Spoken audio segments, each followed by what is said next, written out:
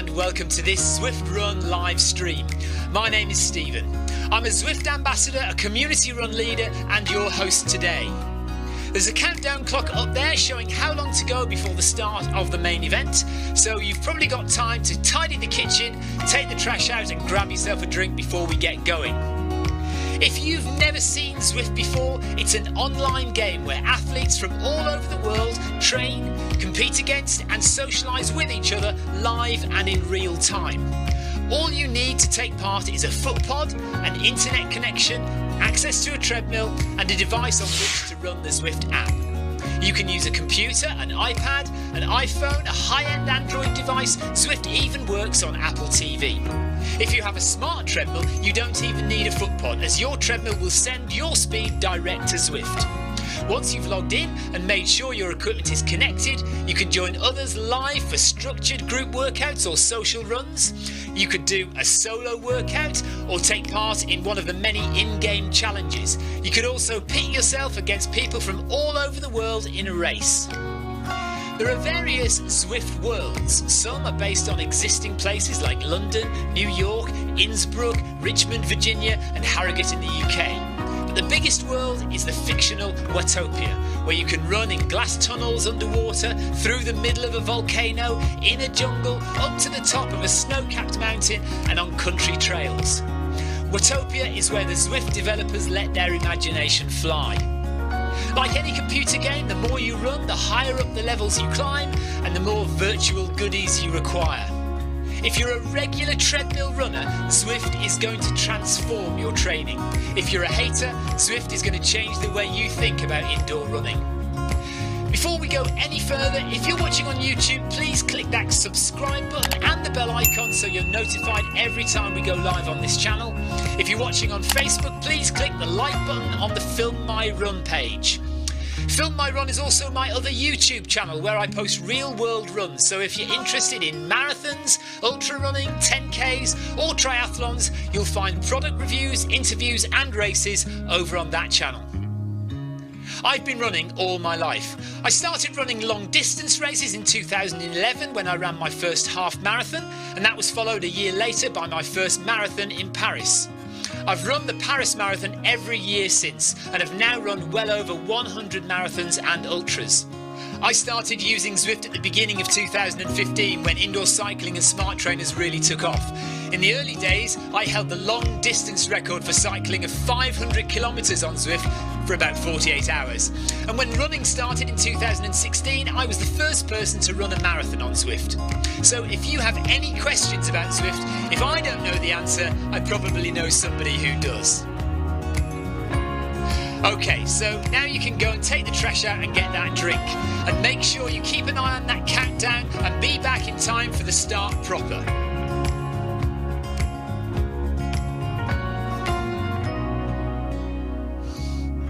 Well, go on then, don't just sit there gawping at me. Basically, this message is going to go around in a loop again and again until the start of the run, so you may as well go and do something constructive in the meantime.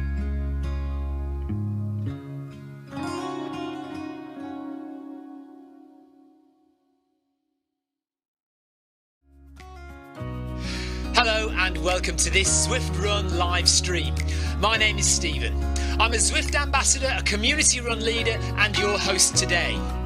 There's a countdown clock up there showing how long to go before the start of the main event, so you've probably got time to tidy the kitchen, take the trash out and grab yourself a drink before we get going. If you've never seen Zwift before, it's an online game where athletes from all over the world train, compete against and socialise with each other live and in real time. All you need to take part is a foot pod, an internet connection, access to a treadmill and a device on which to run the Zwift app. You can use a computer, an iPad, an iPhone, a high-end Android device. Zwift even works on Apple TV. If you have a smart treadmill, you don't even need a foot pod, as your treadmill will send your speed direct to Zwift. Once you've logged in and made sure your equipment is connected, you can join others live for structured group workouts or social runs. You could do a solo workout or take part in one of the many in-game challenges. You could also pit yourself against people from all over the world in a race. There are various Zwift worlds. Some are based on existing places like London, New York, Innsbruck, Richmond, Virginia and Harrogate in the UK. But the biggest world is the fictional Watopia, where you can run in glass tunnels underwater, through the middle of a volcano, in a jungle, up to the top of a snow-capped mountain and on country trails. Watopia is where the Zwift developers let their imagination fly. Like any computer game, the more you run, the higher up the levels you climb and the more virtual goodies you require. If you're a regular treadmill runner, Zwift is going to transform your training. If you're a hater, Zwift is going to change the way you think about indoor running.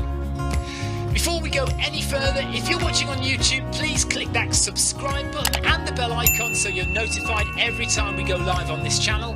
If you're watching on Facebook, please click the like button on the Film My Run page.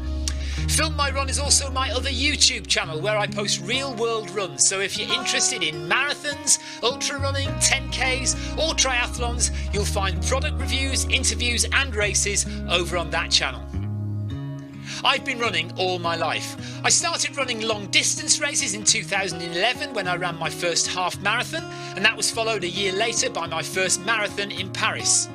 I've run the Paris Marathon every year since and have now run well over 100 marathons and ultras. I started using Zwift at the beginning of 2015 when indoor cycling and smart trainers really took off. In the early days, I held the long distance record for cycling of 500 kilometres on Zwift for about 48 hours. And when running started in 2016, I was the first person to run a marathon on Zwift. So if you have any questions about Zwift, if I don't know the answer, I probably know somebody who does. Okay, so now you can go and take the trash out and get that drink. And make sure you keep an eye on that countdown and be back in time for the start proper.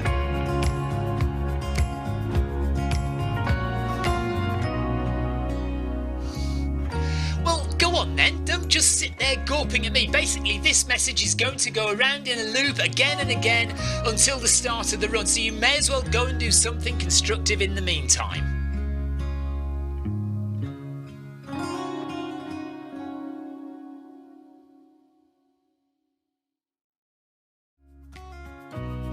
Hello and welcome to this Zwift Run live stream. My name is Stephen. I'm a Zwift ambassador, a community run leader and your host today. There's a countdown clock up there showing how long to go before the start of the main event, so you've probably got time to tidy the kitchen, take the trash out and grab yourself a drink before we get going. If you've never seen Zwift before, it's an online game where athletes from all over the world train, compete against and socialise with each other live and in real time. All you need to take part is a foot pod, an internet connection, access to a treadmill and a device on which to run the Zwift app. You can use a computer, an iPad, an iPhone, a high-end Android device. Zwift even works on Apple TV. If you have a smart treadmill, you don't even need a foot pod, as your treadmill will send your speed direct to Zwift. Once you've logged in and made sure your equipment is connected, you can join others live for structured group workouts or social runs. You could do a solo workout or take part in one of the many in-game challenges. You could also pit yourself against people from all over the world in a race. There are various Zwift worlds. Some are based on existing places like London, New York, Innsbruck, Richmond, Virginia and Harrogate in the UK. But the biggest world is the fictional Watopia, where you can run in glass tunnels underwater, through the middle of a volcano, in a jungle, up to the top of a snow-capped mountain and on country trails. Watopia is where the Zwift developers let their imagination fly. Like any computer game, the more you run, the higher up the levels you climb and the more virtual goodies you require. If you're a regular treadmill runner, Zwift is going to transform your training. If you're a hater, Zwift is going to change the way you think about indoor running. Before we go any further, if you're watching on YouTube, please click that subscribe button and the bell icon so you're notified every time we go live on this channel. If you're watching on Facebook, please click the like button on the Film My Run page. Film My Run is also my other YouTube channel where I post real world runs, so if you're interested in marathons, ultra running, 10Ks or triathlons, you'll find product reviews, interviews and races over on that channel. I've been running all my life. I started running long distance races in 2011 when I ran my first half marathon, and that was followed a year later by my first marathon in Paris. I've run the Paris Marathon every year since, and have now run well over 100 marathons and ultras. I started using Zwift at the beginning of 2015 when indoor cycling and smart trainers really took off. In the early days, I held the long distance record for cycling of 500 kilometres on Zwift for about 48 hours. And when running started in 2016, I was the first person to run a marathon on Zwift. So if you have any questions about Zwift, if I don't know the answer, I probably know somebody who does. Okay, so now you can go and take the trash out and get that drink. And make sure you keep an eye on that countdown and be back in time for the start proper.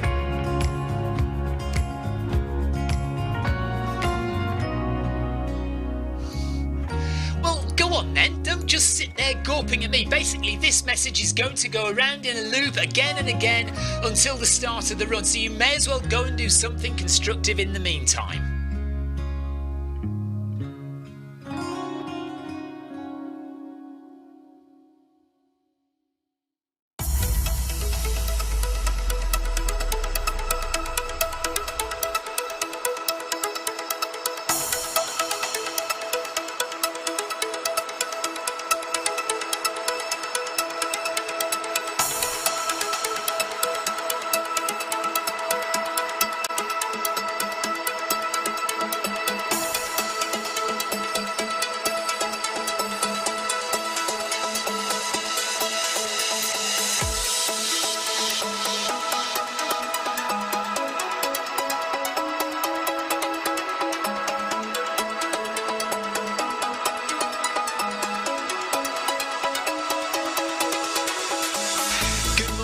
Good afternoon, good evening, wherever you are in the world.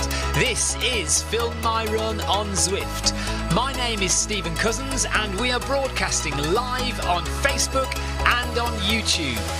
While we're getting everything ready, it would be absolutely awesome if you could go and subscribe to the Film My Run YouTube channel and also the Zwift Live YouTube channel. You can also find us on Facebook at facebook.com/filmmyrun and also Twitter at filmmyrun, and the website is www.filmmyrun.com. It's very nearly time, so sit back, relax, don't forget to drop me a ride on and watch me do all the hard work.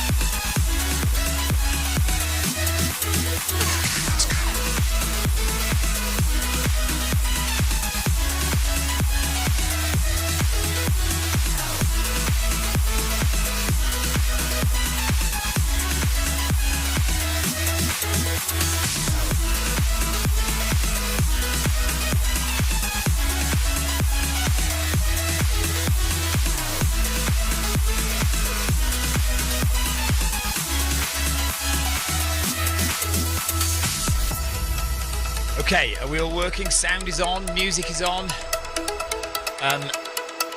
Somebody says they're still eating breakfast. I'm eating my breakfast as well. I've got porridge. This is going to last... Well, this stream is going to last about 6.5 hours for the first marathon. We've got another stream later on for the second marathon. Let's just listen to Eddie Izzard briefly. Proxy Civil War. Tough.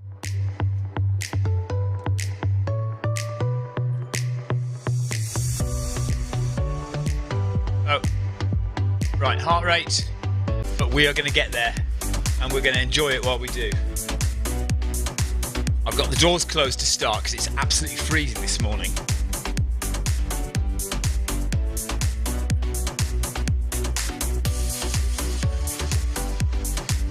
So good morning if you're watching YouTube chat, Facebook chat or Twitch chat.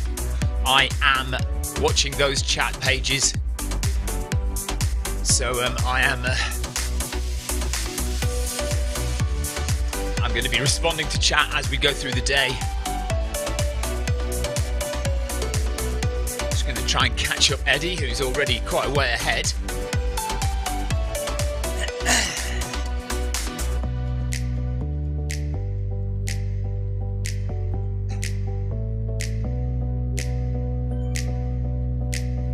I've got porridge to eat.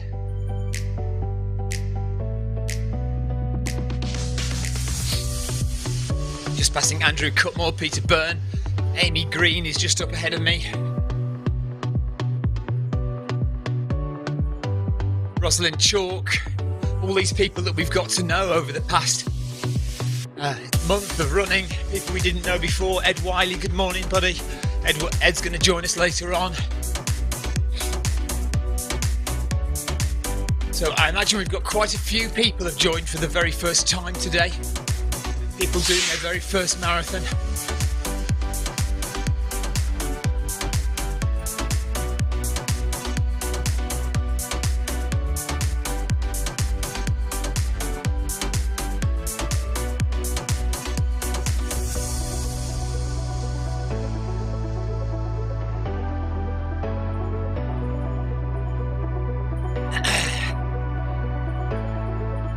And there we are, we're back with Eddie.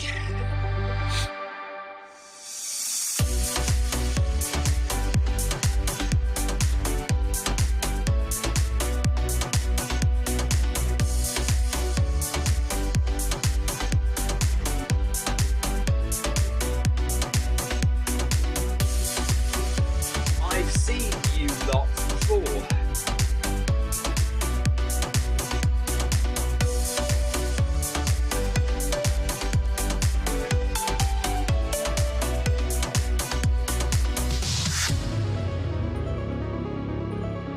I'm going to turn the music down a bit today.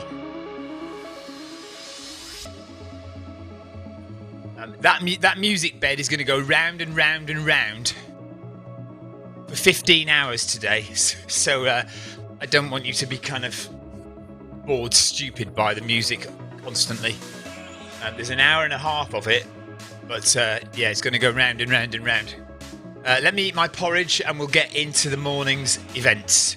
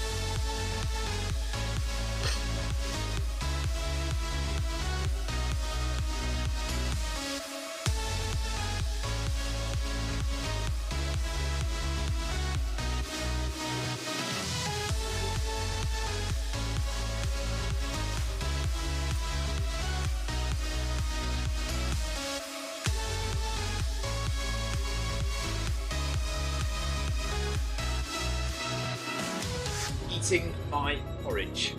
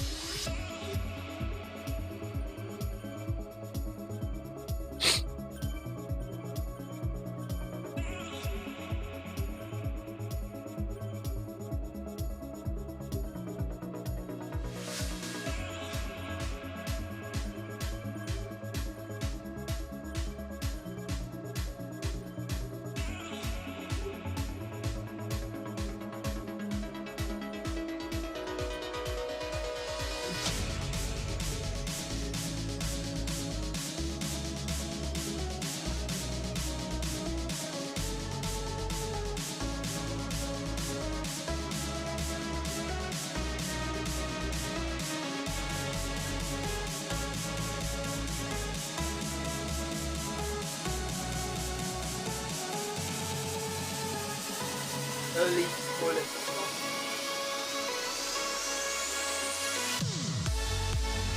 Right, I'm going to go as well.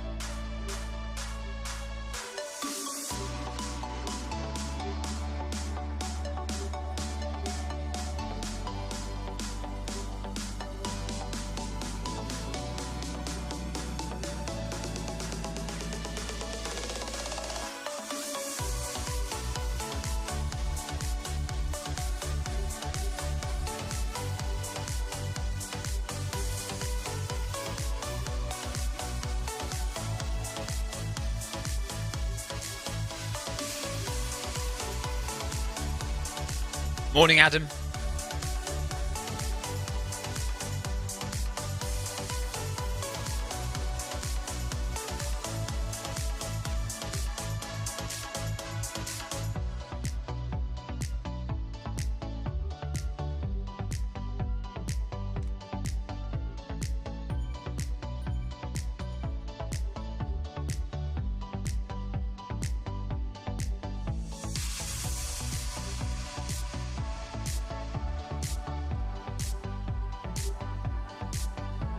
Are we finished already?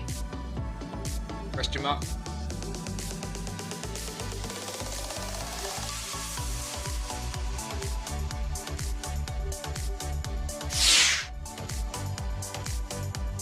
Morning, Clive. Morning, Andrew Usher.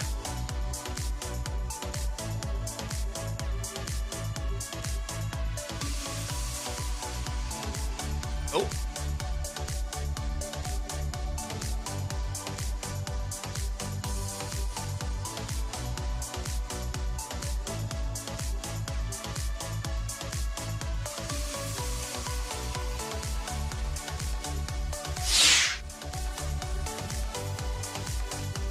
Dean Carter, it's the last day. We have 2 marathons to do today, Dean. Gabriella Kiriakou, hello. Yeah, so it's a double day marathon, a double marathon day. 2 marathons. This is the first, obviously, this is the first one. And then we start another one at about 4:30 this afternoon.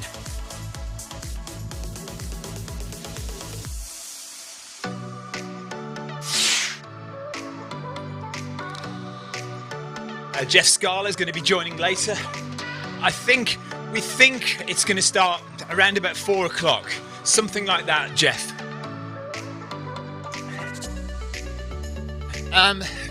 Stuart Gofford says, what flavour porridge? Are there flavours of porridge? It's just porridge with milk and banana.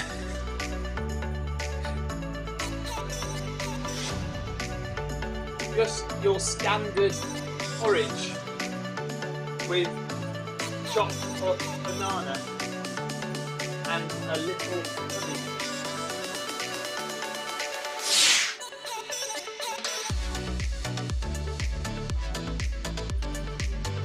honey. Gabriella, because that's what Eddie has decided to do. I don't know. I think it's because Eddie's trying to raise as much money as possible, so thought she would go for it on the last day and try and maximise the amount of streaming time. So the longer you're online, the longer you're streaming, the more people are likely to donate money. So I think Eddie thought, well, if I start at 9 o'clock and I finish at midnight, more people will donate. So that's the idea. So just do 2 marathons. And we're on Tempus Fugit, which is the Fuego Flats desert route. But the easiest way to join, obviously, is just to click Run with Eddie.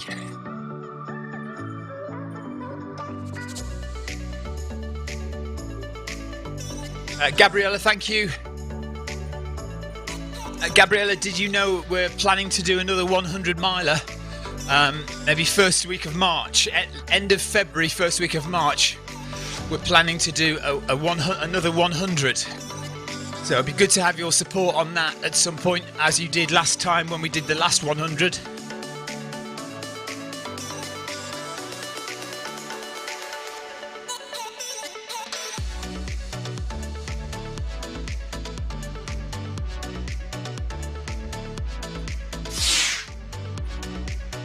Emma Steely's doing her first.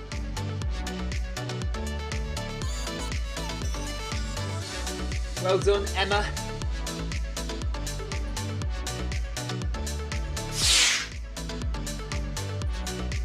Yes, John says we're wearing the right hat for the desert. Thank you, Gabriella. Morning, Buenaventura. Steve Smith is on his way.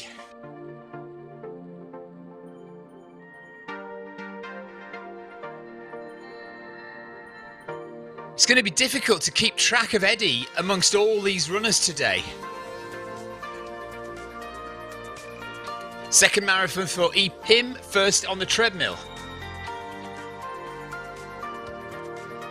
Morning, Peter Barlow. Ellen Pim.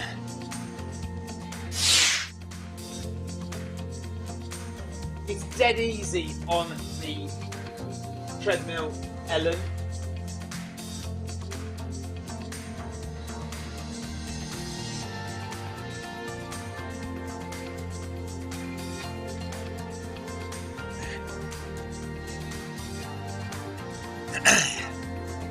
I have no idea where Eddie Izzard is. I cannot see.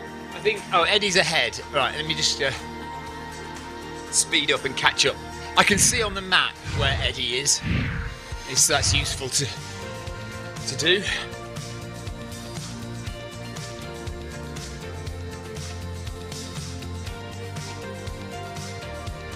It's been a long month, Ace Ventura. Yeah, but we are definitely approaching the end now. Last day, final day.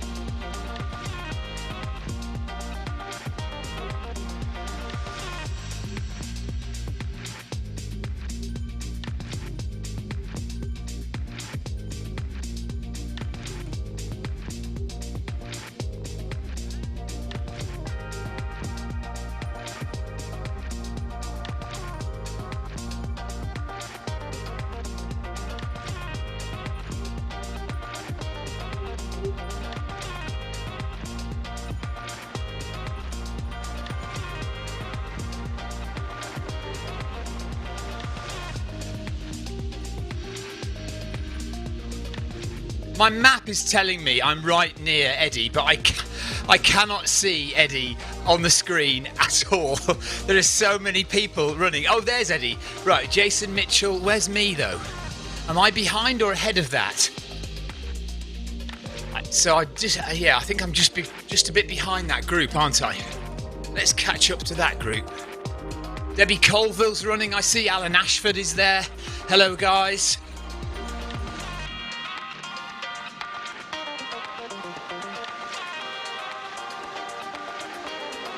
Alan says I'm behind, yeah.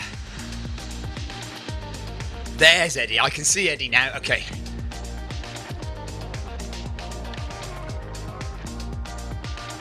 February, Buenaventura, at the end of February, we're doing 100 miles on the treadmill.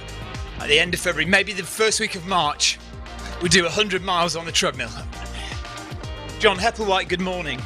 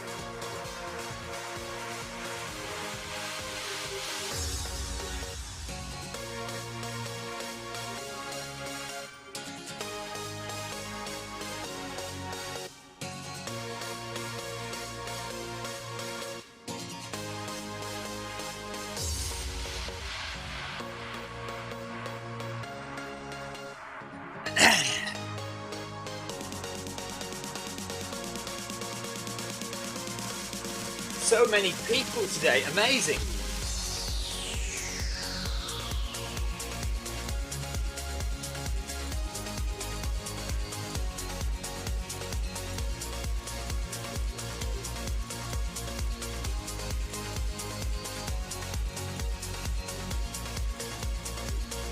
Okay, I suppose I better say hello. We are doing day 31. Welcome to day 31 of the Eddie Izzard 31 Marathons in 31 Days challenge. However, today is a different day because it's the final day of the challenge, and instead of just doing one marathon, Eddie has decided to do 2 marathons. Yeah, the longer you're live streaming, the more money will be raised. So I think Eddie just decided, right, let's go and let's do a full day, 9 o'clock until midnight, a full day of live streaming to get as many people as possible to donate. So that's what's happening today, double marathon. This one will finish at around 3:30 p.m.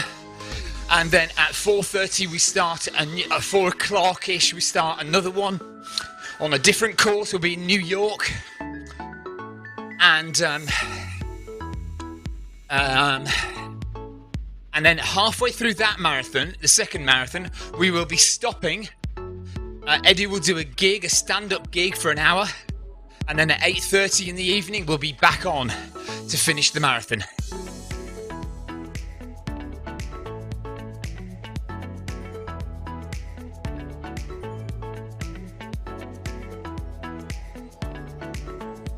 I'm still eating my breakfast. I'm eating my porridge.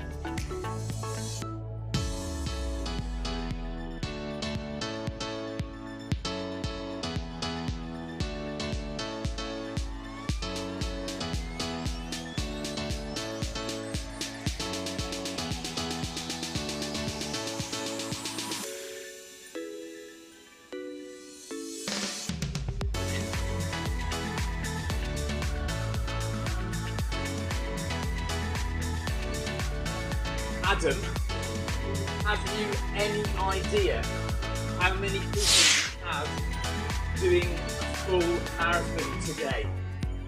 Question mark. Adam, any idea how many people are doing the full today?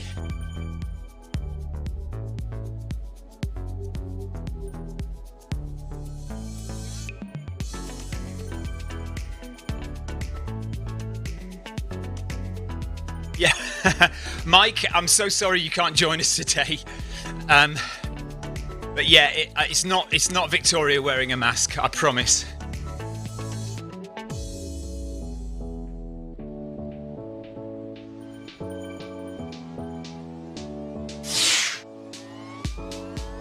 Peter Barlow is eating muesli.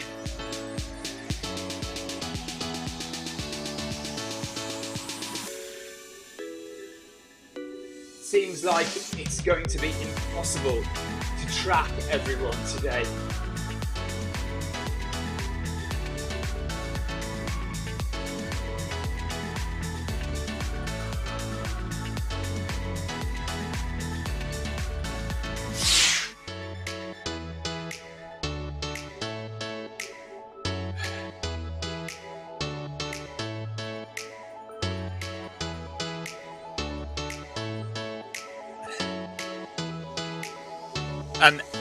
Anyone listening to Eddie Izzard's stream talking about ice baths. Apparently, latest research says ice baths are only 2% better than a warm bath, which is what I've always felt. Warm baths are just as good as an ice bath. No need to get in an ice bath. Just get in a nice warm bath at the end of your marathon. Yeah, Victoria says, who's doing a full, a double, a first marathon, a first half? It's just going to be impossible to tell today who's doing what. I've got banana in my porridge as well, Fergus. So Fergus has got bananas and peanut butter, which is going down well. Welcome along, by the way, if you're just joining us, if you're just tuning in, 23 minutes gone of the final day's challenge. We're doing a double marathon today. We're finishing at midnight tonight. This is the Film My Run Facebook page, the Zwift Run Live YouTube channel, and the Zwift Run Live Twitch channel. I'm watching chat on all of those channels, so Facebook, YouTube, and Twitch. Hello, if you're watching. And I'll be watching all day. I'll be streaming. There'll be 3 separate streams. So we'll stream this first marathon, and we'll stream the first half, and then the second half of the second marathon, because there is a break for an hour in between. Jeff Partridge is lying in bed dunking hobnobs into his coffee. That sounds absolutely ideal.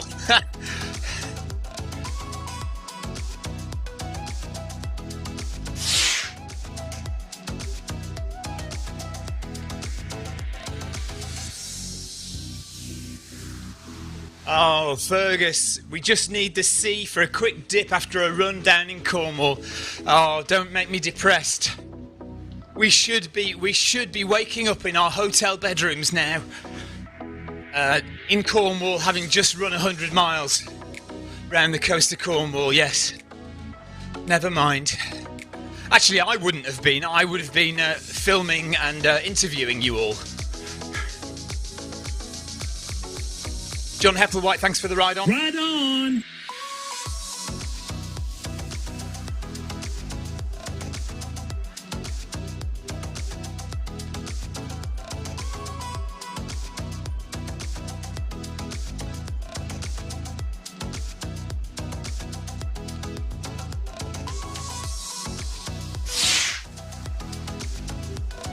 Jason Mitchell, yes, a cold sea dip arc recovery.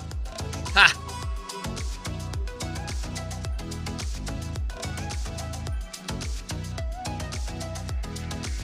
I guess this is not a bad replacement today.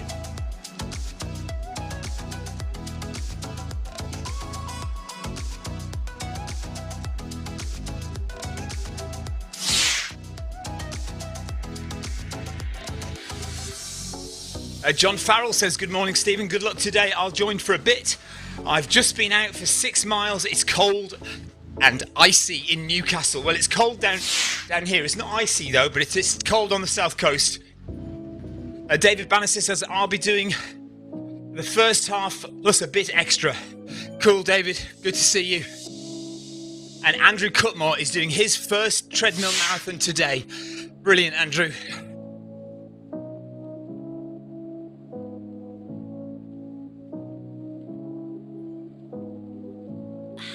Rebecca says it's cold in Corby. Cold, but no ice here.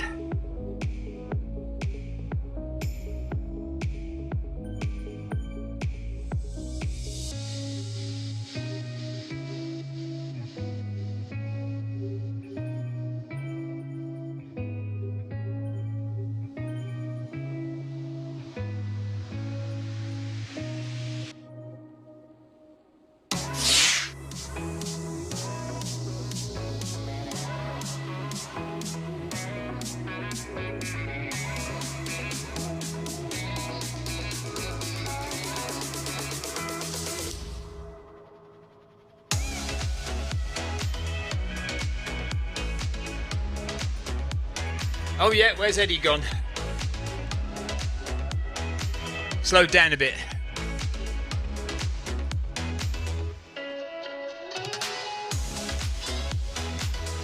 Yes, already much more difficult to keep track on Eddie today.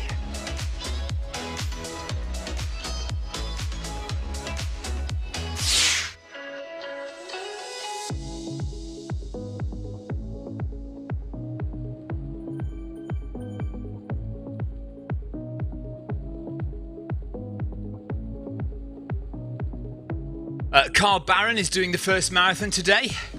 Well done, Carl. Thank you.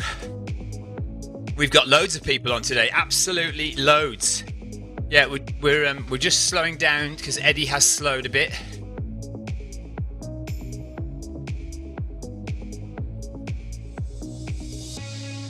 those who are relatively new to this, you have to keep your eyes on Eddie as much as possible.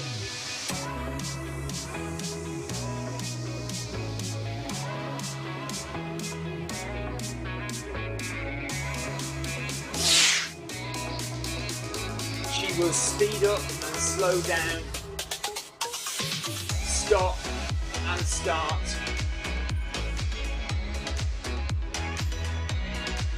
Regularly.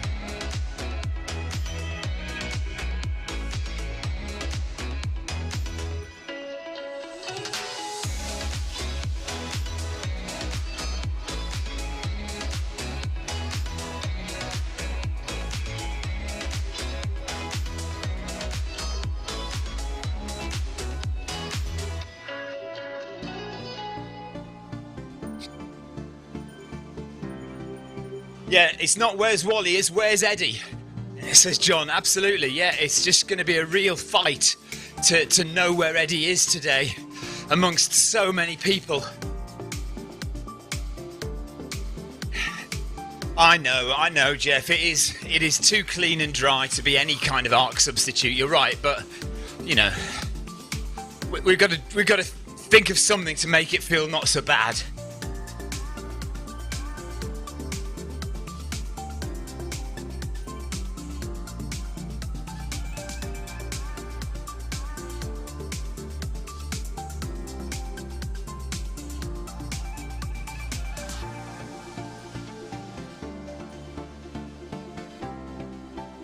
Remember to use the map on the Zwift Companion app.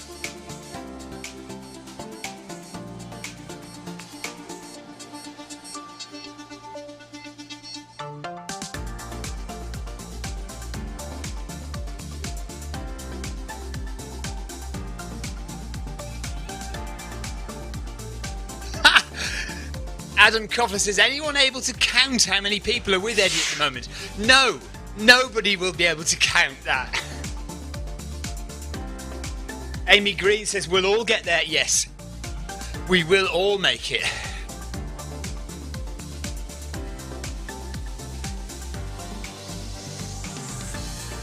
I'm with John. I definitely counted exactly a lot.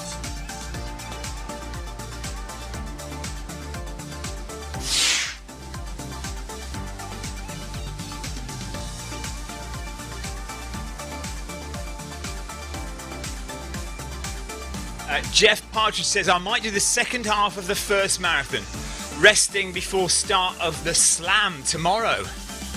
Oh, yes, of course. Good luck with that, Jeff.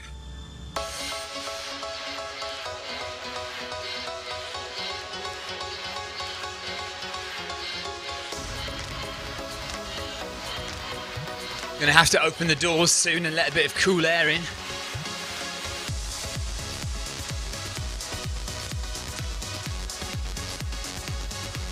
So if you're watching, hello, thank you for tuning in. We are broadcasting on Facebook, YouTube and Twitch, so say hello if you would like. This is the Zwift Run live stream with me, Stephen. Hello. If you want to watch Eddie Izzard's live stream, you can go to eddieizard.com, where you will find Eddie's live stream. Or Eddie is also streaming on Twitch, YouTube and Facebook as well. Just type in Eddie Izzard into any of those platforms and you'll find Eddie's live stream.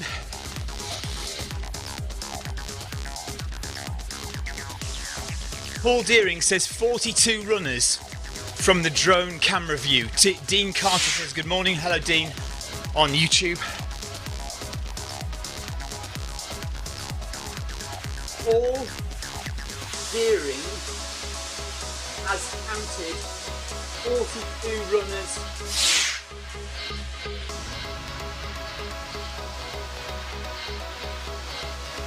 Thanks, Paul.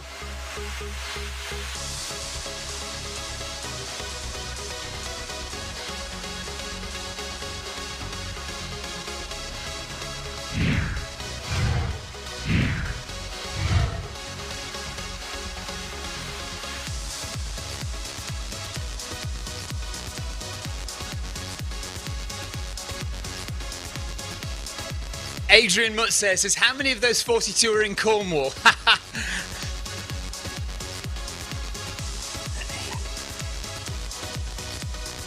How many of those 42 are depressed art runners?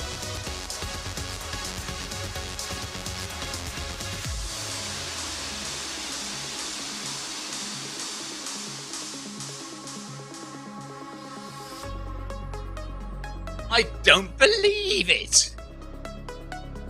Nick Onslow says good morning. Hello, Nick. Hope you're well, buddy. Nice. Thanks, Paul, for the ride on Paul Deering. Nick says Eddie is looking good. Yeah, well, Eddie has, for the last 10 marathons, Eddie has been pretty settled in, really. I think it took Eddie about 20 marathons to get into it. But Eddie's now pretty fit and is kind of making her way through these marathons with no real problem.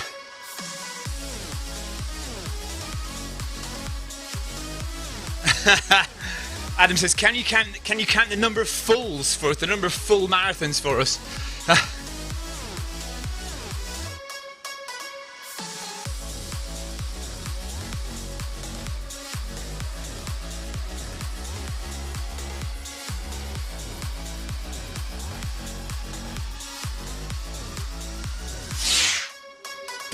Clive Finnemore's hoping to go for the Arc next year.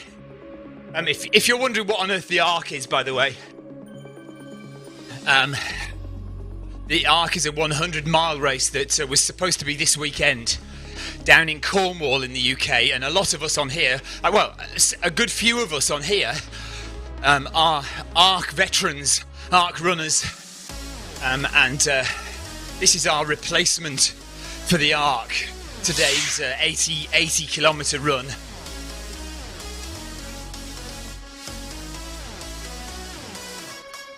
Adam, I've just remembered who it was who we were talking to about English counties. It was Jeff Partridge who made up East Gloucestershire as a county. He just randomly made up counties.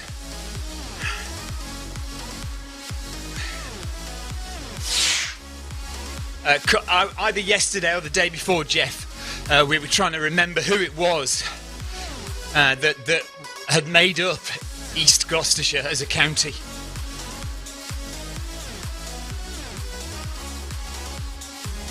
How would we know, Adam?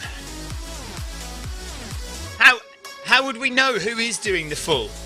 Because I suppose we can tell who's done from the beginning. I think we'll get a better idea as it goes on, won't we?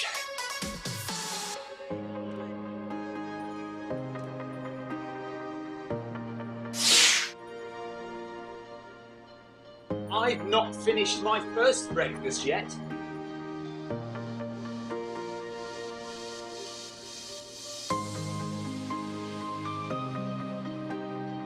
Oh, right, well, what's this I just made up East Gloucestershire. What's the county you made up? I can't... What is it? Oh, Eddie's going quicker. We're on the desert route today, so there are a couple of names for this. Tempus Fugit is the route. The desert is called Fuego Flats. Or is it the other way around? The route is Fuego Flats and... Tempus Fugit is the name of it. I can't remember. South Gloucestershire, that's what he's made up. Not East Gloucestershire, yeah. So Jeff has made up the county of South Gloucestershire, which nobody believes him. It's only Jeff that believes that this county exists. And he tried to convince us a number of occasions. Jeff has tried to convince us that the place he lives in exists, but we don't believe it. I've never seen it. Don't believe it.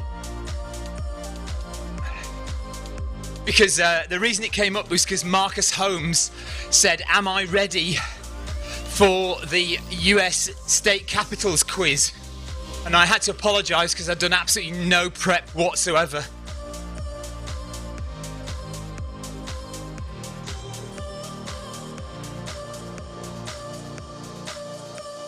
Rebecca Wensley has New York cookies. Nice, or cookie dough at the moment, not quite cookies just yet. Rebecca, don't forget to hand them out when you have them.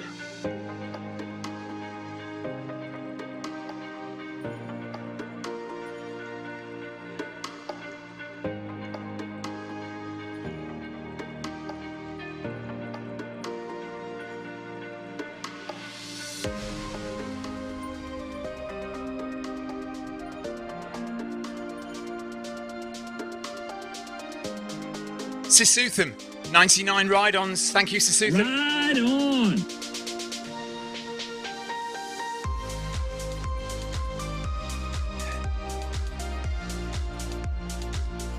Thank you, Rebecca.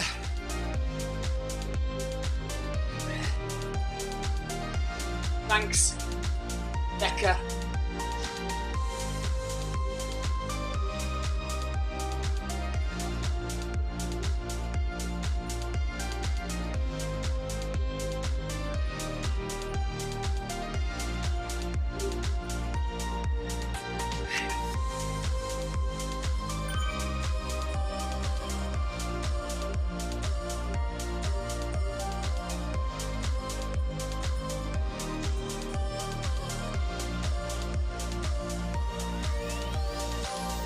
Right, might be time to open the curtains before it gets too steamed up in here.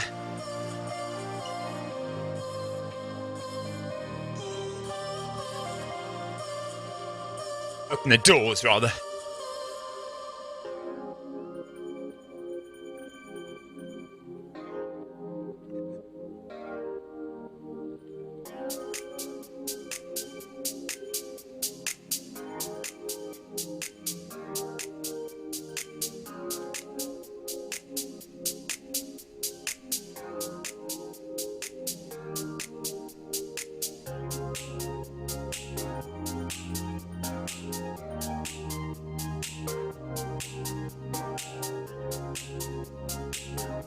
Eddie Izzard is currently interviewing Joanna Lumley on the stream, and Dawn French will be next as well.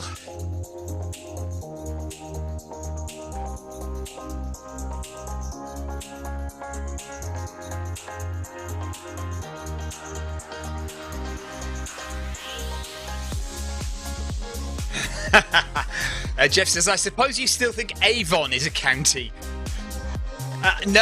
No, I don't. It's not on my list. It's not on my list of counties.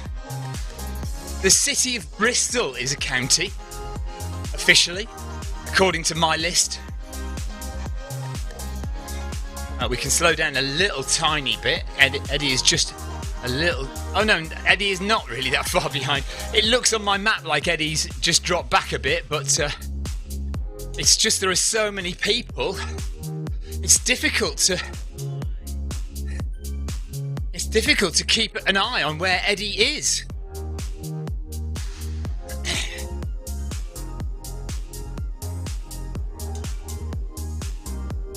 Chris Nolan says, well, I did a few kilometres, so I feel good about that. Hope to maybe get a few more in tomorrow. My time Australia before the running ends. Nice one, Chris. Yeah, we'll see you tomorrow. Have a good sleep. So Chris Nolan over in Australia will join us when he wakes up tomorrow at some point.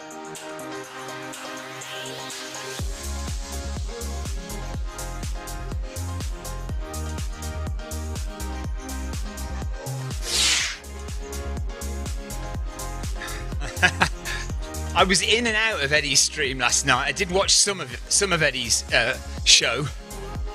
I didn't catch it all. I only saw the beginning on a repeat. Watched it back just to see. It was nice what Eddie was talking about our video. That was nice to hear.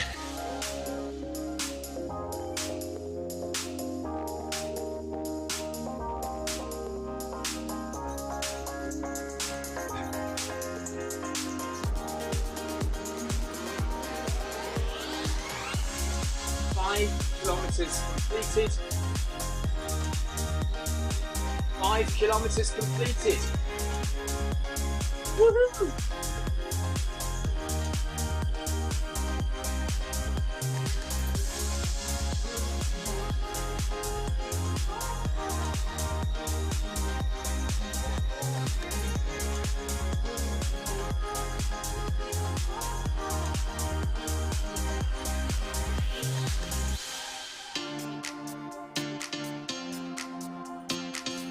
It's so easy to get set up with Zwift running.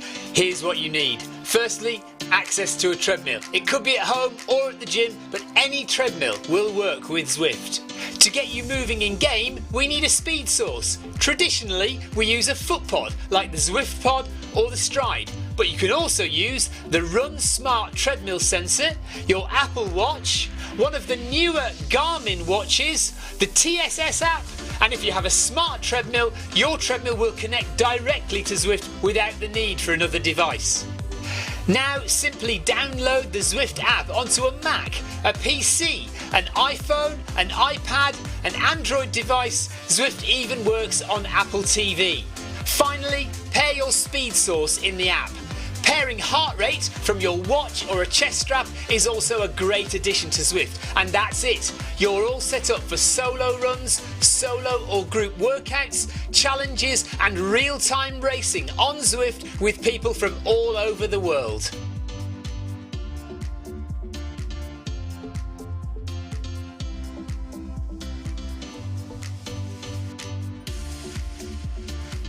My porridge is also cold because I was expecting us to be walking the first 4 kilometres as usual.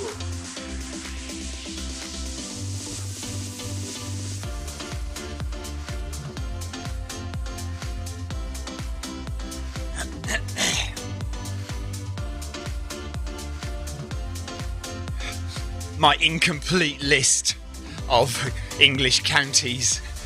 Well, yeah, okay, my incomplete list of English counties still covers the whole of England. So when I fill in all of my counties, the whole of England, there's nothing left out, Jeff. You know, all I say is Gloucestershire, and that fills out a big space where Gloucestershire is.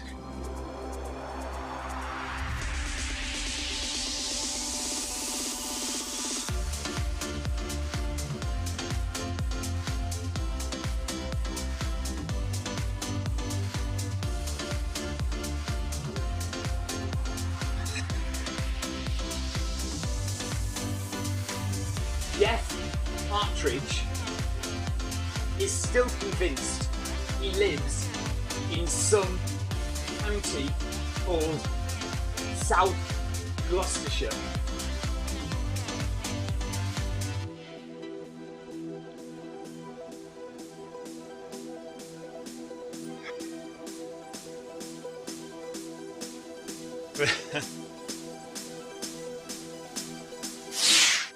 Made up place.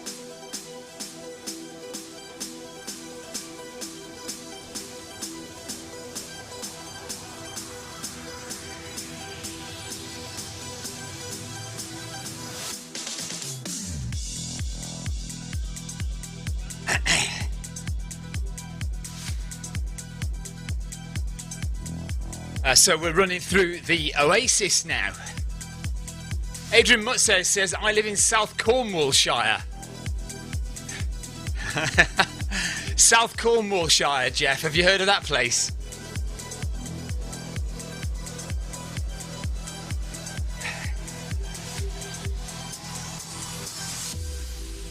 Charlotte Elder, thank you very much for the ride on, Charlotte. Thanks for giving my dad a ride on.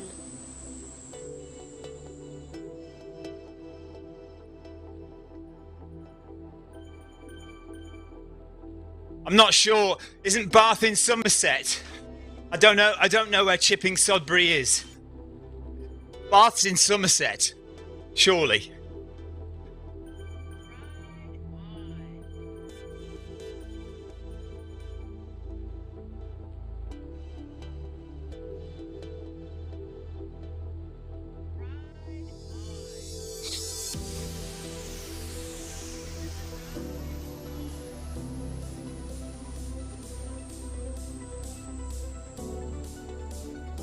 I live in the county of South Sussex. I live in the county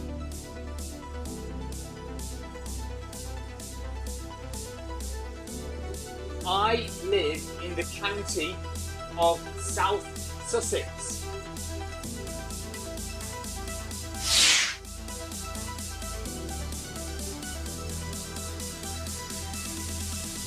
No, it isn't.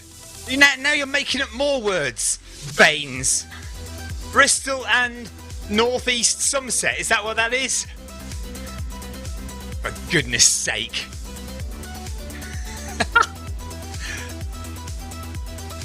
Give you Baines. Right on. Lee Burchard, thank you very much.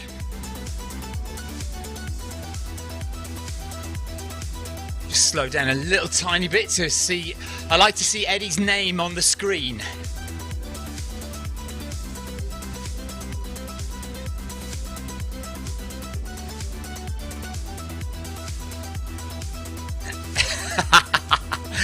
Ah, very good.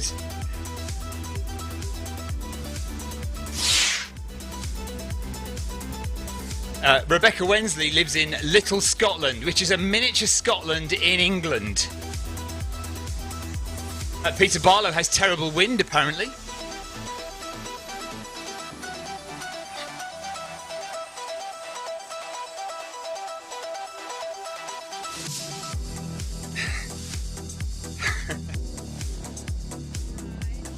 Bath and North East Somerset. See, you've just made up North East Somerset now.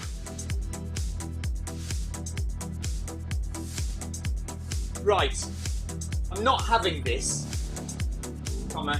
Jeff has now invented the county of North East Somerset.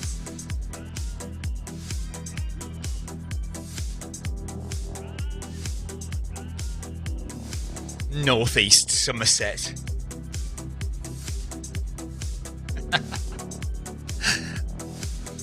Oh dear.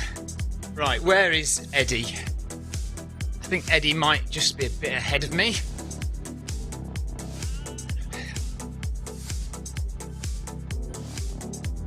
Finding it so difficult to keep Eddie's name on my screen.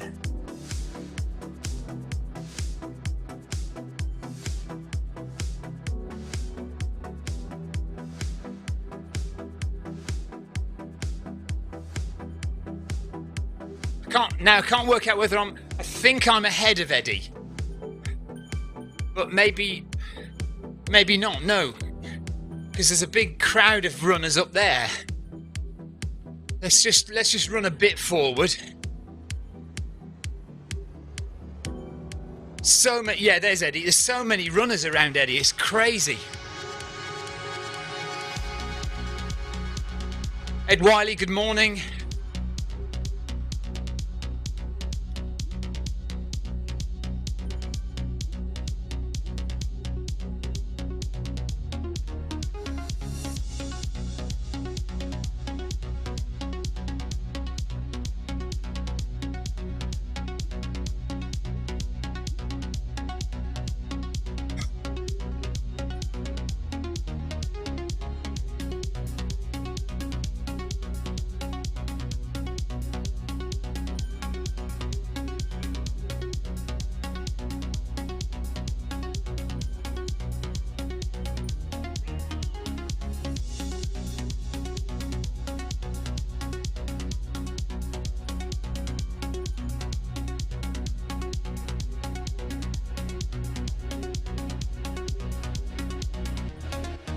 .2 kilometres.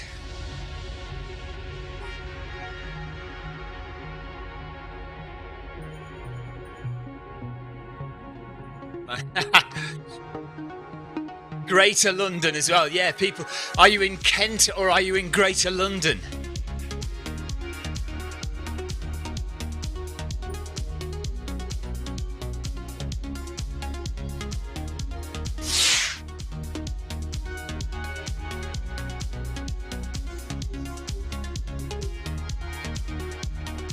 do a great video on YouTube about the history of London boroughs.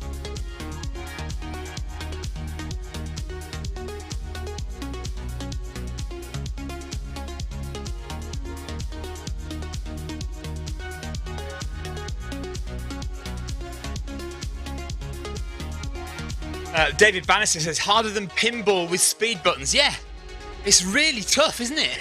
Keeping your eyes on where everyone is.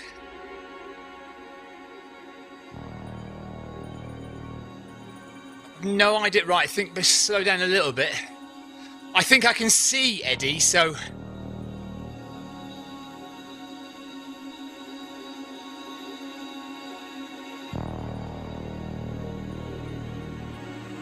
I really, really want to finish my porridge. 6.5 kilometres in. It's going to be a long day, but Eddie has started strong today. Very strong. Normally we walk out the first 4 kilometres, but there's been very little walking in this first bit. I think Eddie just wants to bang it out and get this done today.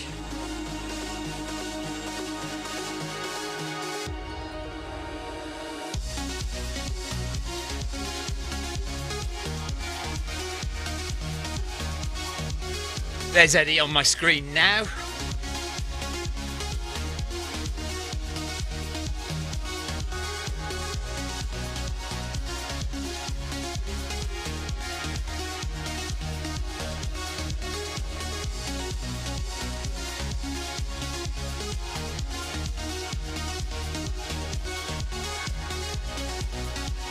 Some serious concentration demanded today.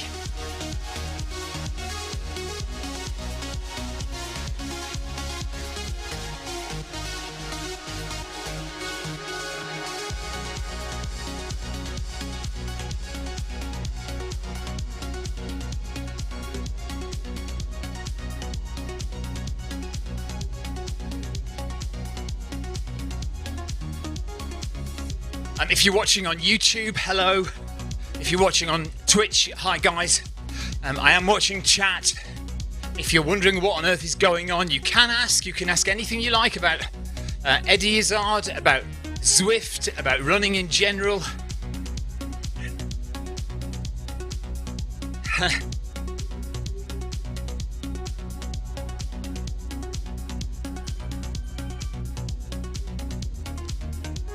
I'm not constipated, no. Somebody just asked me, did I mention the word constipation?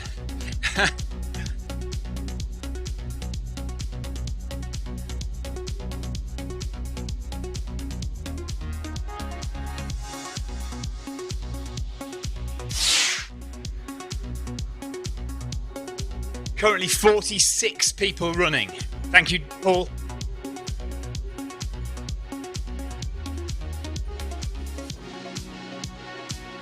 Six runners currently with Eddie.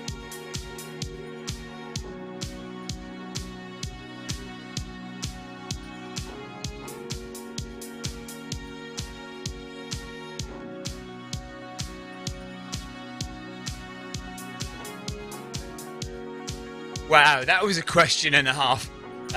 Joanna Lumley just asked Eddie Izzard, do you ever watch television? As though we were in the 1940s.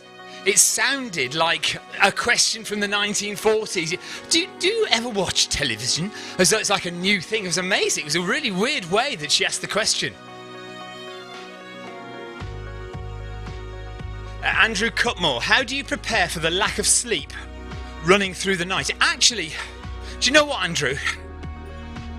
It's not that bad because you're concentrating so hard, especially on a dangerous run like the Arc of Attrition, where you're on a cliff edge a lot of the time and one slip and you're done for. You are just concentrating so much and you're not really thinking about the fact that it's 2 a.m. or 4 a.m. You just do what you have to do. That said, you can do practice runs through the night. You know, if you want to just make sure that you're going to get through it, you just do some practice runs where you start running at 11 o'clock at night and finish at 6 in the morning.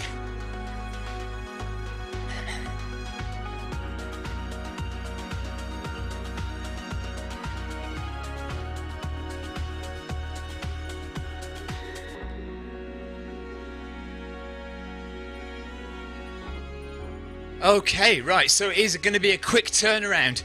So Eddie Izzard just said it's going to be about a 3 or 4 minute reset. They are resetting very quickly after the end of the first marathon.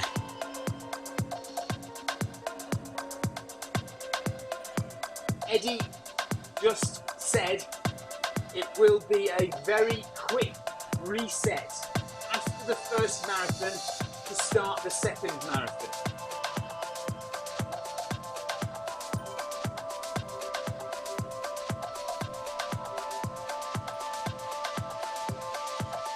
I was expecting a short break, but it sounds like we will get straight on with the second marathon.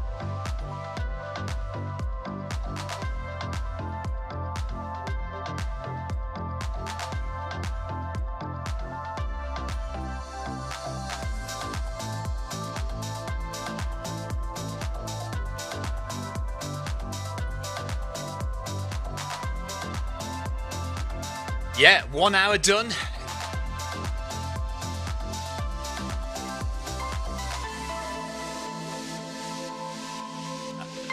Eddie's just finished talking to Joanna Lumley and now he's going to talk to Dawn French.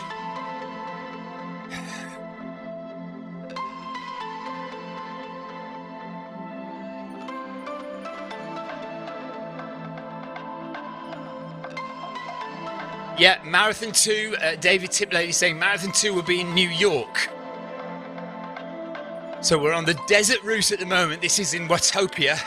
So this desert route is a kind of made up desert, it's imaginary world. But when we do the second marathon, we will change worlds and move to a different world in Zwift, which is a recreation of New York's Central Park. But it's a kind of updated modern version of New York with sky roads, glass roads that go up and above the park, and spaceships flying around. So it's quite cool.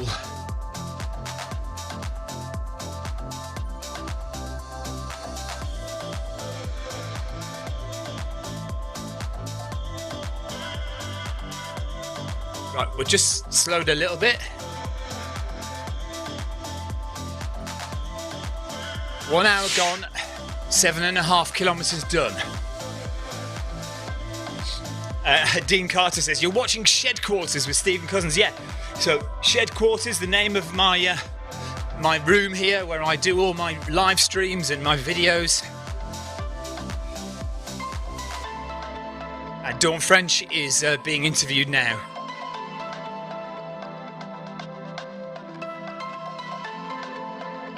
Dean Carter says, haven't touched my coffee yet.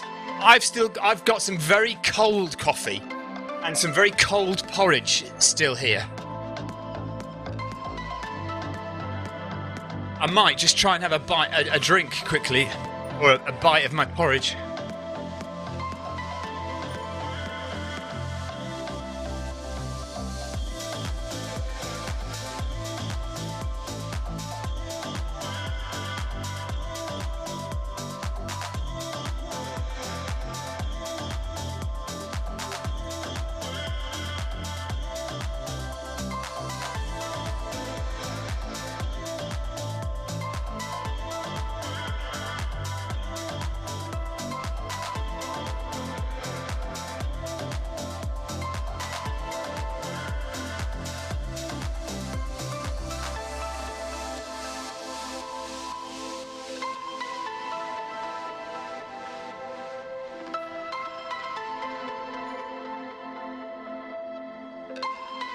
Michelle Young, thank you for the ride on.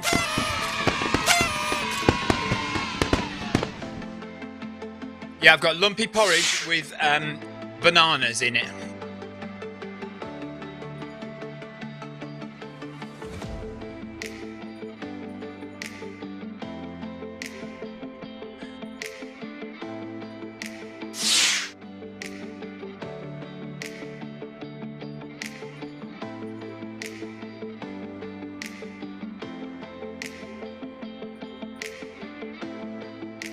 Philip Trigg is considering getting out of bed and joining us. Steve Smith has finally caught up with the pack from the boulevard. That was a bit of a long run then from the boulevard, Steve.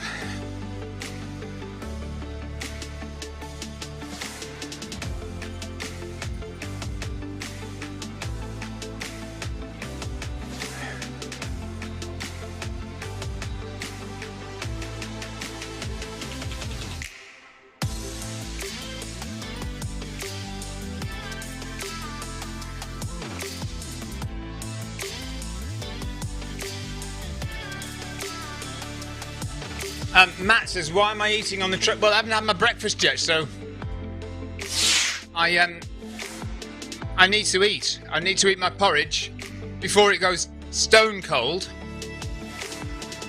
So it's a long day today, Matt. We've got a double marathon to do, so 50 miles.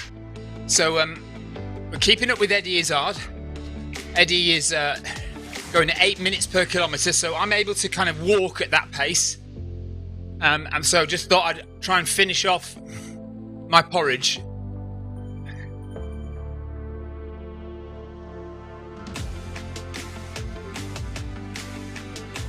Are you out today, Matt? Are you running today? This is Eddie's 31st marathon in a row today. Be my seventh marathon in a row today. And then we'll do another one later on this afternoon, so that'll be 8.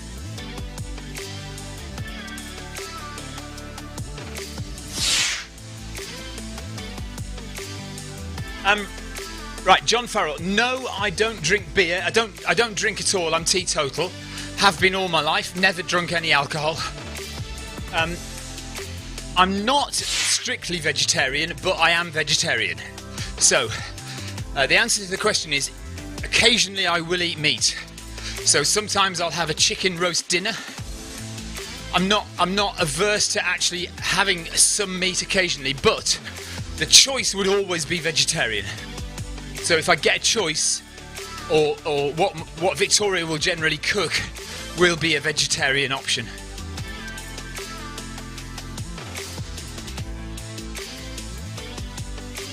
Right, Matt says I lasted 5 minutes today. What, 5 minutes outside?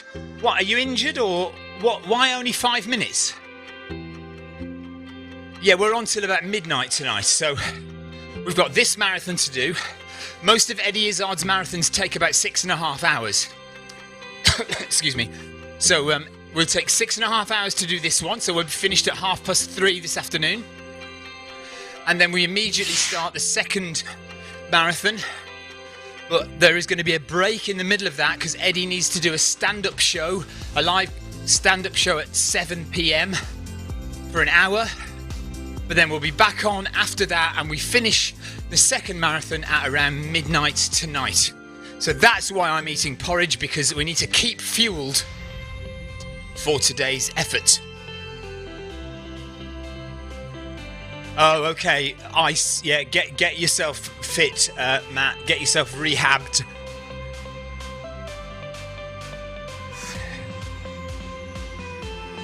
Peter Barlow lasted 5 with Florian yesterday. Yeah, I lasted 5k with Florian yesterday as well.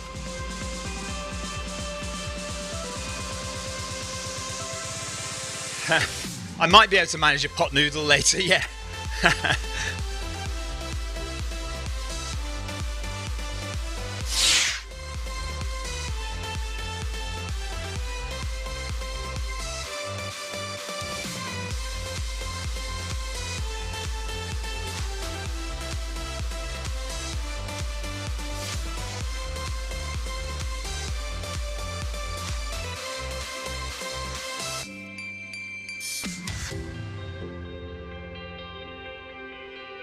Okay, the jumper is off. It is quite warm. Sweating quite a bit already, even though we're going quite slow.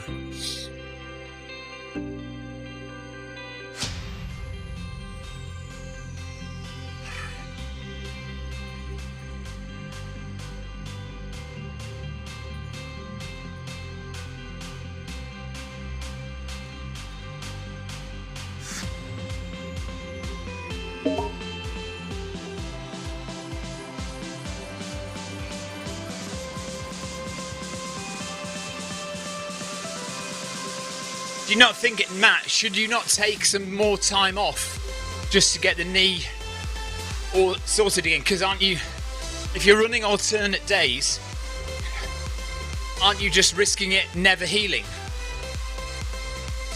Because it's not going to heal in a day, is it?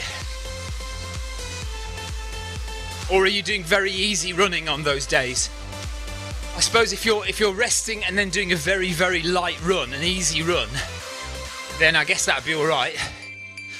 Don't do any hard running though on that knee.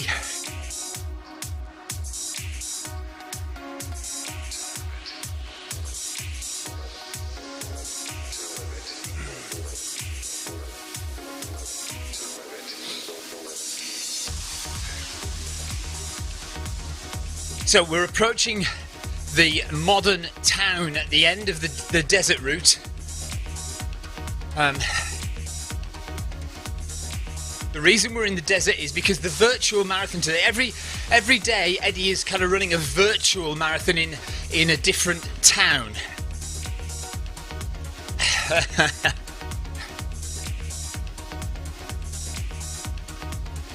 It is an Apatosaurus.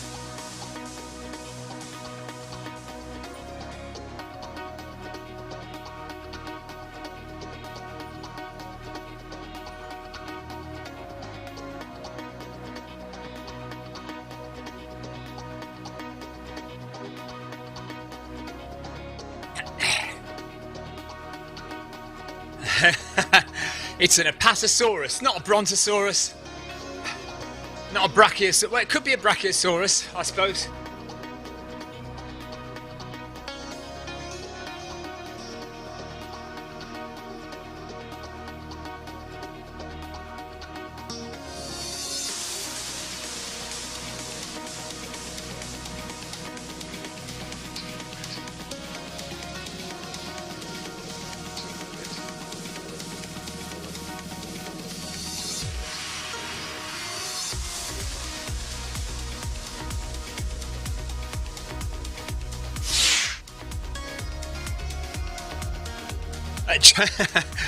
We've been running so much this month. John Farrell has even run a virtual marathon in his sleep last night. Andrew Usher says, I had some bad knee issues. At one point we thought maybe needed ACL reconstruction, so I didn't run for 4 months and work strength, lots of eccentric work to strengthen the ligaments along the glutes, etc. Yeah, I think it's just risking it. If you continue to try and run on something, just got to give it time to heal.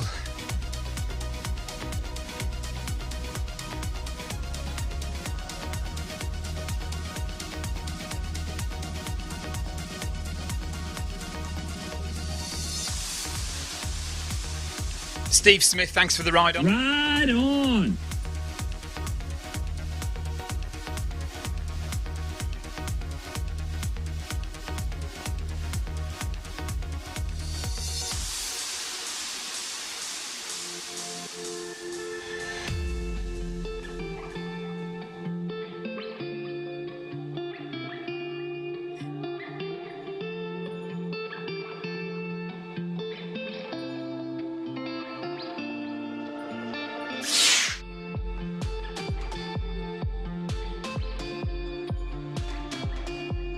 Mike Pollard has been vegan since 2019, runs stronger and now recovers quicker after ultras, and no more DOMs either.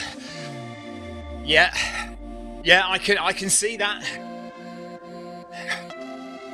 I have a lot of sympathy with the vegan argument, and I think in another, well, it's just excuses, isn't it, really? I basically live off milk a lot of the time, and to be vegan would be a massive change in my my diet. Yeah, I mean, a lot of my protein fats come from full fat milk. But I try to eat very little meat, if any meat, hardly any meat at all. Certainly not red meat. If anything, if I eat any meat, it's chicken. but I try hard not to eat any meat. And now Jeff says a bacon and avocado sandwich, yum yum. Chris Nolan says currently we're at 182,000 in donations. £182,000 of donations. They want 200,000 in donations, and we're just about to hit 9 kilometres in to the first marathon. So 9 kilometres in. 10:15 in the morning here in the UK. Marathon number 31 and marathon number 32 today on the final day of the Eddie Izzard challenge.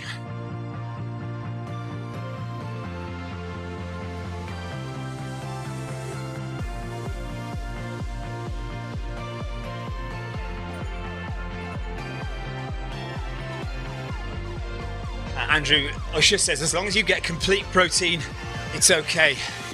We have a few vegan athletes we work with, mainly performance nutrition.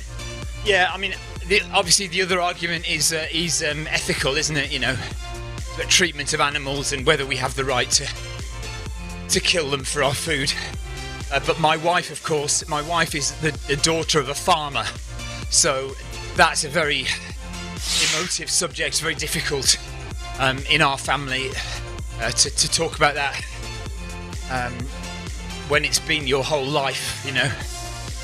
So I think changing to vegan is just a step too far for our family at the moment.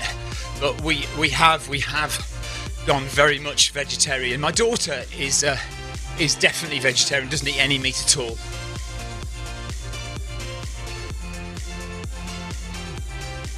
Andrew says there are good protein supplements out there. There's always a way. Yeah, it's the milk I would need to replace. I've not found a good milk replacement yet. I've tried oat milk. The one I haven't tried yet is pea milk. I haven't tried pea milk.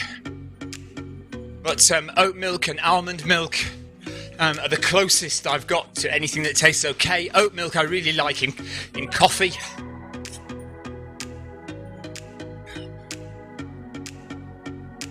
But it's also the cost as well.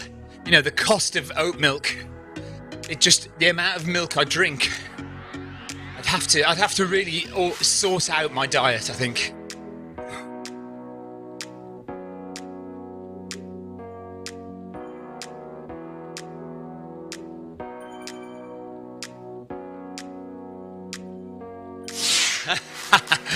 Pea milk, you taking the piss.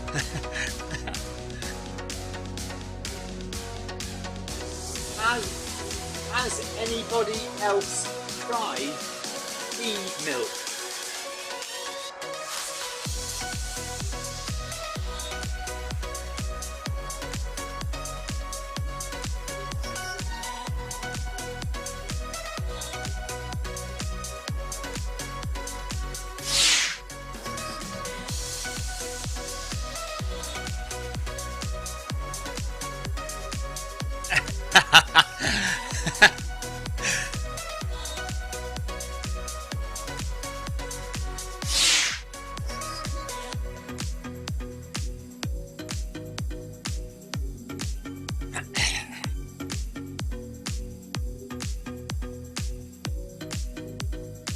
John Farrell says, are you making it up? Pea milk? No, I'm not making it up. I promise you I'm not. Look it up, Google it. Google pea milk.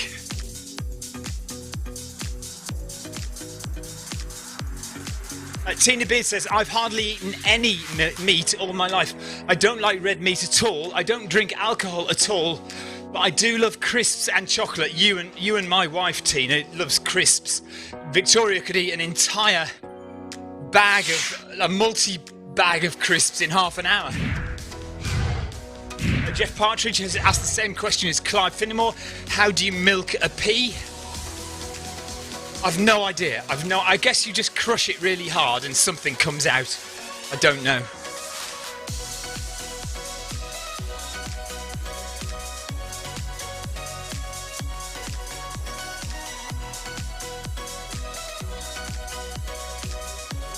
Right, you'll have to explain that, David. What are kefir grains?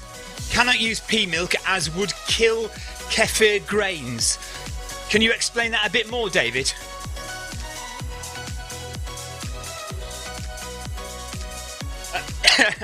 David also says, would a lion or a bear eat a vegan runner? No, I don't think they do. I think there is a law against it in the animal world. Lions and bears are not. They're restricted by law from eating vegan runners. You can eat a meat eater, but you can't eat a vegan runner. I think they mostly respect that rule.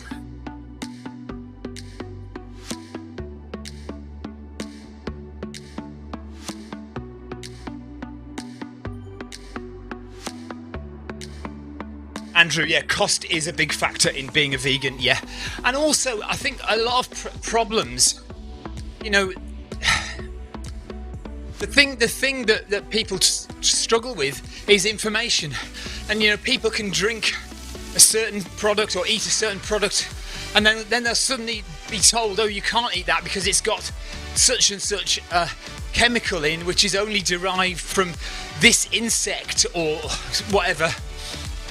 You know, that red colouring, what is that red colouring that comes from an insect? You know, those kind of things. There's so much that you don't know.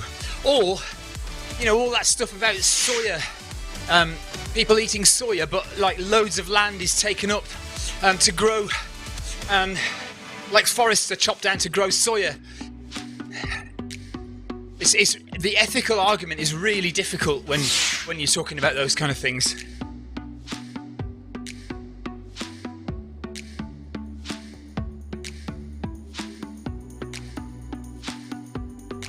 Chris Nolan says, I will settle on eating healthier and watching my portion sizes. These are my goals, and getting better at running.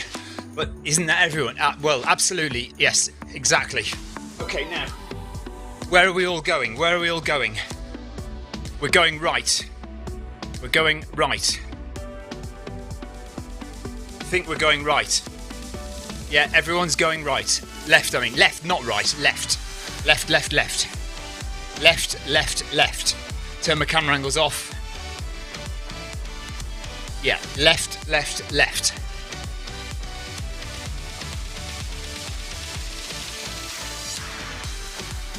Left says jump. Adam Coffer says right.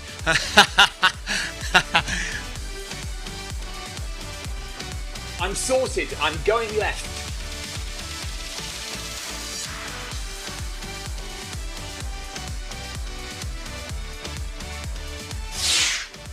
Anyone not going to make it? Anyone going to go straight on?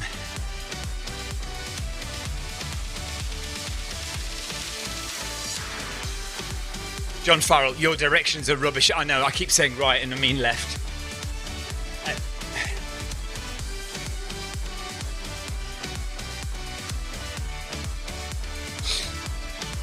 Yeah, that's the other problem. If you're a professional athlete and you're taking supplements to help with your diet, is having them wider approved. Absolutely. Thankfully, I don't have that worry.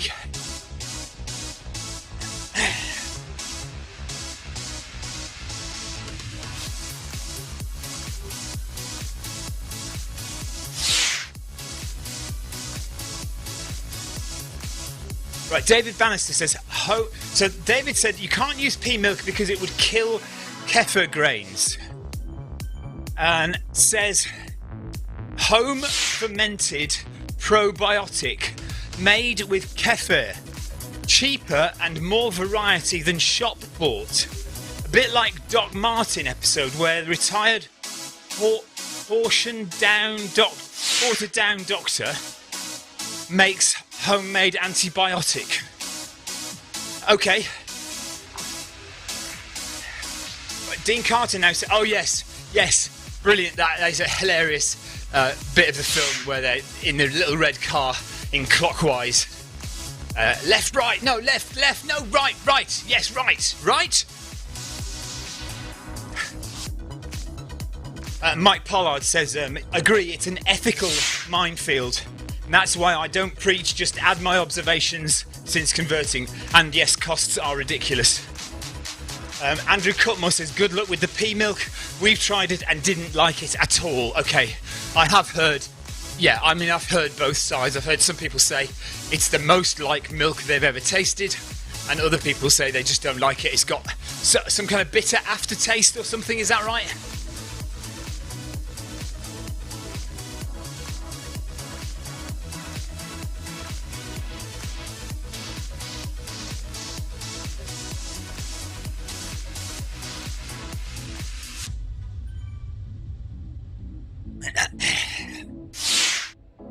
Andrew Usher says even just eating healthy is expensive when 2 pizzas cost less than some veg. Yeah. Okay, 10 kilometers done.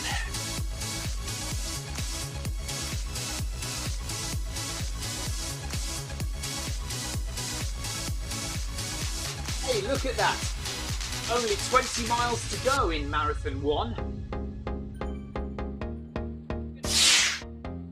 Oh, thank you so much. Now you can take that cold one away. I'm going to finish that though. Yeah. I'll have to take the paracetamol. Yeah. I need to make sure I know where I'm going here. Yeah, we're going right. 40 odd, 46 people apparently. Yeah, so turning right here back onto the desert. It's basically up and down the desert route 4 times.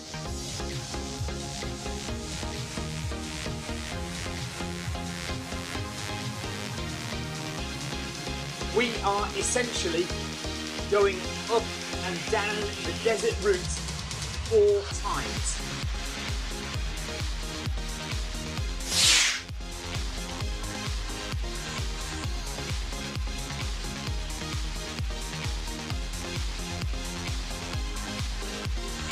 Alright, so I can put the camera angles back on for another 10k now. Sorry. So I'm going out now then. What's happening with the run?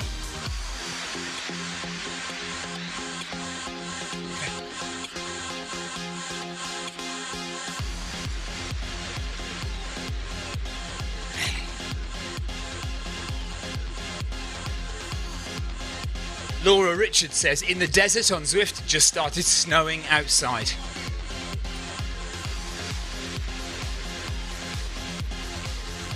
Hello, Richard's son. Which is better, too hot or too cold? Question mark.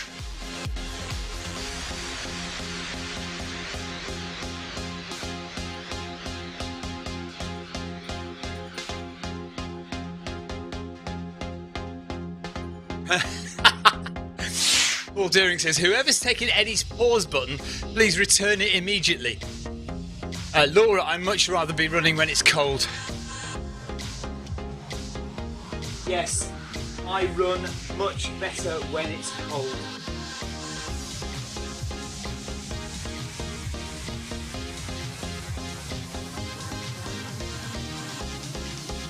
But I also enjoy running when it's hot.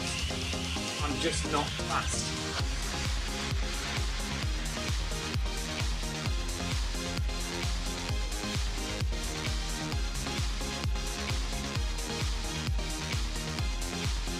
Richard Steely's son says, good morning everyone in the UK.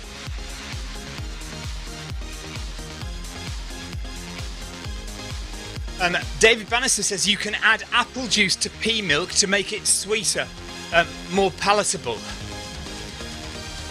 Andrew agrees, yes, it's very bitter. Pea milk is very bitter, but you can add apple juice to it to sweeten it and make it more palatable.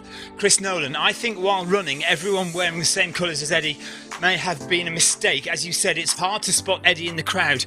The only way I can spot Eddie is the pink shorts.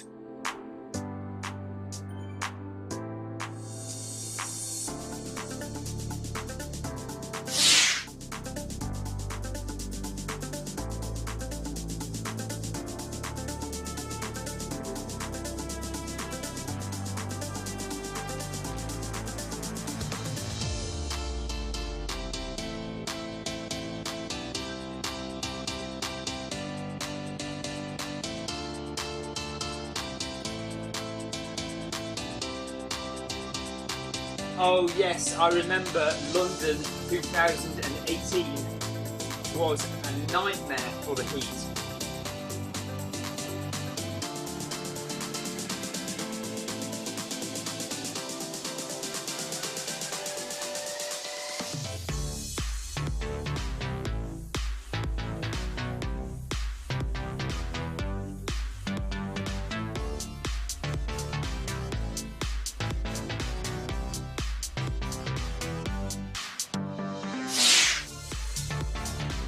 I started out at sub 3 hour pace that year and ended 3:25.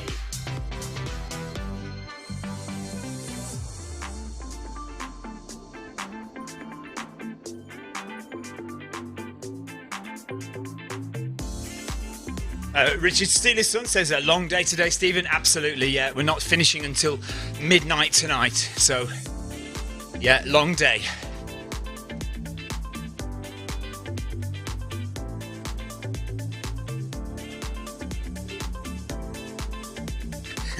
Yeah, Andrew Usher says, pea milk is basic pea concentrate. Milk is milk. It's like vegan chicken pieces. Yeah, I know what you mean. I know what you mean. It just helps people in their heads to get around it, doesn't it? I think. If you think of it as milk, then it helps you to make that connection with the thing that you're replacing in your diet. Right, Eddie is just finishing the interview with Dawn French. I'm hoping we'll have a pea break now. Not a pea as in peas and mushy peas. A wee break. Andrew, I have tried almond milk. I think it was just a bit too watery for me.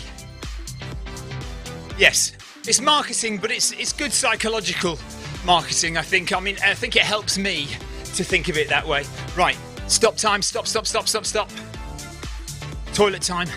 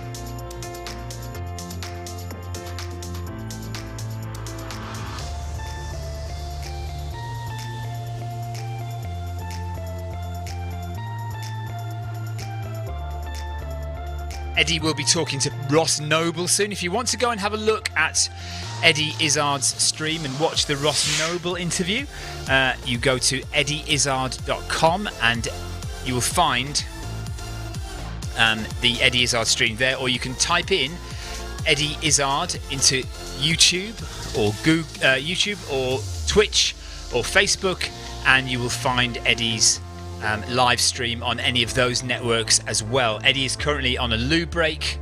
I am just walking very slowly to stop any Bluetooth dropouts occurring, and I'm sure they will all catch me up shortly.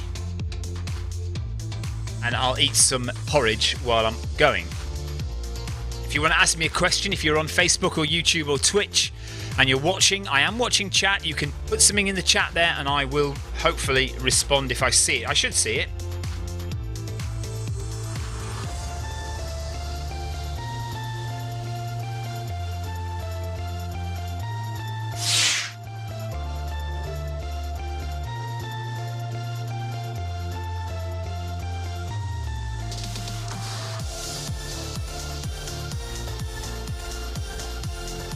Oh dear, Bluetooth dropout.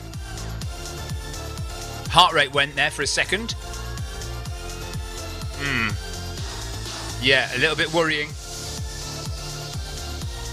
I might have a Bluetooth dropout here. I think I need to disconnect and reconnect. So let's do that. Just to stop. Let's just go Bluetooth off. Bluetooth on. I might have to catch up the guys now. Pair.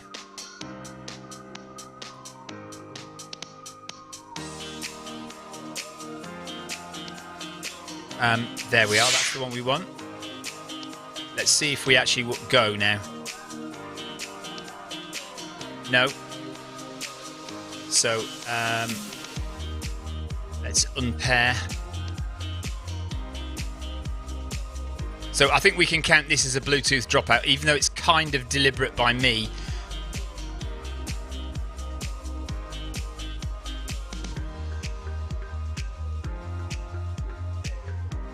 Yep, we're off. Okay. Should be all right.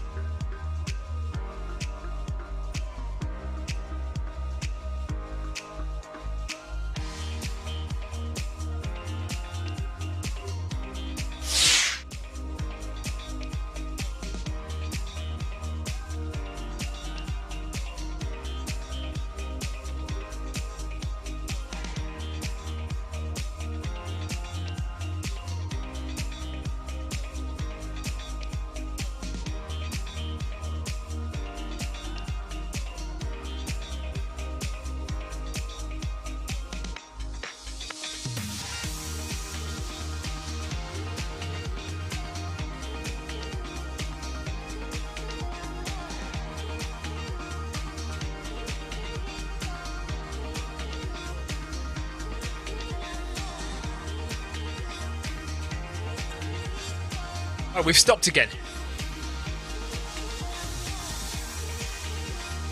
Oh, well, we had stopped and now we started again. Oh, yeah, and everyone else stops, Eddie.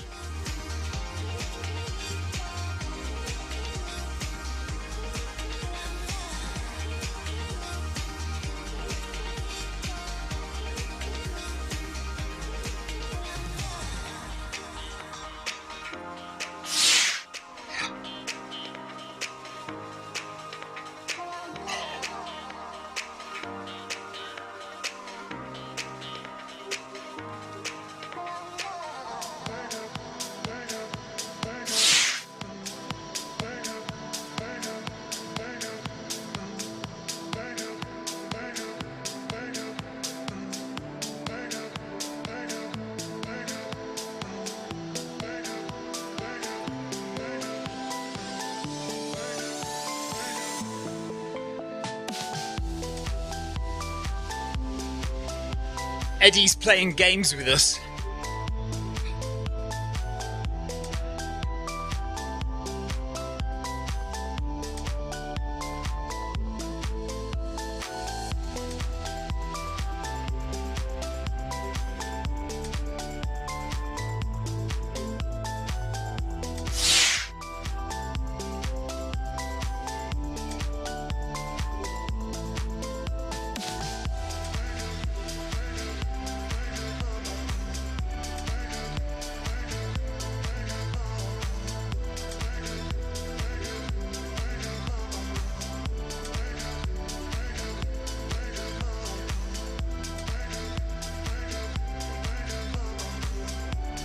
Yeah.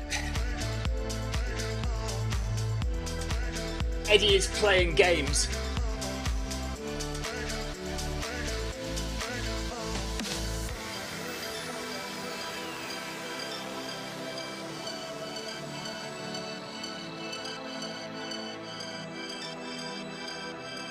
Owen's going to jump on for a bit.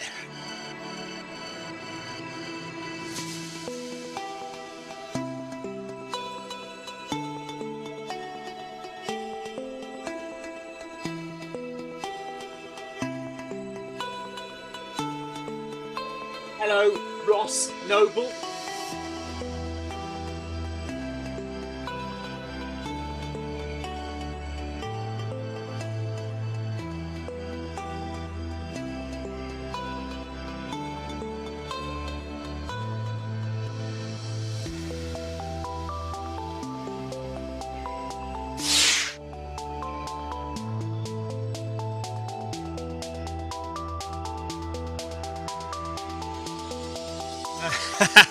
Amy says we're famous. I wonder anybody know how many people are watching Eddie's stream today? Because it's been on and off. Sometimes she's had like 500 people watching, and other times it's been down as low as like 40 or 50 people watching.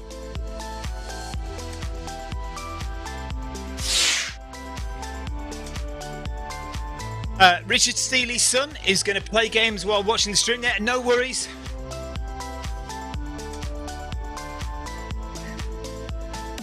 Paul Deering says Eddie was only given 2 sets of kit, so hand washing every night. Tonight's kit is still wet, apparently. They need to put the radiators on then, don't they?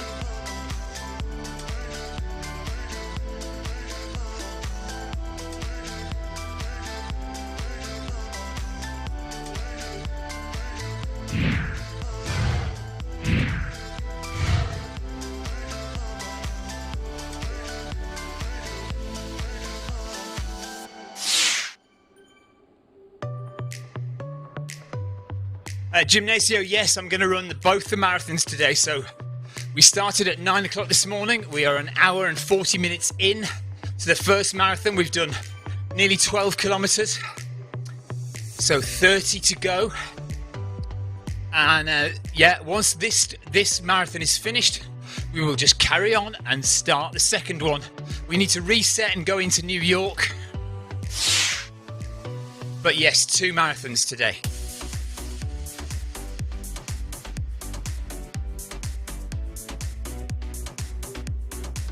It is colder today than it has been. So although I'd taken my jumper off because I was getting hot, I am quite cold.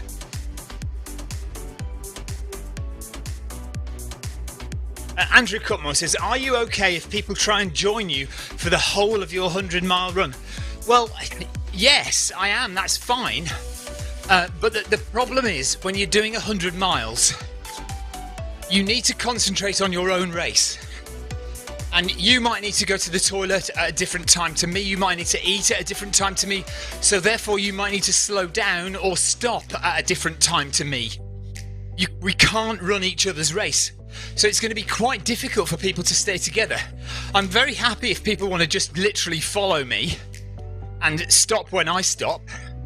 Like we're doing with Eddie. So we have to basically do what Eddie does. If Eddie wants to stop, we stop. If Eddie wants to go to the toilet, we go to the toilet, you know. Not necessarily that, but anyway, basically Eddie slows down, we slow down. Eddie speeds up, we speed up. Eddie stops, we stop. I'm happy if people want to do that when I run the 100-miler next month. If people want to just run with me, that's fine. And if you can get through 100 miles just following exactly what I do, then that's fine.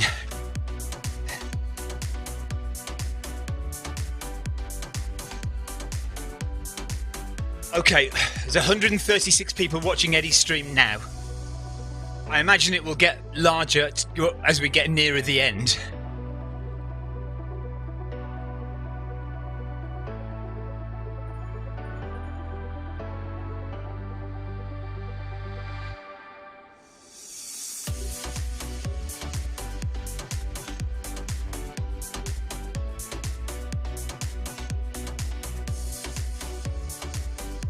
It's just cold here.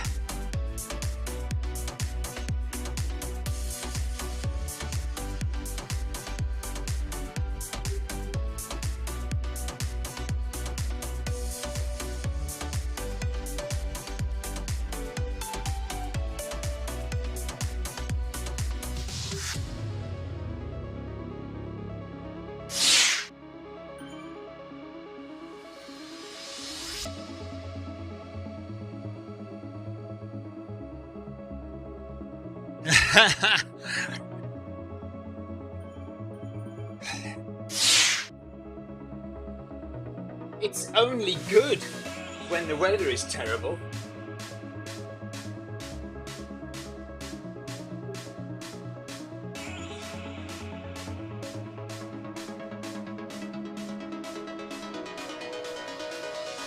Jeff, what treadmill are you getting? Jeff Partridge is saying, hopefully my new treadmill, by then, we'll be able to put it through a 100-mile test. My current one wouldn't make it. Yeah, what treadmill are you getting, Jeff? Fingers crossed you will have it soon. Was it one of the Noble Pros that is on the boat from Morocco or wherever it's coming from?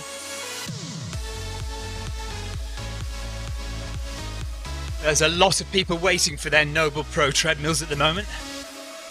Owen Casey says sleet and snow in Dublin this morning, so sleet and snow in Dublin.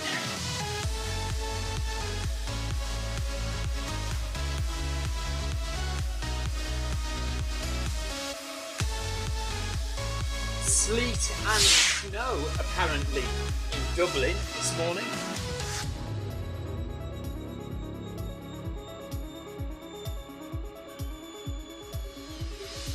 Okay, Jeff, yeah, Noble Pros are on their way. They're getting closer.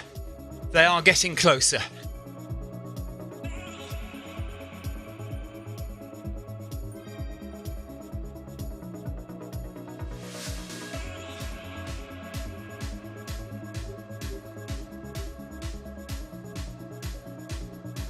Tina Beard is just saying, yeah, delayed with the weather.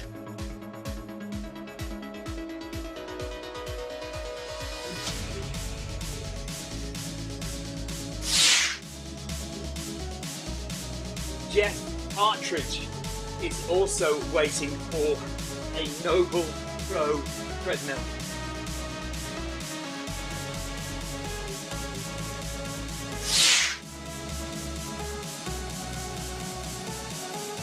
Peter Barlow has also ordered a Noble Pro. He's excited. Andrew Usher says the boat is moving slowly. Yeah. Jeff, I imagine yours is on the boat with everybody else's. Delivery to I think arriving in the UK on around about the 4th of February. And then once the 4th of February comes, we should all get delivery notifications.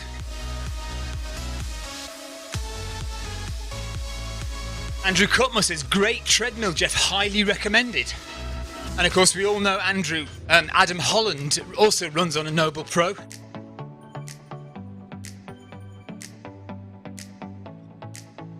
Holly Rush has a Noble Pro treadmill as well.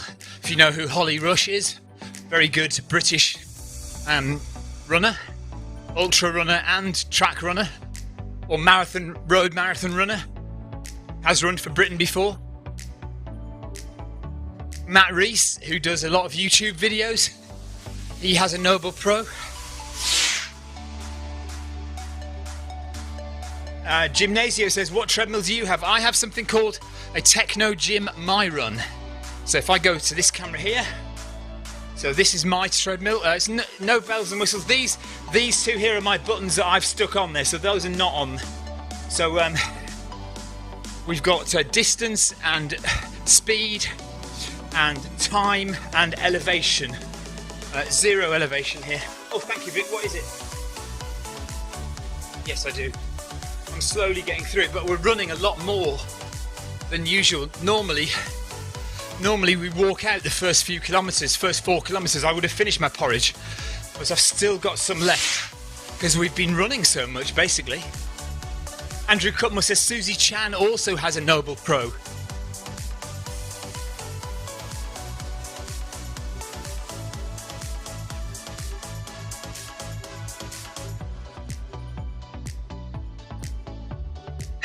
Eddie Izzard hasn't quite got the hang of what the wall is in marathon running.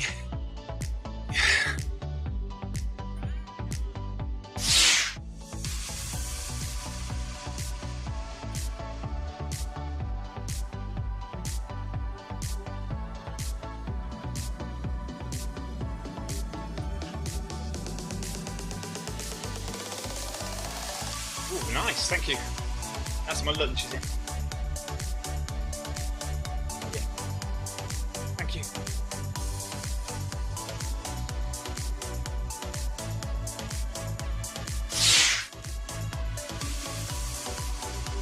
Lynn Overt says, good luck everyone. Thank you, Lynn.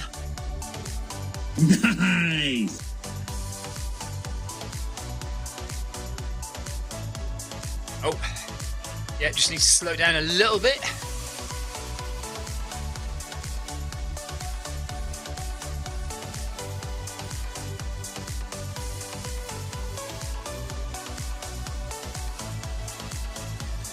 "13 kilometers done. 29 to go in the first marathon. 29 kilometers left in the first marathon." Sana Banana, thank you Sana for the ride on. Ride on!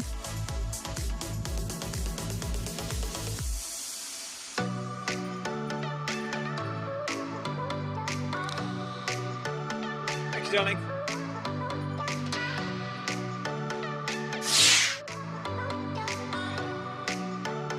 Yes, I saw that, Paul. Adam Holland did 13 hours, 37 minutes for 100 miles.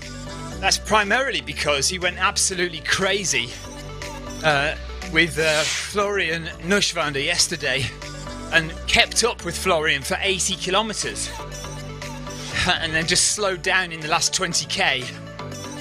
And that got him a long way along the route to 100 miles and basically just jogged in the rest of it.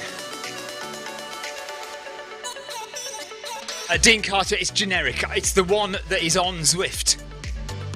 So there are various sound effects that you can use in game on Zwift, and I basically just stole that one. Ride on! Ride on! Lemon time! So all those voices. I'm toast. All those voices are from in-game. They're Zwift sound effects. I've just borrowed them and put them on my stream.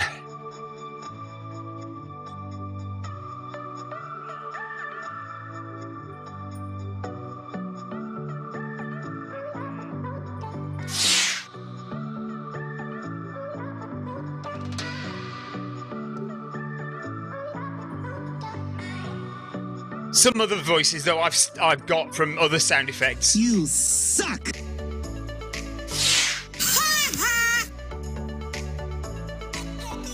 Thank you. No, you didn't. You stink. So those are mine. I've nicked them from the internet.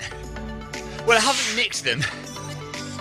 I've taken them from my site that I use for my free copyright music and sound effects.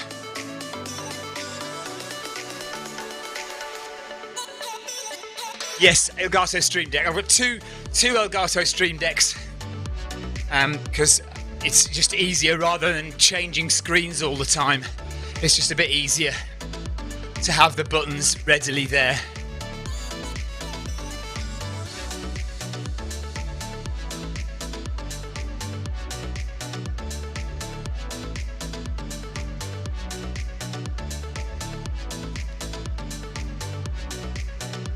Oh yeah, big Simpsons fan, Peter. And Family Guy as well. I need to get some Family Guy sound effects, actually.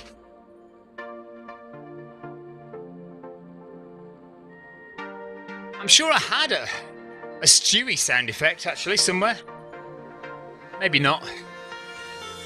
Oh yeah. You suck! That's Stewie from Family Guy.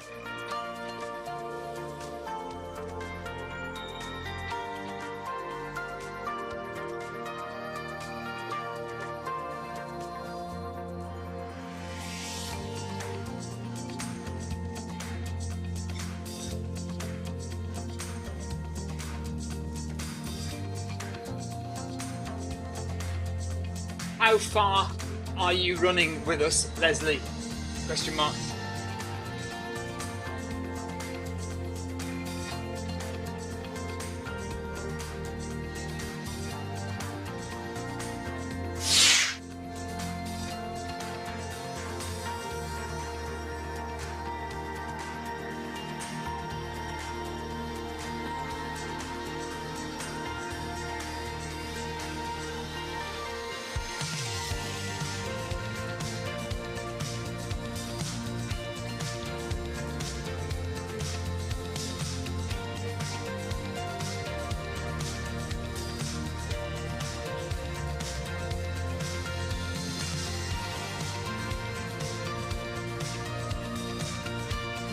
Well, Leslie, if you're doing a half, you may as well just round it up to the full.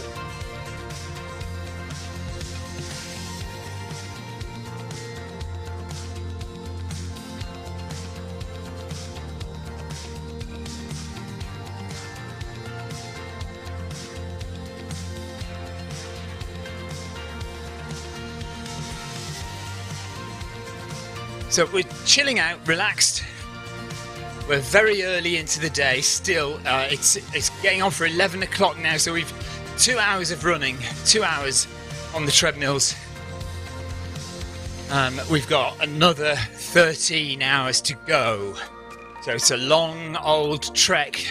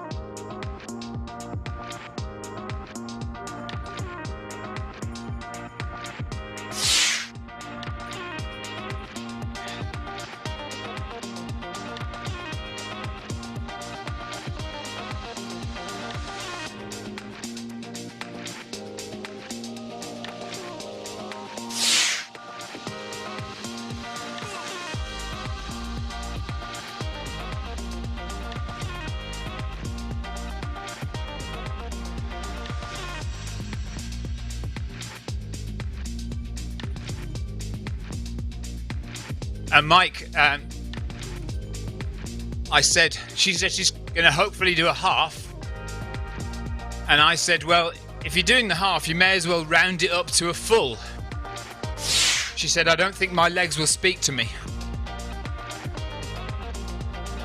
Adam Koffler says his wife isn't speaking to him.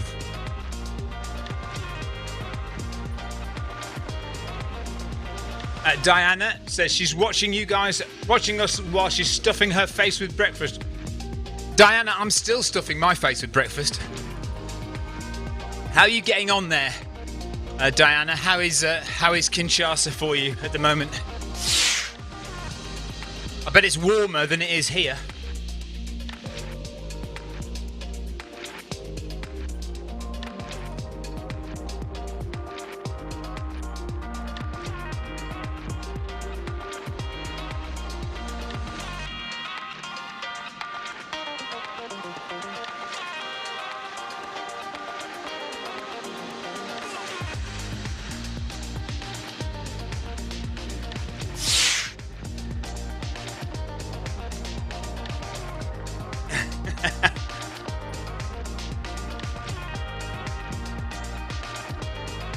Eddie is now currently interviewing Ross Noble, another comedian.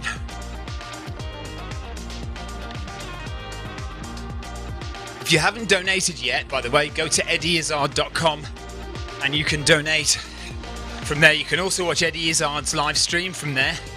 You can see Eddie's stream in the bottom of my stream there, the bottom right corner. That's what Eddie is broadcasting at the moment. You can go and have a look at that.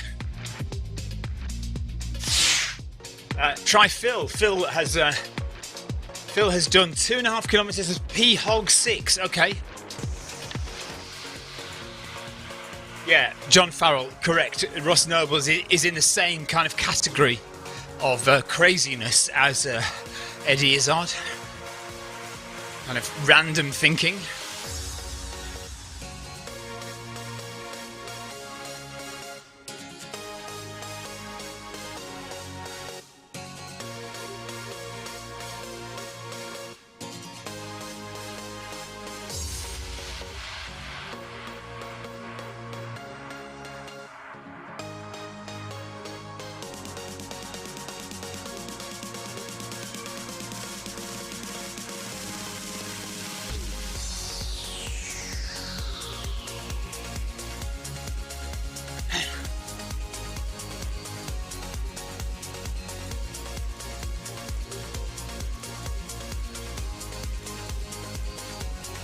2 hours in, only 13 to go. Full stop. How are we all doing? Question mark.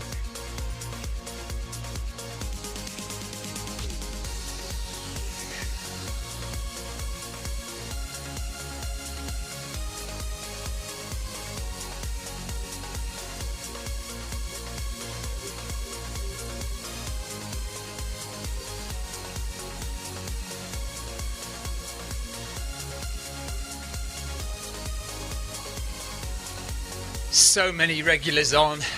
Leslie, Ellen, Steve, Smith, Ian, Matthews, David Bannister, Clive Finnimore, Kate Garrett, Neil Messenger, David Tiplady, Paul Deering, all surrounding Eddie, Jason Mitchell, Clara Davies.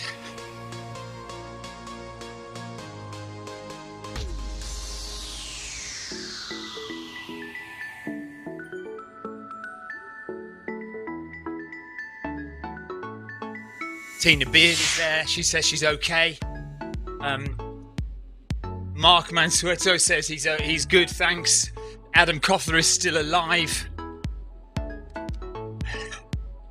Amy is doing okay.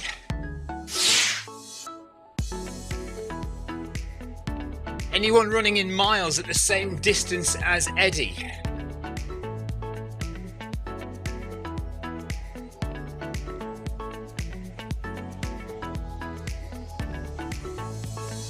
Diana, yeah, I can do your marathon on the 28th. Yeah, no problem.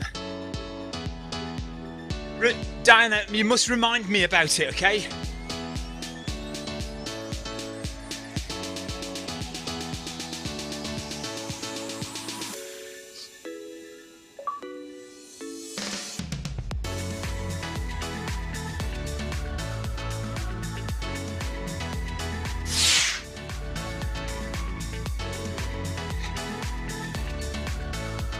Adrian Mutzers is doing his first marathon today. Marathon 20 for Clive today.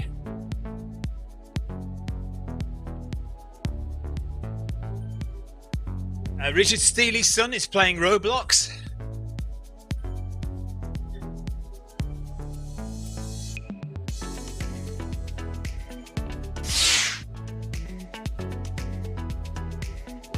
Okay, Diana. No worries, let me know.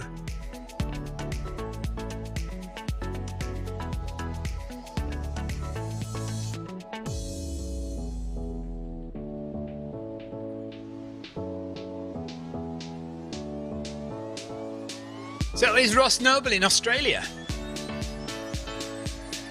Diana says, Clive isn't really human, is he? No, not really, Diana, no. No, I think Clive is basically just an app. Apparently trending in the UK, says Eddie on her stream.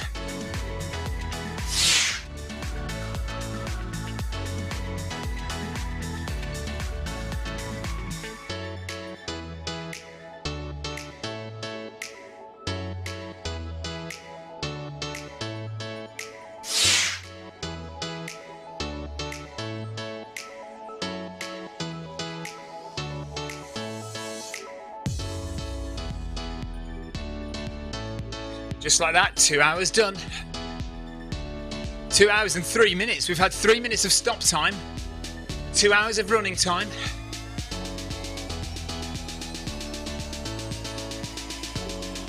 David Power says my kids play Roblox. David, I think Richard Steely he's using his dad's account, and Richard Steely is not the young lad's name. I think we call him Richard Steely's son, and he's the one playing Roblox. Okay, John Farrell says Ross Noble is in Melbourne. Is that where he lives now then?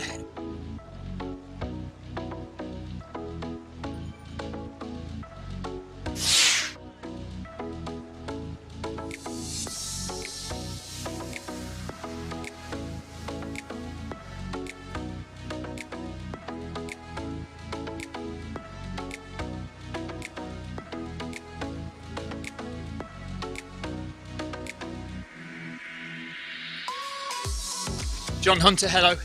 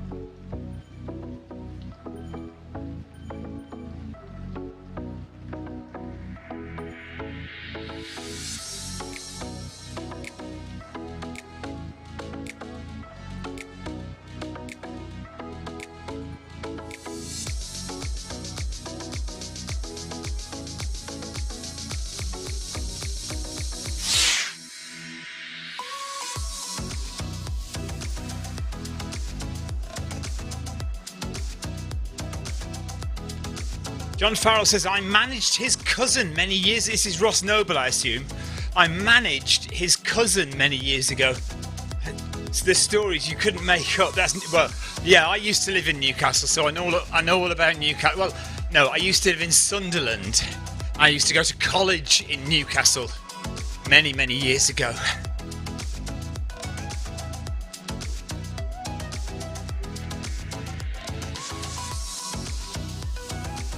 "15 kilometres done, so not far off the 10-mile point now."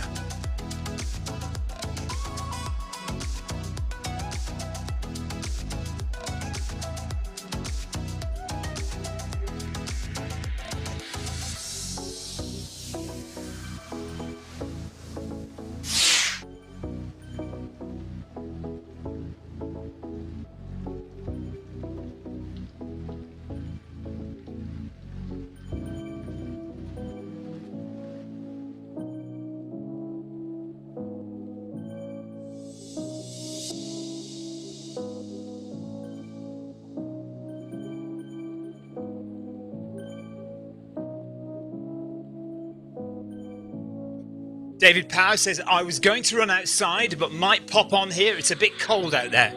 Yeah, well, it's a bit cold in here as well. I've got the doors wide open. The thing is, if I close the doors, it starts to steam up in here. If I open the doors, it gets very cold.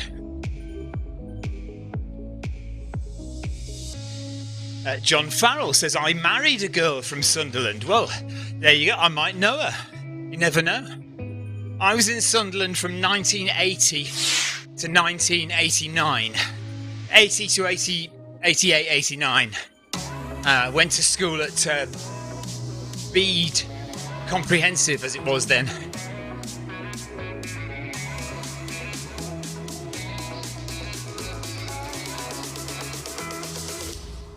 The course today is basically up and down the desert because we are virtually in Yemen, where Eddie Izzard was born.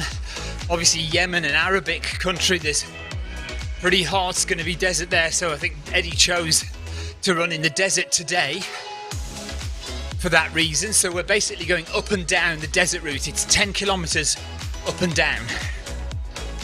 Maybe just over 10 kilometres up and down, so we're just going to go up and down the route. So you'll get to know it very well by the time we're done.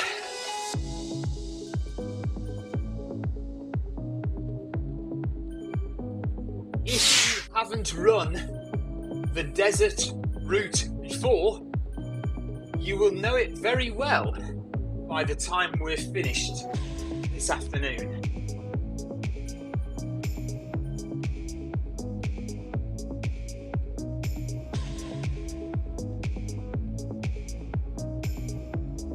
So we've gone through the oasis and we're now coming through the canyon. Once we get out the back of the canyon, we will be in the old mining town. Victoria says, perhaps you should get air conditioning fitted to the shed quarters. Well, there's a thing. How about that, eh? Maybe we should consider it, eh? Because not only is it freezing cold in the winter, it won't be long before it's boiling hot in here as well, because we've got these big glass windows, and if the sun shines through, oh my goodness, well, even without the sun shining through, it's hot.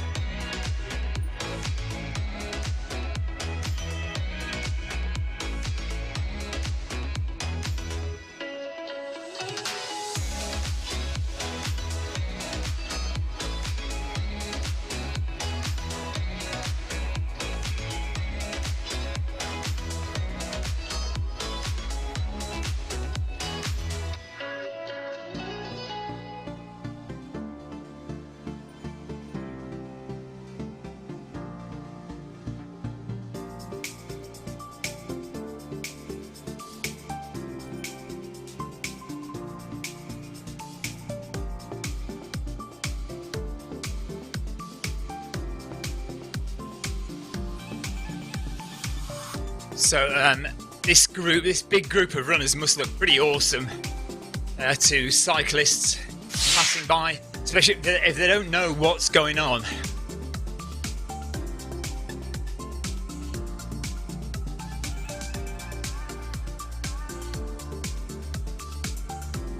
Um, 51 runners now. Paul Deering says 51 runners now.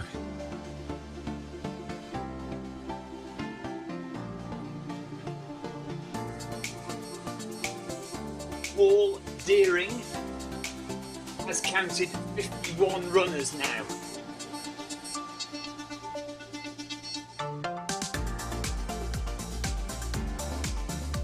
Peter Barlow says send stars. Well, yeah, you do have the option actually, sending star if you're enjoying the stream on Facebook, and you appreciate what we're doing here, trying to bring some interesting running content from Zwift to you, and supporting Eddie Izzard.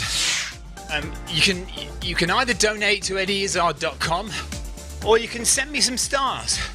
I don't know what the cost is of them. I think you can get some for £1 or something. But if you feel like donating some stars to me, then much appreciated. Thank you very much.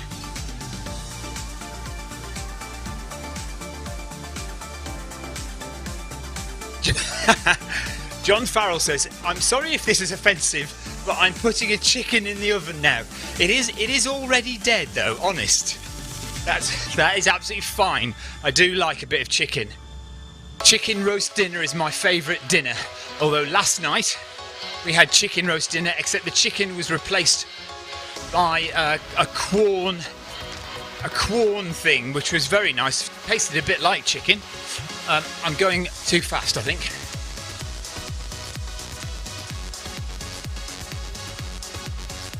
Let's just slow down a bit.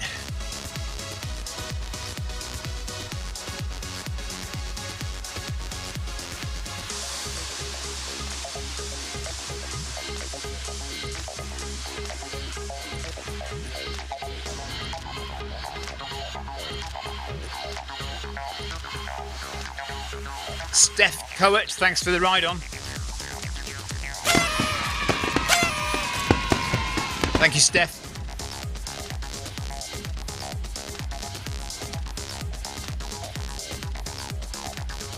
So here we are going through the old mining town.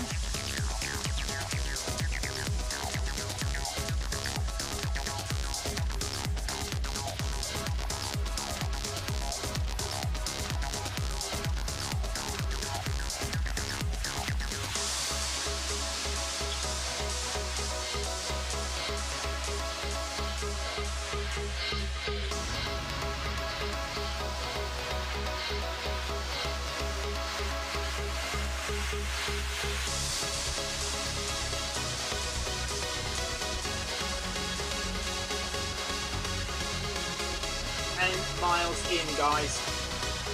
Amazing work. Keep it going.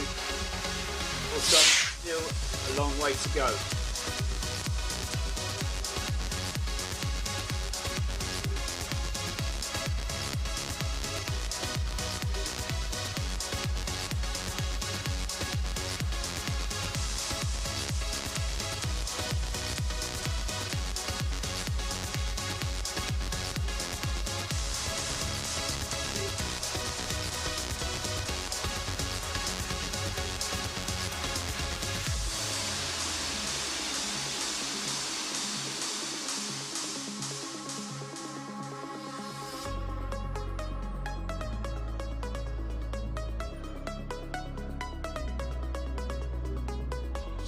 Dan Mapp says, just got back in from a cold, wet 14 miler. You are better off on the treadmill today. Good work. Cheers, Dan. Are you joining us at all for the any part of the day?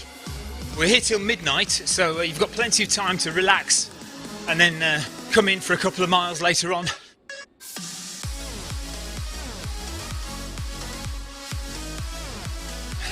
Well done, Joan. Great job.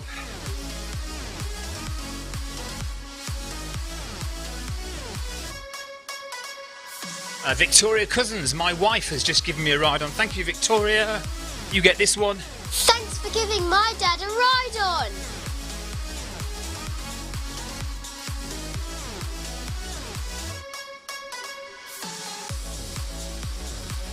If you are watching, wondering what's going on, I'd better explain. We are running 31 marathons in 31 days with Eddie Izzard, except Eddie, who's there in the pink shorts, Eddie is now running 2 marathons today, so it's in fact 32 marathons in 31 days. This is the first of 2 marathons today. Dan Mapp will definitely join later, but he's just going to sit back and relax, watching the rest of us suffer for a little bit.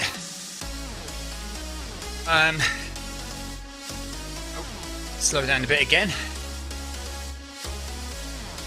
So yeah, and all the people that you can see running are real people, just like me, just like Eddie.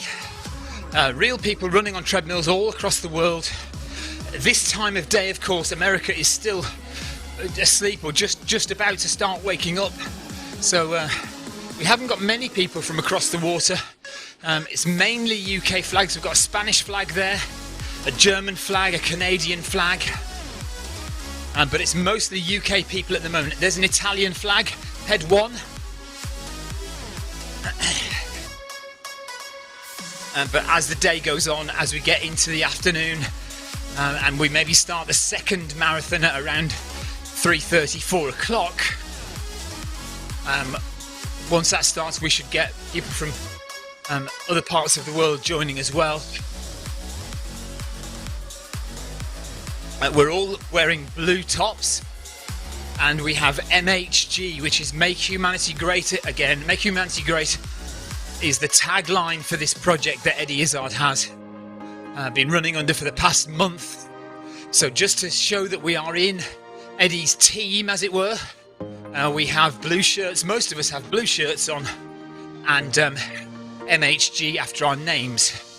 But it's not a big deal if you don't.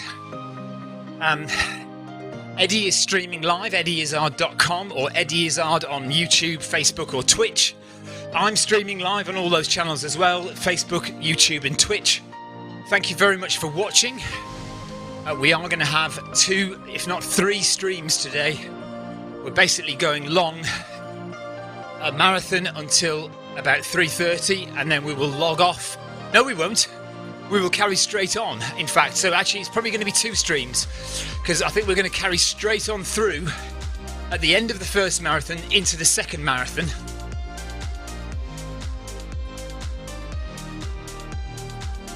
And then we'll carry on straight through and do half of the second marathon.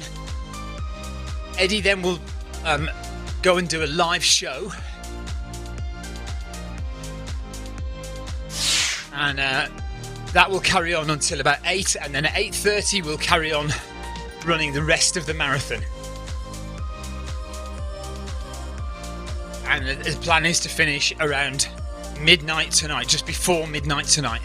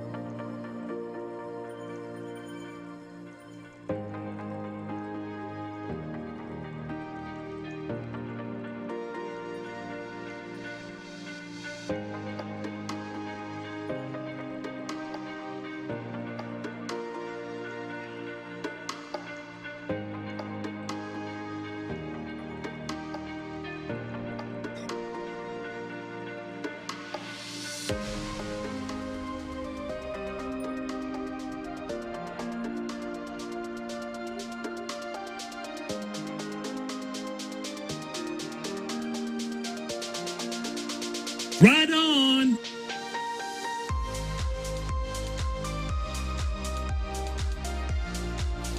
It's so easy to get set up with Zwift running. Here's what you need. Firstly, access to a treadmill. It could be at home or at the gym, but any treadmill will work with Zwift. To get you moving in game, we need a speed source. Traditionally, we use a foot pod like the Zwift pod or the Stride, but you can also use the Run Smart treadmill sensor, your Apple Watch, one of the newer Garmin watches, the TSS app, and if you have a smart treadmill, your treadmill will connect directly to Zwift without the need for another device. Now simply download the Zwift app onto a Mac, a PC, an iPhone, an iPad, an Android device. Zwift even works on Apple TV. Finally, pair your speed source in the app. Pairing heart rate from your watch or a chest strap is also a great addition to Zwift. And that's it. You're all set up for solo runs, solo or group workouts, challenges and real-time racing on Zwift with people from all over the world.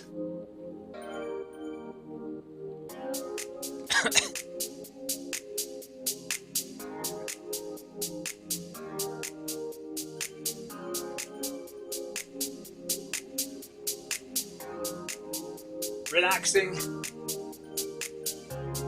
chilling, getting on with it.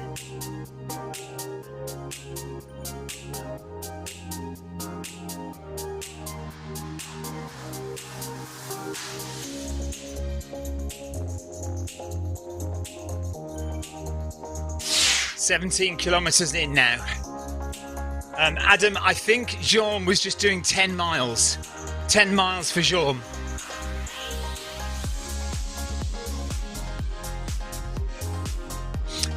Darren Van Dit, hello, have a great one, Stephen. He says, and everyone at Film My Run, getting ready for a 20-minute bike, functional threshold test. Good job.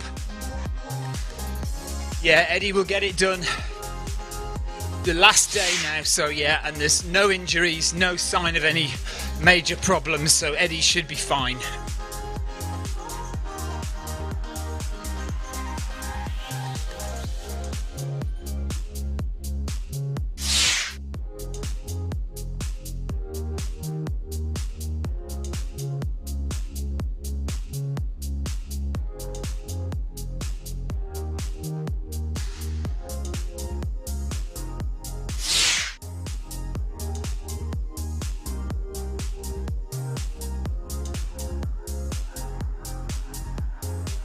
Yeah, 17 kilometres done. But we're getting closer to that halfway point of the first marathon.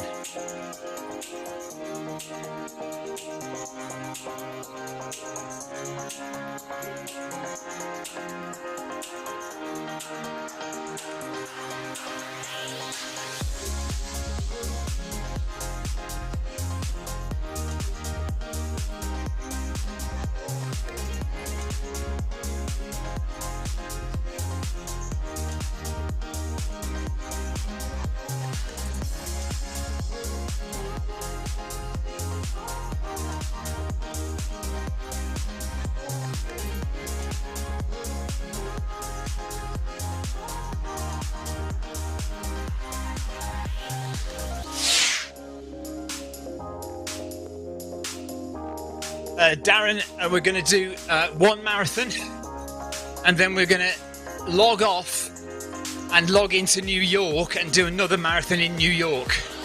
The second marathon is split in half because Eddie has to do a stand-up show in the middle. So the first marathon all the way through, the second marathon in New York, so we'll log off, save that marathon, start a new marathon in New York, have a rest halfway through that one, and finish any time before midnight. Part 2, well, I imagine any time between 3:30 and 4 o'clock UK time, so 4:30, 5 o'clock Central European time. Dean Carter says, have you done the Green Man Ultra? No, I haven't. Is that the one in Bristol? Is that in Bristol area? I haven't done the Green Man, no. No, I would like to. That is kind of on my list somewhere.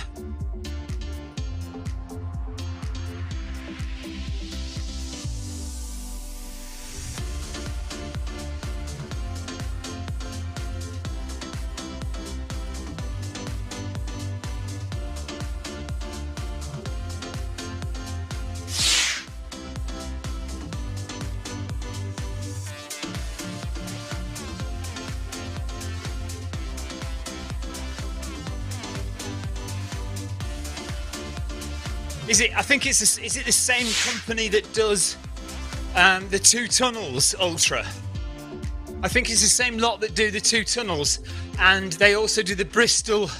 No, they do the Bath Marathon Festival.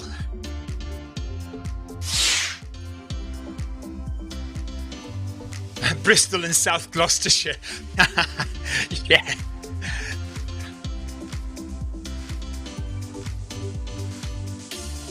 Yes, sorry, Darren. Yeah, if you missed it, yeah, we're doing 2 marathons today. 2 marathons.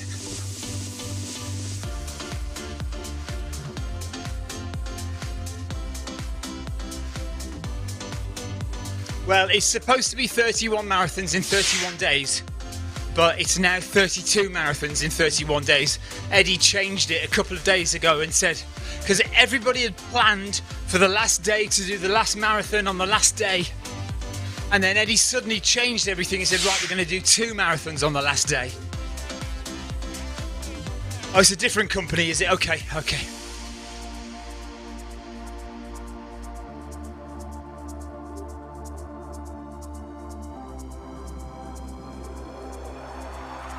Debbie Colville, are you doing the full marathon, Debbie? Paul Deering and Debbie, are you guys doing a full marathon? What are you guys doing today?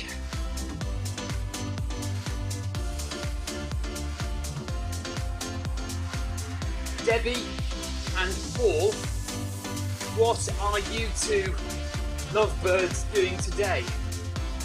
Question mark.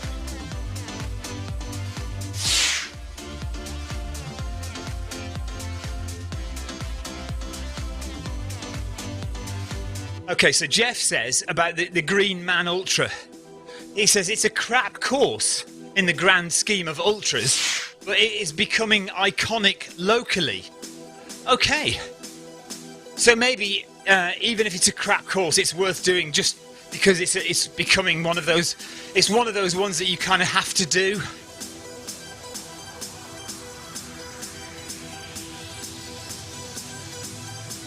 Dean Carter says I loved it. I've only done 3 ultras. I think my brother won that one. Wow. Okay.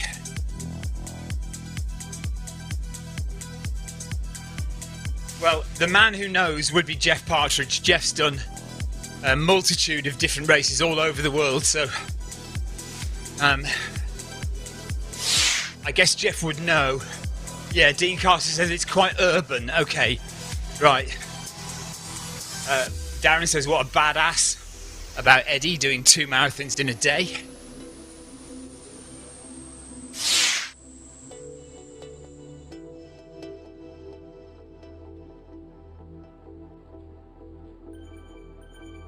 So we're just passing the ruins, the mining ruins.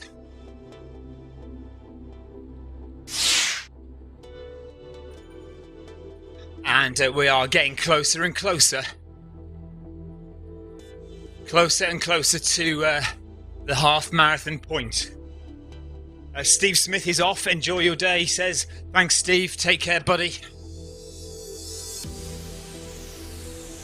Well done, Steve Smith. Take care.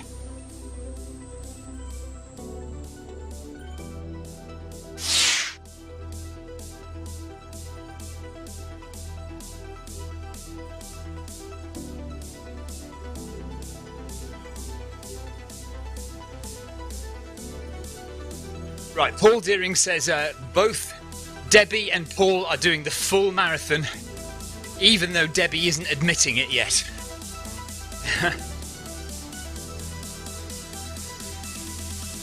Jeff Partridge says the Green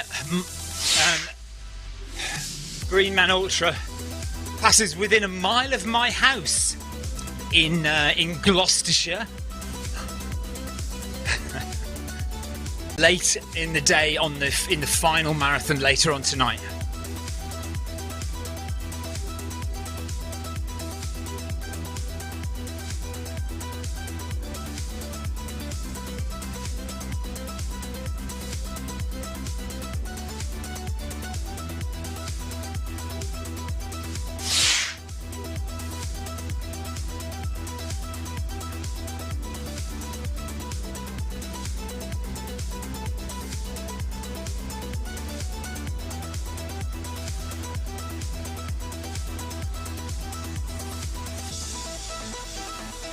Paul Deering says, we will be holding hands. This is Paul and Debbie. We will be holding hands across the marathon finish line if we don't fall out beforehand. Just don't talk to each other, Paul. Just get the job done. Get on with it quietly. Get the job done. And you'll be all right. You'll be fine.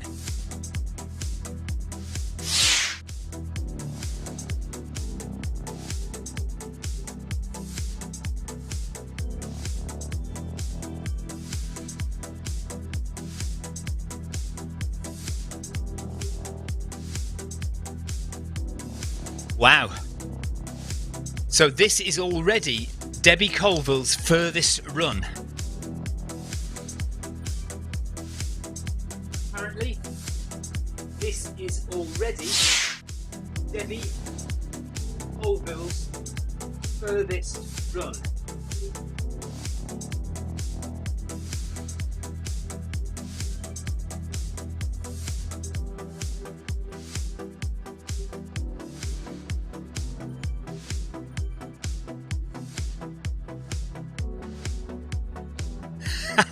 That is true. On Victoria's first marathon at 20 miles, she told me to F off and not talk to me until I'd finished. Yeah, it is true. It is true. Although I did talk to her.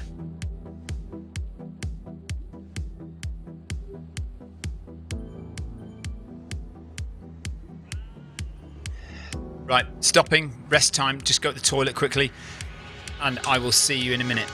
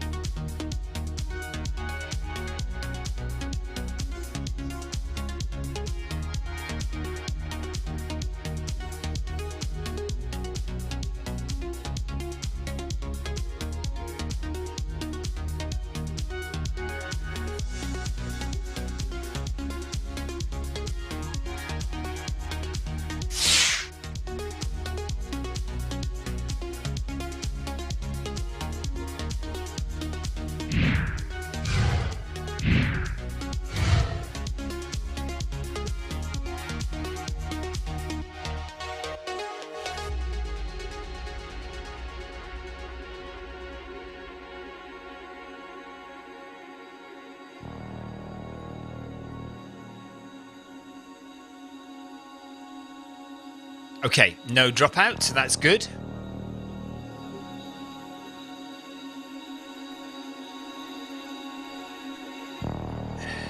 James Downs is going to join us in a few minutes. James was in our Film My Run video 5K on Friday, so thanks for joining us for that, James.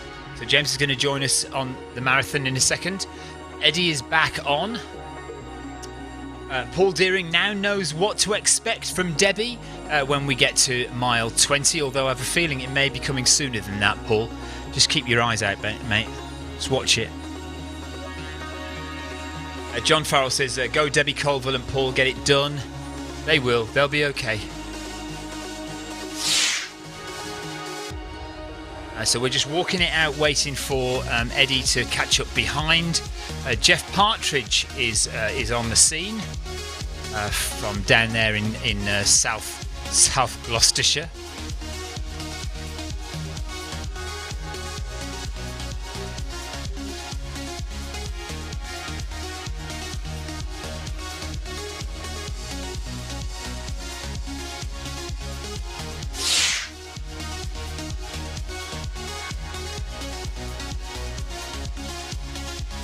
Richard Steely's son says you're doing well, thank you very much. So I've got a sandwich and I've got some coffee, so we're doing all right. Amy Green says you can do it. I don't know if that's to me or it's to Debbie.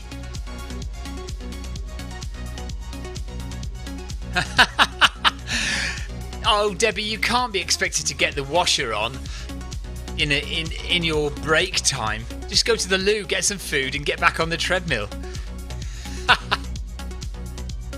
That is beyond the pale, Paul. Seriously. What's going on there?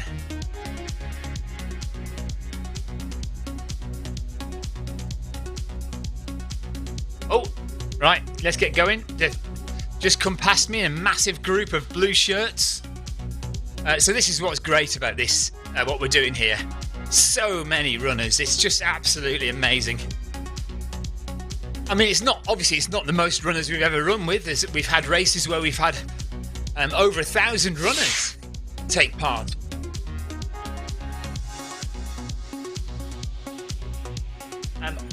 I run things on YouTube.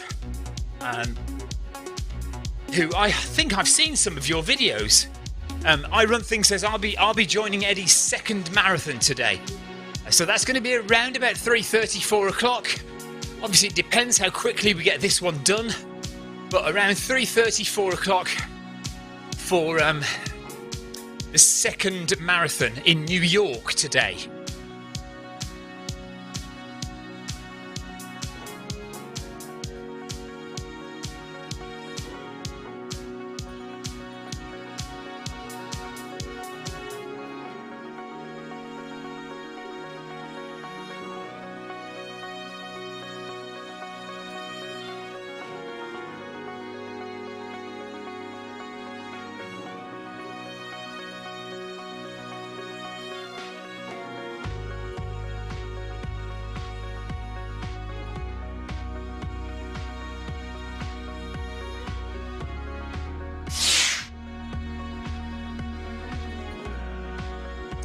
I Run Things says this was a very inspiring project, well done.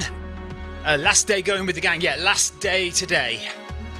Right, we're going straight ahead, we're not going to downtown. Oh no, hang on a minute, where are we going? Which way are we going?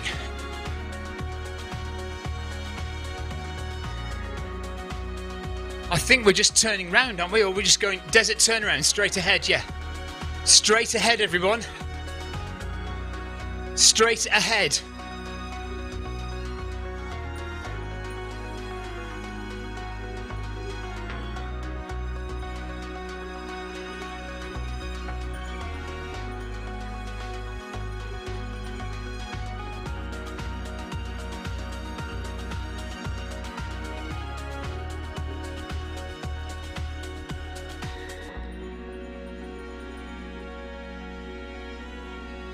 Straight ahead, everyone.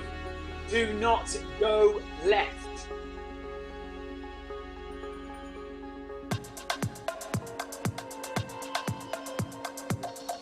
Straight ahead. Somebody's going left. Somebody in pink, in green shorts is going left. Is that Neil Messenger? Neil. Neil, you need to go straight ahead, Neil. Straight ahead, Neil.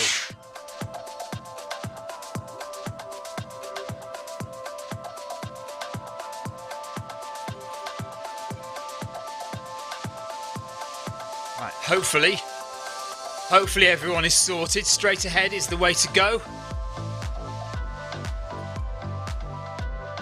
Yeah, good. No, Neil is going left. Oh, Neil. Right, Neil's going the wrong way.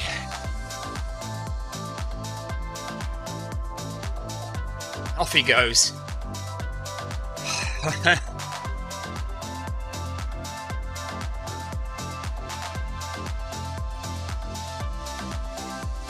Neil, John Farrell says, I've been running outside this morning. It was weird. Getting used to my treadmill now. It was only supposed to be there for the winter and the crap snow conditions, but this is so much fun. I'm hooked. Yeah, Jason, it was Neil Messenger. It was Neil.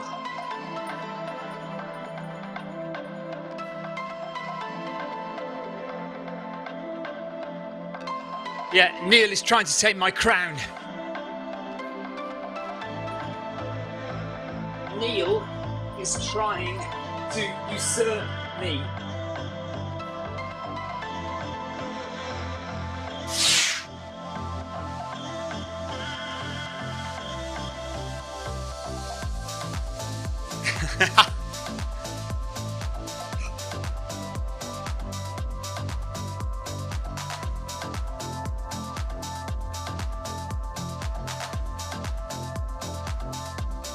Kato Yokstad, thank you. Right on. Cheers, Kato. 19 kilometres done now. Alan Ashford says, you better up your game. Yeah, I know. It's going to be difficult to get lost on this course, though. Basically just 2 turns, aren't there?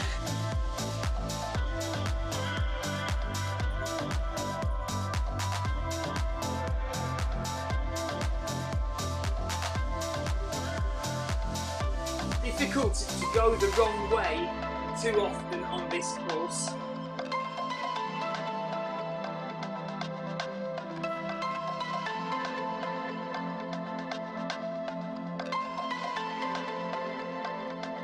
So I'm running with the doors closed now just to keep it a little bit warmer. Yeah, New York will be more of a challenge. David Power, this is called... It's funny names. The desert route is called Fuego Flats. This route is Tempus Fugit. So Tempus Fugit is just up and down the desert. But the desert is called Fuego Flats.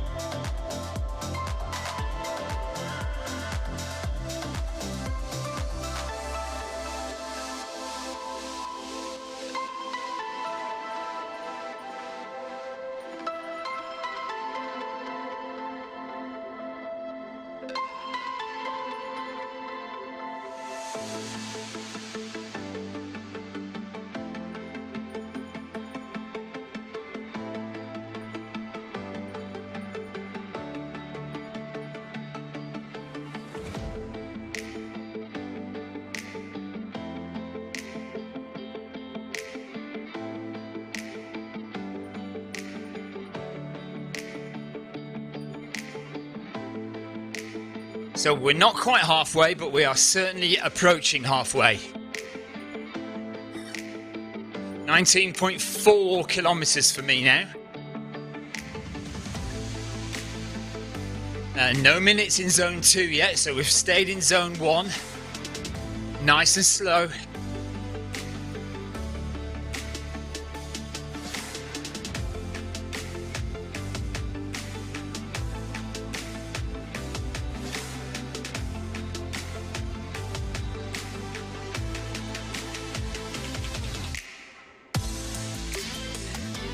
And we are almost a quarter of the way through the day. in terms of distance covered. So it's still relatively early. We do need to just relax, chill out. We can't panic at this stage. It shouldn't be hurting really yet. Legs should start to ache at the end of the first and beginning of the second marathon. That is all psychological, of course. Jeff, I think for the 100 miler we're just going to go for 24 hours again, because we might have some people, we might all run together, might be some people doing 100 together, so it might be, I don't know, I'm not sure, to be honest. It depends how many people decide. If we decide that we all want to do the 100 miler together, then we're going to have to organise it a lot better. And because turnings, left turns, right turns and all that kind of stuff is going to be quite important.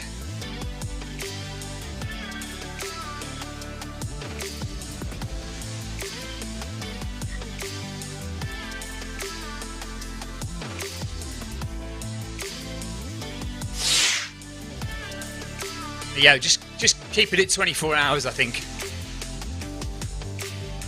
I was thinking of trying it flat and doing it for 20 hours. So just like not put any incline on, just keep it flat all the way and just try and do 100 miles in 20 hours. But I don't know. Bob DeBoer has joined us.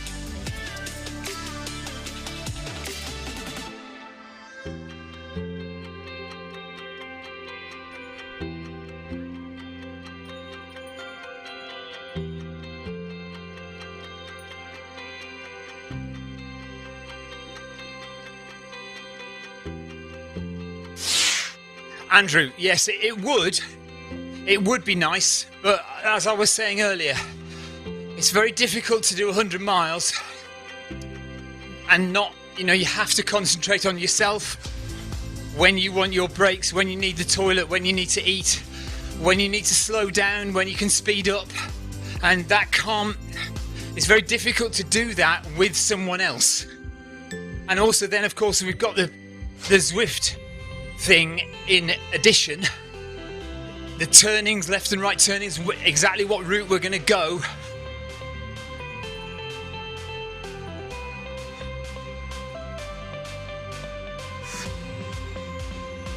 But we can have a look at it once today is finished. I'll get on with some planning for it and we'll see what we can do, where we can get to with it.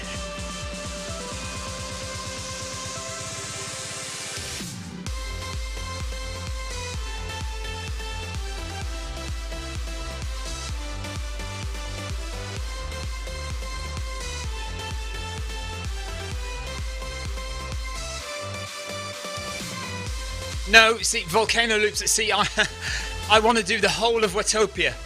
So I've got to cover the whole of Watopia, every road, because I did that last year. But of course now we've had some more roads added. Now I think we should be able to still do it. We should still be able to cover 100 miles and cover every road.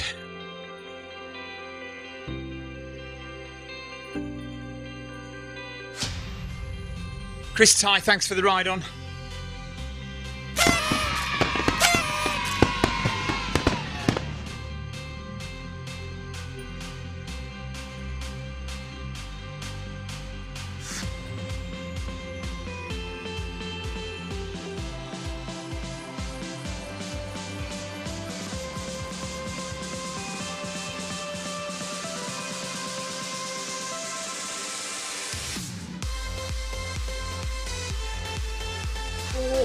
The 100 miler at the end of February, I want us to cover the entire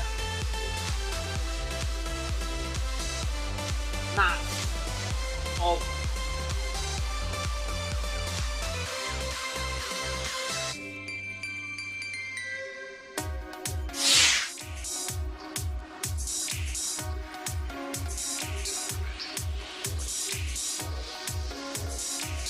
in 24 hours.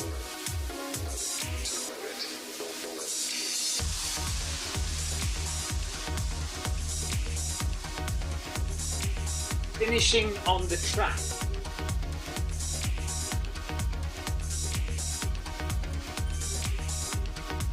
After this project is finished, I will start working on the route.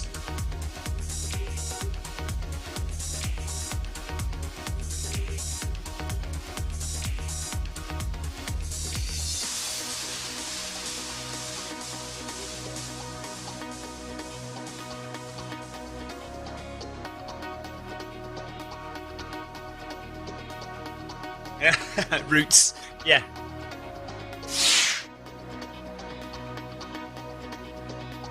Andrew, yeah, more than welcome to run along with me. My only thing is you'd probably just have to run my race then, but I would run it as sympathetically as possible. Probably breaking for, if we break for like 3 minutes every hour, something like that. So we run for an hour and break for 3 minutes, and then run for another hour. We do that until halfway. At halfway, which is 80 kilometers, we're allowed to go and have a shower or something. We have 5 or 10 minute break.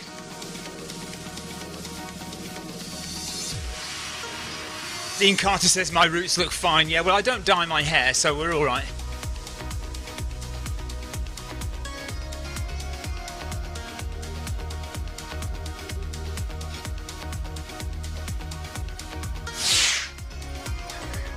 Yeah, Mike, I think if a few of us are going to try and do it together, then we do need a set route so everyone knows exactly where we're going to cover all the roads by the end and try and finish on the track.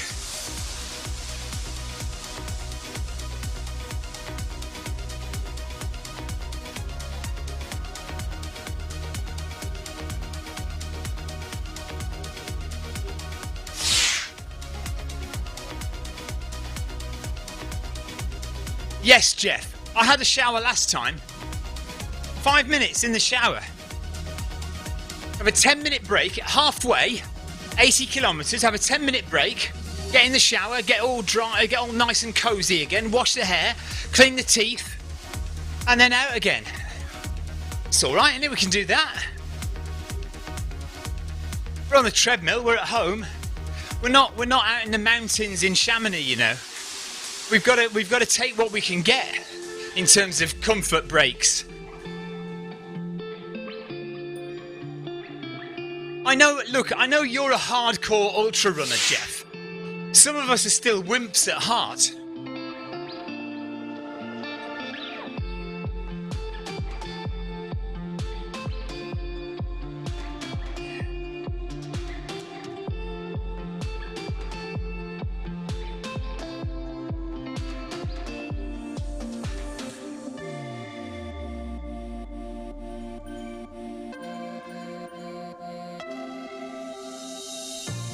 Having a shower 80 kilometers into a 100 miler,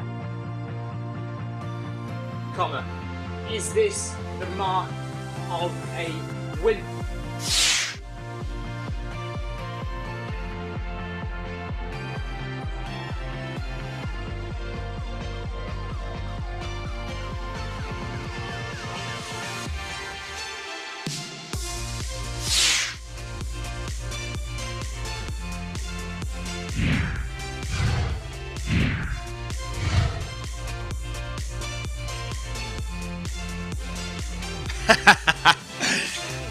Right, Jeff says, bless you, you're going soft. Victoria says, you took too many comfort breaks last year, which is why you didn't finish in 24 hours. This is also true, but maybe we need to be a bit more diligent about how we spend that time. So restrict it. If we work out exactly how fast we need to go and have... right, Adrian Mutzer says, yes, it is the mark of a wimp to have a shower at 80 kilometers in. Oh, need to slow down a bit.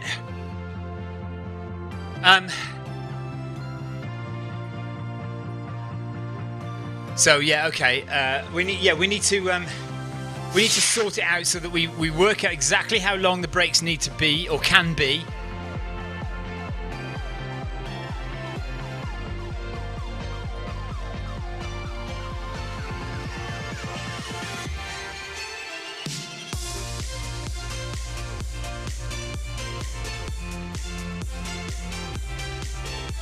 Just need to slow down because Eddie's quite a way back.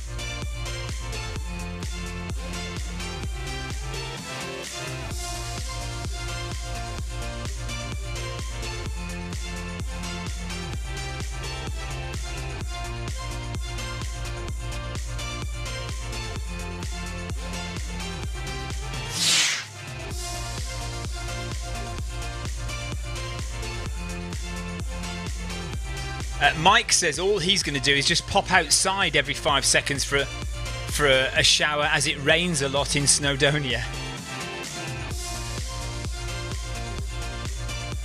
Andrew Cutmer says, Jeff, are you Bear Grylls? I like it. Listen, Andrew, Jeff is hardcore. I can just see, when I suggested having a shower, I can just see his face. Looking horrified at how pathetic that is. I can see him now. Jeff is totally old school hardcore ultra runner. That is who Jeff is. So having a shower is just beyond the pale as far as he's concerned. You get it done in the mud, and you don't complain. And it doesn't matter how long it takes. You just get the damn thing done without moaning. Oh, we stopped. Often be replaced by fears. Yeah, we stopped. We can lose our direction and struggle with change. Become passengers in a life that is spinning too fast. At times like this, we need someone beside us. Keep your eyes open, everyone, for the stopping and starting.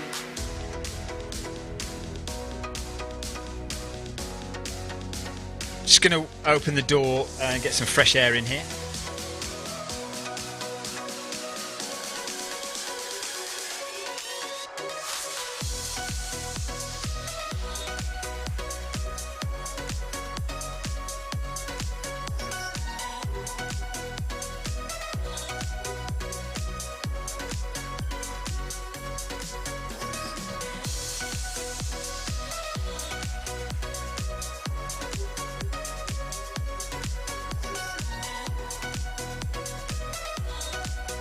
It's warm in here and it smells. Warm and smelly in my shed quarters today. Welcome along. If you're just watching on Facebook, YouTube or Twitch, hello. Thanks for joining us. We're doing 31 marathons in 31 days with Eddie Izzard, except for the fact that it's 32 marathons in 31 days.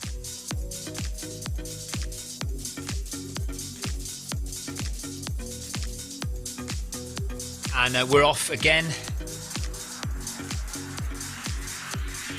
And we are very nearly halfway.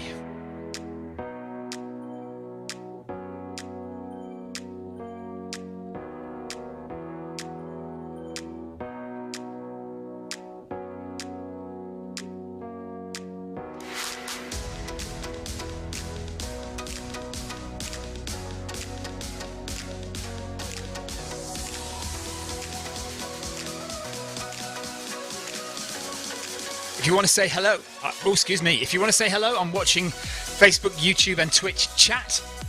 I have it all up on my screen over on the left hand side here. So when I look to my left, I am looking at chat here. So I can see everything you're saying. So you can fire abuse at me if you like, or just ask a question. Over here on my right, I've got the chat for the game itself. So you can chat in game. And you'll see all the messages coming up on screen there. People chatting to each other whilst running in game.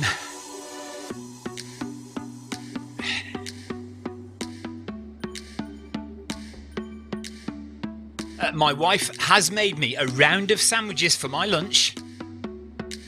Let me show you.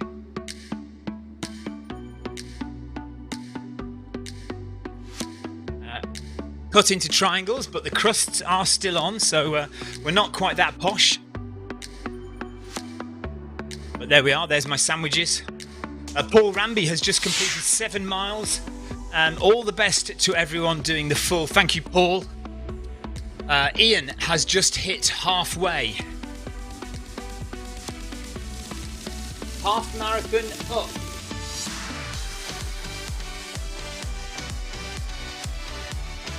Balloons and streamers released. Oh no. My iPod's just given up the ghost. That's annoying. It does this. It turns itself off and then turns itself back on again. I know it's fully charged. It's a very old iPod. Rescued from the bin when my daughter got her first phone.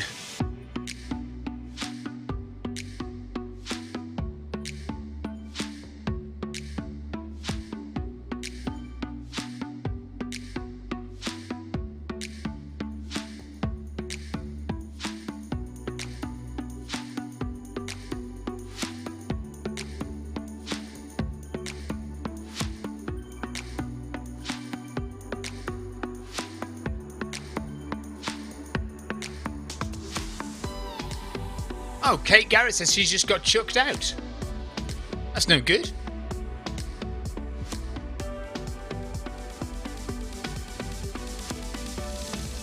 Very good, Dan. Some of the best treadmills you'll buy are reconditioned gym models. You can get like a £10,000 treadmill for a couple of £1,000. X gym models, yeah, absolutely, definitely look for them. Ask John Hancock. John Hancock knows where to look for them. I mean, it's usually eBay. You'll usually find gyms selling off their old equipment on eBay or something like that. So have a search around. Also, ask John Hancock. Search on the Facebook, Zwift Runners Facebook page, and ask John Hancock if he's got any advice for you about where to go to look for them. But yeah, gyms, commercial treadmills, £10,000 treadmills. You can often get them with reconditioned for £1,000, £2,000, and will be rock solid machines. Definitely worth looking at, Dan. But make sure you get one with a Wahoo Gem retrofit to it. A Wahoo Gem retrofit, which will allow you to connect direct to Zwift.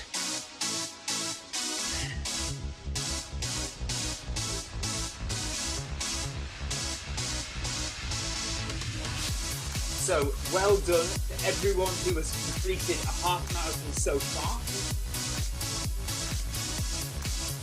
Oh, Bluetooth dropout.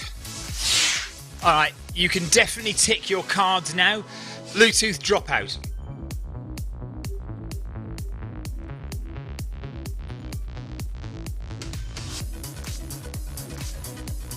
So let's just unpair all of that.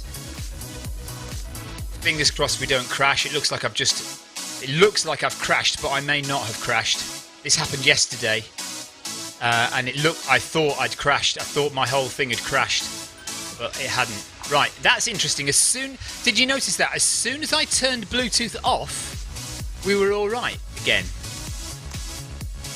Oh, damn it. I have crashed. Damn it, that's the first time, and on the final day I've been kicked out and crashed. Look at that. Oh well, not to worry. So we just reload, and we'll go back and join Eddie. Unfortunately, we'll have to start from 0 again.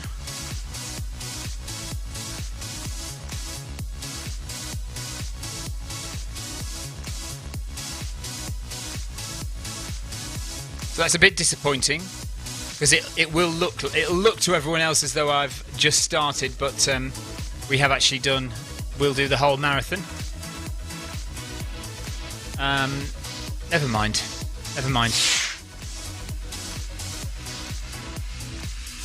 Tan says it's the background app code disconnecting devices. Seems to bug if you do each device too fast. When you... Okay. Never mind. Right.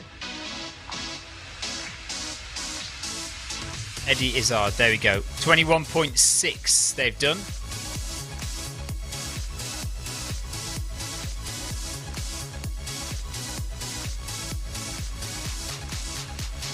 That's a bit of a shame. I prefer Bluetooth Gymnasio, but a lot of people like Ant, so...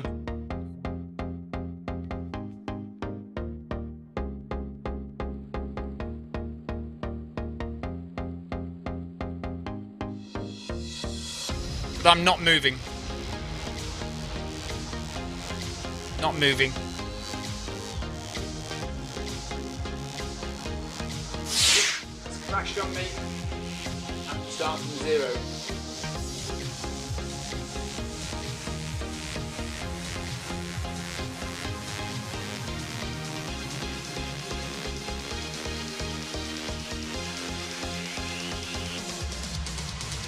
Okay, so, right, let's go back into settings. Turn Bluetooth off and on again.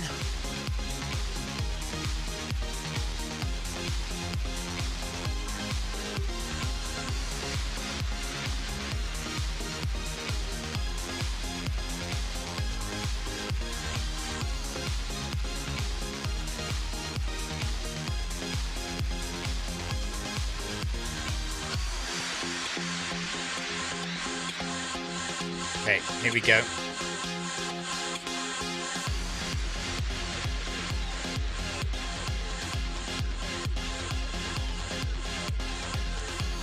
And we just need to get the right heart rate monitor up here.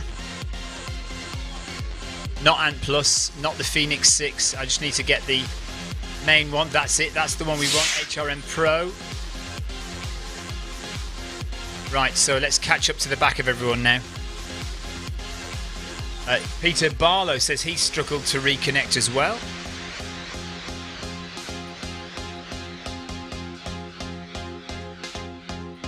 Right, let's catch the guys up then.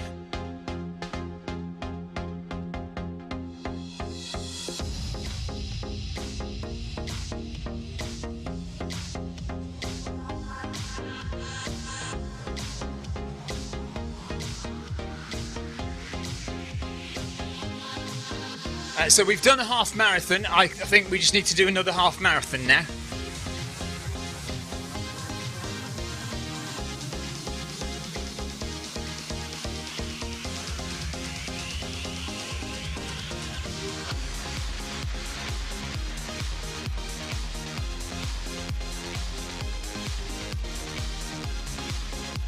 Well, it's the first time this has happened to me during the whole project.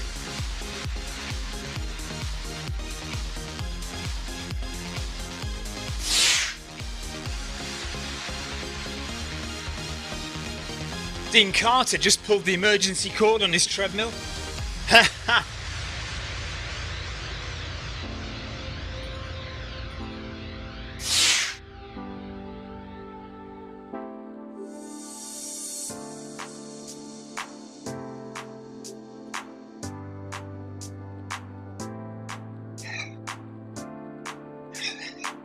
Well done, Laura Richards. Well done, Laura.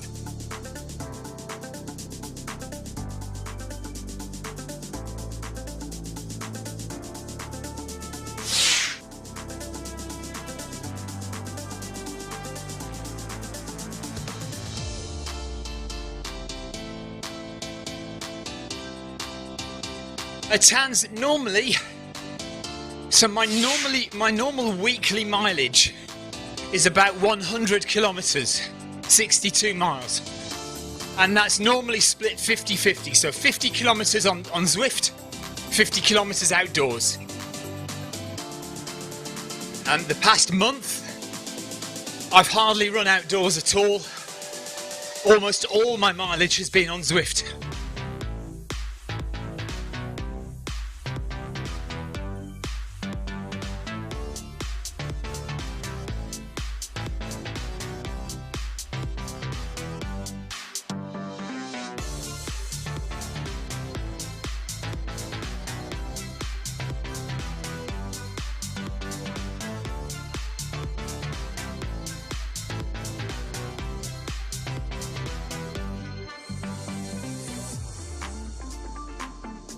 So we've had to start again with the ride-ons as well.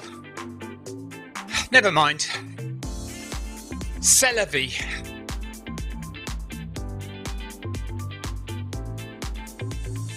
So maybe we can do 1 full marathon and 2 half marathons today. There we are. Got back with them now.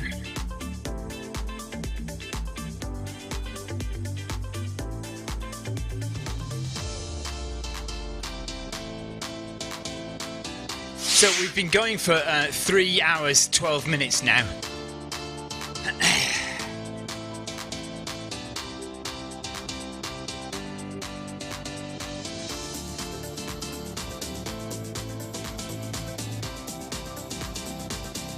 Hey everyone, I'm new here.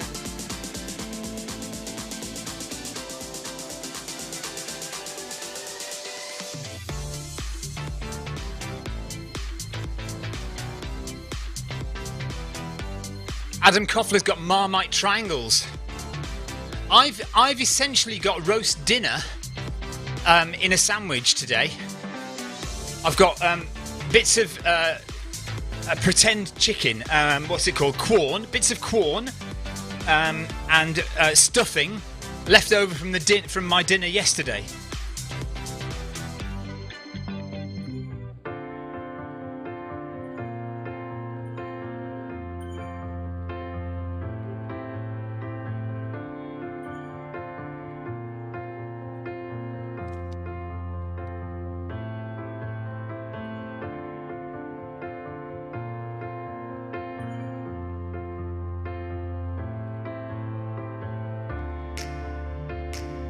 Right, let's see if my run has uploaded.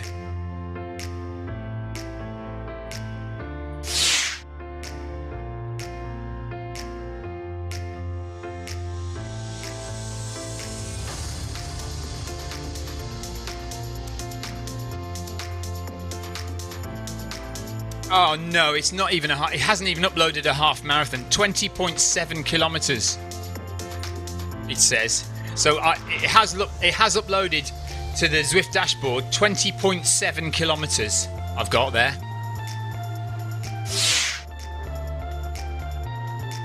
Carl Barron says he's had a dropout too. Very frustrating. I've been here since the start, honestly.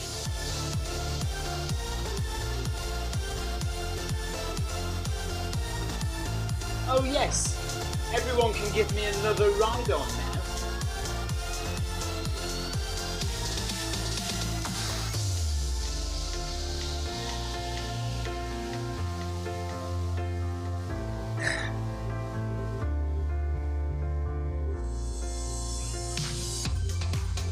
We're going through the desert oasis.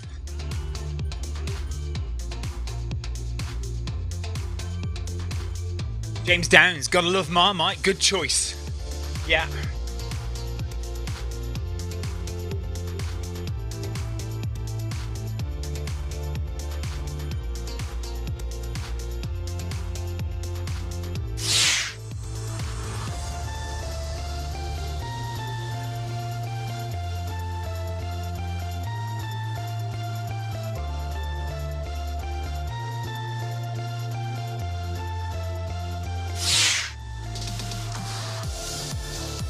Adam, have you noted me for the full? I see you've noted Carl for the full marathon. What about me? Are you counting me or not? Cutting room floor? Hashtag cutting room floor? Adam? No?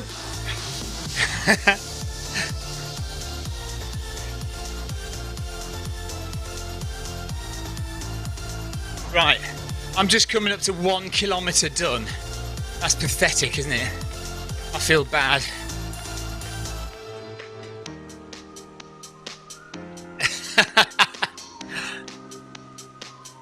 Stephen's been DQ'd. Yeah, I know. Okay. Brilliant.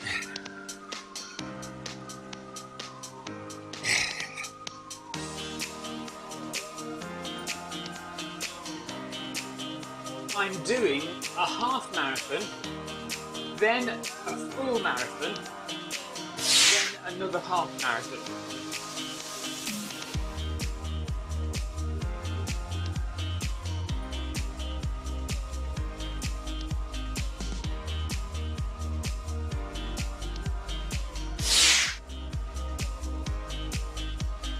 Hashtag never forget. Never forget. This will be brought up for years to come. Adam, Jorm, and was it Andrew Cutmore I missed as well? Somebody else you said I missed. 3 videos were missed off the official Zwift Make Humanity Great Again team video, which was shown on Eddie's stream yesterday and on the Facebook page. And we managed to make Eddie Izzard cry. Comedy legend of the UK, icon, British comedy icon, was brought to tears by a video that did not feature Adam Koffler. I can only apologise profusely and continue to do so. It is less than a half marathon as well. I know.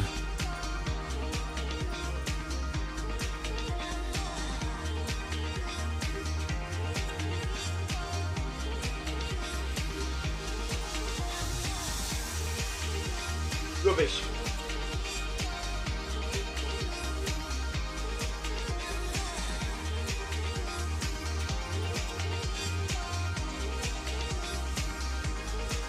Oh, Amy hits right where it hurts. It featured me, says Amy. Yes, it did feature you, Amy. Not Adam, but it featured Amy.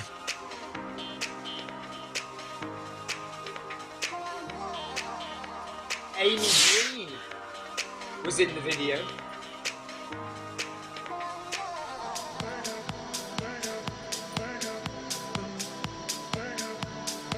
Oh, Andrew Usher, was it? Oh, I'm so sorry, Andrew. So, Andrew, that's really... Do you know what? In all honesty, that's really frustrating, because Andrew Usher and you, Adam, have been 2 of the most prominent members of the group. And I'm quite annoyed, really. You know, in all seriousness, a bit annoyed that I didn't manage to get them in. I didn't see them.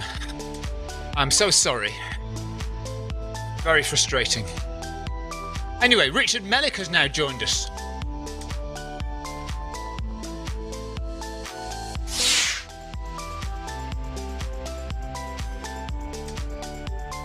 I think you're right, Adam. Better Amy's face than your face, to be fair. Jeff Partridge has just lost everyone.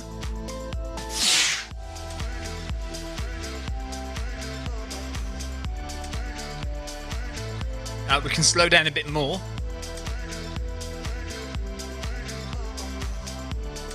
Any more surprises today, Richard?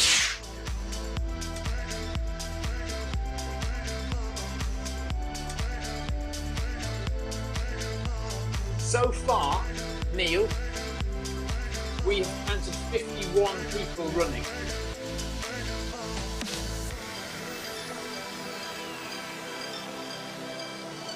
Oh, yeah, 52, okay. Jeff Partridge says Zwift companion app just threw me out too. What's going on today? No surprises from Richard today.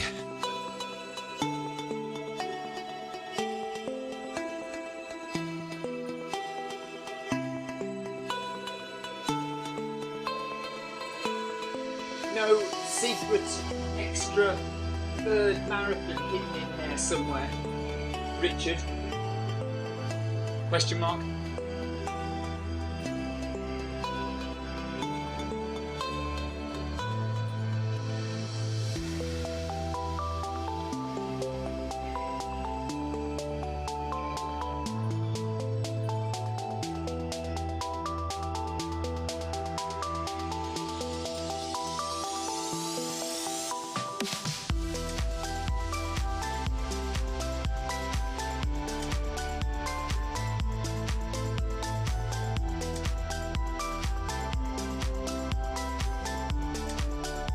So Jeff Partridge has just been thrown out as well.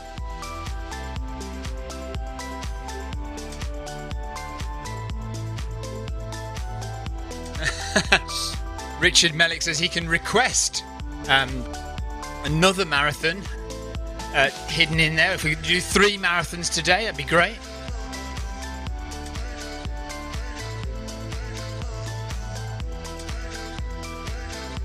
over 20, excluding Stephen.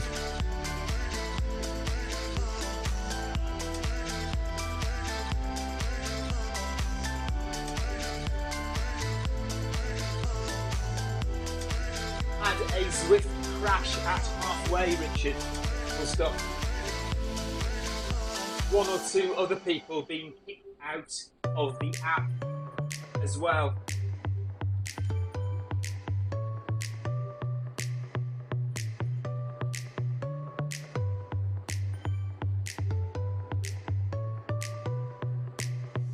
First time it's happened to me this month, though.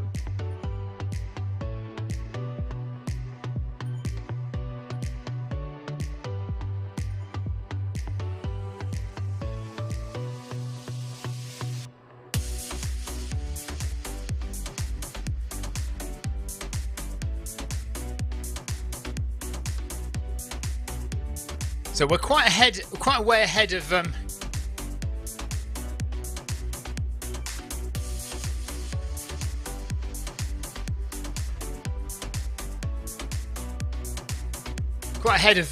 Eddie at the moment.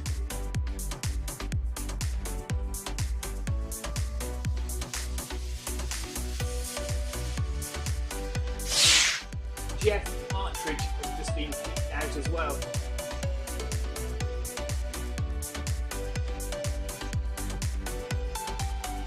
Carl Barron says he might have to do the extra 10k to get the marathon badge. Yeah.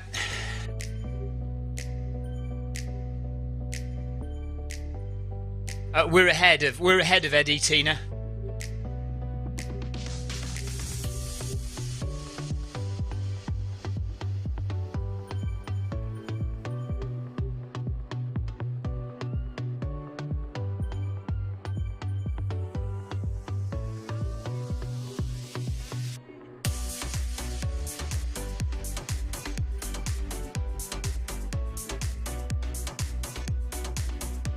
We really need Apple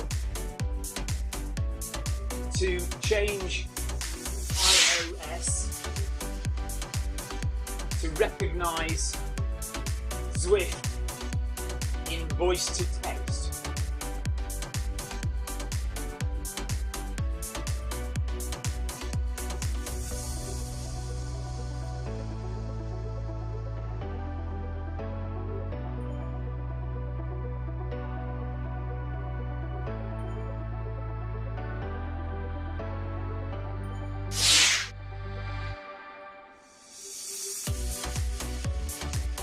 Zwift missed about a kilometre off mine.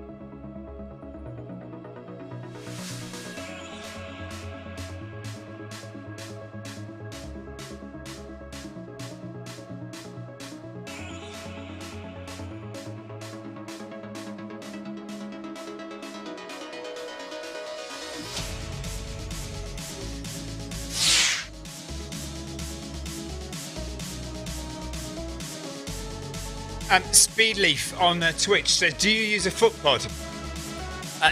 No. Yes and no, but no, my treadmill connects direct to the Zwift app. Most people who are running will use a foot pod. They connect to Zwift using a foot pod direct to their app. My treadmill, luckily enough for me, connects direct to Zwift. So I don't need a foot pod.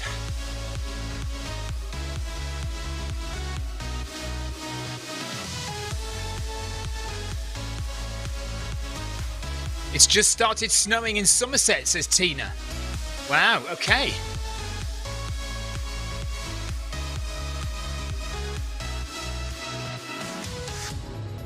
Right, my iPod has just crashed again and reloaded. Zwift hasn't, but my iPod has. So that's a bit frustrating. Very weird. It's a weird day today. Stuff's going on that's a bit weird.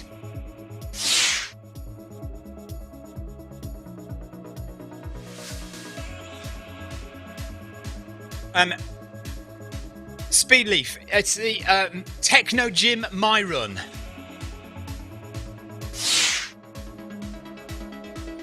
My treadmill is called the Techno Gym My Run. Toilet stop, everyone.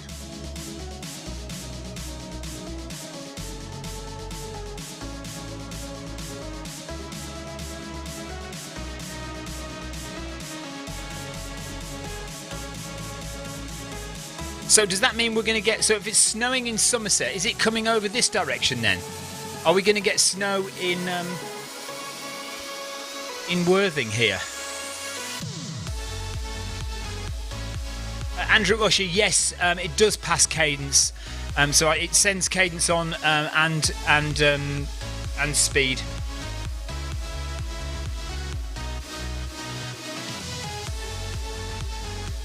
I'm just gonna go slowly.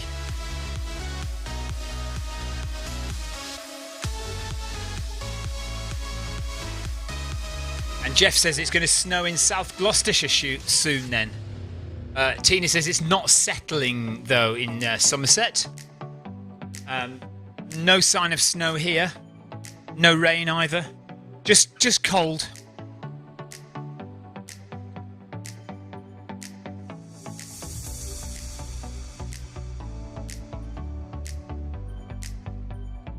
So we are around 24 kilometres in now. If you're looking at my stats, I'm 2 kilometres in. I've just had a crash. Zwift crashed on me. It doesn't crash very often for me. This is the first crash I've had this month during this project. So that's a shame. But we're having to cope with it. We'll deal with it. We'll just do another half marathon.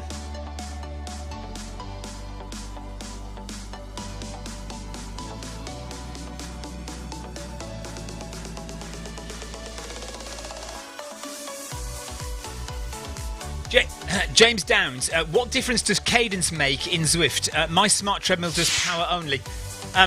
It doesn't really make much difference at all, apart from showing you what your cadence is.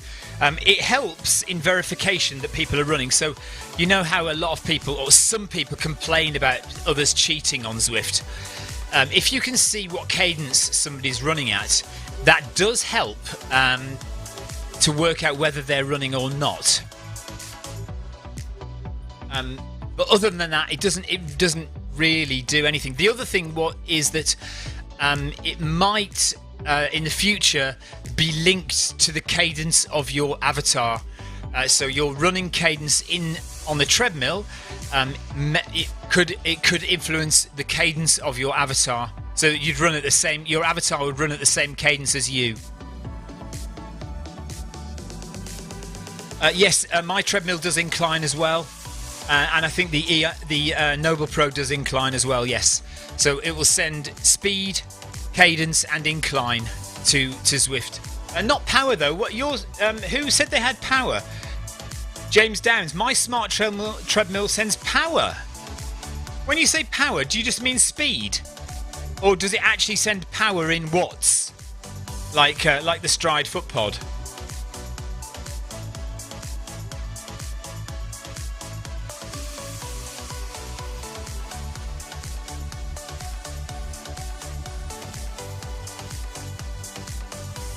I don't know where Eddie is on the screen. I'm just walking very slowly forward.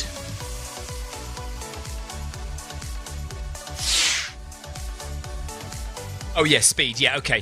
So James did mean speed.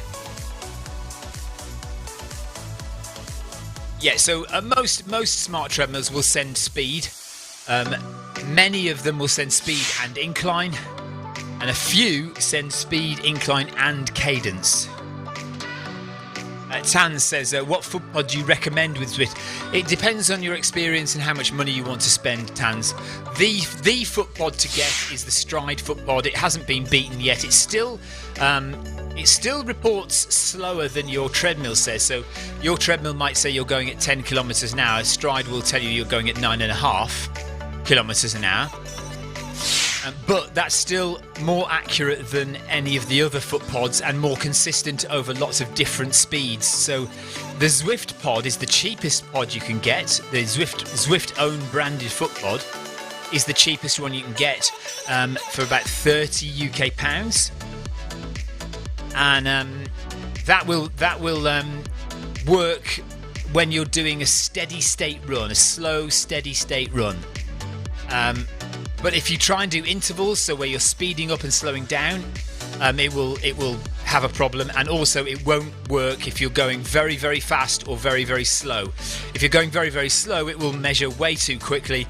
If you're going very, very fast, it won't get up to that speed. It won't get up there to measure anything like the speed that you're doing.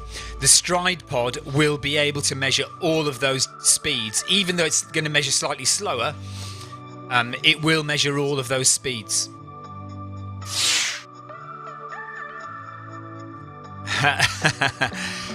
But I'm not. But Ben says, so you like the Stride then? I'm not a great fan of the Stride really for speed and distance. Power, yes, I quite like it for power because it is the best foot pod power meter that you can get.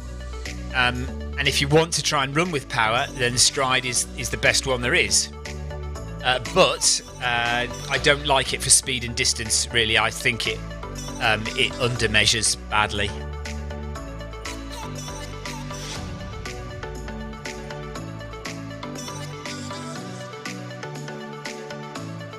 Right, Eddie is having a long break. I'm wondering whether I should just go and run to the toilet quickly. Right, I'm going to do that. I'm going to quickly run to the toilet.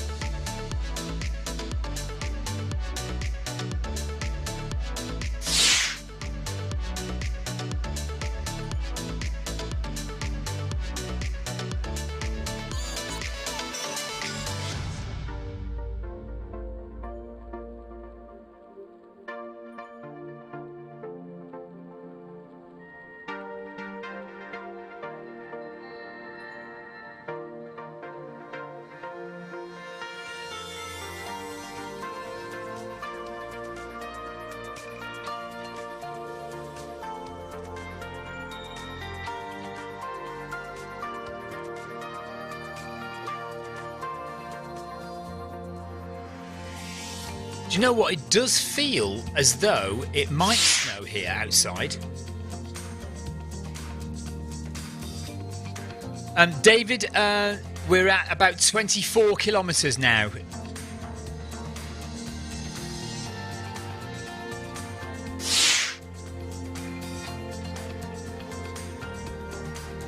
"24 kilometres, I think."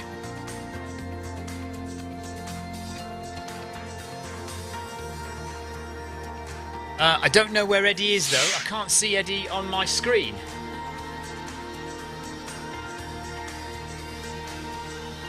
Which is a bit odd.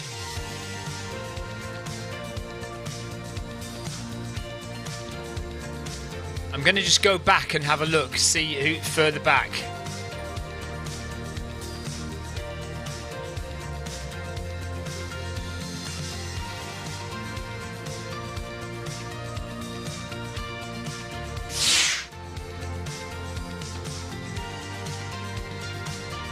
Where's Eddie?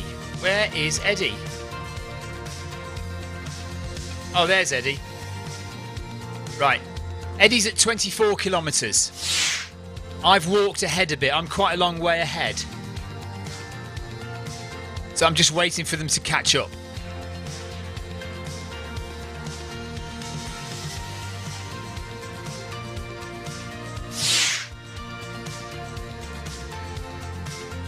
Yeah, we need to wait a while for them to catch up. They're quite a way behind us.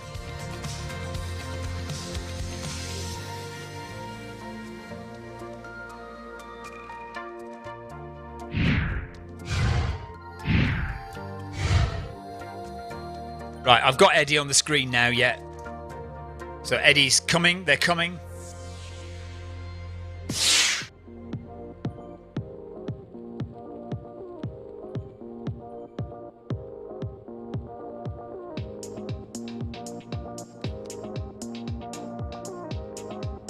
Jenna Dagan, thanks for the ride on. Ride on!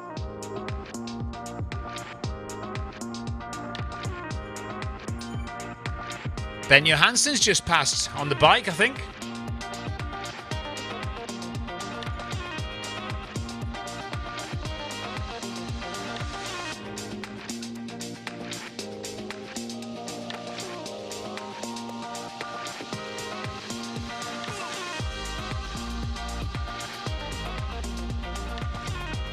So we're just relaxing, walking slowly. Let's set up another target just so I know where we are.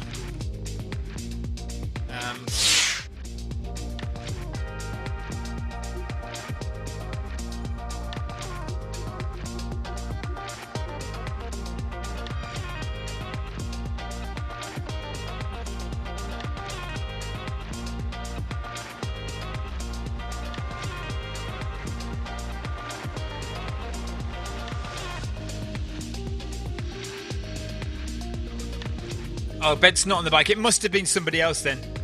Monica, I've got a little bit of coffee left, but not much. Right, they've just passed me, so I need to speed up.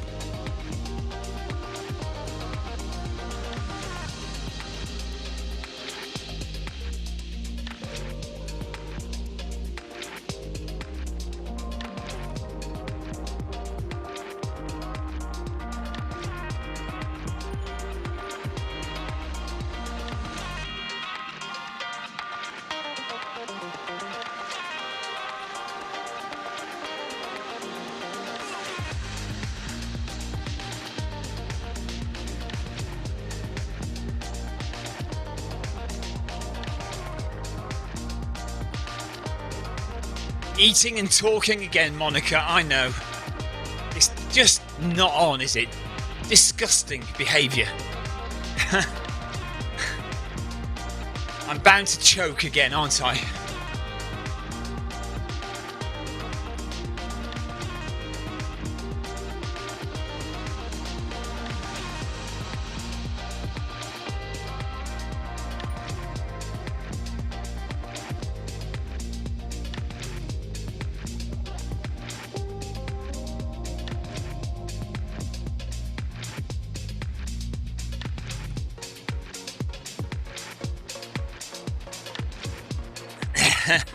I'm alright at the moment.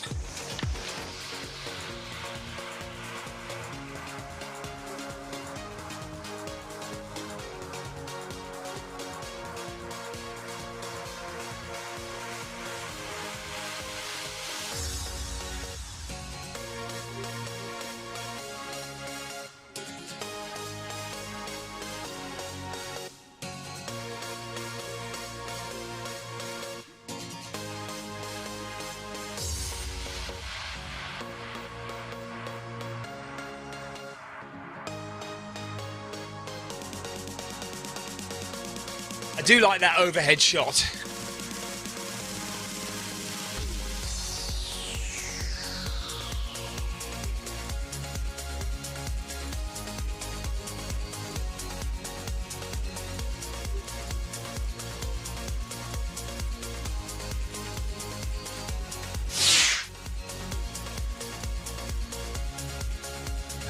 Monica, I just assume you're always watching. Monica says you never know when your nurse is watching. Yeah, I just assume you're always watching. So I just sometimes forget myself, that's all.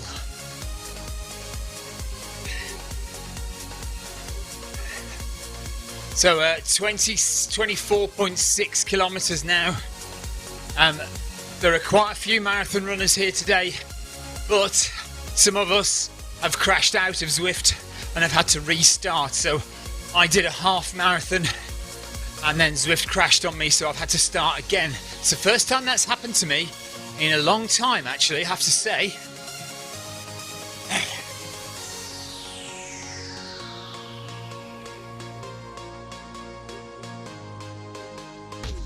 So we're running through the flower fields again, heading back up now. This will be our second time up to the top of the top of the desert. We'll be going up and down it 4 times. So we've been up here once, we've been down once. This is our 3rd section. Second time up to the dinosaur and the new town, where we'll turn around and come back down again. Ryan Perring has just given me ride on number 100 for this second stint. Right on. Thanks, Ryan.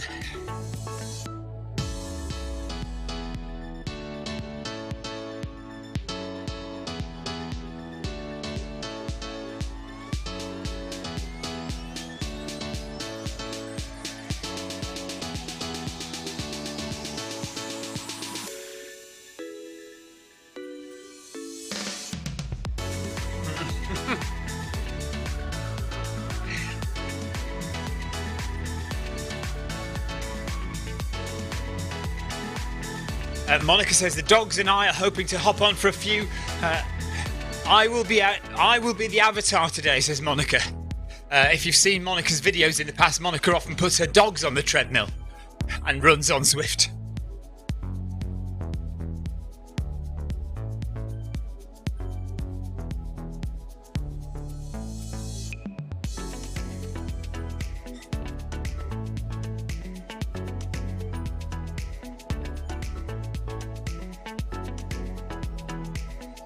Still a really big group, all helping Eddie get this first marathon done today.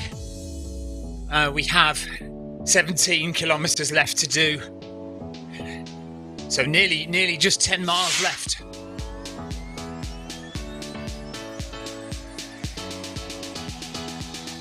Paul Deering says there are 43 runners in this group, and I've picked the one moaning like crazy to run alongside.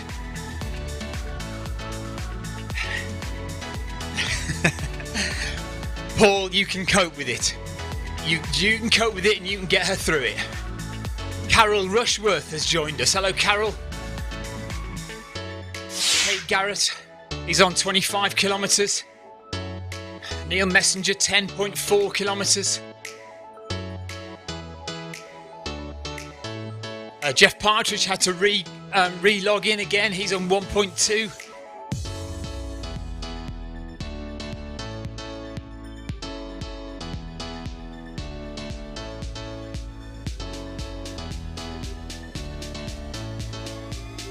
David Power's going to try and do 10 miles with us.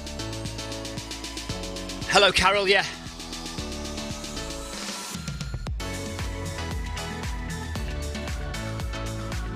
Welcome along, Carol.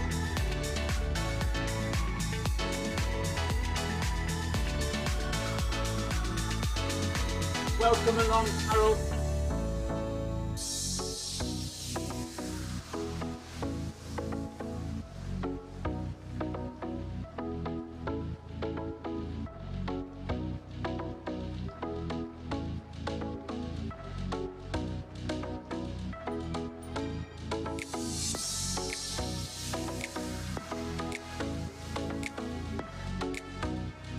Come on, Debbie. Just over 10 miles to go now. You can do this.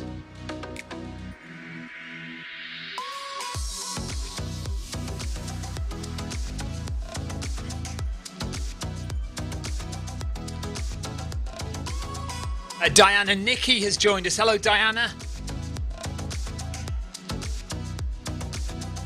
Superstar Diana has joined us.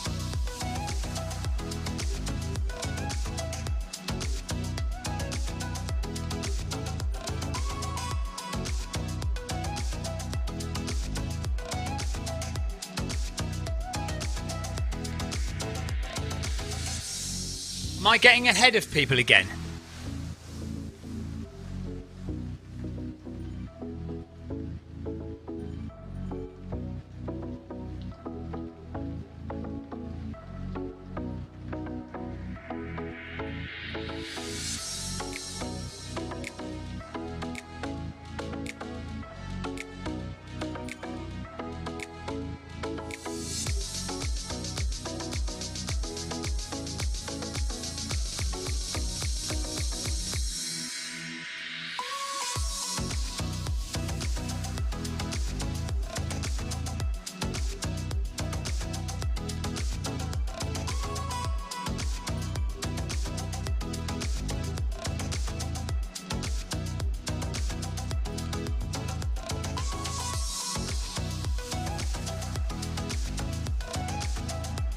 Hang in there, Paul. I feel your pain.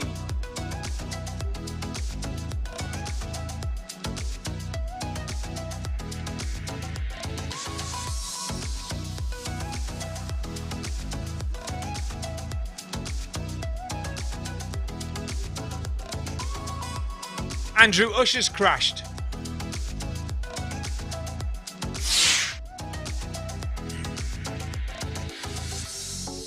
Oh dear. This is no good, is it?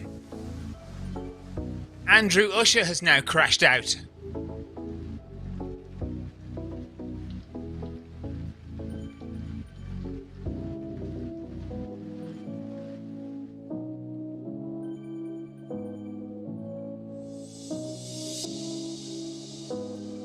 Loads of people running the full today.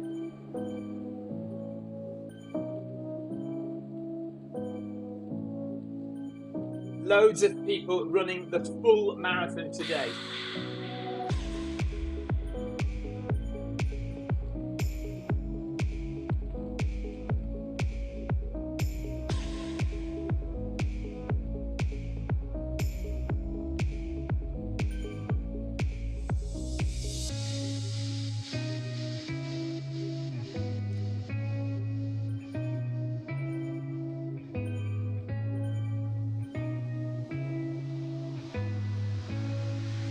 Some people doing the full marathon have had a crash and have had to reload.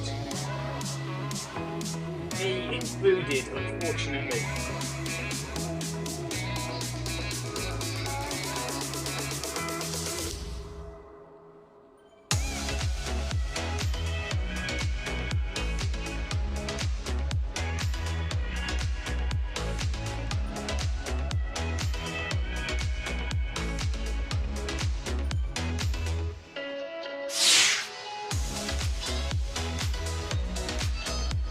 Tan says, what's your go-to road running training shoe?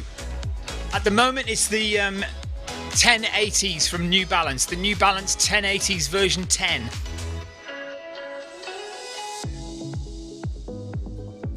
But I have bought recently the Hoka Carbon X2s. The problem with them has been they have caused a cut on my foot, where the tongue of the left shoe is digging into my foot. So I may send them back and see if I can get some new ones which don't have that problem. I have a feeling it's just a manufacturing error.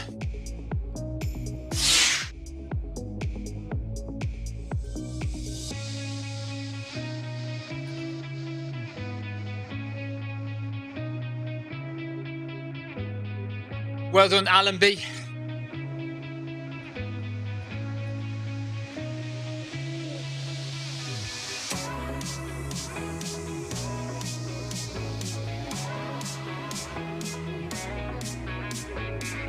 Tans is wearing the Rincon 2s from Hoka. I've not tried them, but yeah.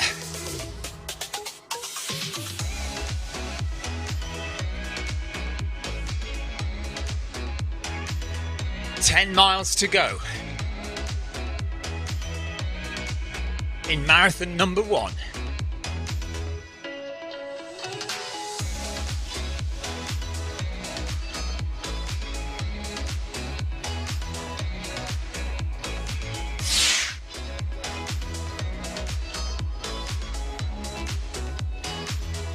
Andrew says, I think Hoka manufacturing is awful. My pair of Clifton 7s had ragged insoles.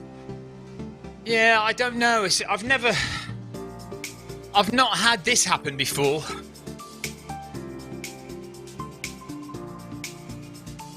So I think I will send them back and tell them the problem and see if I get a replacement and see if they are any better or any worse. If I get the same thing happen again, then I'll give up on them.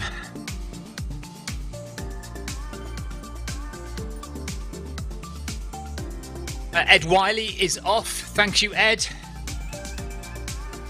The pleasure is all ours, Ed.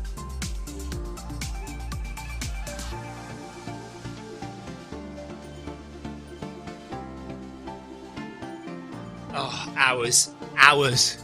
Pleasure is all ours, Ed. That's a different meaning, isn't it? S. Vaughn, thank you for the ride on. Ride on. And Alan B, thank you. So there'll be turning coming up again soon.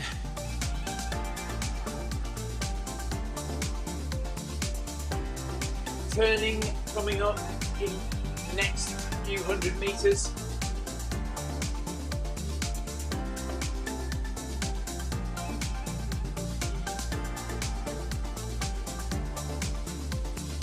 Make sure you go left and around.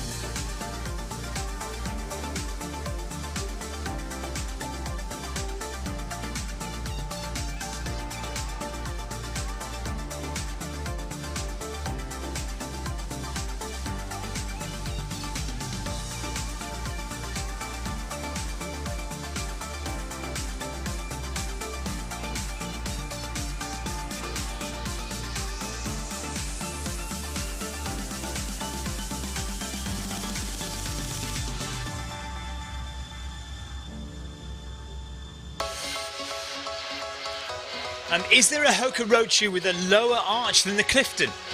Too high for me. I wasn't aware the Clifton had a high arch. I always thought it was a low arch. No, I don't know, Jeff. I'm sorry. I don't know shoes well enough, to be honest, to say that. And I haven't worn the Cliftons since Clifton 1, so I don't know enough about the Cliftons either. I've not worn the Rincons. The only road shoes I've had have been the Clifton 1s and these Hoka Carbon X2s. Gymnasio, yes, I'll be running tomorrow, but it won't be a marathon. It'll be a nice short run tomorrow. Nice, short, easy run tomorrow. Little bit of recovery.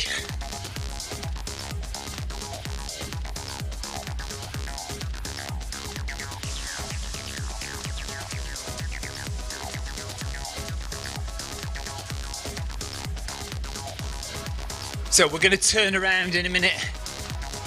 When we get to the roundabout, we go round the roundabout. We take a left at the roundabout. And we go round and come back down the desert.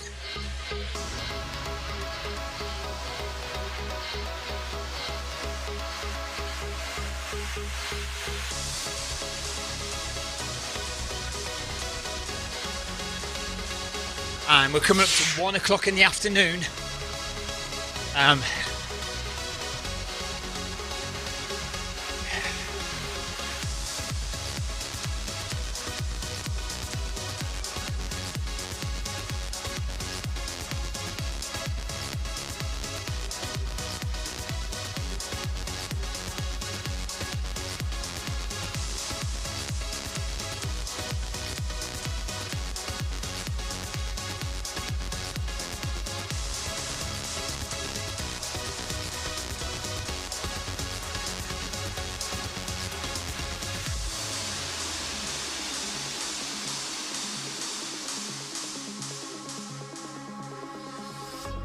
Grantham is on 20 kilometres, Eddie Izzard now 26.4. So we're at 26.4 kilometres in the first marathon.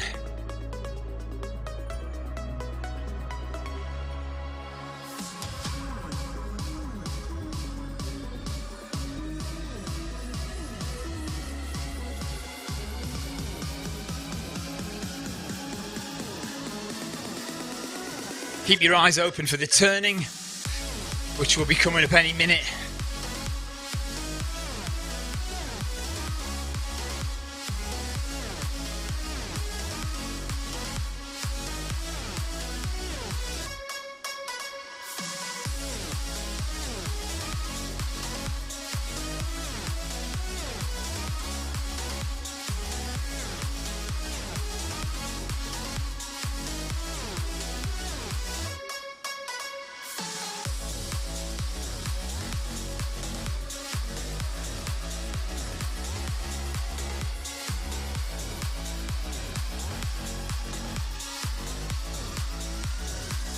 Eric Lou, thank you for the ride on.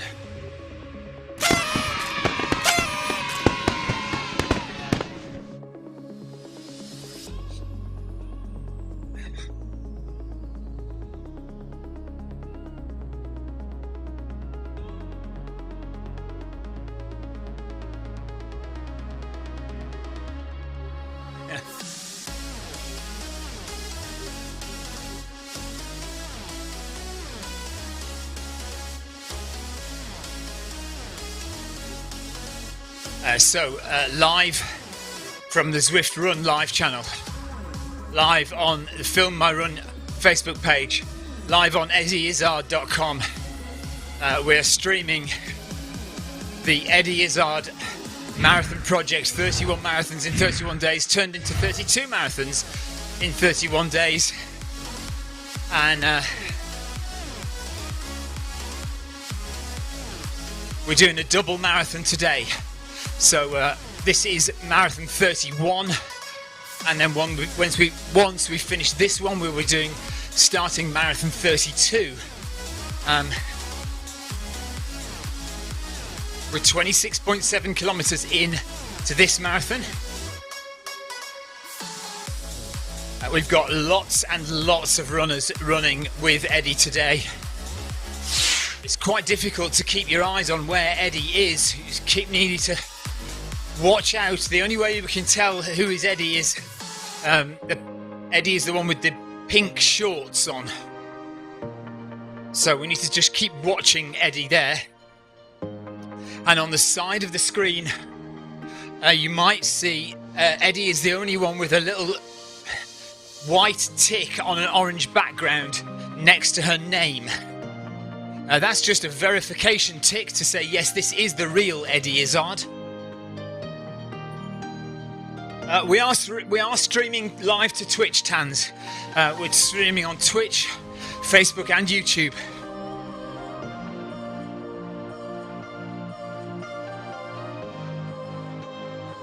So we're coming up to the turn where we go around the roundabout and come back down. And that will be our final section of, well, we'll get to the end of that section and I think it'll be one more turnaround, but only for a couple of kilometres at the end. Tans, it is Zwift Run Live. So the same as YouTube, Zwift Run Live on Twitch. You will find the quality, I know that you use Twitch, but for other people watching, you will find the quality on Twitch is much better and the latency is much lower on Twitch than it is on YouTube and Facebook. So if you want to go and check it out on Twitch, by all means do. Zwift Run Live over there.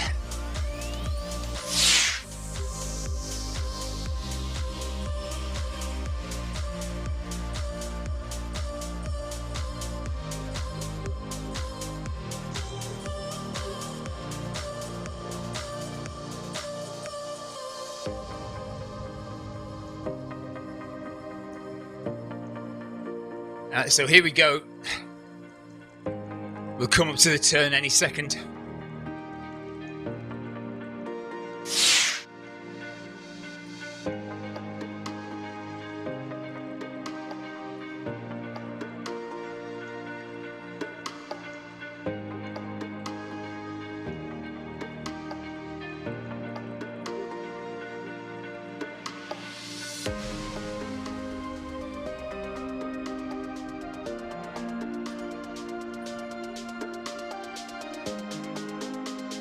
Okay, we're going left, left, left.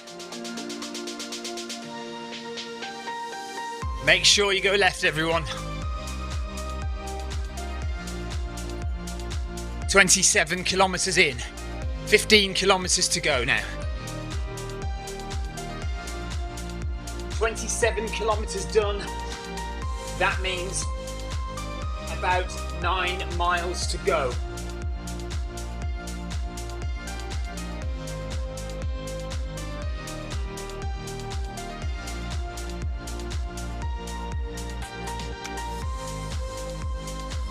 So we're going left and we're heading back down through the desert again.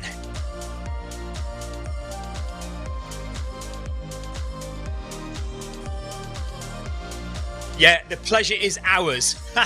Hours on the treadmill. Left, left, left, says John Scordia.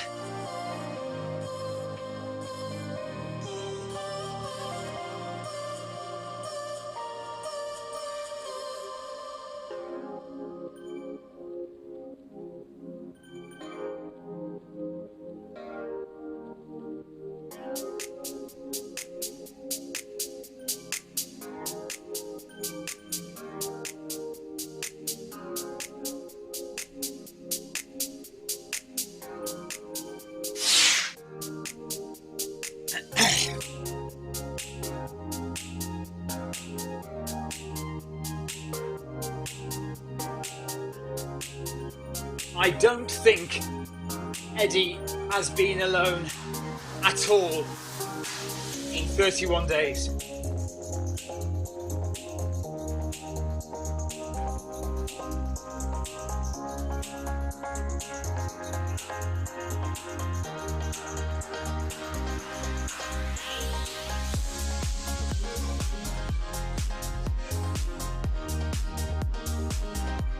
Richard Mellick from Zwift HQ there, just saying on day one we said don't let Eddie run alone at all, and 31 days later Eddie has not been alone for 1 kilometre of this project, so it has been amazing. Dean Carter needs to do an extra 3 kilometres at the end. I'm just going to put this one down to a bad day. I'm just going to finish when I finish, and then we'll do a full, hopefully I won't crash again, we'll do a full marathon. Richard Mellick, take care. See you tonight. See you tonight, Richard.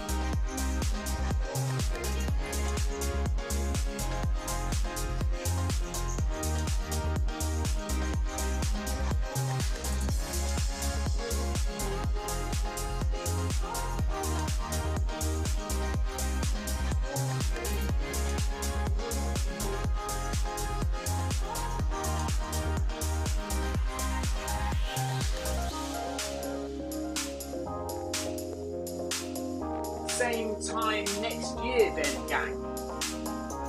Question mark.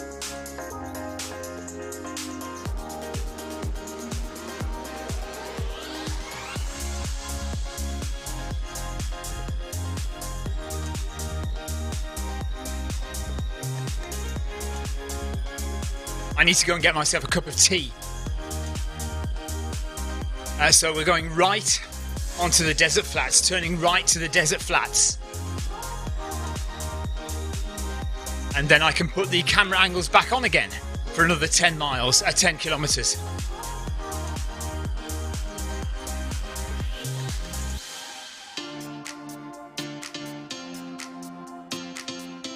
I hope we will be back running 100 miles on the Cornish coast path.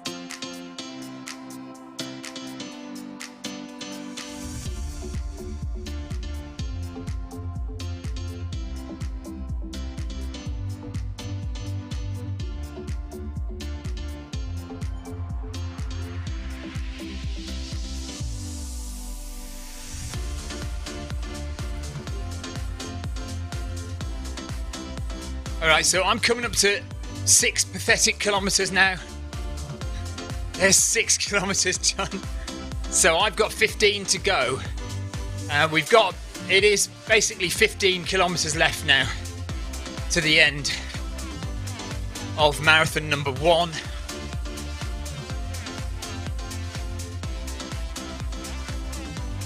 And it's going to be 2 hours and 14 minutes if we carry on this pace.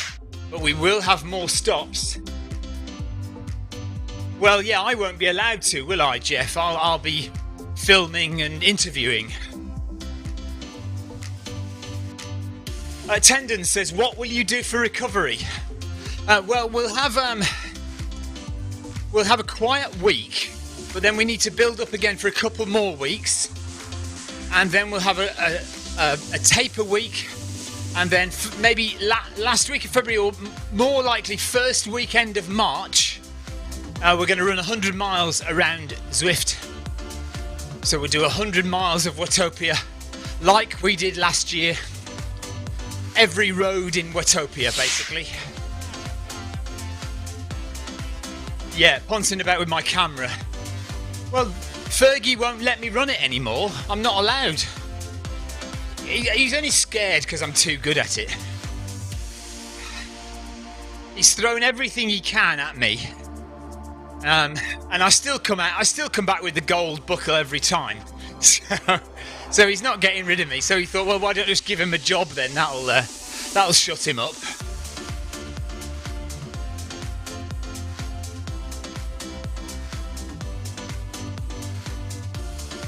I don't think I've ever got a hope of getting that black buckle though, Jeff.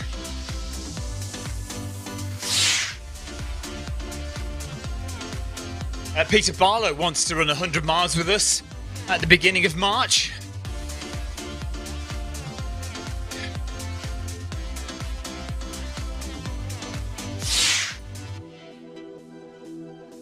No, that was the worst, wasn't it? I know. That was the year before I did it. That was the worst weather ever for the Arc. And I did miss that. Right, let's get these camera angles back on. Jason Mitchell says the first Arc video is still one of his favourites that I did. Thank you, Jason.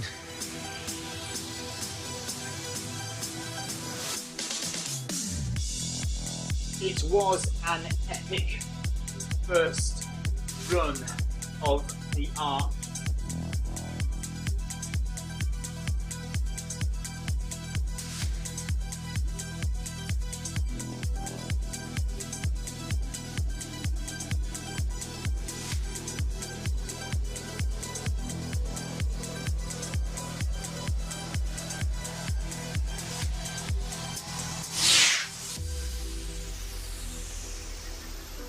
Gosh, that was your first 100. Wow! And what? You must have been one of how many finished it in that year? What was it? About 10 people finished or something? Not many, was there? Paul Deering says we've still got 43 runners in the group.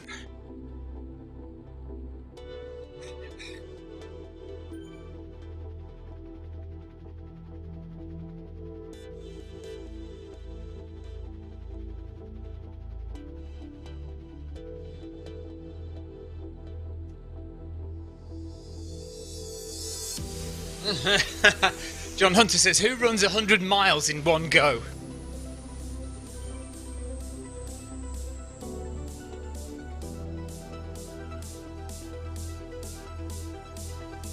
Idiots like me and Adam Holland, who ran 100 miles yesterday in 13 and a half hours on Zwift.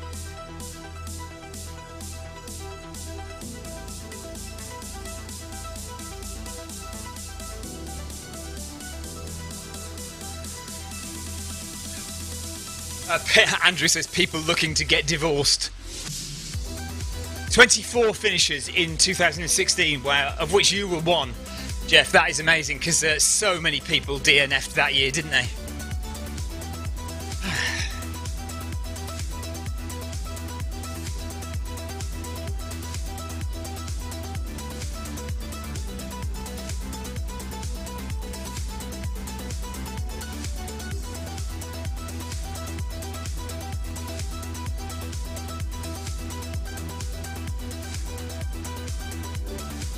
Yeah, it helps to be single, over the hill, and no kids at home.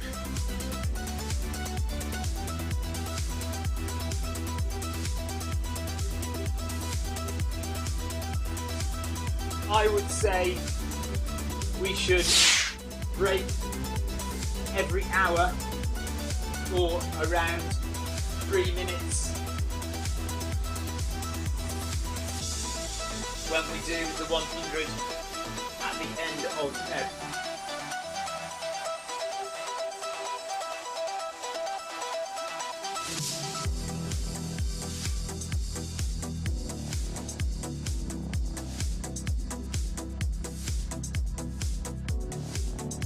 We can have a longer break at 80 kilometers or a quick shower! Exclamation mark.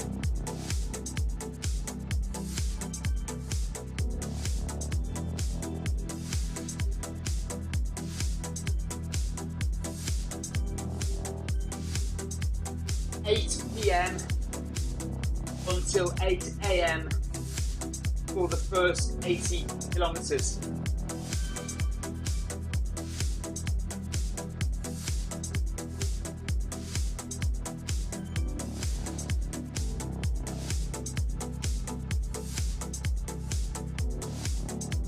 Get the night out of the way first.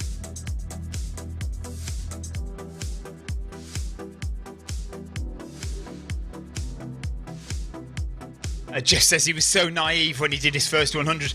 Well, that's probably what got you through it, Jeff, is that you did that because you didn't have a clue what to expect. And that's probably what got you through it.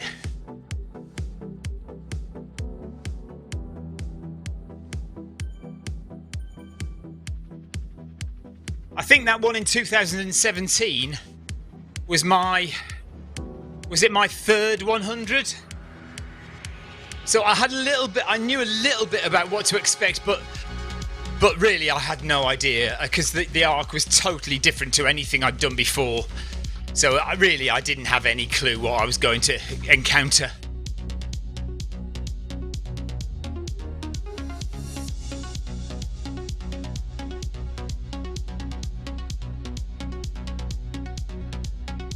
I need a cup of tea.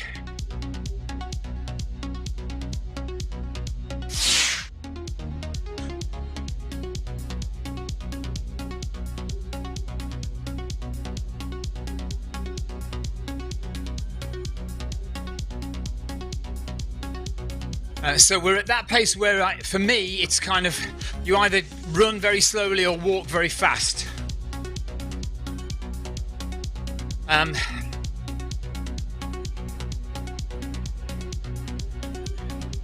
We're just a bit ahead of Eddie, not very far, like a couple of meters ahead of Eddie Izzard. There are so many people that it's difficult to keep tabs on where everyone is. But we're getting through it, and we're now I'm at 7 kilometers. Eddie is at 28.7 kilometers, so we're getting towards the magic 20-mile mark now. Not far to go to 20 miles.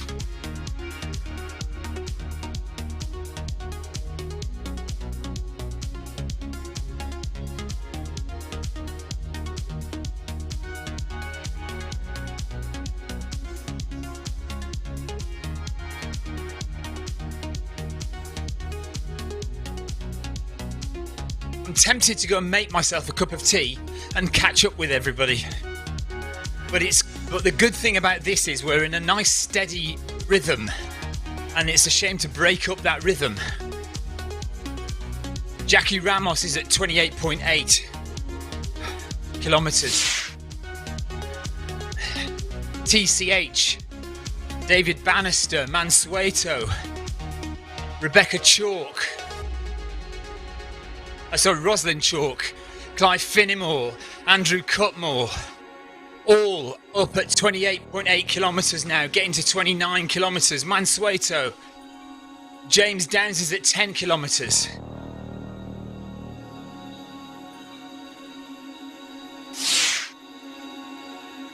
And we're stopping apparently.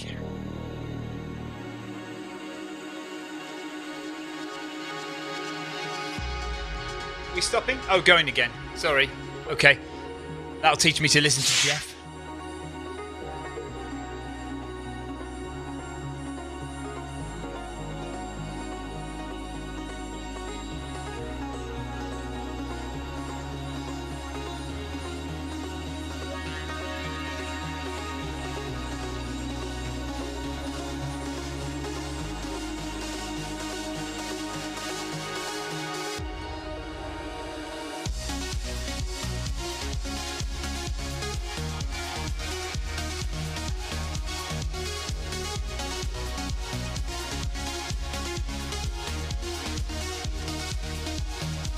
Right, there's Eddie just behind me.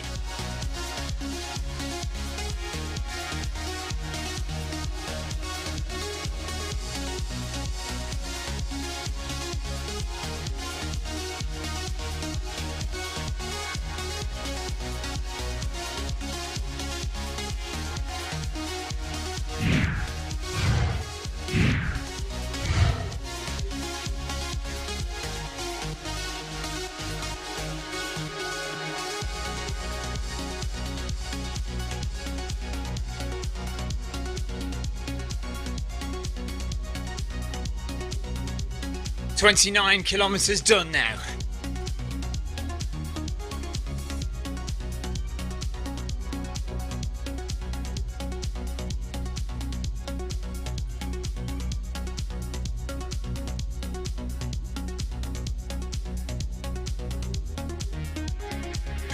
Brontosaurus.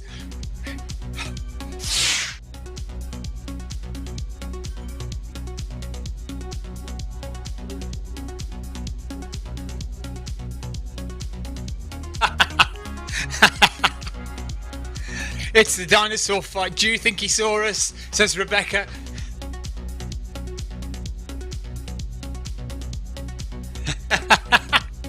It doesn't get old.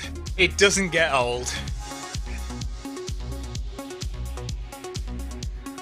1, 2, 3, 4, 5, 6, 7, 8, 9 says, "Why are you behind?" Because I had a crash. So I did start. I started at 9 o'clock with everyone else. I got to half marathon, and then Zwift crashed on me. So I've had to restart. It's the first time I've had to restart in the entire project. Dean Carter says Brachiosaurus. Yeah. Yeah, it's the first time I've had to restart a marathon in the entire entire month of running, which is a real shame and very annoying. But never mind. We'll just get it done. Get this half marathon done in 2 hours now from now. I know, on the last day as well, I know. Very frustrating. But we do have another marathon to do after this, because Eddie is doing 2 marathons today. So we're finishing this marathon at about 3:30 p.m. and then almost immediately we're going to start the second marathon in New York. We need to log out, save the runs, and then log back in and do another marathon.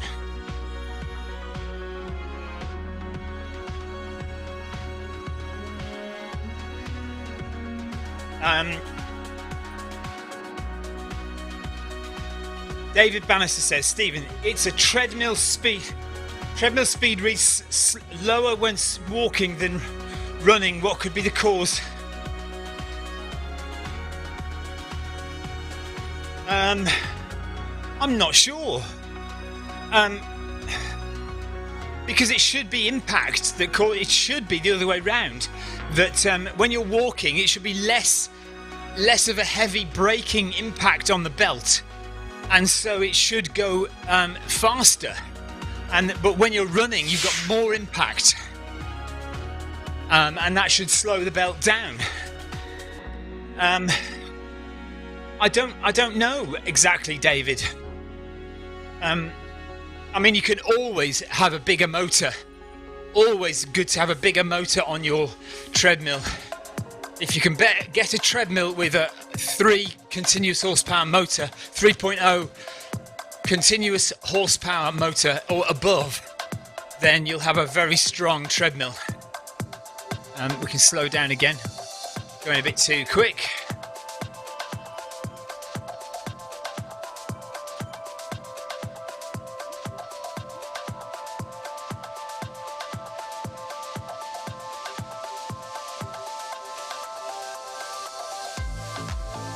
Kathy is coming to join us soon. I shall announce that, Kathy. Kathy and the snack cart is on her way.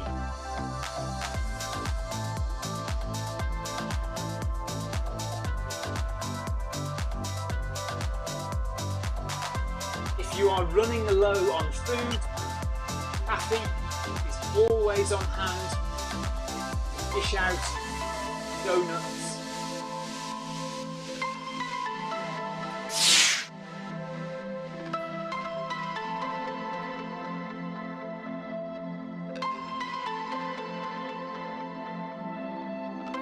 Yeah, we're getting ahead of Eddie Izzard now. Just slow down again.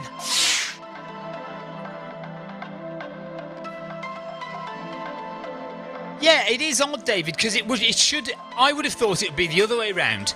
If you're walking, you've got less braking impact on the belt. If you're running, you're slamming your foot down harder and more forward motion, which would slow the belt down more. But it may depend on the weight of the person using that particular treadmill. They may just have a really bad treadmill, David. Who knows? Who knows?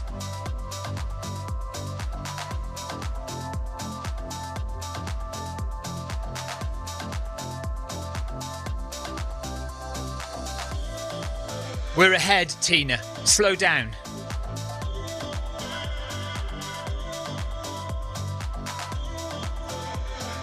Slow down, Tina.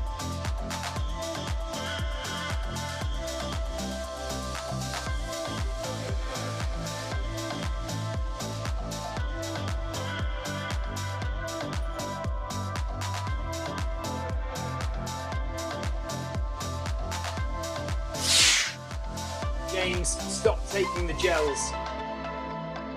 Full stop. We are going too slow for them to be of real benefit.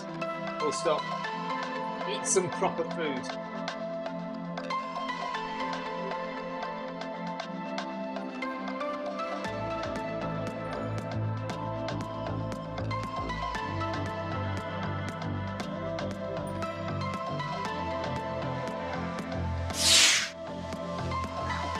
I've got cheese sandwiches.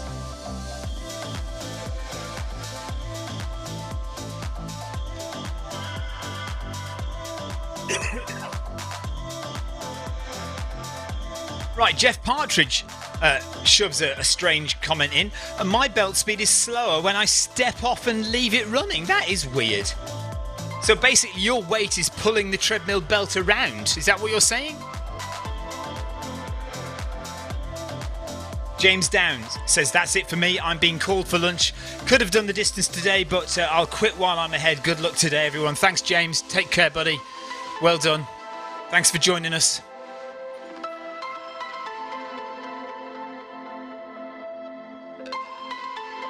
Right, I've now gone behind.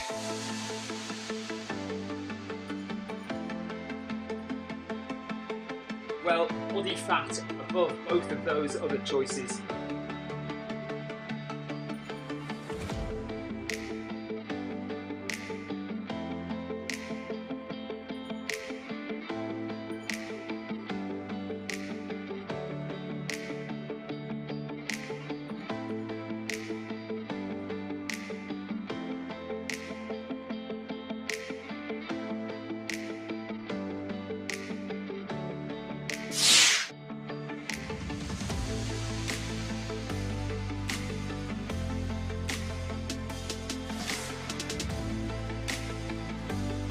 Yeah, you must be, pushing it backwards on each stride, yes.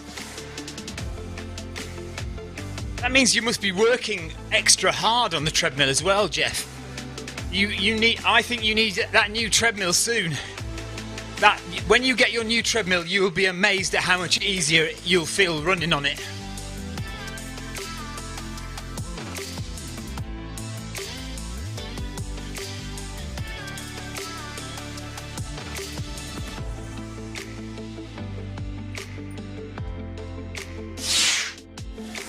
I'm with you, Dean. I hate gels.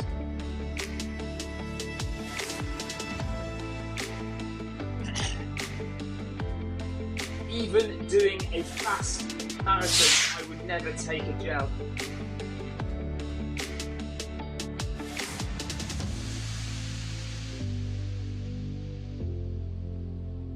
I could never take a joke. Brilliant. Oh, that's just silly.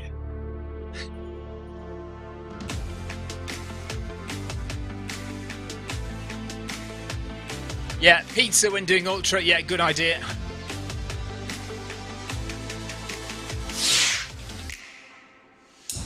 Tina Beard feels like, yeah, it's the same thing with her treadmill.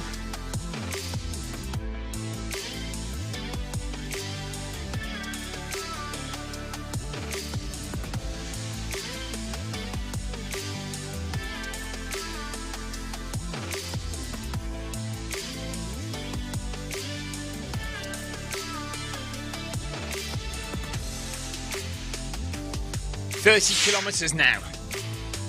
Amazing stuff. Well done, guys.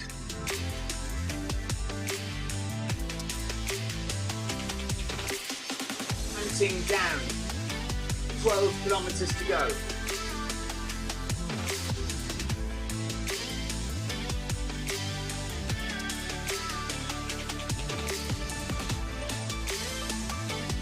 Ben says, what would you use as nutrition whilst attempting a marathon PB? Virtually nothing, but it depends on how hot it is. So I run far better in cold weather. So my recent marathon PB, I didn't have anything for the first 20 miles. I ate well in the morning. I think I had porridge or toast. I can't actually remember now. Porridge or toast, or a good breakfast in the morning. And then I ran, it was cold, I ran for 20 miles and had absolutely nothing at all. And then in the last 6 miles, I had half a bottle of like Coke. It was Purdy's fruit drink. Half a bottle of fizzy drink and half a banana. And that was it. So not very much at all. You don't, if you that pace, even for marathon PB pace, you can still get to a stage where you're burning a lot of fat for your fuel, as well as carbohydrates, fast-acting glycogen. So you do need some fast-acting glycogen, but that's just to help your body burn your normal body fat as its main source of fuel. Even in zone 3, which is where you'd be running for a fast marathon, in zone 3 you can still burn fat as a priority fuel. You just need that extra bit of carbohydrate and fast-acting glycogen, high GI, simple sugars to just help along the fat-burning metabolism. So hardly anything at all is needed, really, if you are... Oh no, Jeff's had another screen freeze. Oh, that's so annoying.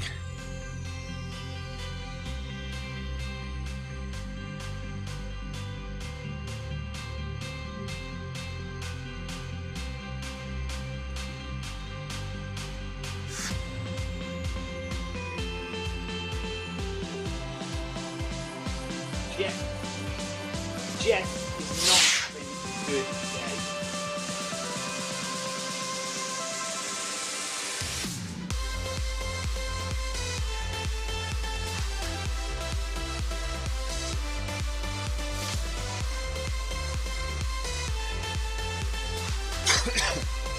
Ben, why don't you go and have a watch of my video? On the Film My Run YouTube channel, go and watch my video, which is how I ran a sub 3 marathon. It's one of the most recent videos. Just go to Film My Run on YouTube and search it up, and you'll see. And that will basically talk you through my running history and how I fuel for these kind of races. I am looking forward to having a cup of tea and and going to the loo, so I'm hoping Eddie's going to have a break soon. And yeah, we've got 11.5 kilometres to go in this marathon.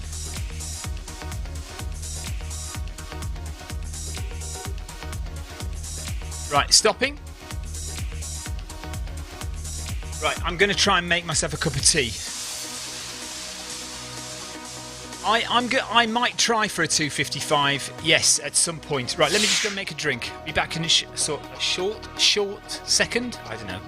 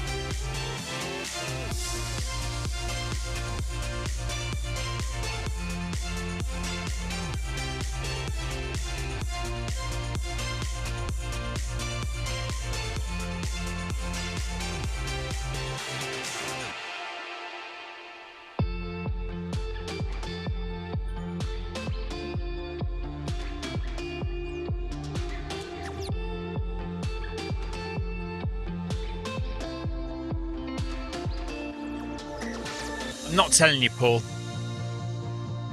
I am not owing you. I already owe you about 50 quid. I'm not owing you any more money. Right, off we go again. Heart rate, hopefully heart rate will come back. Hopefully I won't get a drop.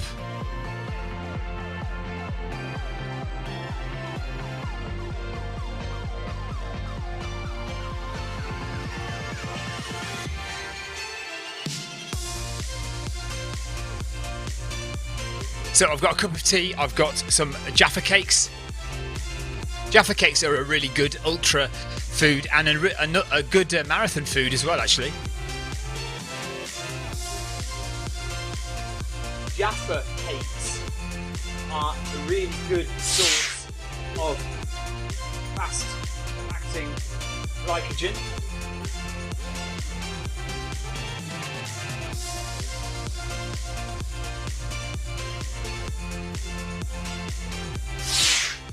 Good in long ultras, but also in fast marathons.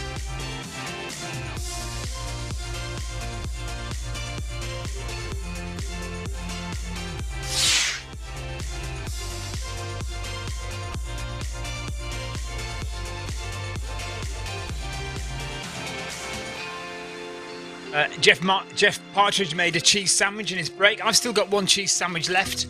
I've managed to grab some Jaffa cakes and a cup of tea in the break.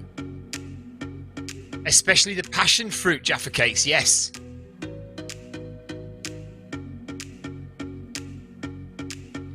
Rosalind Chalk likes those blocks, jelly blocks.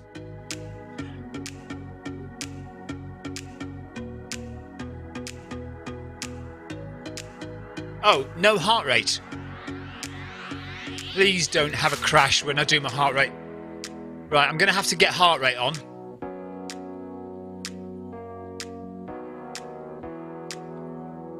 Fingers crossed, everybody. Fingers crossed we don't get a crash.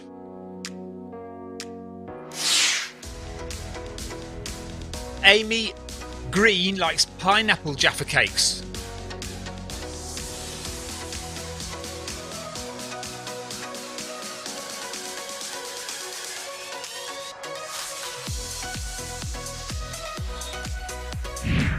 Come on, come on, come on. Come on, come on, come on. No heart rate, no heart rate. Yes, heart rate, good.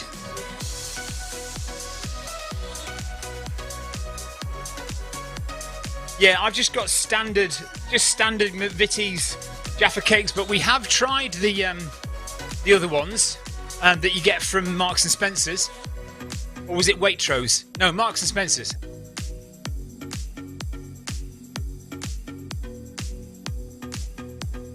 Jem Simpson has a quiche in the oven. Nice one.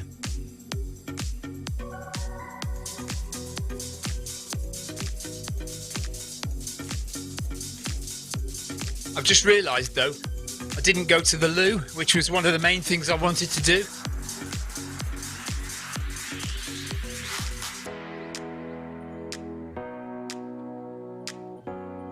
No cadence.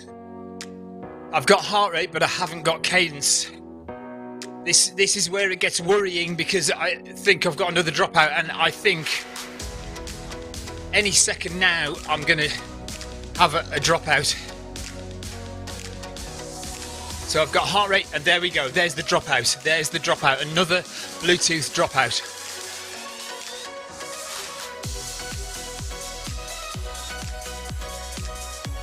Right. So,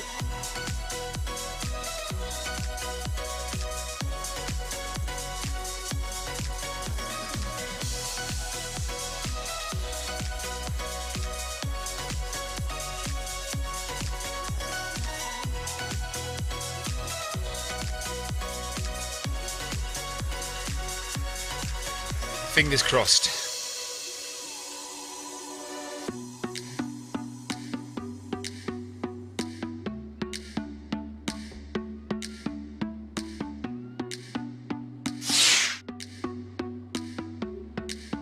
No, I'm not moving. Not moving. Okay. Gotta turn it off and on again. Too many Bluetooth connections in one room. No, I don't think so. I think it's Windows. I think Windows has screwed up somewhere in the past couple of updates. Something's gone wrong with Bluetooth. This never used to happen. It never used to happen.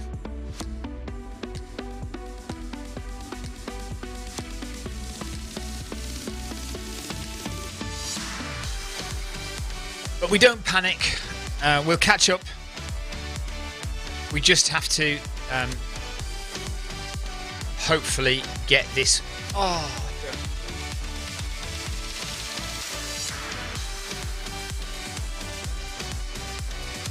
Whole thing's crashed again. Right, I'm going to turn the computer off and turn it on again.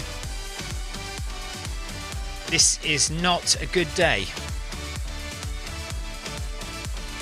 So I'm turning the computer off and I'm going to turn it on again. I'm going to just rejoin Eddie when I just get logged back on. It's happening too often now today. So computer off, computer on again.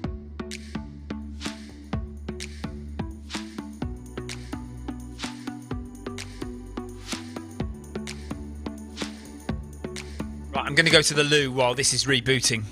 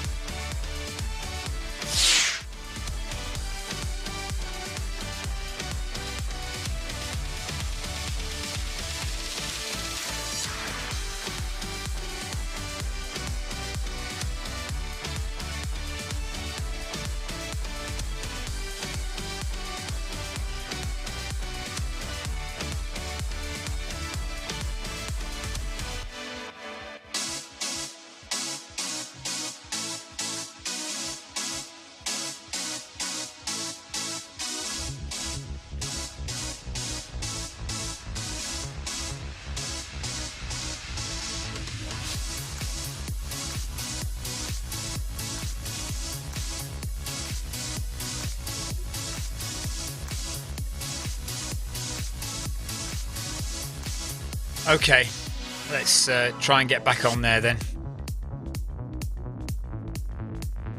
10k to go. 10.5k to go for Eddie's first one. I'm not going to get a whole marathon done then, because I'm not going to spend time catching up. I don't think. We'll just get this done and try and put it off as a bad job.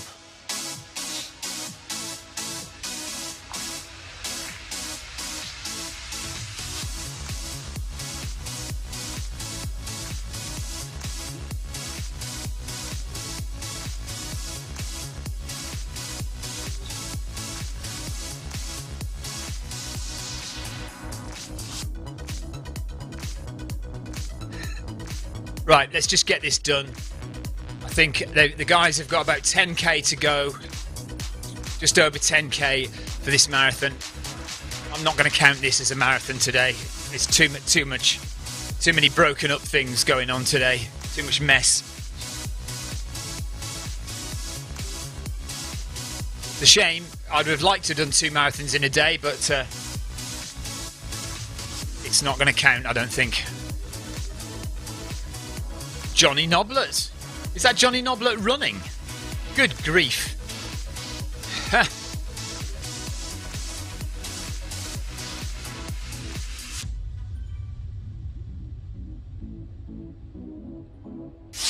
Second crash of the day for me.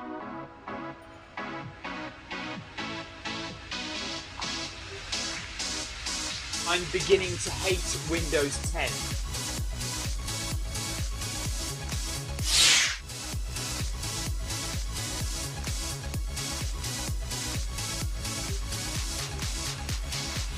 No, because I'm not going to get to a marathon, am I, Jason? I'm not going to make it to a marathon because I've had too many breaks now. I've lost a couple of kilometres here and there. I'm in a bit of a bad mood now, I have to say. So just I apologise for being grumpy for the next couple of hours. I'll cheer up again once we start marathon number 2 in New York, and if I can get through that without any crashes. Right, Jeff Partridge just crashed twice, but he's not on Windows.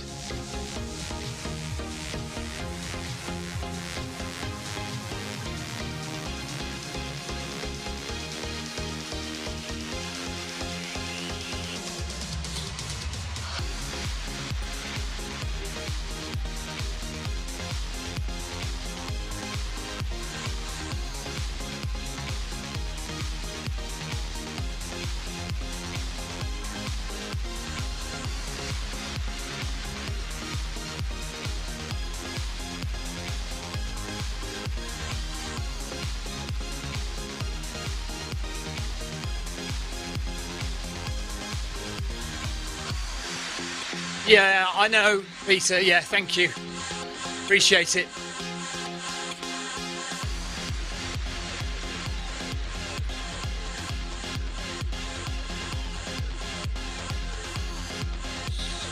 No, well, it's gone beyond comedy now, Adam. You see, I'm not in the mood now to joke about it, unfortunately. It's just like, oh, for God's sake. Oh, thank you, Rebecca. That has made me feel better.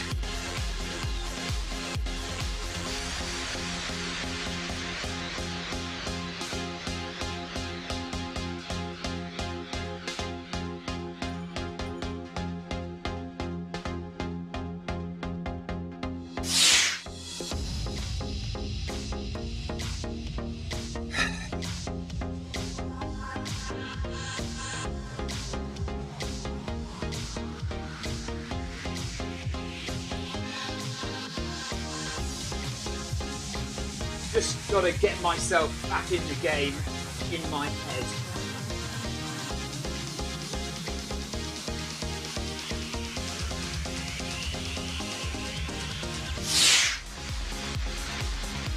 It's all mental, and these kind of problems mess with your head.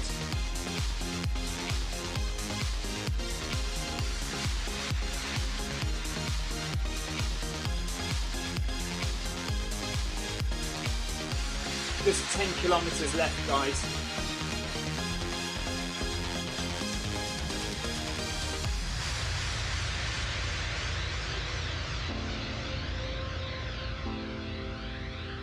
Debbie Colville, you've got this.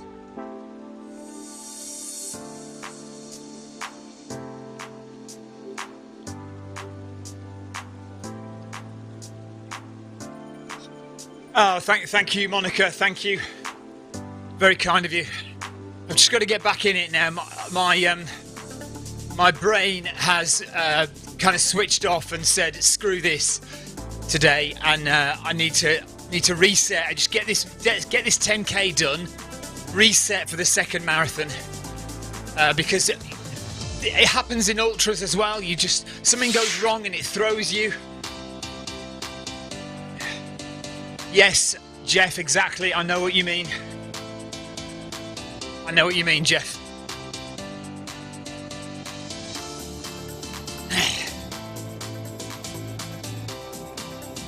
That's what Paul is there for. Full stop.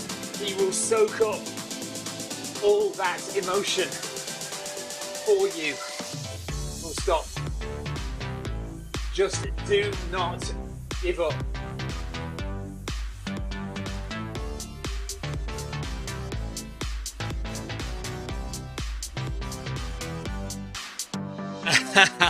Monica says it's a dog run. Is it your dog, Monica, running behind me? Thank you, John Farrell. Thank you. Nice.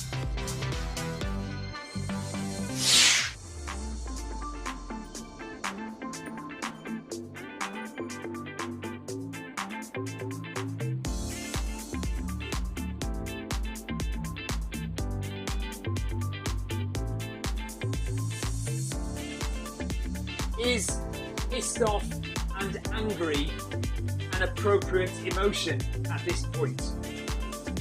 Question mark.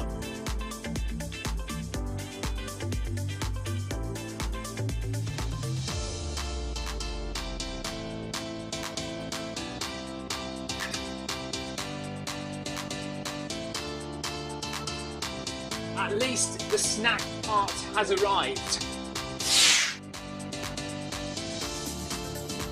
Hello, Kathy. Hello, Kathy. Mark, that's kind of you to say so. Thank you very much. And Pat Does Fitness says, we're all with you, mate. Thank you, buddy.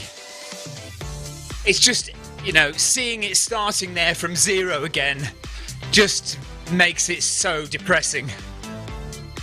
I know I've done the miles really in my legs, but just I want it, you know, I want it to say a full marathon on Zwift, and it won't do now. What can you do? Passing Stephen a smile. Thank you, Kathy. I definitely need it, Kathy.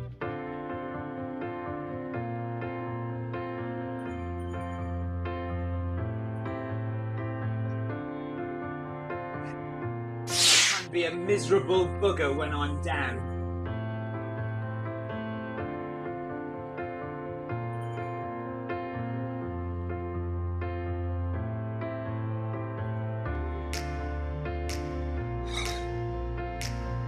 Mark Samuels, Pat Does Fitness, Carl Barron, thank you very much. John Farrell, thank you very much.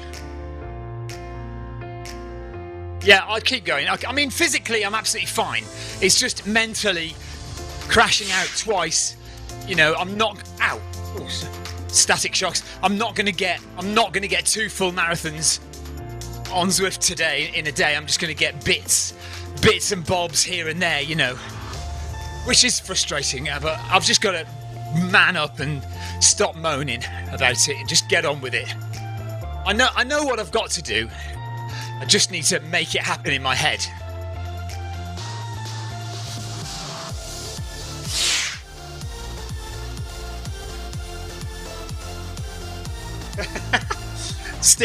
Andrew Usher says, Stephen, I wouldn't be doing all this batshit craziness if it wasn't for watching your streams. It is batshit craziness, isn't it? You're absolutely right. Batshit crazy.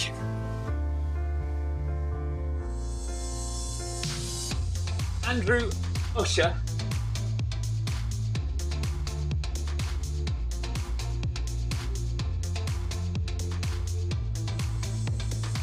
Has just described this as batshit.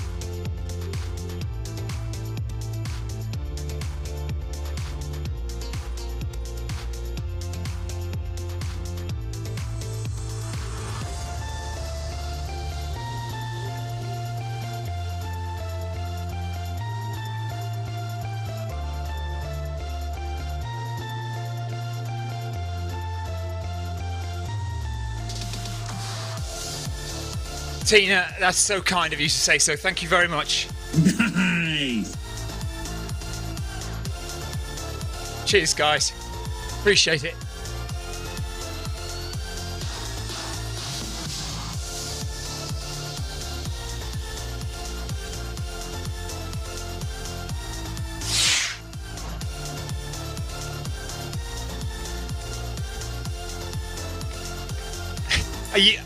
Are you blaming me, Andrew? Are you?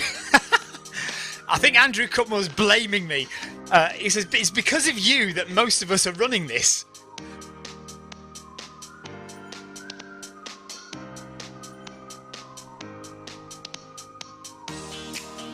Maybe I should just man up and get a grip, for crying out loud.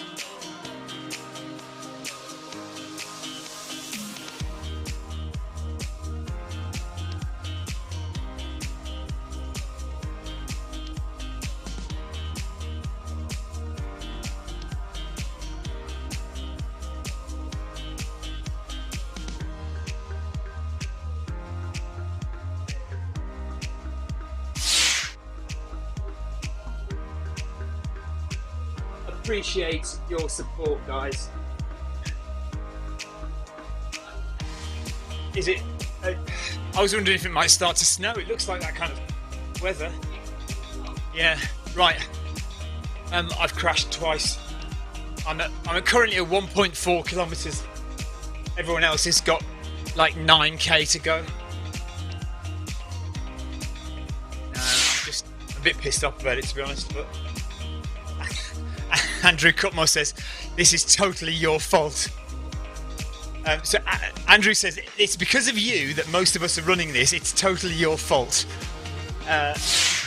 Mark Samuels agrees, absolutely. Andrew is right, says Dean Carter. Well, this is very kind of you all to try and cheer me up, guys. Thank you very much. I've just made myself a cup of tea.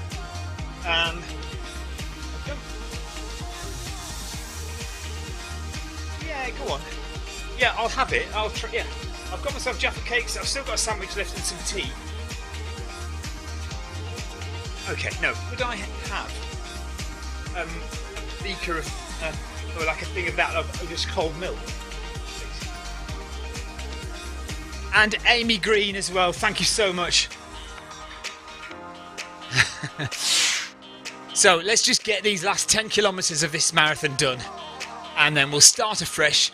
A new mindset. Start again at New York for marathon number 2 today.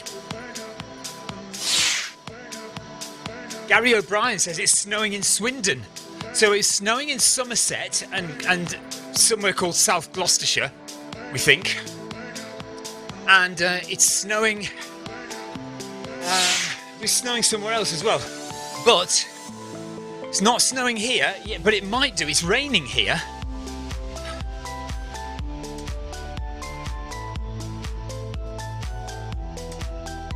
Mark says, I couldn't run 2 kilometres before watching your videos. It's totally your fault.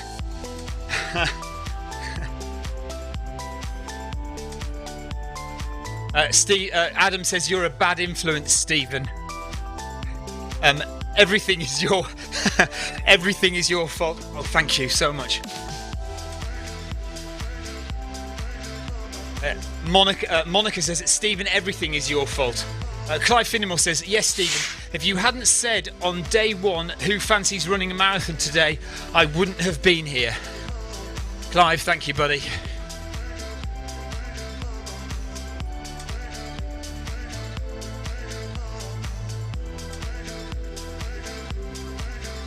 As Clive rightly told me the other day when I was moaning about something, we are here for Eddie.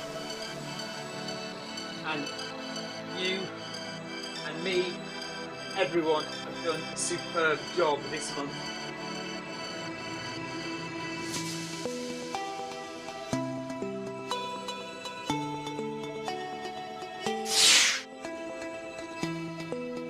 Mark Mansueto, thank you so much, buddy. Appreciate it.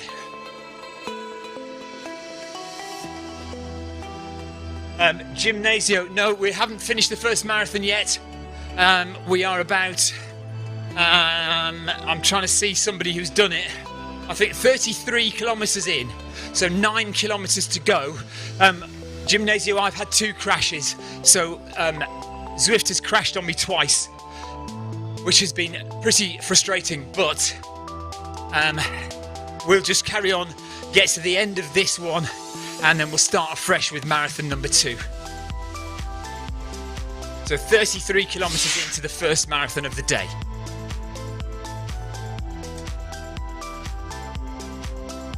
Are we stopping again? Where's Eddie?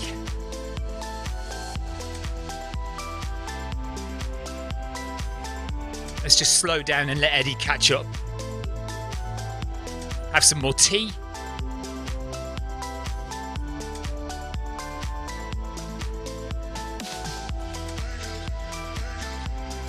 Dean Carter sounds like he spilled coffee everywhere, which is more of a me thing to do.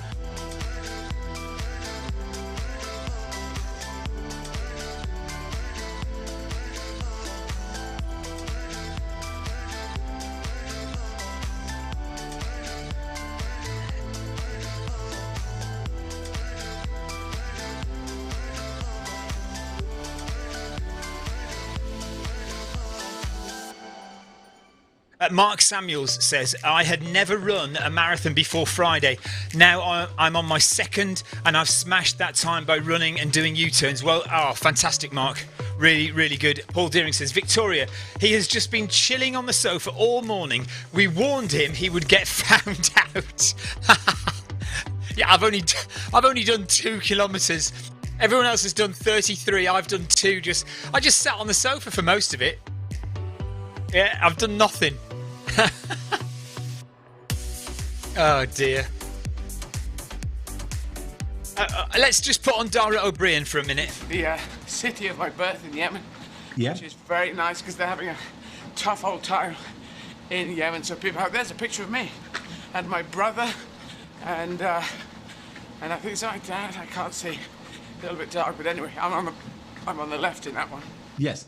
And that's me and my brother. I'm in the blue shirt. And my brother. We went back to where. That's the street where we lived when my brother was 3, I was 1. And there's me. I'm in a white shirt in that one. Dad's in the middle. But it was good to go back. 2008.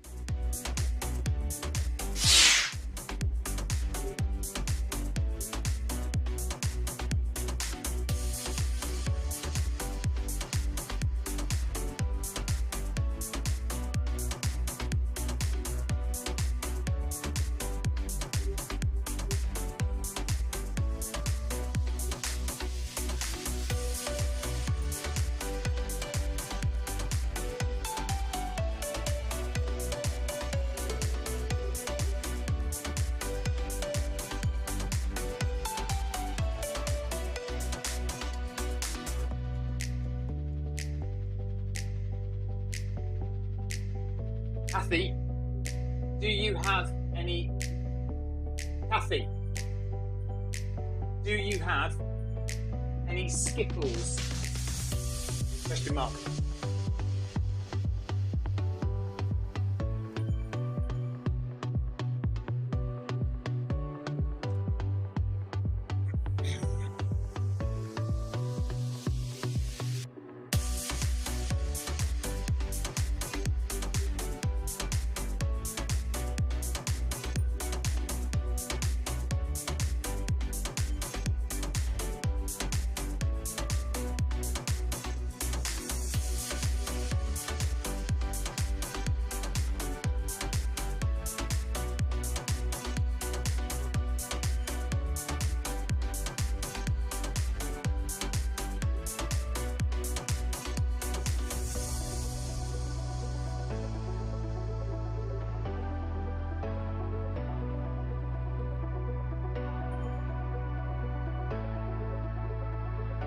Oh, Of the father was in medical sorry, I was student, listening so that to this appears in a possible adopting family. Yeah.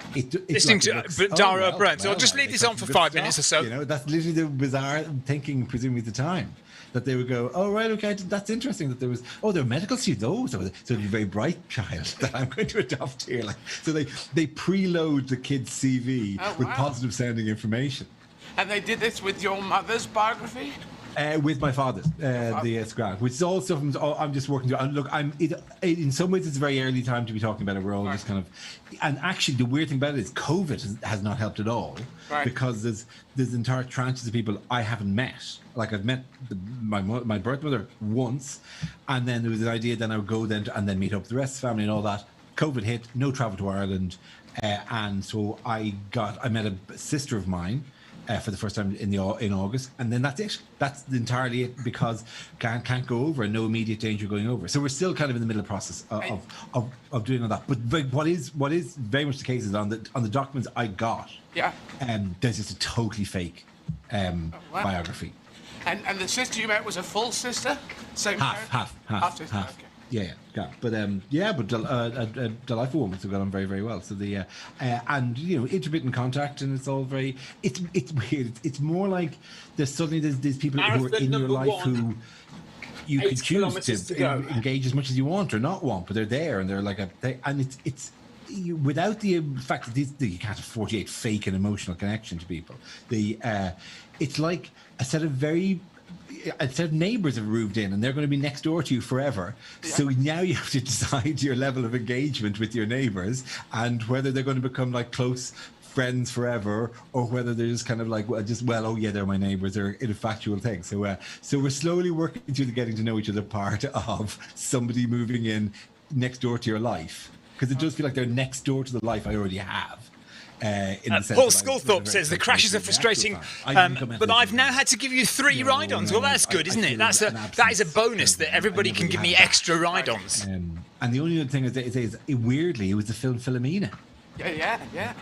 That was a bizarre thing. And because I totally never considered that I had an obligation myself to possibly get in touch and reassure this woman that it had all worked out okay, which I think is a kind of a thing that I had never thought of in those terms. And you didn't. I don't know if you've asked. Well, I don't know if it's right for me to ask you if you've asked this, but you didn't ask what the fuck, like why or. Oh, you do. But look, it can be summed up in a 5-letter word: shame. I think so, Kathy. Yes. In the 1960s and 70s, yes, but they weren't going to get the support. There was no money for them. There was no mother and baby child support. There was families weren't stepping in. So yeah, that was path. Is this an unfortunate religious thing? It's all part of a general religious context of the time. Yeah. So it would have been that.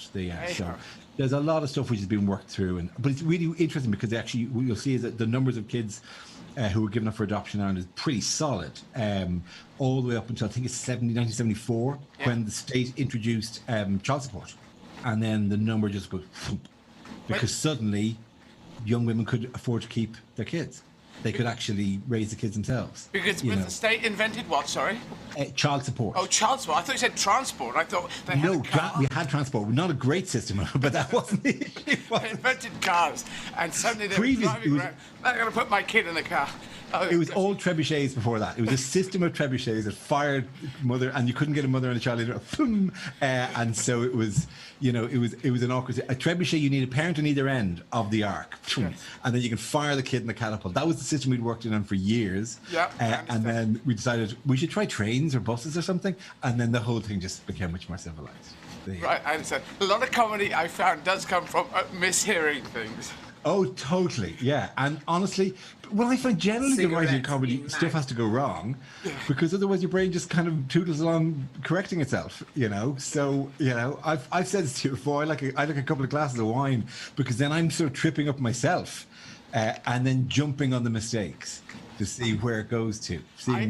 I had a very nice mistake in comedy, which led to I see comedy as seams of gold.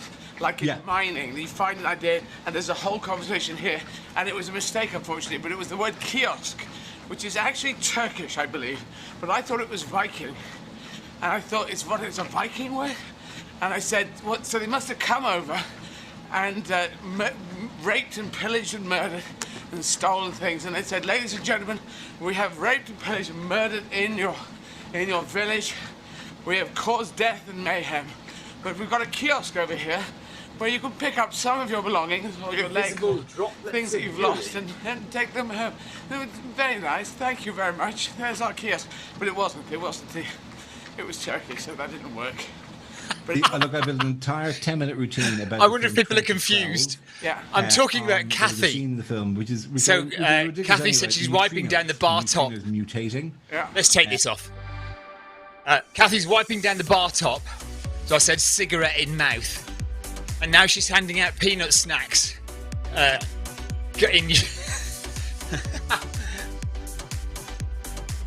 Peanut snacks in the bar are known to be covered in urine.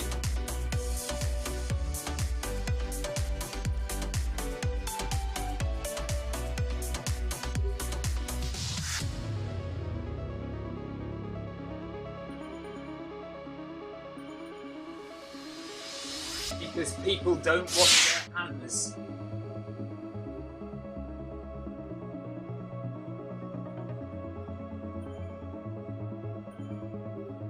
Fact, says Clara.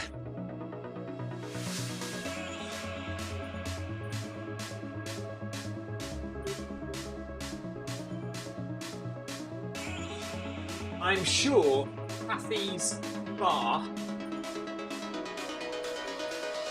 is not so low level.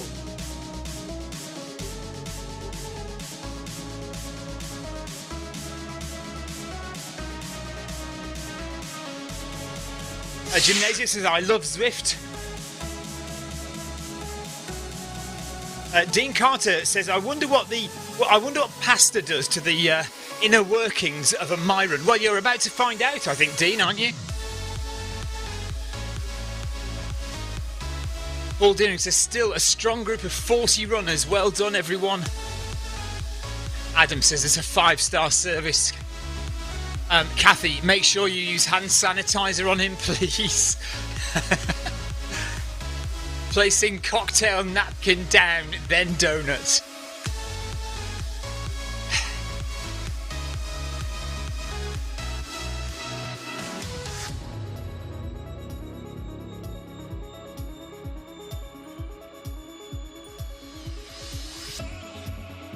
So about 20 to 30 people doing the full marathon, we think. That's what Adam is working out.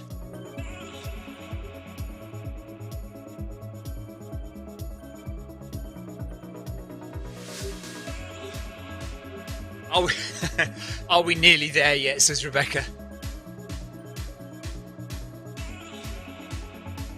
Yes.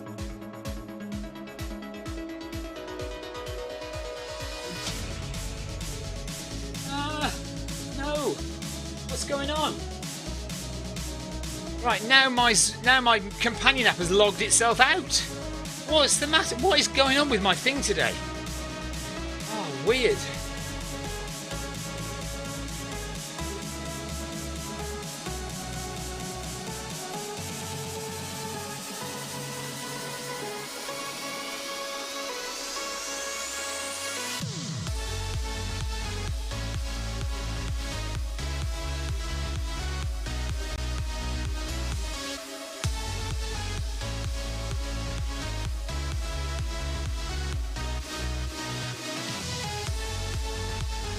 Is Vera doing the full marathon?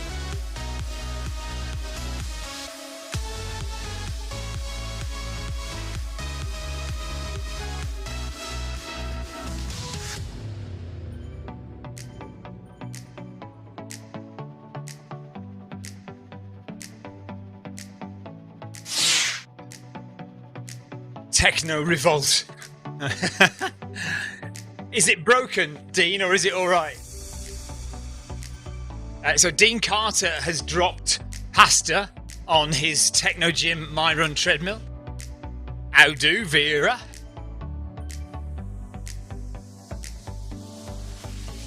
As Vera Lynn has stepped in to cover your lazy ass. And Mark Samuels is done. Cheers, Mark. Way to go, Mark.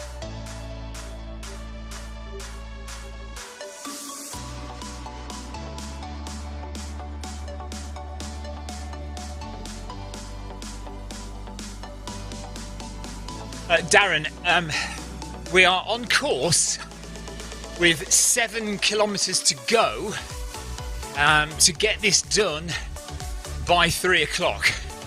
So 3 p.m. looks like it's going to be a quick first marathon. 6 p.m. finish for this marathon. And then we'll start the next one almost straight away. I think. We just need to reset. So I think the first marathon, the second marathon is going to start in about an hour's time.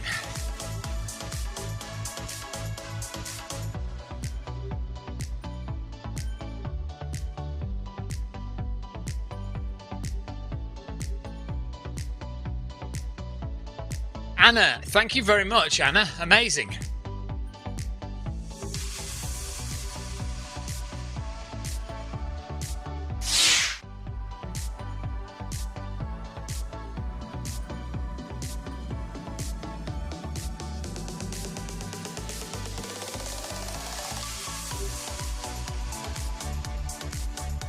Amazing, Anna.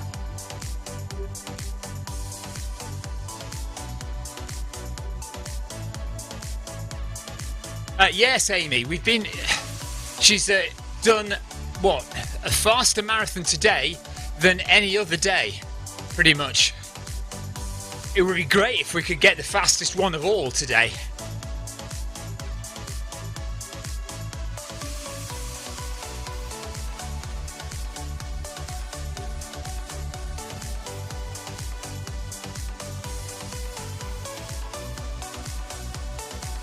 What's the betting on this being Eddie's fastest marathon so far? Question mark.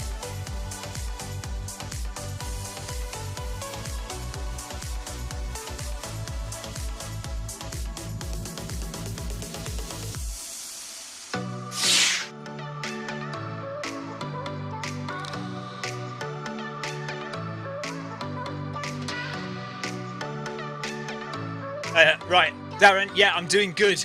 I've had 2 crashes, so this marathon doesn't count for me really, because I have no idea how far I've run. I must have missed a kilometre or 2 out somewhere, and it's just going to be a bitty marathon for me. But I'm doing all right, yeah. And Amy, 60-minute countdown now. Wow. Okay. I mean, we might even do it quicker than that.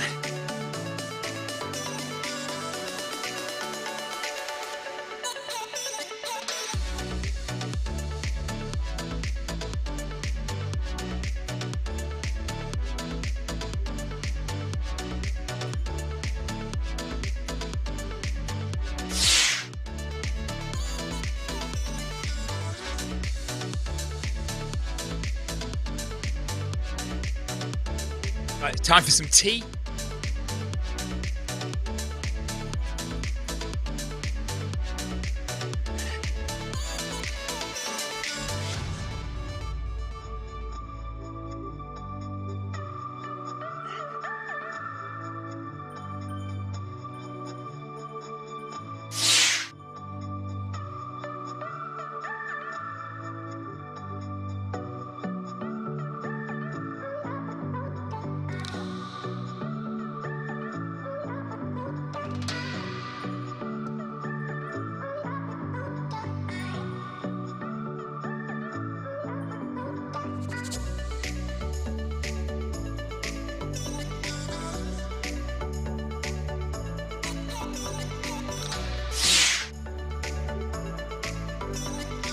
Dean Carter's got 10k left to do for this marathon. Most other people now, we have just around 6.5k left.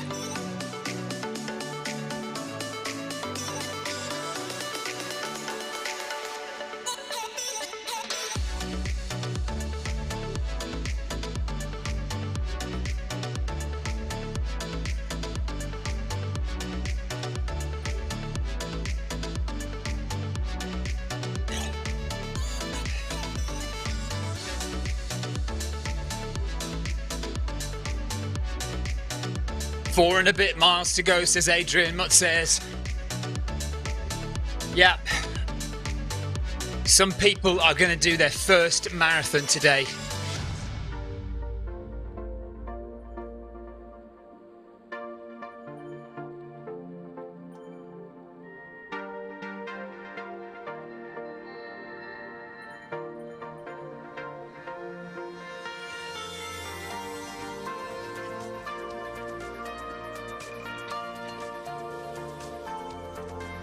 Apparently Diana looks fresh as a daisy. How do you know? Mark Mansueto says it's his first marathon.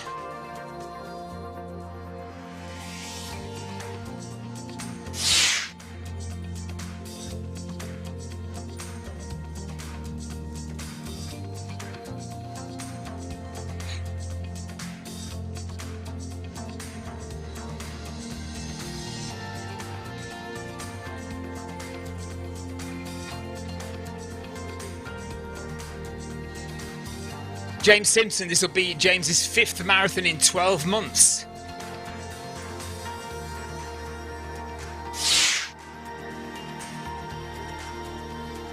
John Hunter has just hit a half marathon. Well done, John. Good job.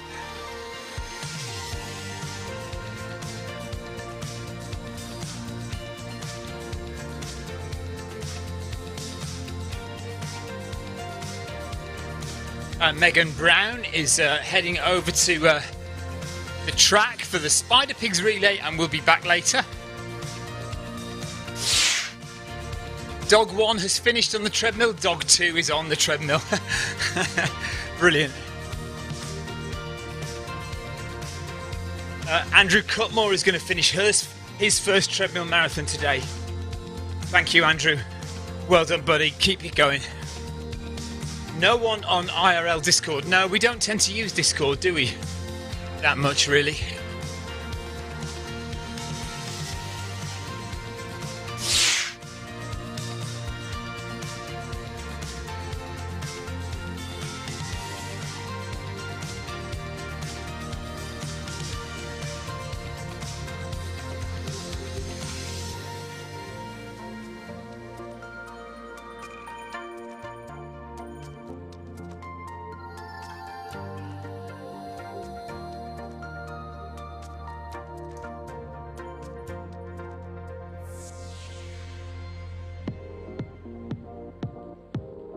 Andrew Usher's on 49 kilometres.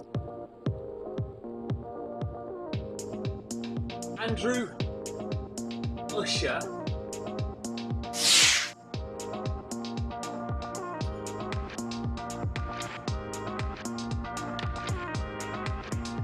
has been going round and round in circles and is now about to hit 50 kilometres. Straight on. So we're going straight on, guys. Oh no, where's my mouse gone? There it is.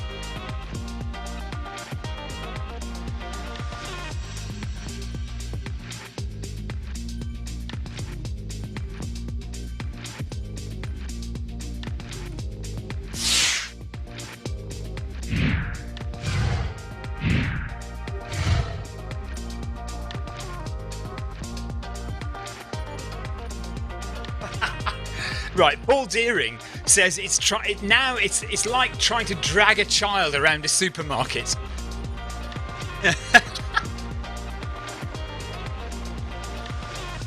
Andrew, Discord is a third-party tool that people sometimes use, especially some of the bikers, the cyclists, use to talk in real time to people so that you can actually hear people and you can chat to people whilst you're cycling or running.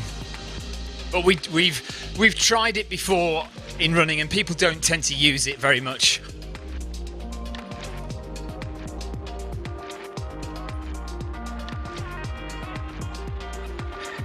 Victoria says, have you unleashed the sloth yet, Paul? I'm not sure if that's a euphemism or not.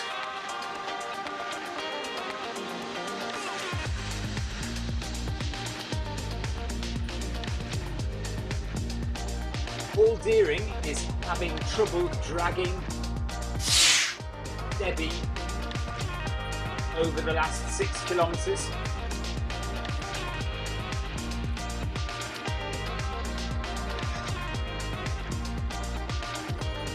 Paul.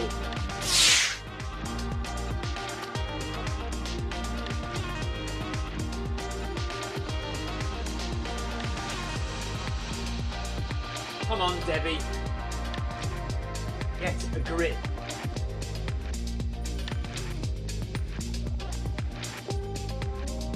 Come on, you've got this, Debbie. You can do this.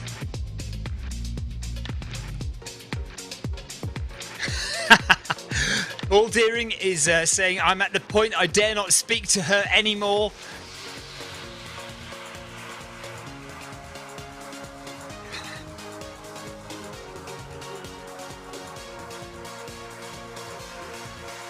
Come on, Debbie. Everyone's giving you support here. Get through this. Come on.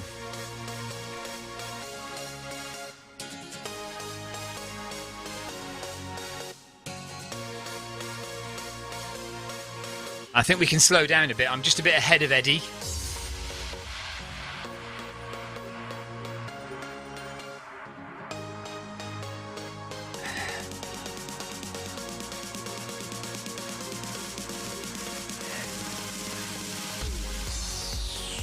Clive says you'll feel awesome if you reach that finish line.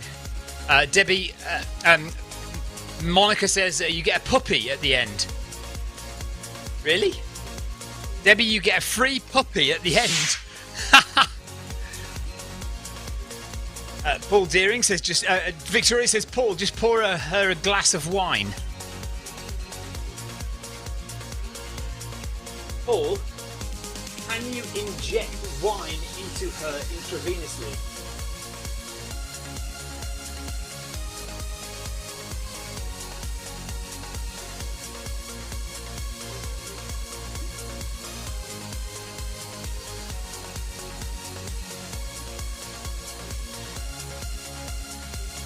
Right, just try and catch up. 49 minutes to go according to Eddie's stream. 49 minutes to go.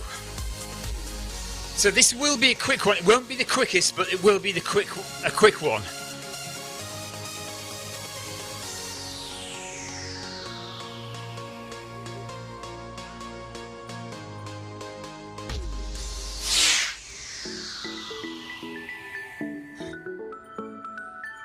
Carol, she can't run in a bath. She could run whilst holding wine.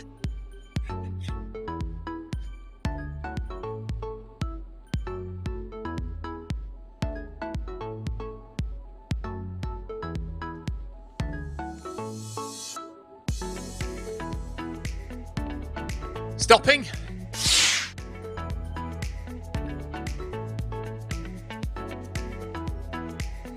Right, stop.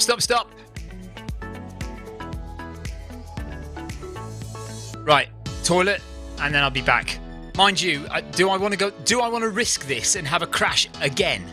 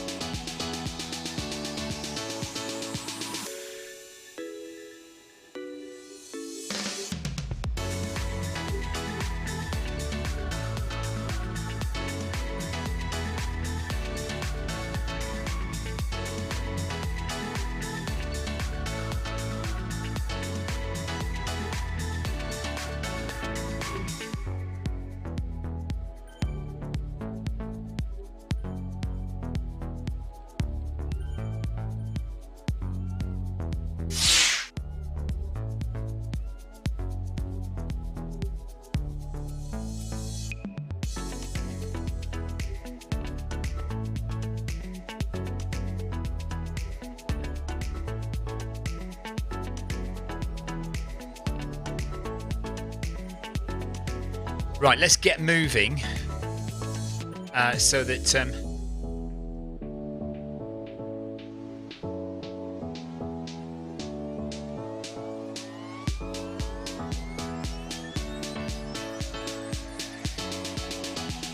John Farrell says, keep her going, Paul.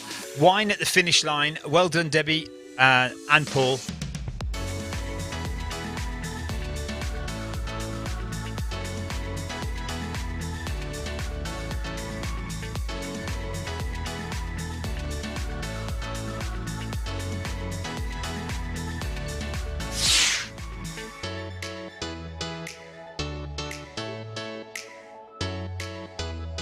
I have no idea what you're talking about, Adrian.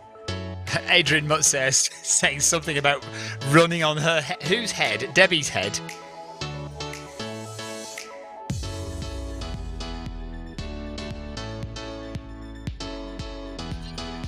Everyone who is running their first treadmill marathon today, fantastic job, well done. Finish line is in sight.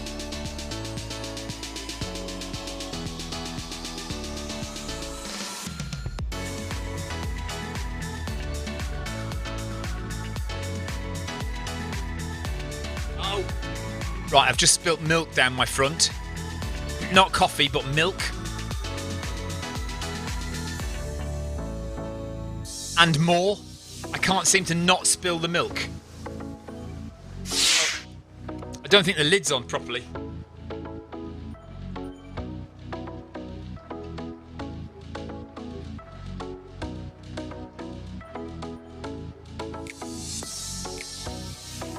Jackie Ramos is doing her first treadmill marathon.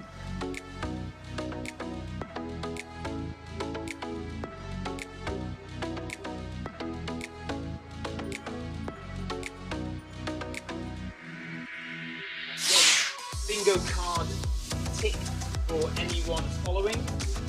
I have spilled milk down my front and onto the treadmill.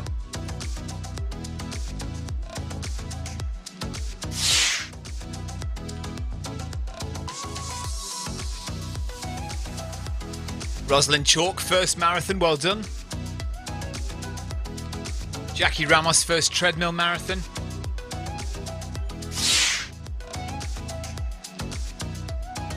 My avatar is doing a moonwalk, says Kathy McManus.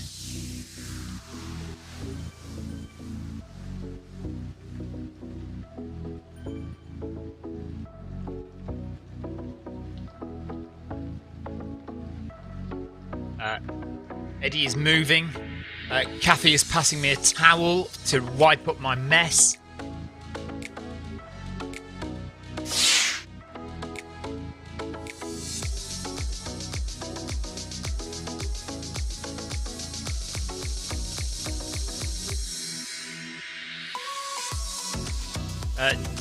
Victoria says, Debbie, I'm sure you're doing great. Keep your mind focused and that marathon badge will soon be yours. Yes, Paul, stretch and squat, yes.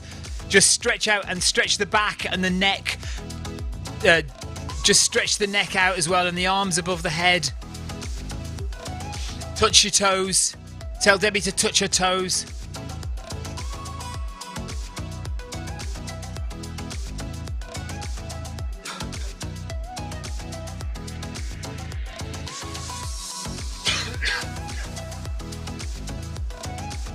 So we're just walking slowly, waiting for Eddie to catch up.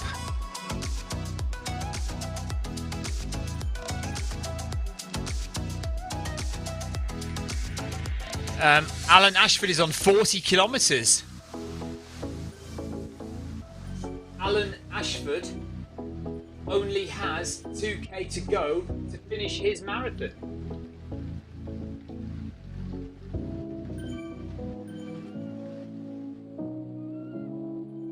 Amanda Moore is on 36.7. Lee Ryby 36.7. Clive Finnimore 36.8. Debbie Colville 36.8.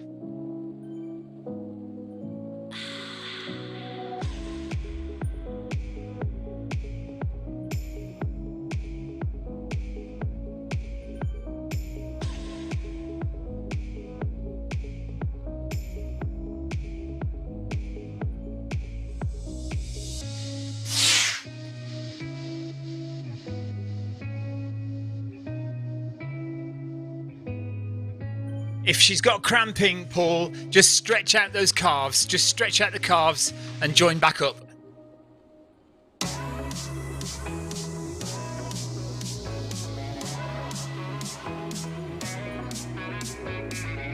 Literally, we're not far away from the announcement now.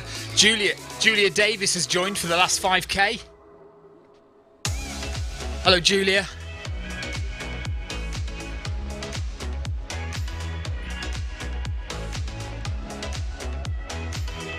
Hello, Julia Davis.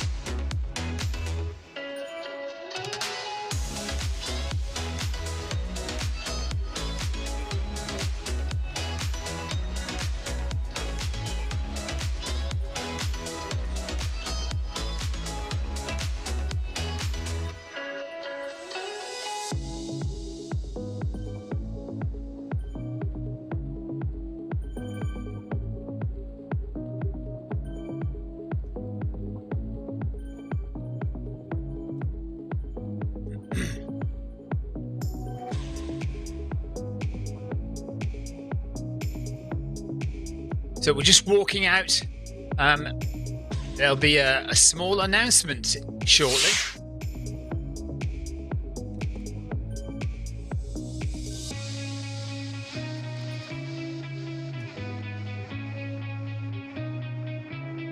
So, for those who do not know,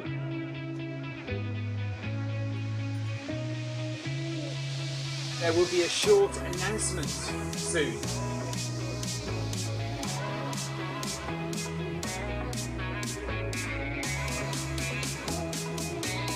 over the past month, it has become rather symbolic.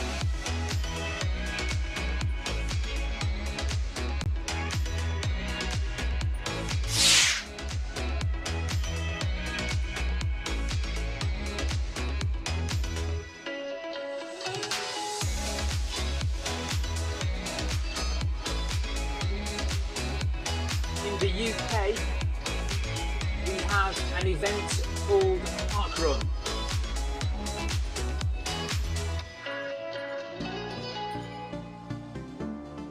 It's 5 kilometres.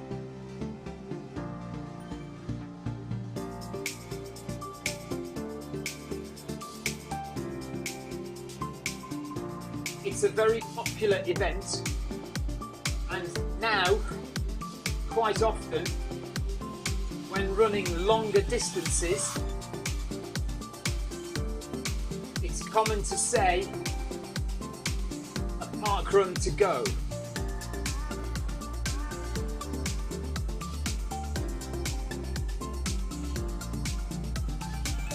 And so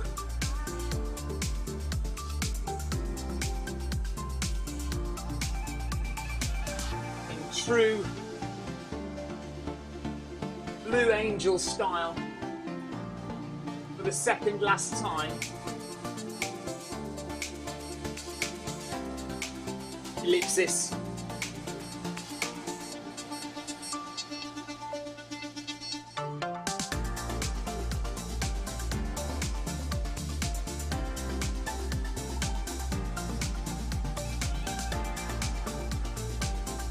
I am pleased and proud to announce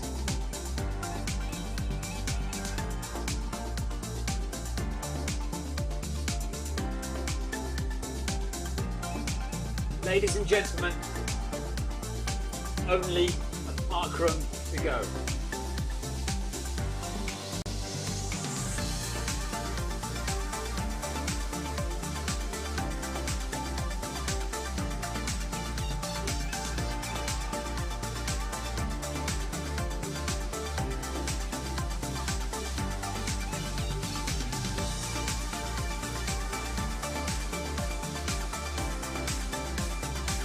Come on, Eddie, get to 37.2. There we go.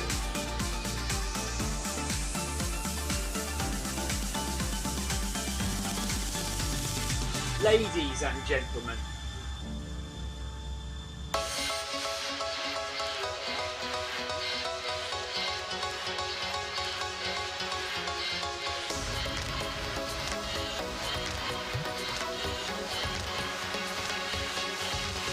so well done everybody, just a parkrun left, 5 kilometres to go, you can do this.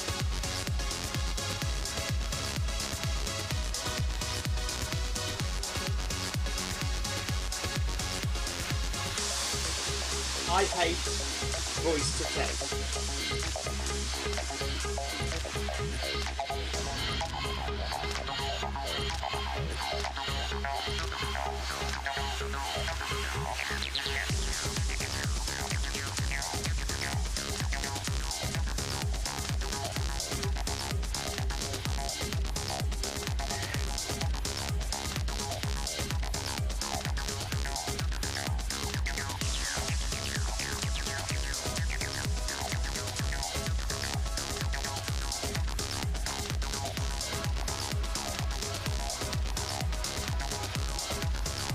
So we're just walking at the moment. We're slowed down to a walk for the last few hundred meters. Let's just see if Eddie can drag out the last 5k as solidly as we did yesterday. The last 8k yesterday was a really solid run. But we're just walking at the moment. Monica said, "I'm so excited. My foot is holding up well." Good stuff. And it will be a swift turnaround, a very quick turnaround, I think. I think they're just basically going to log off and log straight back on again.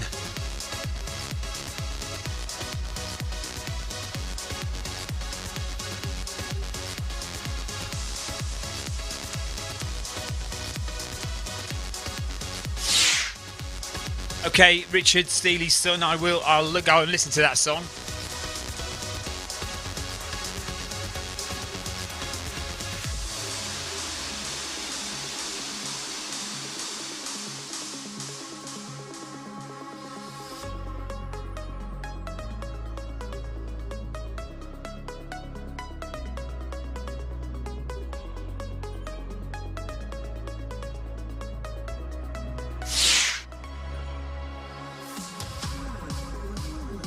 Claire Hutchins, just out of bed, coming to join you before the night shift. No problem, Claire. We'll see you shortly.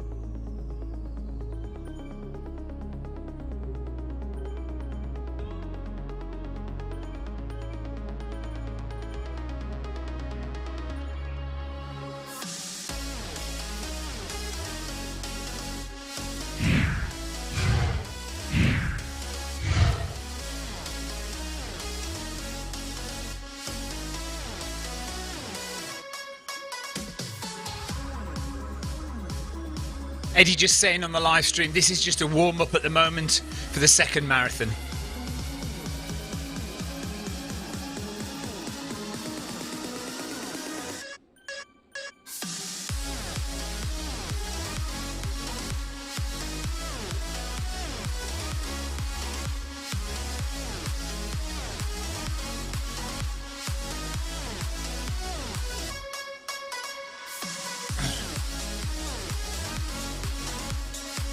So we're making our way back to the start of the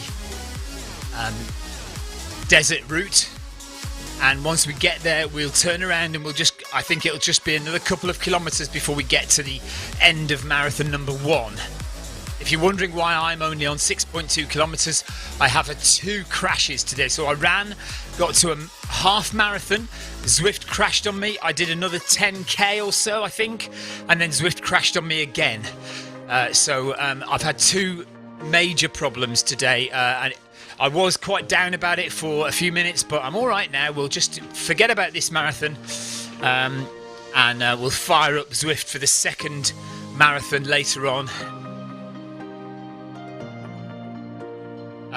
Eddie is hoping to get this marathon done by 3:30 p.m. UK time, so that's in about 45 minutes, and then we will almost immediately start the second marathon of the day. It's going to be a long day. It is being a long day. We started at 9 a.m. this morning, and we're just at a bit of a walk at the moment.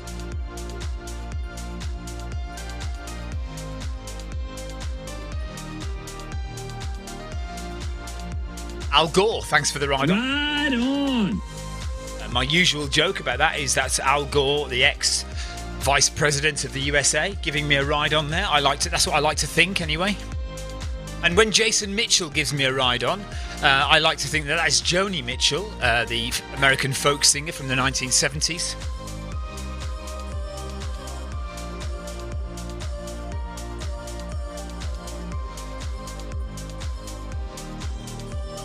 Coming up to 38 kilometres. So basically 4 kilometres left to do. Just over 4 kilometres of this 31st marathon.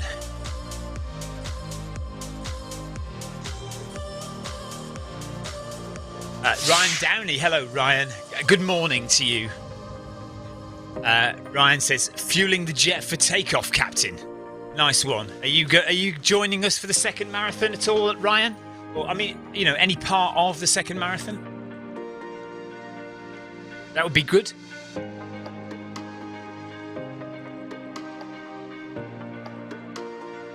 Yes, I do that as well, Dean. I do exactly that. I look at the names and I imagine them to be famous people like... oh, it's not Julia Davis, is it? It's Julia Davis' son, but never mind.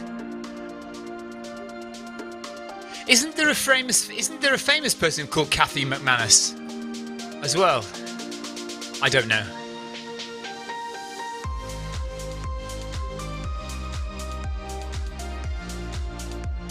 Yeah, Ryan's going to join us for the second marathon. Nice one. No, Dean, it isn't just you. We all do that. We all do that. What's awesome though is when it really is a celebrity on the right hand side, like Mo Farah or Eddie Izzard. That's cool. When you run past somebody or you're running with somebody who is a famous person. Sheena Quish has just joined. Hello, Sheena. It is a big group, yes. I think Eddie might have sped up a bit.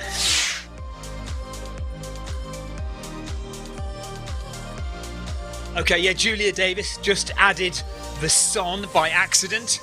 And R. Downey, Robert Downey Jr., of course you are.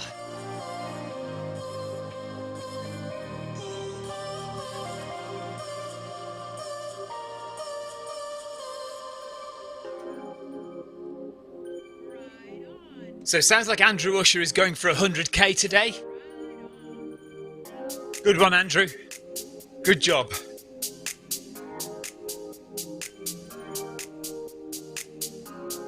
John Scord is saying, I couldn't have done it without you all. Well done, everybody, for supporting each other, basically. David Tiplady is there. There's Dean Carter just in front of me. HM from Scotland is running. There's Monica. Jeff Partridge is there. Look, David Bannister is still there. Laura Lewis is there.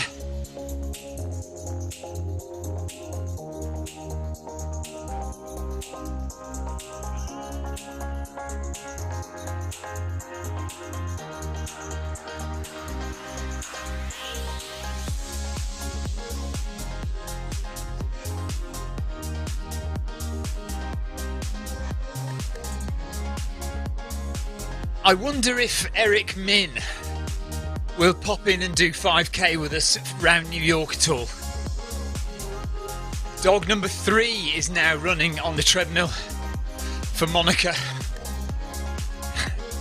Well done, dog number 3.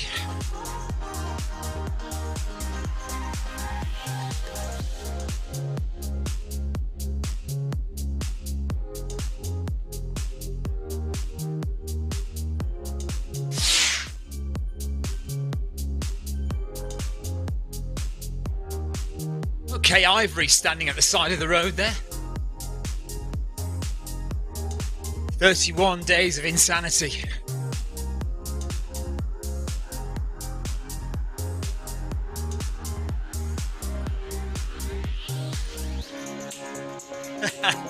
Kathy is passing doggy biscuits to Monica.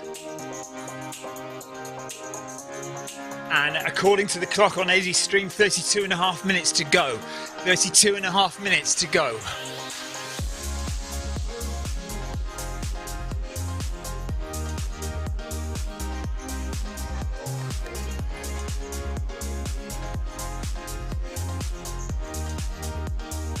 Jackie Ramos doing really well. 38 and a half. 3.5 kilometers to go now. Neil Messenger, 38.6. Jason Mitchell, 38 and a half. Clara Davies on 23.9. Well done, Clara.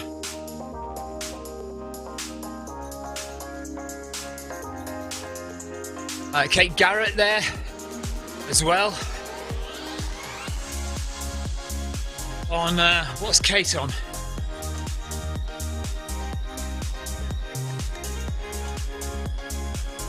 Amy Green, 38.5. 38.4.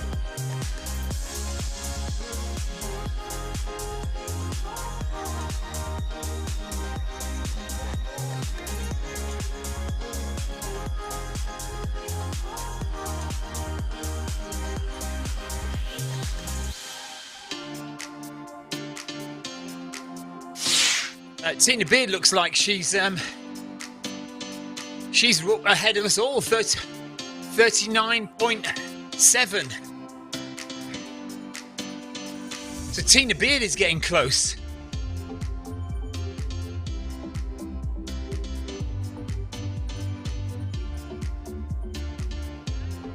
No, Ryan, I don't know what the route is for New York. Andrew, probably Monday Run Club. Or actually, no, it'll be Tour de Zwift Stage 6 tomorrow. Tour de Zwift Stage 6, more than likely.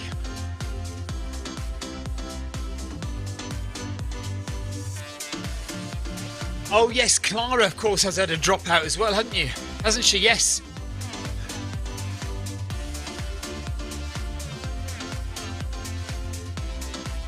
So Clara is on the full distance.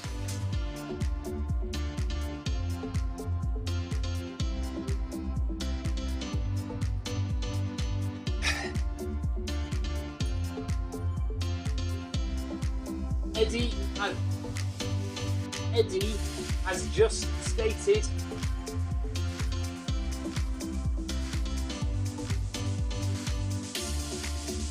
it's going to be a very quick turnaround for New York.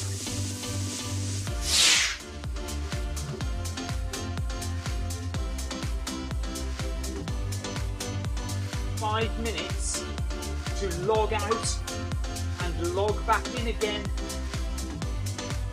for the New York Marathon."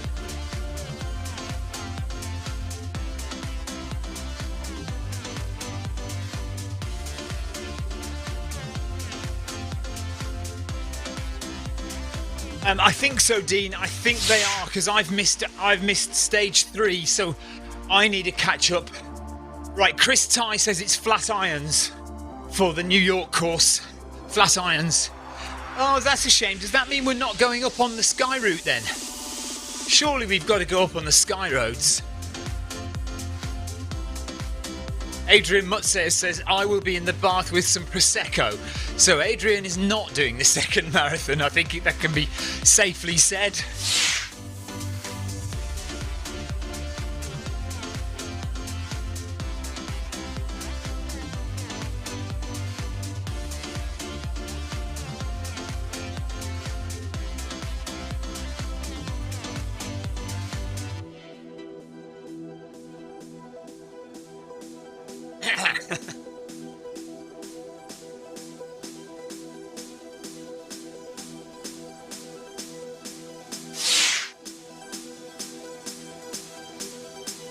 Oh, that's rubbish, that is. Flat irons is a rubbish route. What a shame, we should go up on the Sky roads. Never mind. How annoying.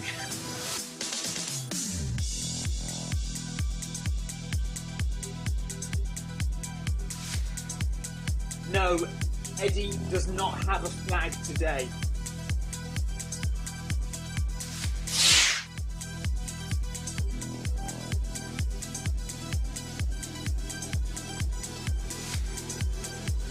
Flag.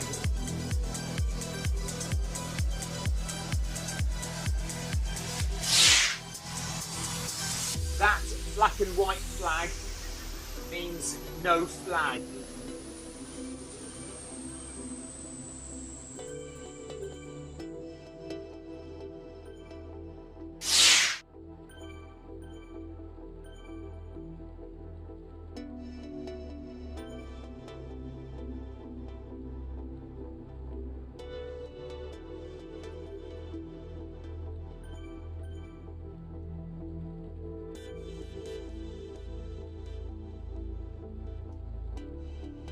"39 kilometres, 3 kilometres to go. 3.2 kilometres to go."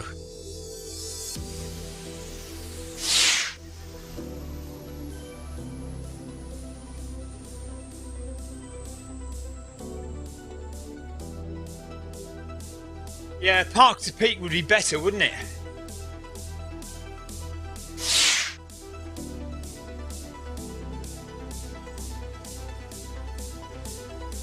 I'm going to message Richard Mellick and ask him.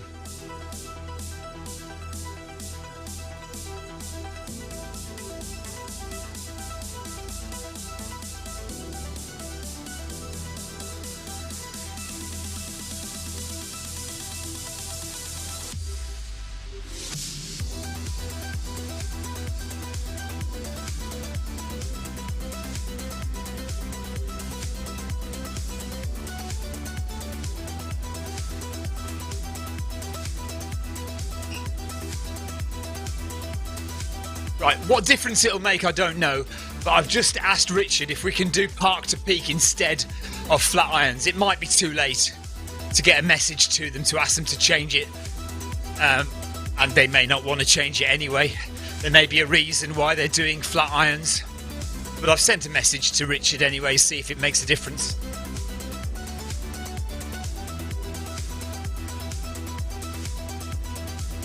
Of course, it depends if Richard checks his messages as well.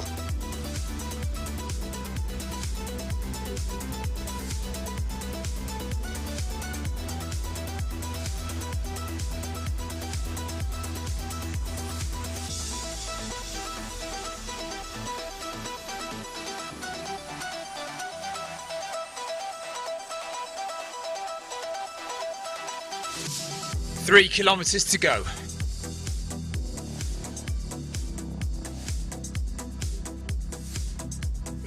Kilometers to go.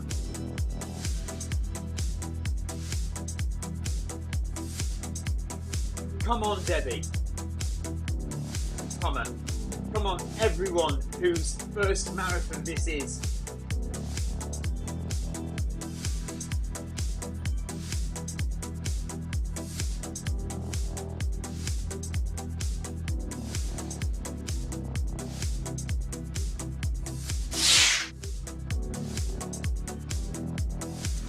Yes, Chris, I understand that. Yeah, I mean, if you want to run a real, more like a real New York, then yes, that's what you would do. But I think to make it exciting, I'd much rather do Parks to Peak or one of the Sky Road ones.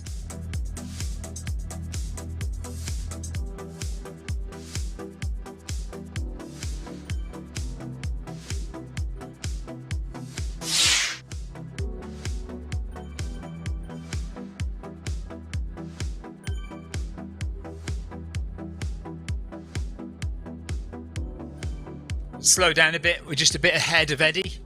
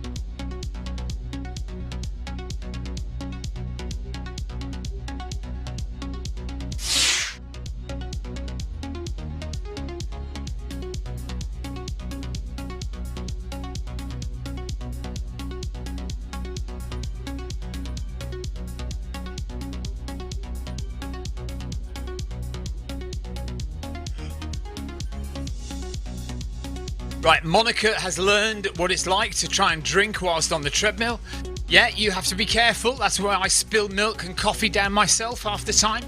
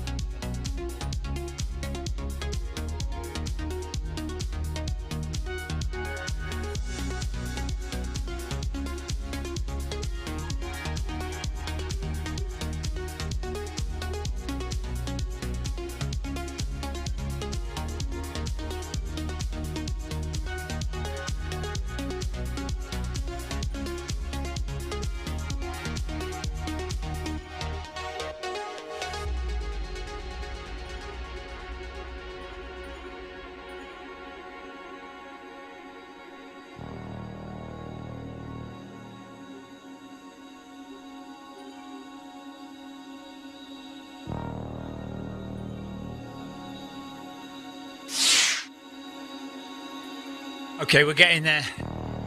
Getting there. 39.7 kilometres now for Eddie Izzard. Marathon number 31. And immediately after this, we'll hit marathon number 32. So, approaching 40 kilometres. Not far off 40 kilometres. Amy Green, not far off 40 kilometres. Paul Deering is at 40 kilometres. Debbie Colville will be at 40 kilometres as well. And Debbie Colville has 2 kilometres to go to hit her first ever marathon. She's already way over her longest distance on the treadmill ever.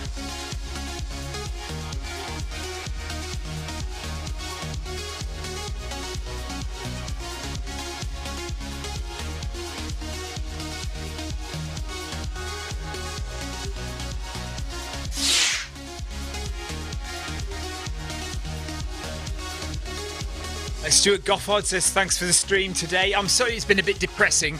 I've been in a little bit of a bad mood because of the crashes that I've had on Zwift today. But we'll continue on, and we'll carry on with the second marathon coming up soon. As soon as this one finishes in about 2 kilometres time, we will head over to New York and start marathon number 2. Amy Green says she's only ever done a half marathon on the treadmill before, so Amy is way over her usual distance on a treadmill. So good. Such a good lot of achievements here today. Amazing work.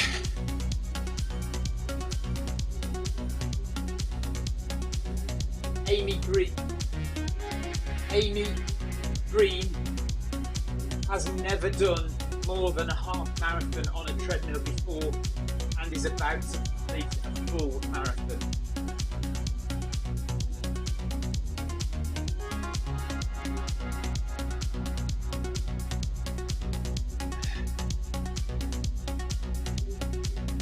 Walk it out, Debbie. Come on, you can do this. Amazing work, Amy.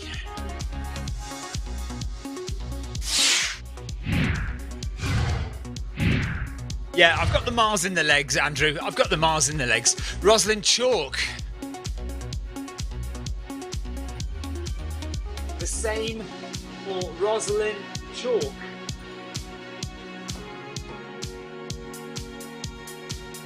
Full stop. Never done more than a half marathon, and now I'm about to finish a full marathon. Oh. Rosalind Chalk.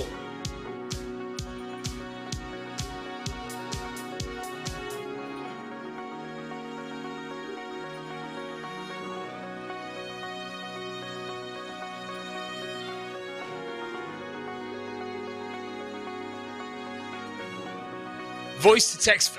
There's been plenty of them, Adam, today. There have been plenty of voice to text fails today.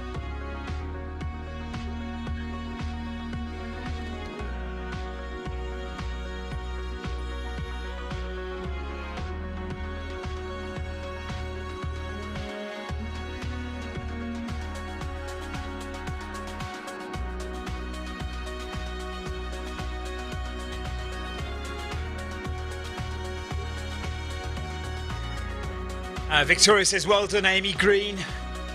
Carol says, come on, Colville. And everybody who's doing the first full marathon, well done.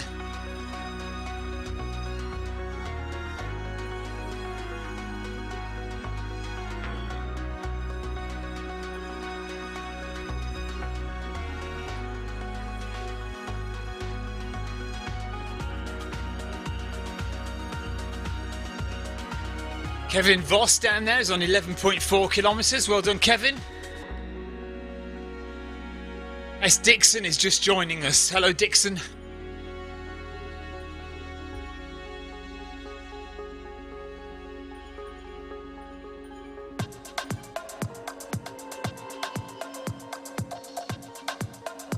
January is nearly done.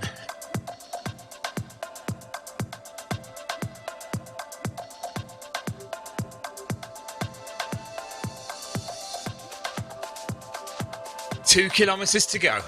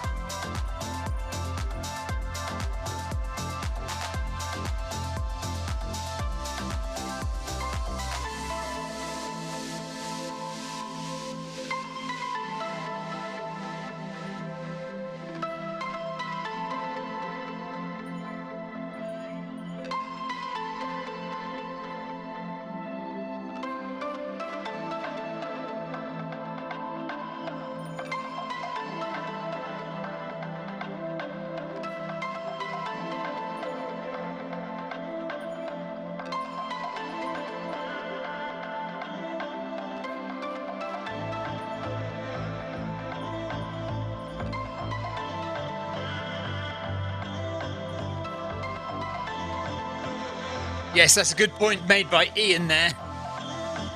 Don't forget to keep running till you get the badge.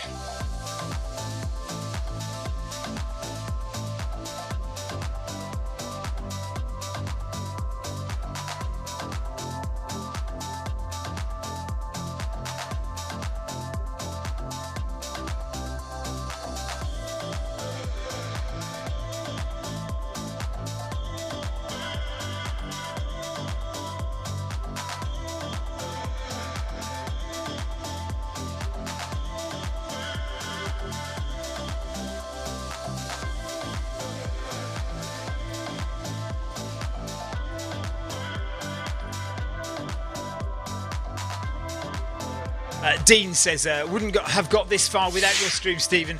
The banter from everyone has been top notch. Yeah, it's always good banter. Always good fun. Thank you very much, Dean.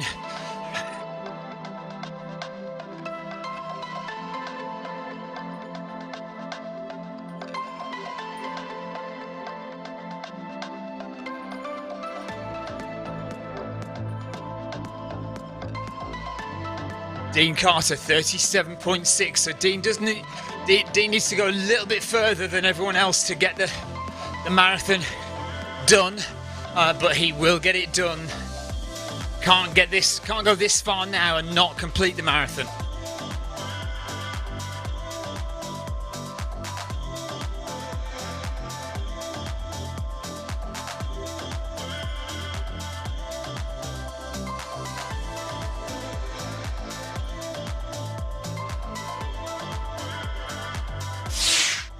Let's have a look at what's level. Marathons have different definitions of what is a terrorist. What level is that? As a terrorist, right? And so when I was last there, I think that's still level 20. How many civilians were being killed? Do you know what? I don't know. Right? And is another marathon going to get that? Acknowledge that they were killing civilians and killing children. I mean, if you remember, is another marathon going to get Eddie to 21? Do you think? 5 days into the Trump administration, he ordered. That's quite a long way, isn't it? That's that orange bar. That orange bar is quite a long way off 21.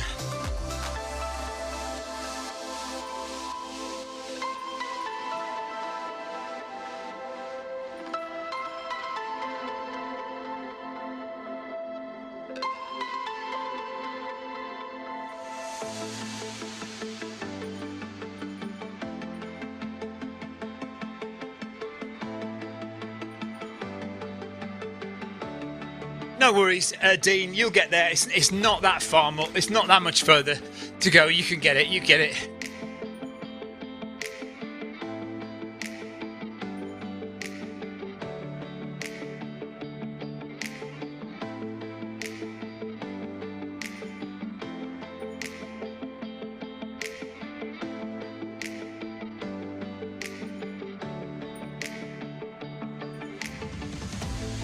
Tina Beard has got the marathon badge and got to level 21. Amazing, Tina. Well done. Great job.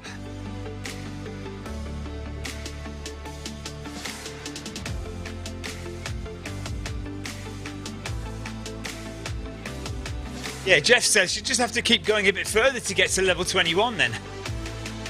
Can't stop at level 20.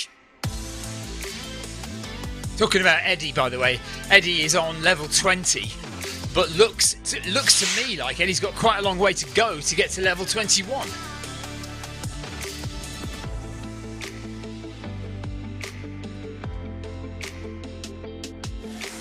Ryan Downey says, way to go, Tina. Victoria says, well done, everyone, especially to those achieving their furthest distance. Yeah. Good work. Steph Collett has joined us. Hello, Steph. And we're about to hit 41 kilometres now.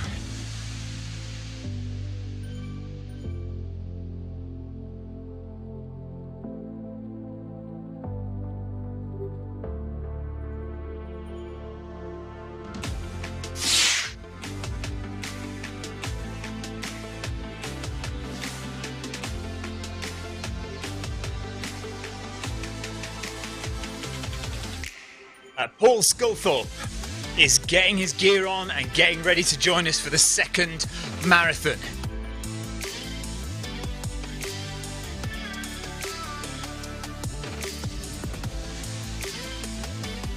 There's Lee Ryby just ahead of me. Jason Mitchell's up there. Wanda Archer is with us. 6.7 kilometres for Wanda. Ian Matthews is with us for the full marathon. He's gonna get a marathon under his belt again today. Paul Deering, Debbie Colville are gonna get a marathon under their belt.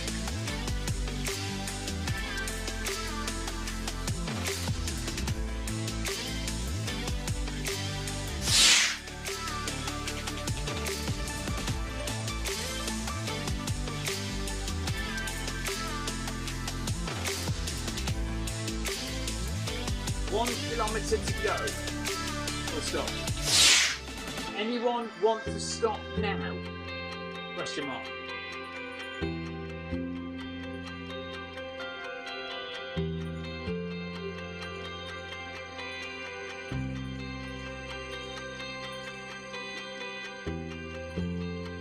Sorry, Joni Mitchell. Yes, Joni Mitchell. Just up ahead, not Jason Mitchell. Andrew Usher must be on about 60 kilometres now, is he?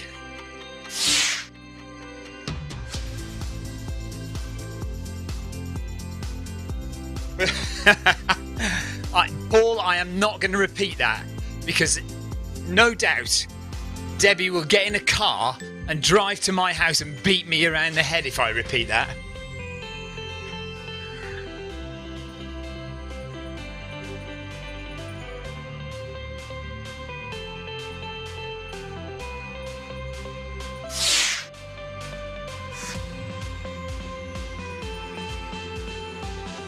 Yeah, Andrew's run off the map, says Adam.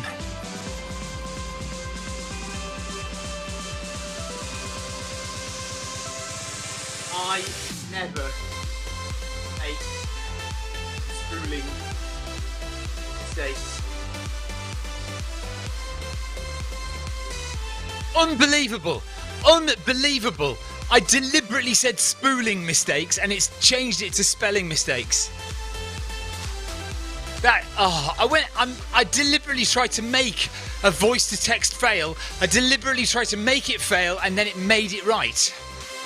Unbelievable. Right, Andrew Usher is on 57.6 kilometres.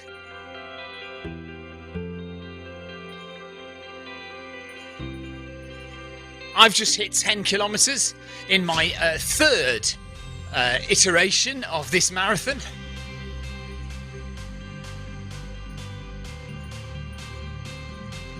I can't actually remember how far that means I've gone, but it's not near a marathon, I don't think.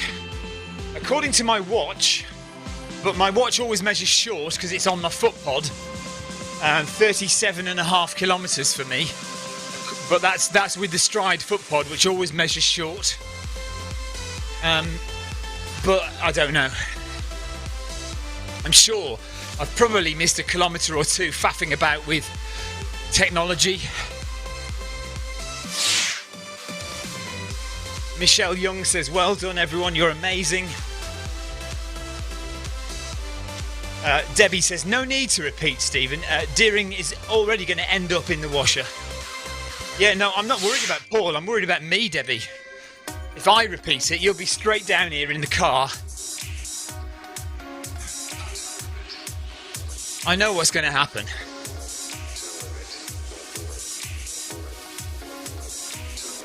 E-Pim is going to... Who is it? E-Pim? Is it... I can't remember. E-Pim. Who is E-Pim? Emily Pim? Is it Emily Pim? No, I can't remember. Ellen Pim. Ellen is going to do a full marathon as well today. 41.8 kilometres for Ellen.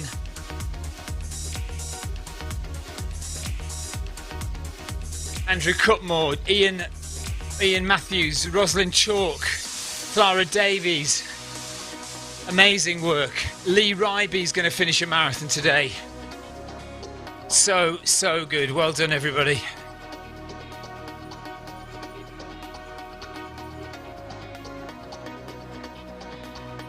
Steve Beckett has just given me a ride on. Thank you, Steve. Steve is second in command at Zwift, pretty much.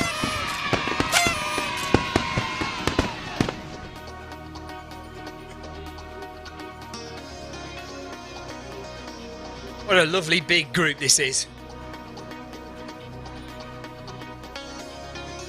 Let's just have a look at the camera angles.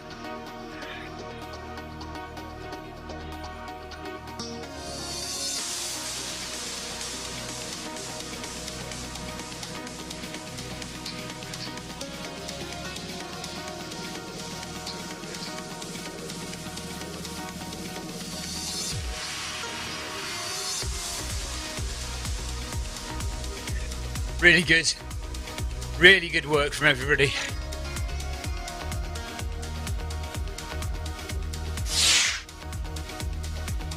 Jean says, why have I only got 10 kilometres? Because I've had 2 Zwift crashes. So I managed to get to half marathon and then Zwift crashed on me. I did another 6 or 7 kilometres. Zwift crashed on me. And now we're going to do another 11, 12 kilometres to finish the marathon.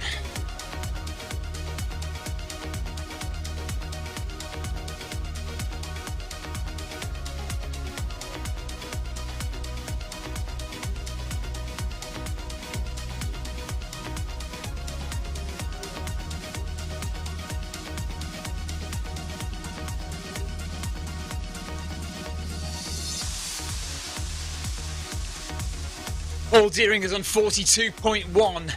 Debbie Colville 42. 200 metres for Debbie to go. Neil Messenger's hit his daily target. Amanda Moore is on 42 kilometres. Kim Salt has just joined us. Hello, Kim. Jackie Ramos is about to hit a marathon.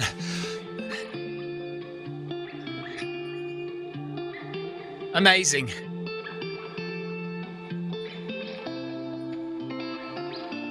Absolutely brilliant. Well done, everybody. Rosalind Chalk is about to hit a marathon. Paul Blake has done a marathon. Neil Messenger's done his marathon. Amanda Moore has 200 metres to go. Debbie Colville, 200 metres to go. Adam has just hit a marathon. Jackie Ramos has 100 metres to go. Jackie Ramos has done it. She's finished.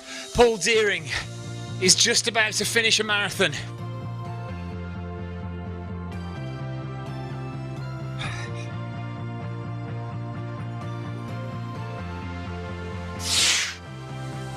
Just catch up to Eddie and just find out where Eddie is. Kathy McManus has hit her daily target. Amy Green has 300 metres to go. Clara Davies, I don't know because she's had to restart as well, but Clara is about to hit a marathon. Debbie Colville's finished. She's done a marathon. We're going to run on until we hit a marathon for Eddie though as well. I'm just going to find where Eddie is.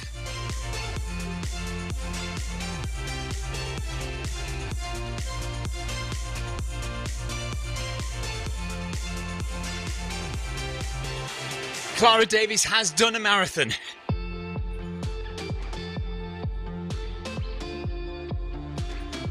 Amazing. Well done, everybody. Let's just catch up to Eddie.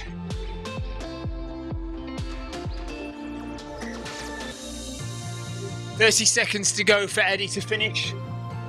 10 seconds according to the video there. Michael Georgi is with us. I can't actually see Eddie.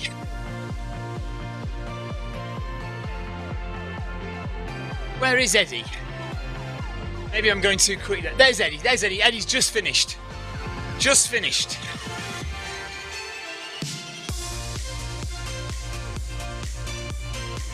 Oh, okay.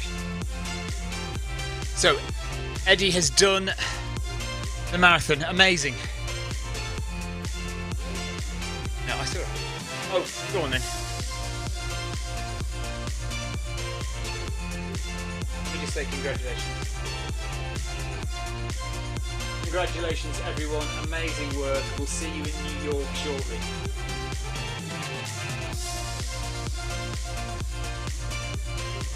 Yes.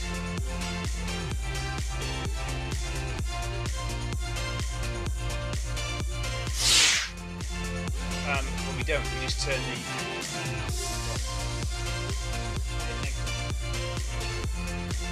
Right, and once it's saved, just reload the computer, reboot the computer completely. Yeah. Right, so we're rebooting the computer, and once we've rebooted the computer, we will reboot into New York and start marathon number 2. So there's marathon number 1 done.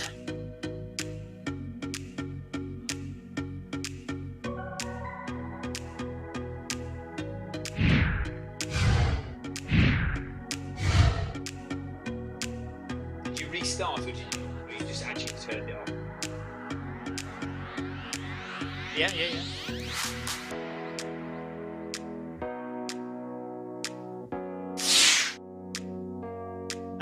Paul Sculthorpe says, "Congratulations, everyone. A shout out to my wife, Mandy, who ran the last 10K with us. Well done, Mandy. Great job."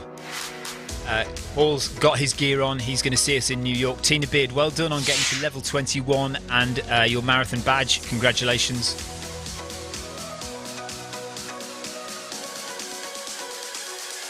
Jean, New York starts now. New York starts now. Fabulous. Just leave it. It's fine. No. Just leave it. Yes, but that's that.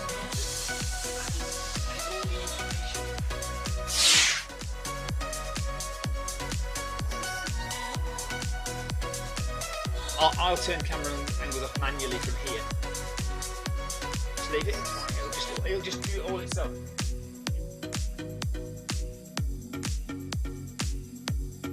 Yeah, I'll need another latte. Have I got another biscuit?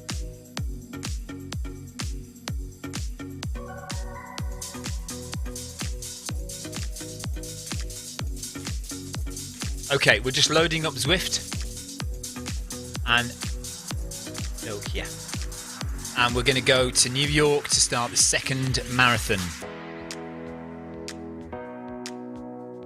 Yeah.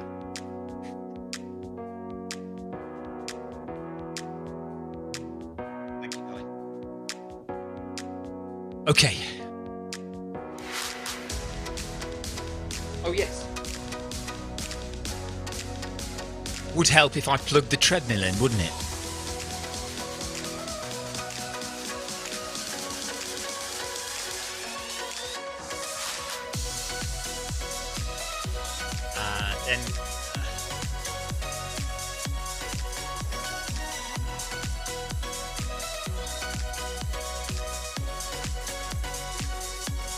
Right, in 30 seconds we're starting.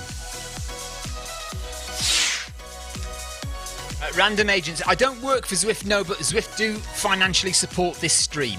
So I don't... Well, I kind of do work for Zwift because I also type... I also write blog posts. But for this stream, they do financially support the stream, but not. I'm not a member of staff.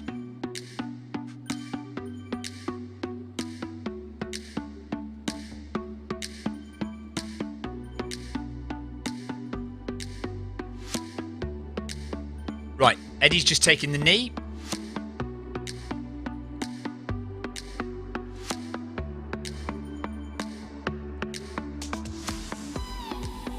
Andrew Usher says this marathon will take him to over 100k for the day.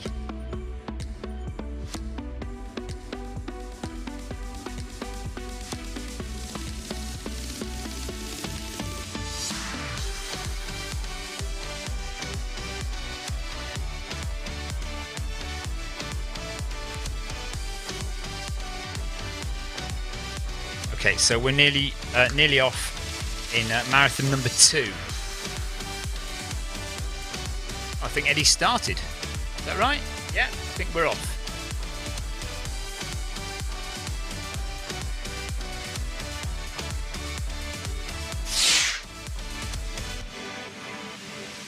Amy Green got here. Well done, Amy. Guy Mieris is here. Paul Hayward is here. Chris Ty is here.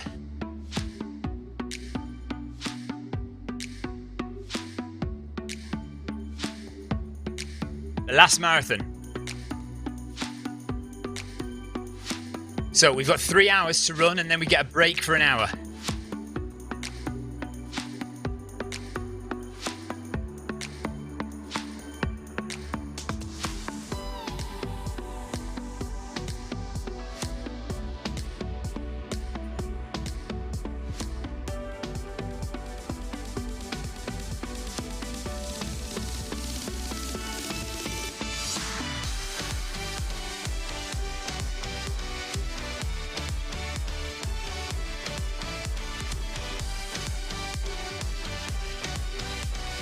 Something to do, isn't it? Here we are again.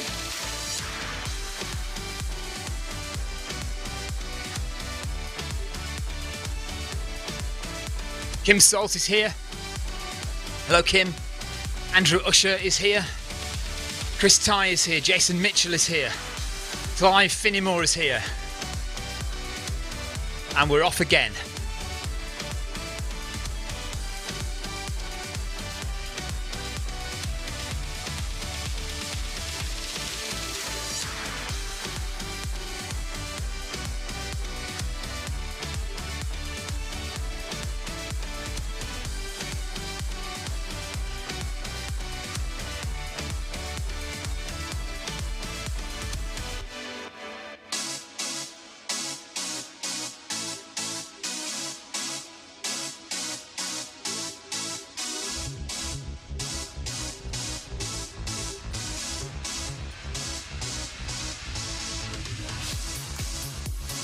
That won't work, will it?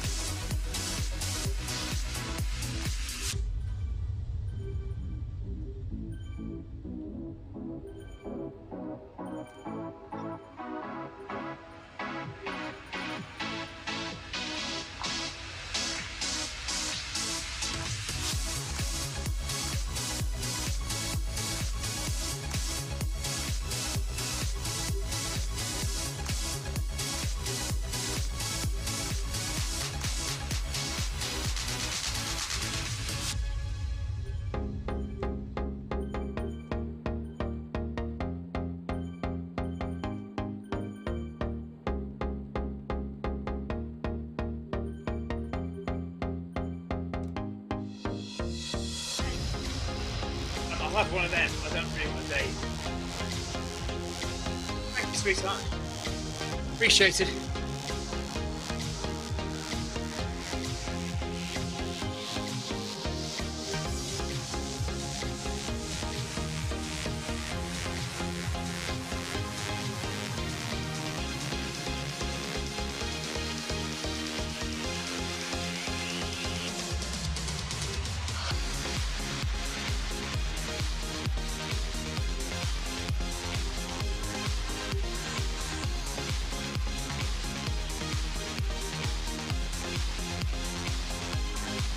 So we're going straight ahead.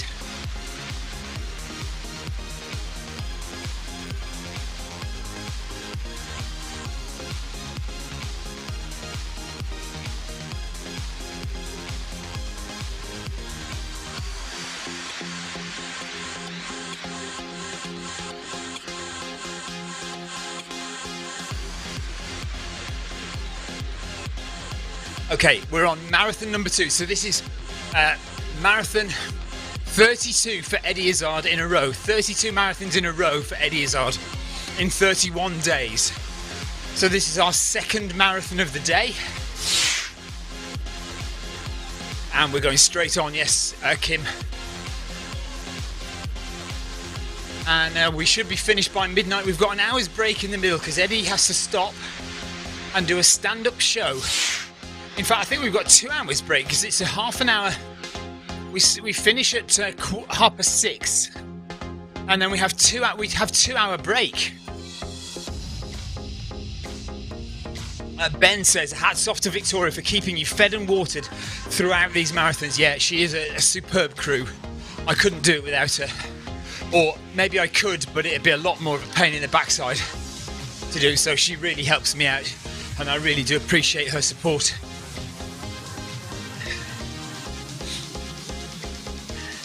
Normally this time of year, this weekend, we would be down in Cornwall on the southwest coast path, and Victoria would be driving us around in the car, either crewing me as I run 100 miles around the Cornish coast, or we're both in the car going around interviewing and filming the runners in the Arc of Attrition 100 miler. So by comparison, this is pretty easy crewing for Victoria. She knows what she's doing.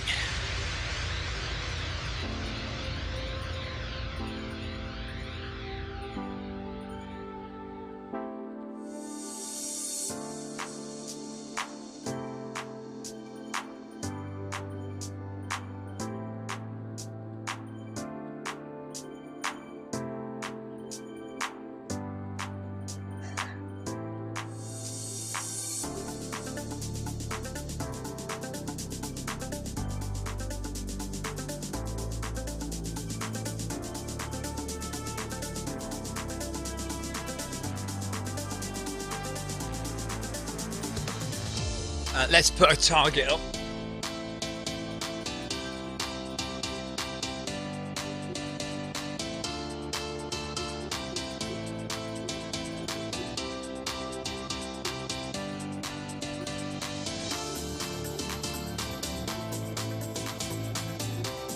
Come on. Oh, we want it to be miles, don't we?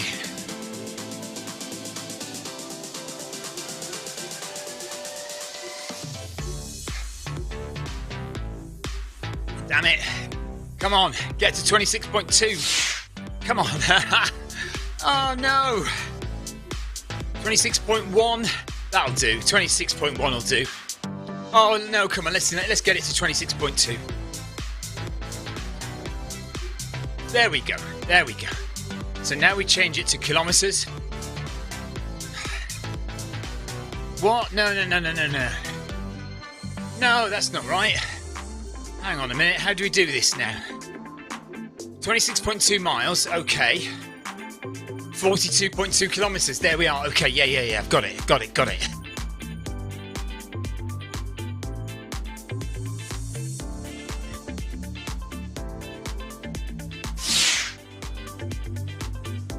Emma Collins said the weather in Cornwall is very wet today.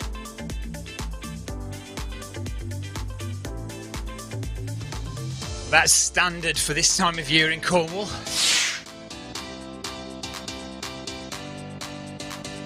Clara, do you know what? I've only recently discovered, actually, that... Because I thought you had to go into settings, change it to Imperial, come back out, change it to 26.2, go back into settings and change it back to metric. But Jorm Wunderwald told me yesterday how to change it from miles to kilometres in the settings, in the set a target section. So it's actually easier for me than it was before. But I did make a bit of a hash of it just then.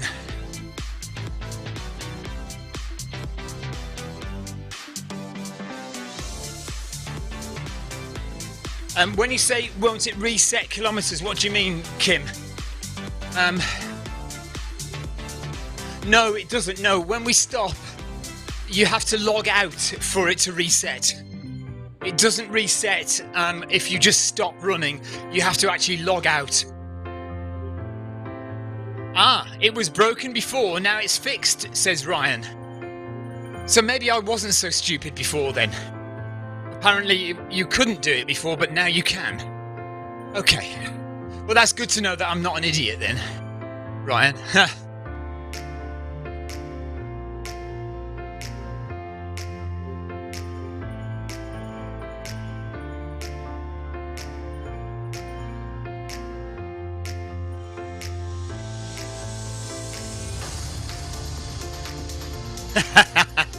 Bloody cheek, Ryan. No, I don't think so, Kim. I think they're just going to leave it leave the avatar stood in the road.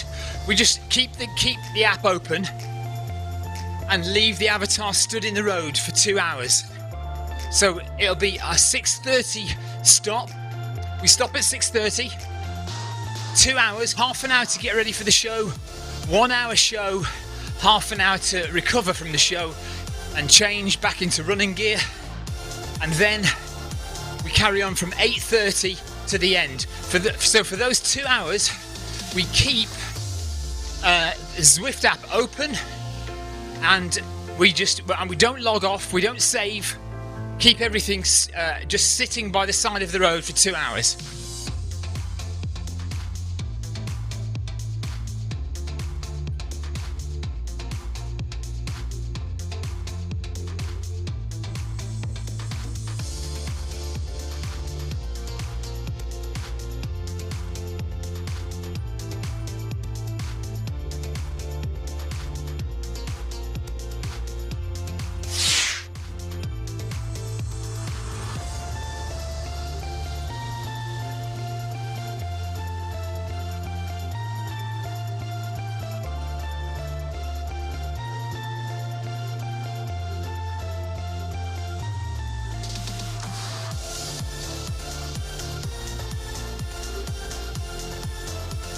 Well, we can have that view for a bit. That's the overhead view of everybody running. So we haven't got as many people as we did this morning. At 9 o'clock this morning, there were lots and lots of runners. So this is the second half now. Some people carrying on from the first half, but we had the most people running this morning. So hopefully there'll still be a good crowd though for the rest of the day.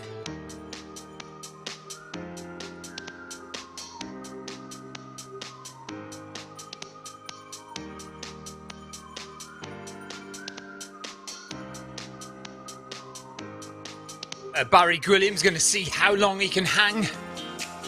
13.1 is as far as I've been, he says. No worries. Barry will be fine. Just keep going with us. Keep going.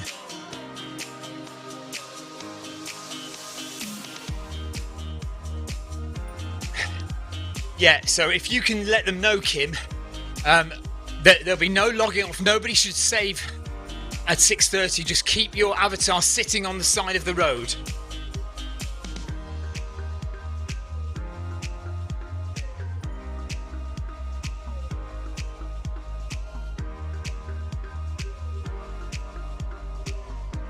Guys, at 6:30, just leave your avatar sitting at the side of the road and keep your app logged in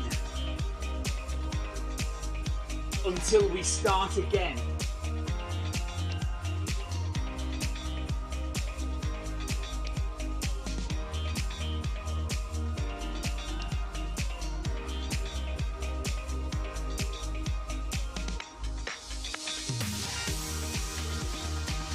So that's so that you can make sure that you get the full marathon in.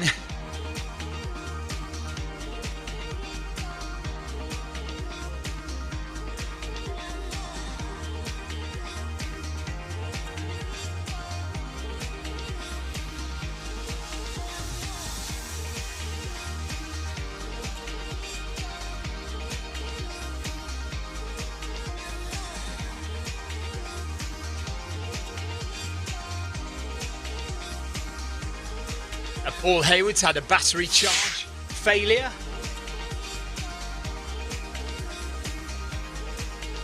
Or a battery failure, and he's doing a quick charge.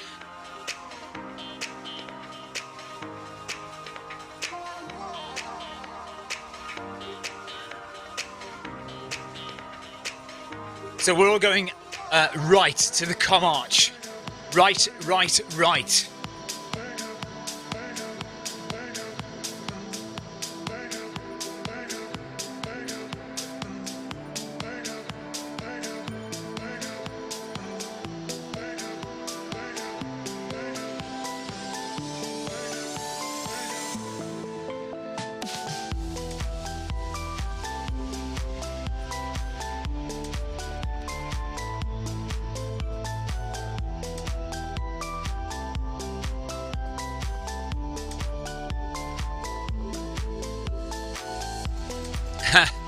Kathy is just attaching a bungee cord to me so I don't get lost. I'm pretty sure we're going right here. Fingers crossed.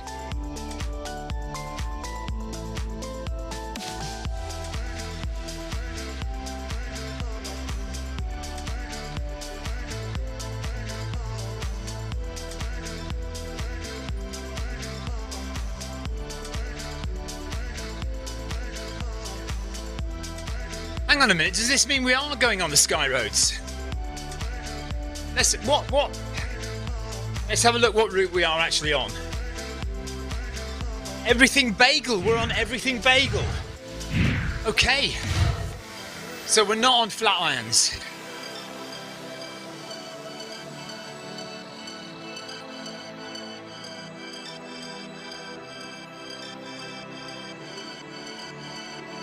Well, right, so I asked Richard if we could do Park to Peak instead of Flatirons. I suggested to Richard that Flatirons was a bit boring.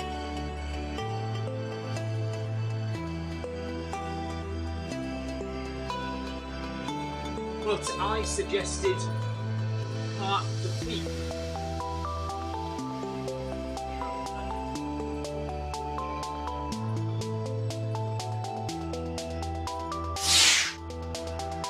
Well, Brian Downey suggested I say Park to Peak.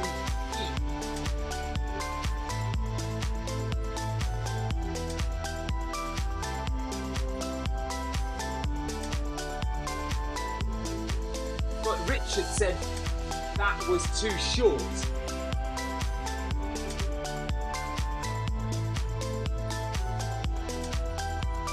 So perhaps he changed it to this route instead.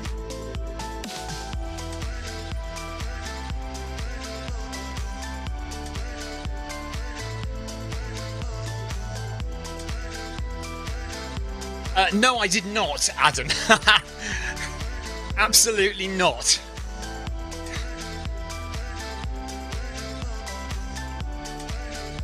Holly Burridge says Sebi loved his run so much yesterday. He's back on the treadmill again for more. Excellent work. Well done, Sebi. Good job.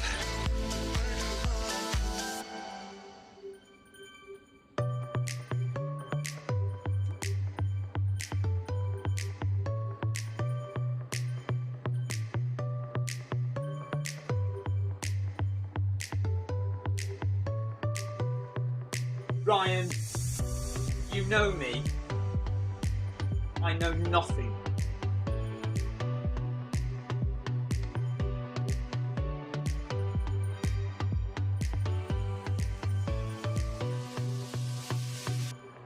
Right, com arch, turning right.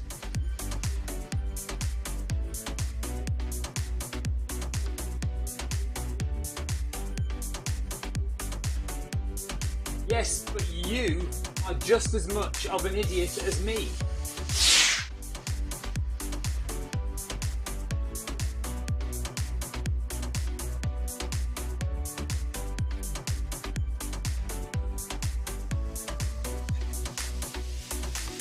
You're welcome.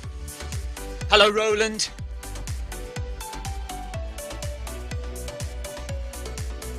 Welcome.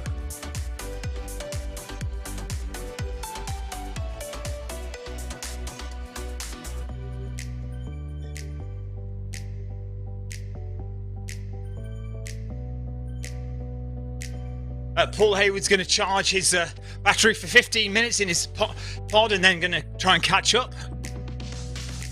Dean Carter has just got his marathon achievement badge and is done. Enjoy the second marathon, everyone. Thoroughly enjoyed that today. Thanks, Stephen.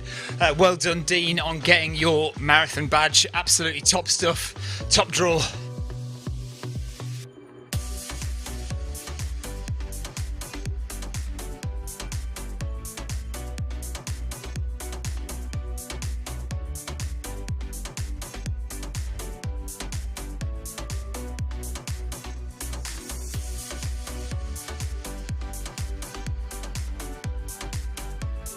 Stupid is as stupid does, Clara.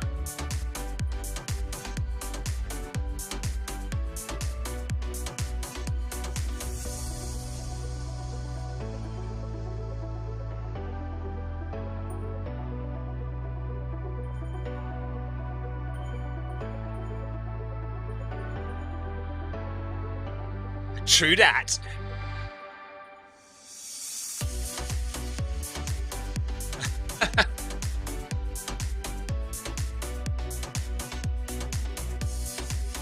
Amy Green is back on as well, though.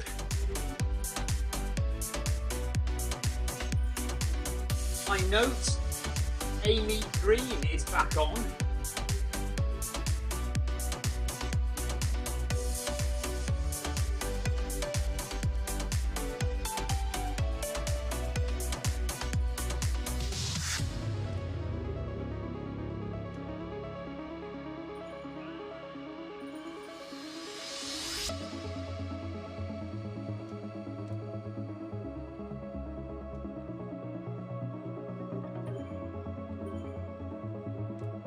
Two and a half hours, then we get a break.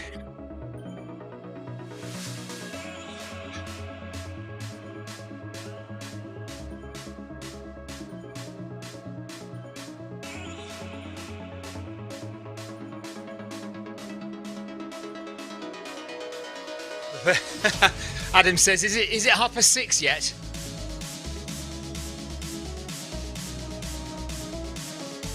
Com arch reverse. Right turn to the com arch reverse.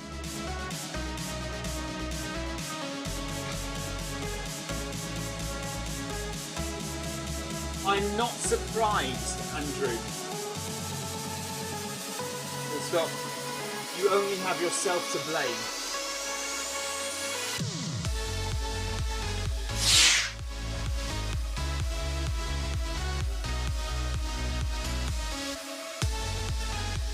Right, 3 kilometres done, 39 to go. 39 kilometres left. Debbie Colville, just wanted to say thank you to all for the support through the run. It's surprising what a bit of mental support can do for you. Massive thank you to Paul. I didn't mean all those swear words. So I imagine there were a number of swear words directed at Paul during the course of that marathon, but Debbie Colville has completed a marathon on the treadmill for the first time. Her longest ever distance before that, was it 16 kilometres? Something like that. So amazing work from Debbie. Massive congratulations on doing that. And there's a few people got their marathon badge today.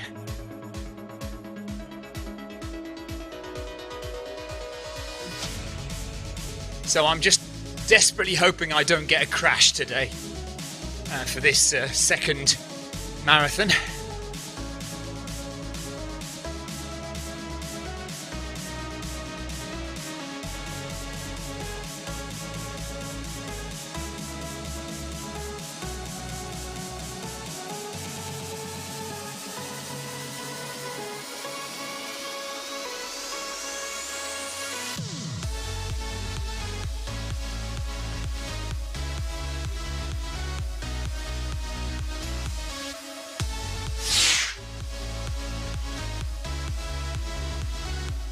Apparently, Debbie will be in the bath for the next 2 days with numerous bottles of wine.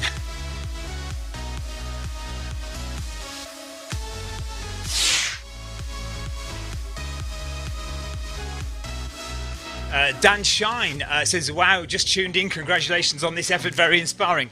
Well, it's Eddie Izzard's effort. This is Eddie's 32nd marathon in 31 days. 32 marathons in 31 days. This is the last one now. We've done we're doing 2 marathons today. We've finished one and we just started the second one. We're 3.2 kilometers in to the second marathon of the day. We started at 9 o'clock this morning. We are having a break at 6:30 because Eddie is doing a stand-up show. Stopping.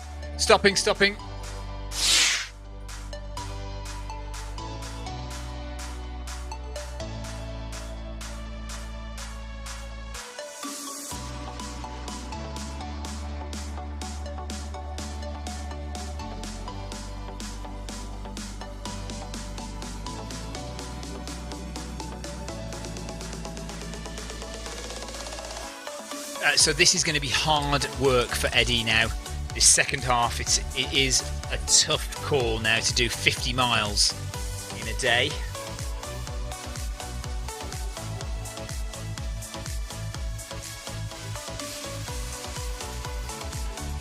I've got a double decker, look.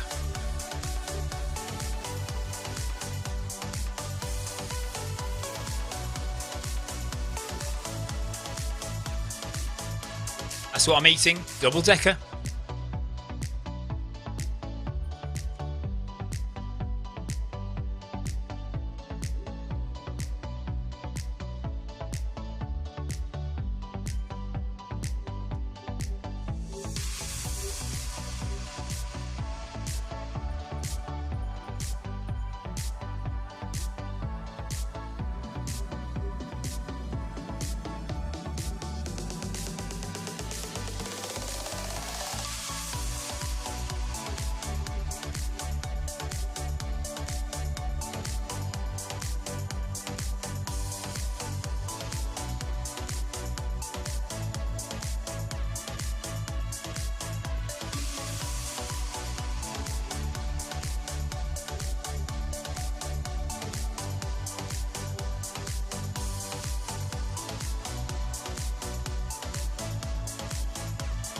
Oh, please don't tell me. Right, I don't have any cadence, but that might be because we're going very slowly. Let's just speed it up and see if I get cadence. Yeah, we're alright. We're okay.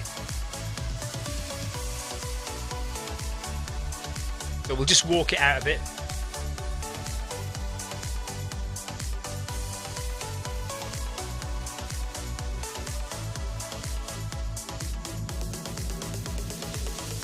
Amy Green wants a gin at the moment. You can't just yet, Amy. Just another 39 kilometers and then you can have a gin.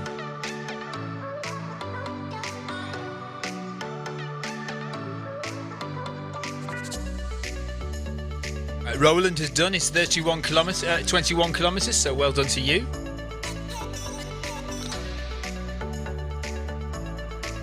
Clara has a nice cup of tea. I've got a latte and chocolate bar. So that's all good.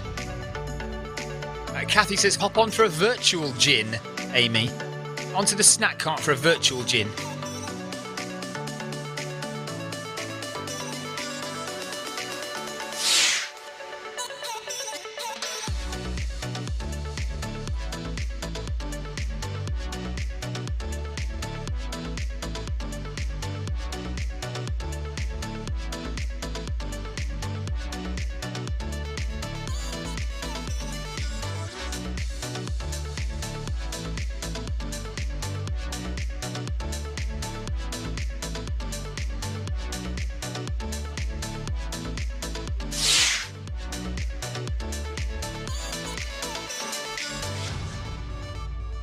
Dan, 8:30, I think. So we're having a break at 6:30, and then at 8:30, Eddie will start again until midnight, depending on how much of the marathon we've got done in this 3-hour slot. So we've got 2.5 hours to go before we have the break, and we'll just leave the avatars sat at the side of the road. Hopefully they'll be okay to restart without too much problem. And then we'll finish it off at 8:30. So Eddie's back on. So I'll just let Eddie catch up.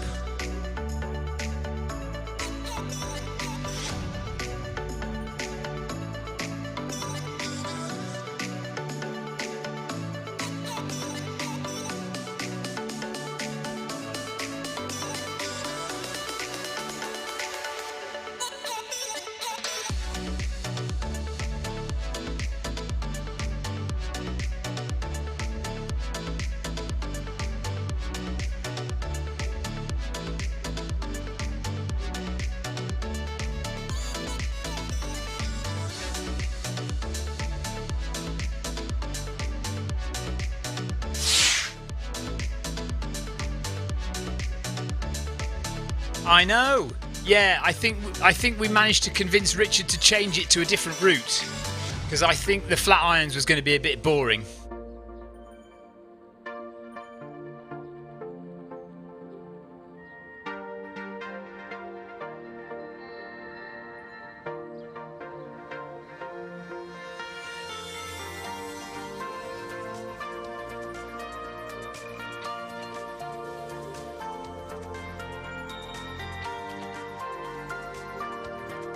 So just walking slowly, waiting for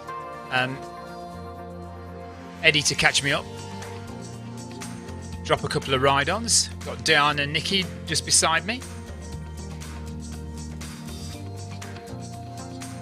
Thanks for the ride-on, Rebecca Wensley. Ride on!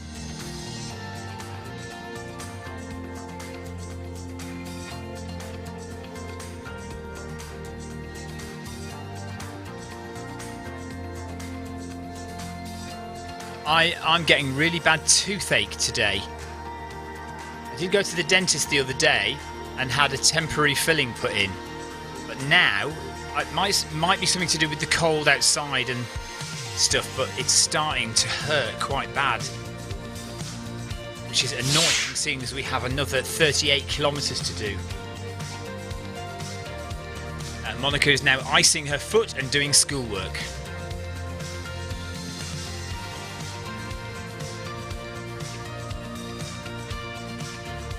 Right, here comes Eddie just behind, I can see, look.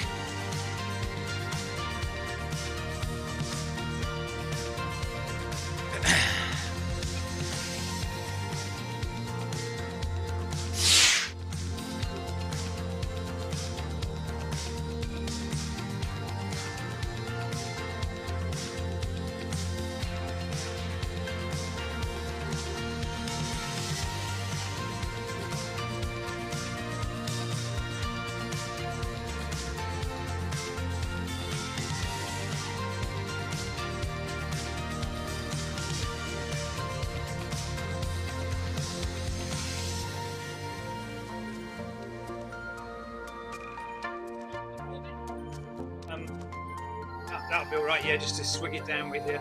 My tooth is really hurting. Yeah, it's very annoying.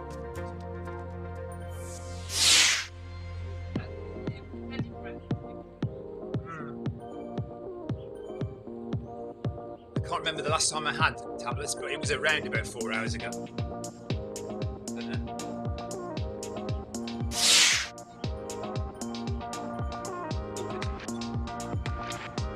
Thank you. You know I'm stopping at 6:30, don't you? I think it's 6:30, and it'll be for 2 hours. Okay. Yeah. Yes. Wait.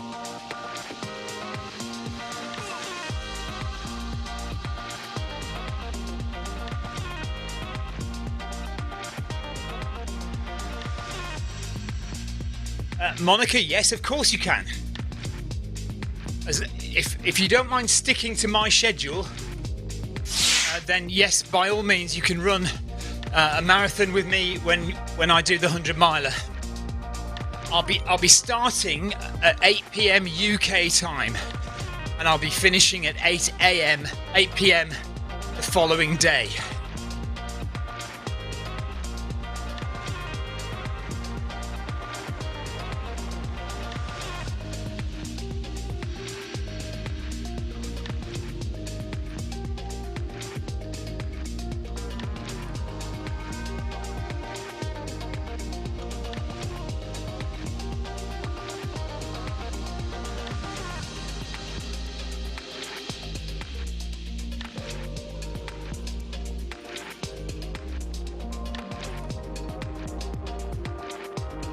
Wow, look at the grade here, 15% grade. So if you're climbing this on the bike, that is going to hurt. 15%, my goodness. We're lucky that we're not putting incline on here. But I think seeing as we are on our second marathon of the day, I think we can safely get out of having incline. Victoria to the rescue with the paracetamol. Yeah, just to take a bit of the pain away from my tooth, which is just really starting to hurt now. In the cold air, I think is getting to my tooth. Luckily, going to the dentist in a few days, have it sorted out. Well, I'll be going at about this pace, Monica, about 7.5 kilometers an hour. 8 minutes per kilometre, 8.5 minutes per kilometre, something like that.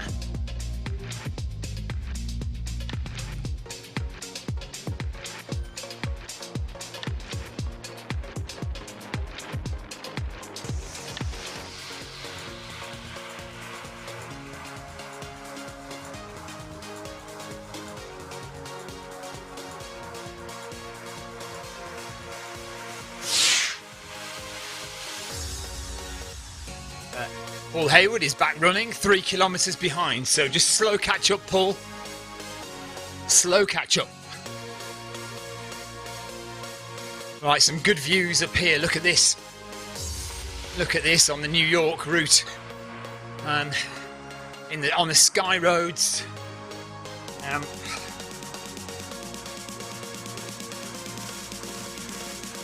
Everything Bagel is the route that we're on. Everything Bagel.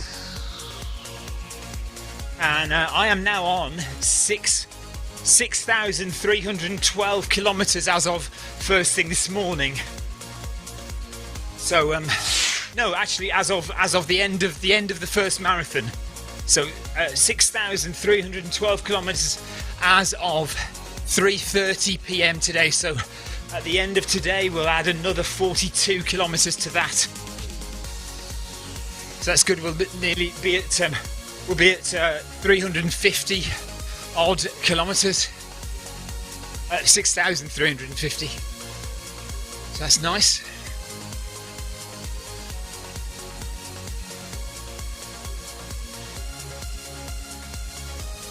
Tylenol, yeah, paracetamol is the same, I think, as Tylenol over there.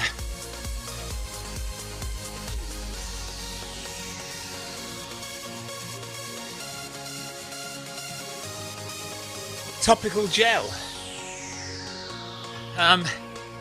Yeah, we've got something called Bonjela over here, which is a soothing gel you can put on your gums.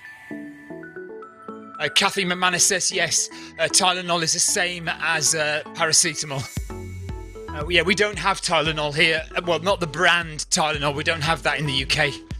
Or, well, if we do, it's not very popular, not very well known.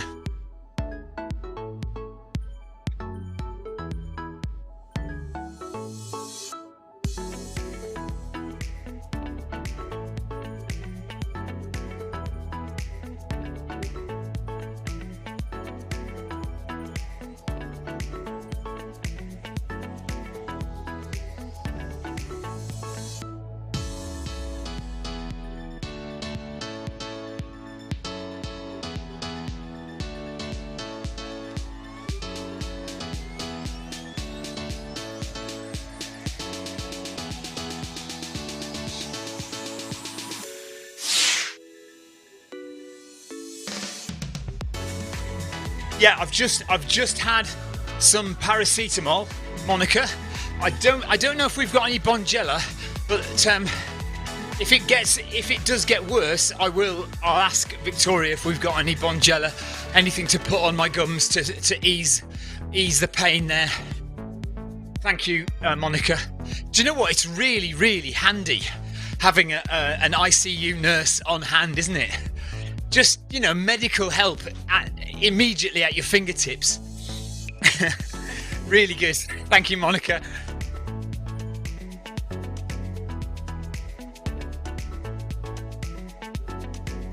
Okay, so the first job today, or the first job of second marathon, is to get us to 10k. When we get to 10k, we will gradually feel like we're making some headway in the marathon. We just got a bit ahead of Eddie now.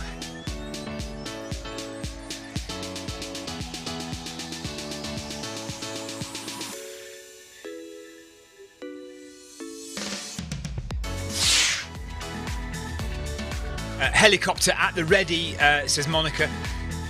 Do you reckon you can get a helicopter across the Atlantic to the south coast of the UK in time, Monica? This is going to be a long stream today. Probably the second longest stream I have ever done.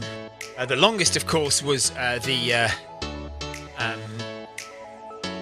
24-hour 100-miler back in May last year. So we're going to try and beat that. No, we're not going to beat it because... actually, no, we will beat it because it was split into 3, wasn't it? Because of my copyright issues, the music copyright issues, which we shouldn't have now. We got cut off 3 times. So there's actually 3 separate streams. So we will try at the end of February or beginning of March when we do the 100-miler. That will be the longest stream we've ever done. But this one is going to be, if we manage to stay online on Facebook and YouTube and Twitch, hello if you're watching on those channels, we will make this it will be a 15-hour stream, so that's pretty good.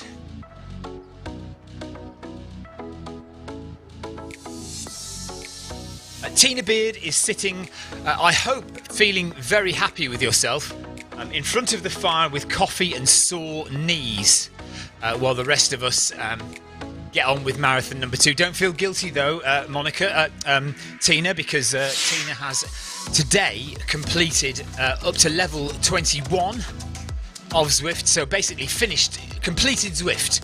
Zwift is a computer game, and today Tina has completed Zwift. and also got the marathon badge, so that is awesome.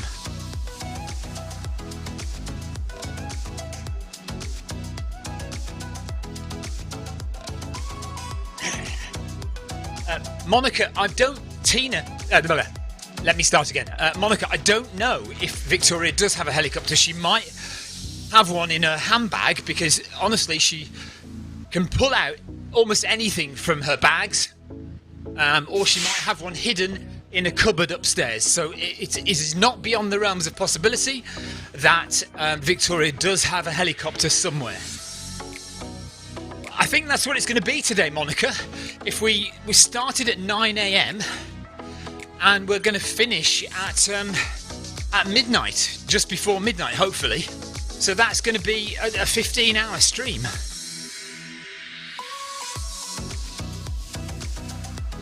True Racing, I haven't been anywhere. I've been here since 9 o'clock this morning, doing 2 marathons. So we did one, started at 9 o'clock, finished at 3:30, and this is our second marathon of the day. So we're just about 5k into the second marathon of the day in New York. So the course we're running on today is New York,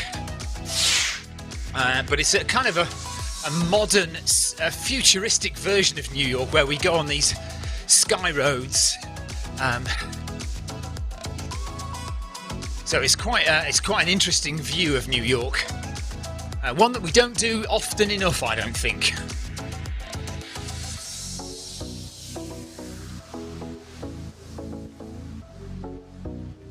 Time for more double-decker chocolate bar.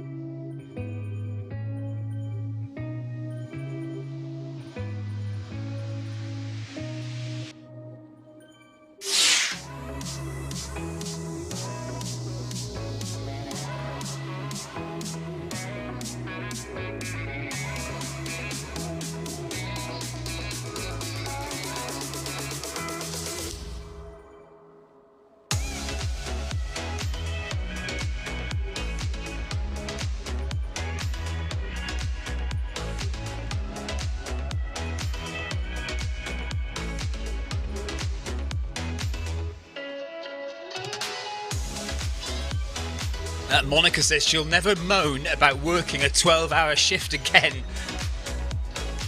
Monica, I think working a 12-hour shift in ICU is probably a bit more demanding than running on a treadmill or cycling on a bike for a few hours.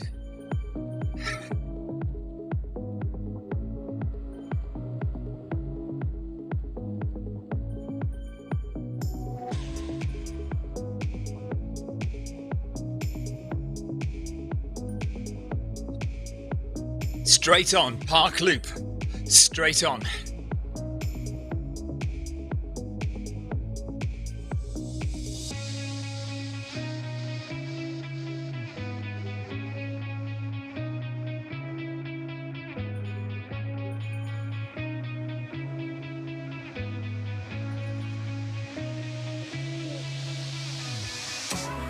And I'm determined it's not going to happen on the last marathon.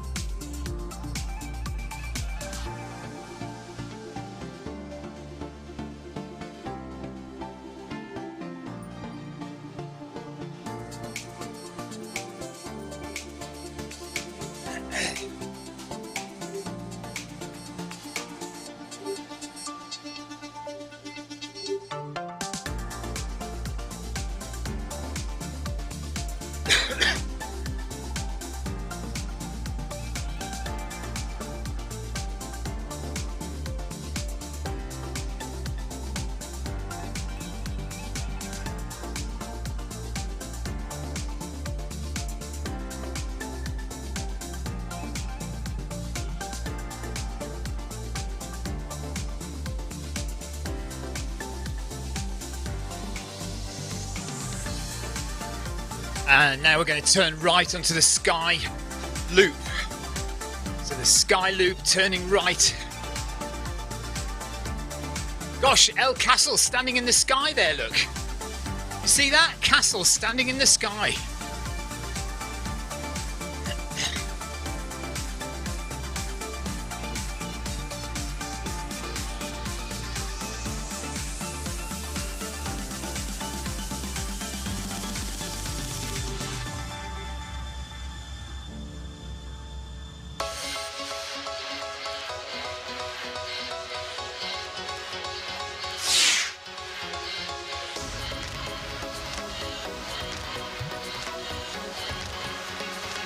Carl Barron has finally got the marathon badge, ended up doing 35 miles today in order to get that marathon badge. Well done. It says awesome running, everybody. Well, that is dedication, Carl, just to have that crash and then get back on and get the marathon badge. Well done, buddy. Good job.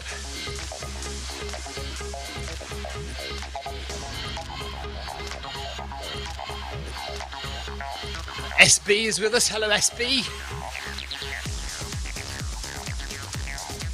Somebody cycling in the sky over there.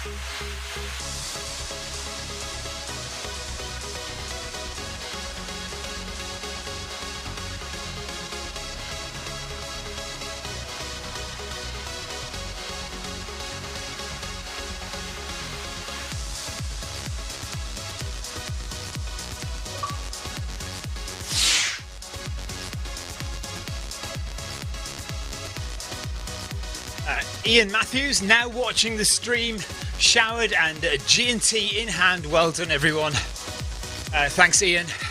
Well done to you today. Good job. So Ian's got another marathon under his belt today. And that is Ian's work done supporting Eddie Izzard. Fantastic. Many runs with Eddie over the past month from Ian.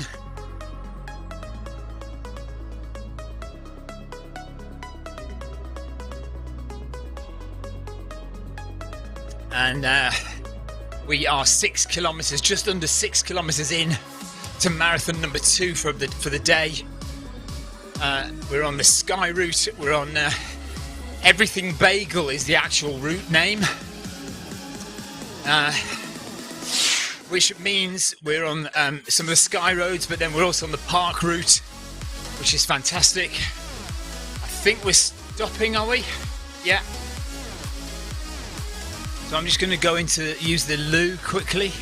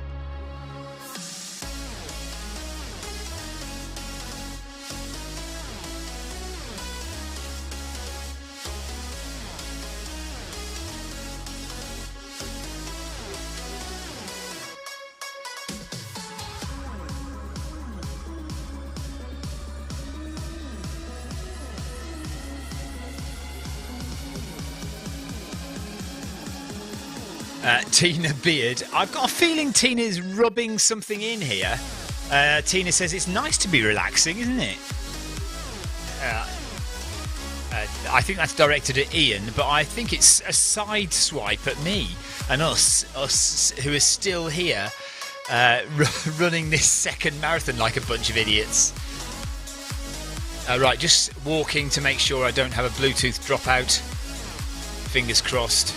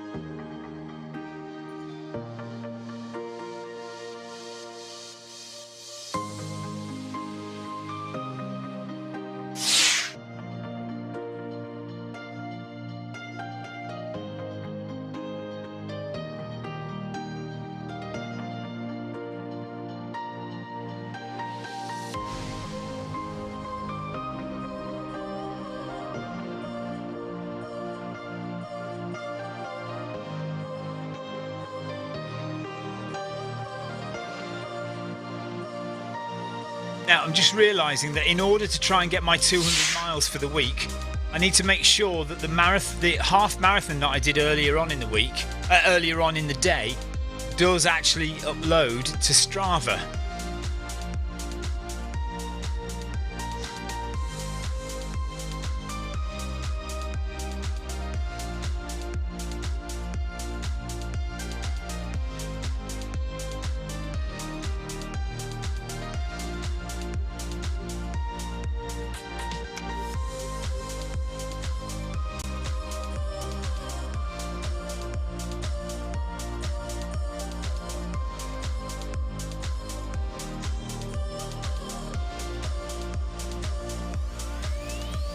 Eddie is just coming back. I need to get this downloaded.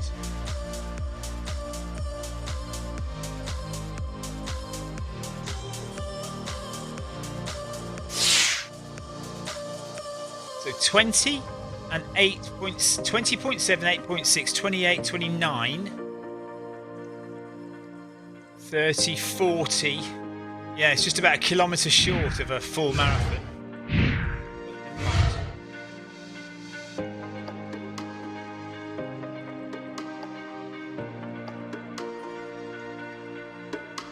Neil Messenger says my legs are killing me.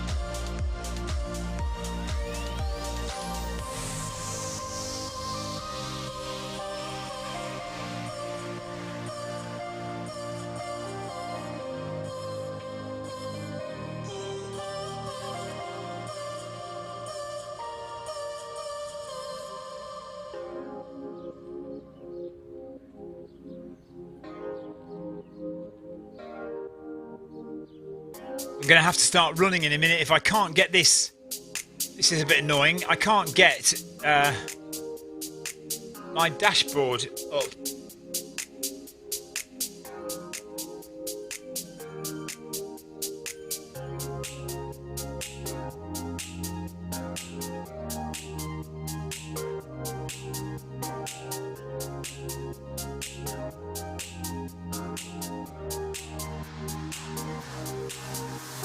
There we go. They've caught me up.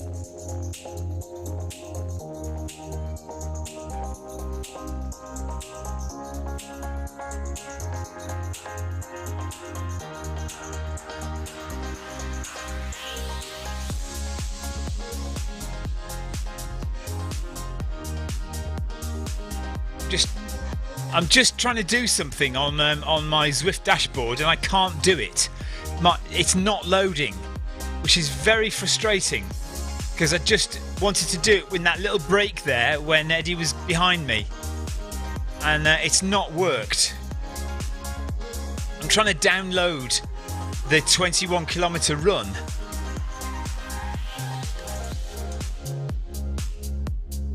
Okay, let's just catch up with the guys then.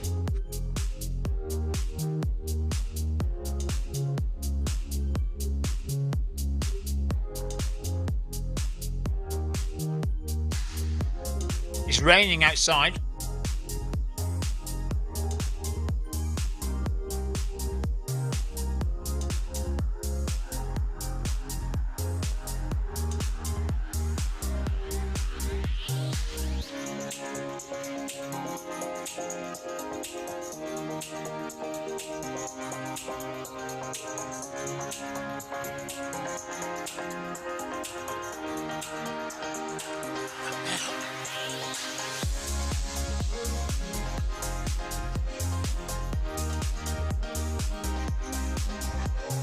So that's 1 hour done.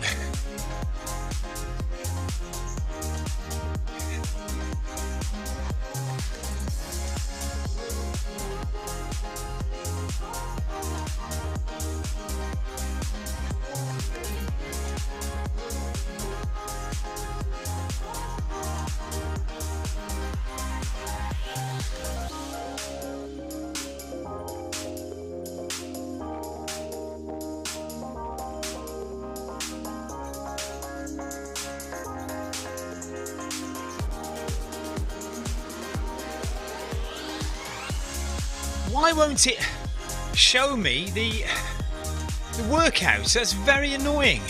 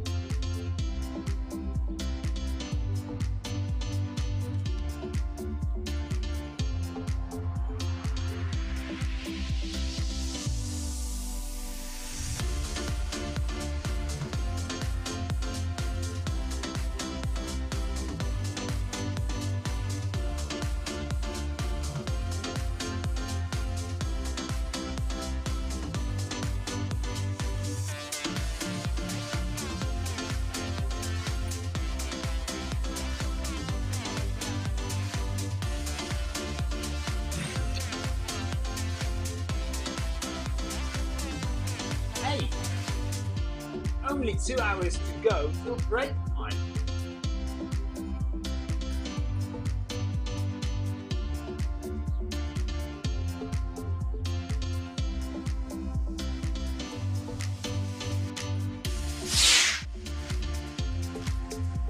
Hello, Richard Steely's son.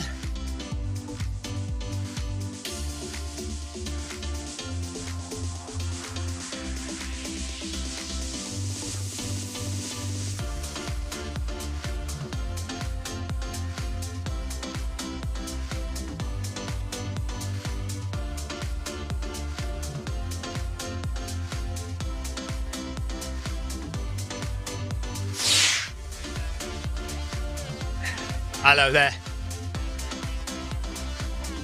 Nice.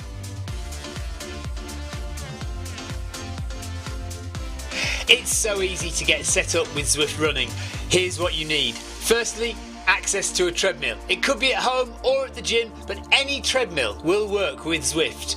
To get you moving in game, we need a speed source. Traditionally, we use a foot pod like the Zwift pod or the Stride, but you can also use the Run Smart treadmill sensor, your Apple Watch, one of the newer Garmin watches, the TSS app, and if you have a smart treadmill, your treadmill will connect directly to Zwift without the need for another device. Now simply download the Zwift app onto a Mac, a PC, an iPhone, an iPad, an Android device. Zwift even works on Apple TV. Finally, pair your speed source in the app.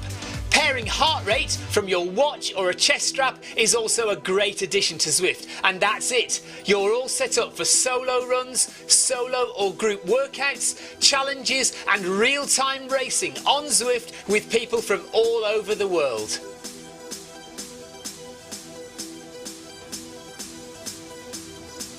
Right, we've hit 7 kilometres in marathon number 2, 35 to go. 35.2 to be precise. We've been running for an hour and 5 minutes. No breaks, no major breaks so far. Had some quick breaks, but nothing of any real length, no significant breaks yet. Let's get to 10 kilometres. Let's go 3 more kilometres and then we can say we've broken the back of the first bit. And then we can work towards 10 miles and then we can work towards the half marathon point. Maybe we might just get to around about the half marathon by the break.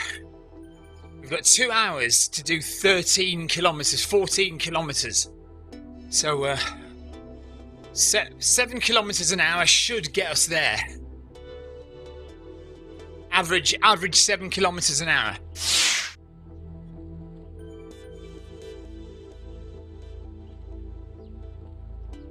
Andrew Usher says, that's me, 70 kilometres combined with 30 to go.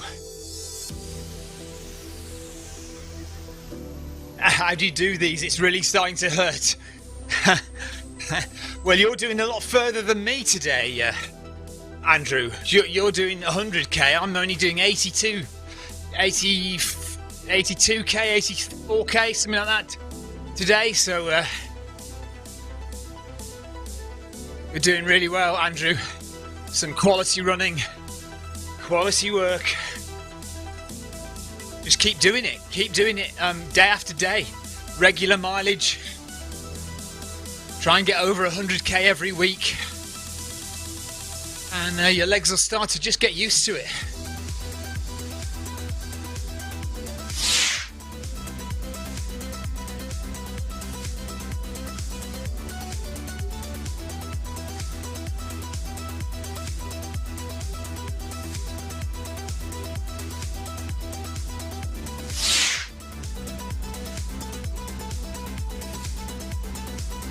Come on, Andrew, 19 miles. 19 more miles to do, buddy. Got this.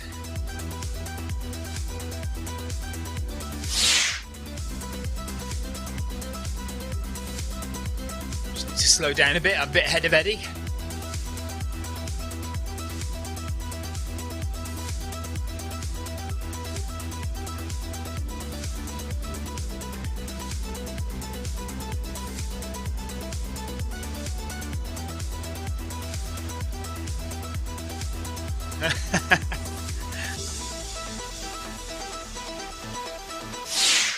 Is that what you've done, Andrew? From 0 to 100k in 4 weeks?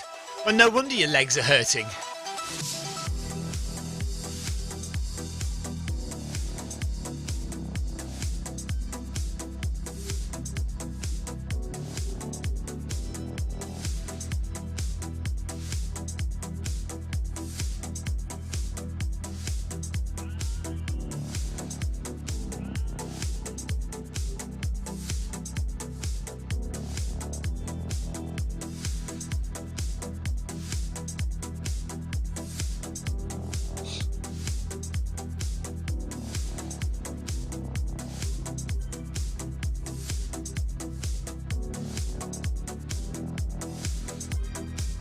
don't you ever get to a point where you're just numb to the pain?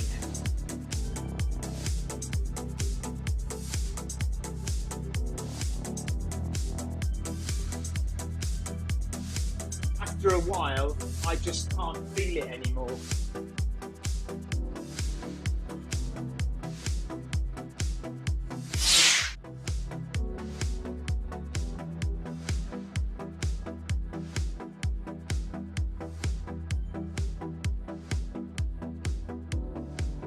I did 1/2 early last year, but haven't run since November. A 5 and a 10 are my staple distance. 5 and 10k, I assume, are staple distances. Well, you've done pretty amazing there then.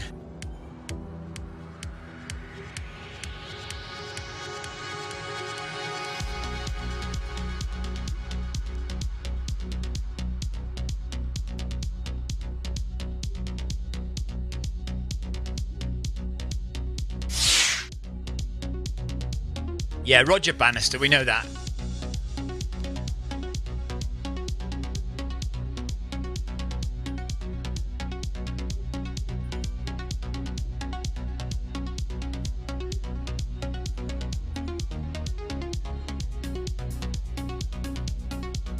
It's often my neck and my back that hurt more than my legs.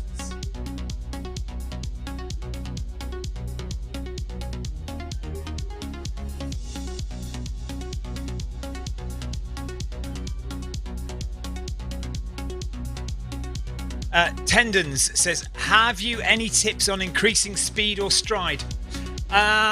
Tips to increase speed. 2 things: distance and intervals. So to increase your speed, do interval training. Any kind of interval training you want, whether it's 1 minute hard and then 1 minute relaxed, or whether you do 400 meters hard and then 400 meters recovery, or 1 mile repeats, or hill repeats, hard up a hill and then relax on the way down. So do intervals. And then the second thing is increase the number of miles you do in a week. But apart from those sessions where you're supposed to be going quick, like your interval sessions, most of your running, try and do it really slowly. That means if you do it really slowly, it means you'll be able to fit more miles in the week without getting tired. And the key to increasing your speed, not only is it intervals, but it's volume. Volume being the number of miles you can do in a week. So the more miles you can do without getting fatigued or getting injured, then the faster you will find you can run when it comes to running a 10k or 5k or a half or a full marathon. So just increase your volume. I think everyone realizes that you have to do speed intervals to increase your speed. Fewer people realize that you have to run long distance to increase your speed. So it doesn't matter. You don't have to do 20 miles, but if you can do, if you're doing 20 miles a week, make it 40. If you're doing 40 miles a week, make it 60 or 80 miles a week. Just increase your mileage. Try and do it slowly though. Don't do it all in one go. Don't suddenly increase your mileage from 0 to 100k like Andrew Usher. Just do it slowly, gently over weeks or even months. Peter Barlow said you're doing great.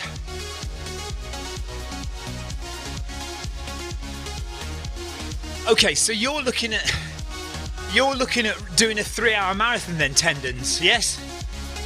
So try and get to 100 kilometers of distance a week. Try and do about 100 kilometers of distance every week. But do most of it really slowly.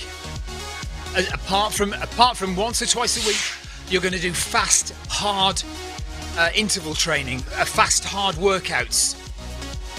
But only once or twice a week. And all the rest of those kilometers should be really slow and relaxed.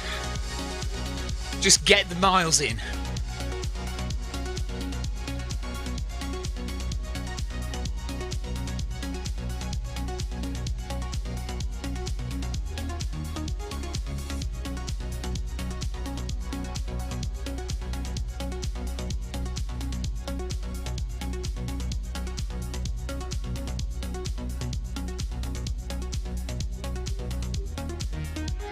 Oh, Adam Koffler is right on that question. Well done. George Oxley, yes, it's definitely good to run in zones 4 and 5, but not very often. So zones 4 and 5 should be those days when you're doing your hard sessions. Your interval training or your fast park run or something like that, where you go all out and work as hard as you can, but only do that once or twice a week. You don't need to do it very often. Once or twice a week, do that. Go into zone 4 or zone 5. Everything else, if you're doing 100 kilometers a week, at least 80, if not 90 of those kilometers should be relaxed, slow, zone 1, zone 2 running. No more. Not into zone 3. Don't train in zone 3. You can't avoid going into zone 3, especially in those interval sessions, because you will recover and your heart rate will get into zone 3. But in the majority of the runs that you do, stay in zones 1 and 2, and then only go into zones 4 and 5 on those hard interval sessions once or twice a week.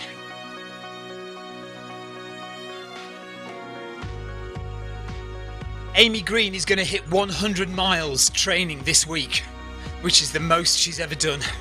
Amazing. Really good, Amy.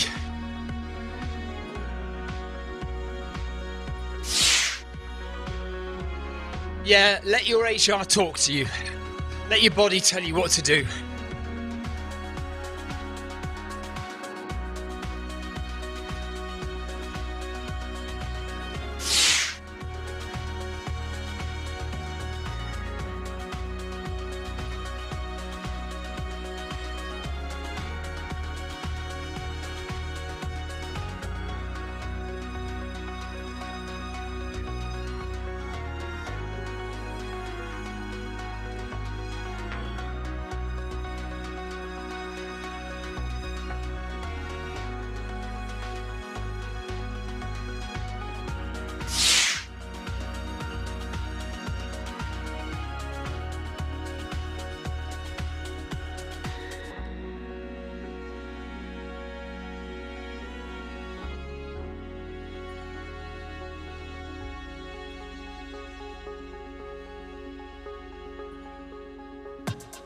George, I got it sent to me by Jonathan Cost and Carol Rushworth.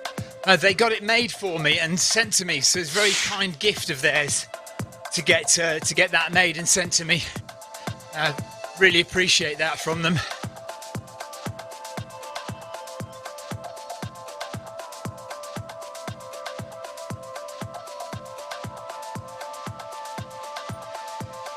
Eight 0.5 kilometers done of the second marathon.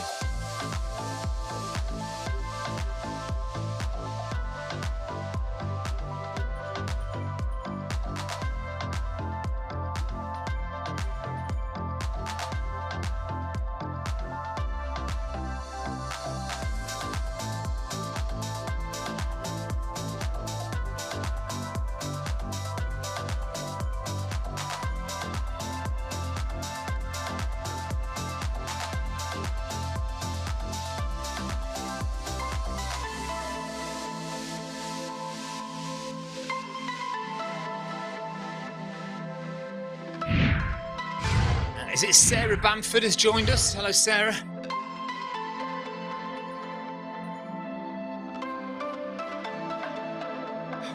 Tendons, believe it or not, mostly I do trails. I'm generally an ultra runner. I run mountain ultras, 100-mile races, long distance trail races, long distance trail runs. But I also do a lot of running on Zwift and on the treadmill. So my training tends to be a mix. 50 kilometers a week on the treadmill, 50 kilometers a week on the trails outdoors. I tend to do my interval training and my hard workouts on the treadmill. Occasionally I'll do an interval session outdoors. But yeah, when I go outdoors, I try to run on the trails, on the hills, not far from my house here.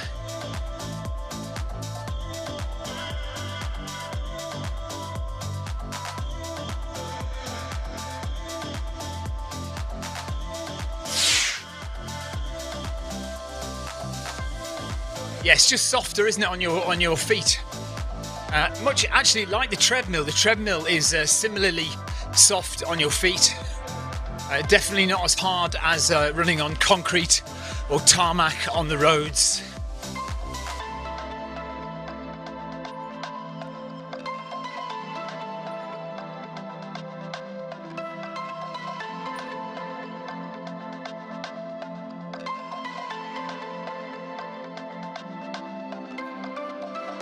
So Diane and Nikki right in front of us here. Just letting Eddie catch up a little bit.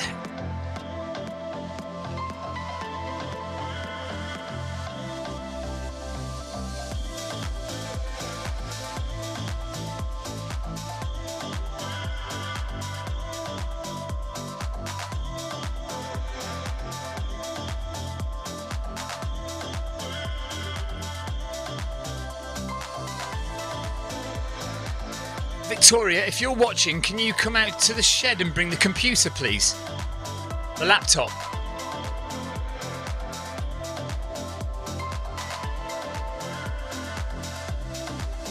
Adam Holland, thanks for the ride on. Right on! And Mendez as well, thank you. Mendez has been running with us this week. Thank you, Mendez. And Adam Holland did 100 miles yesterday, which is pretty damn good. We're going on the park loop now. We're going straight ahead onto the park loop.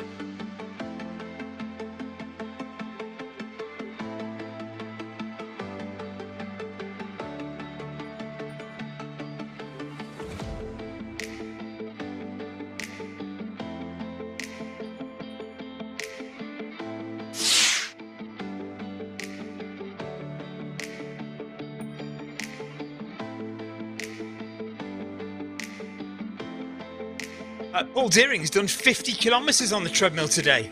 Amazing. And 4,000 feet of elevation. That's ridiculous, Paul. Amazing. Okay, we're stopping.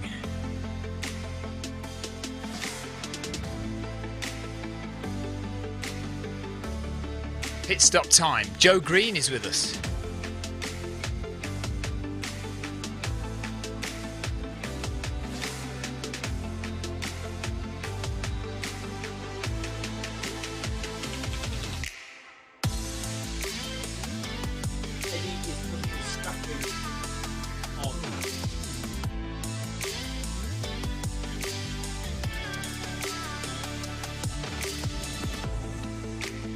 Well, we've got an hour and a half or an hour and 35 minutes. Andrew Usher's companion app just crashed out. Mine's all right at the moment.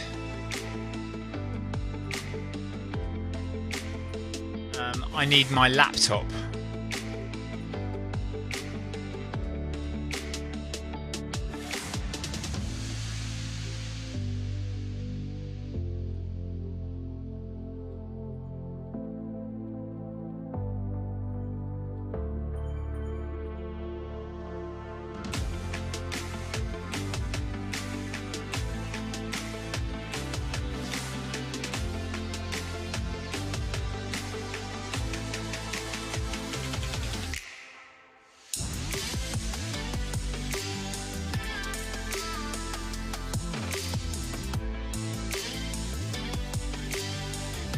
Right, it is raining a little tiny bit outside.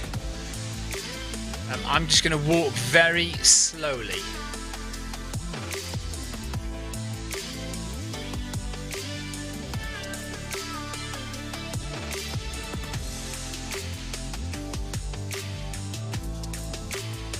Oh, sorry. You do it for me. I just need you to put it in.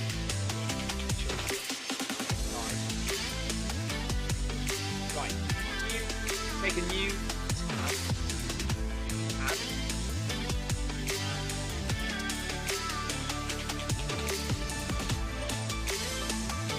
Yeah, it is. you just type in Zwift.com /dashboard.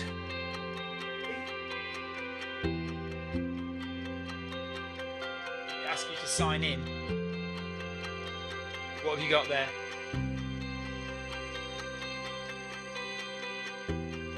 Oh yeah, get on the right network, yeah. Oh.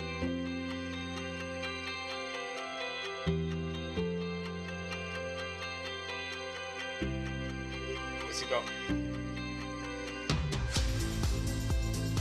Just type in Zwift. Okay, go to just type my.zwift.com.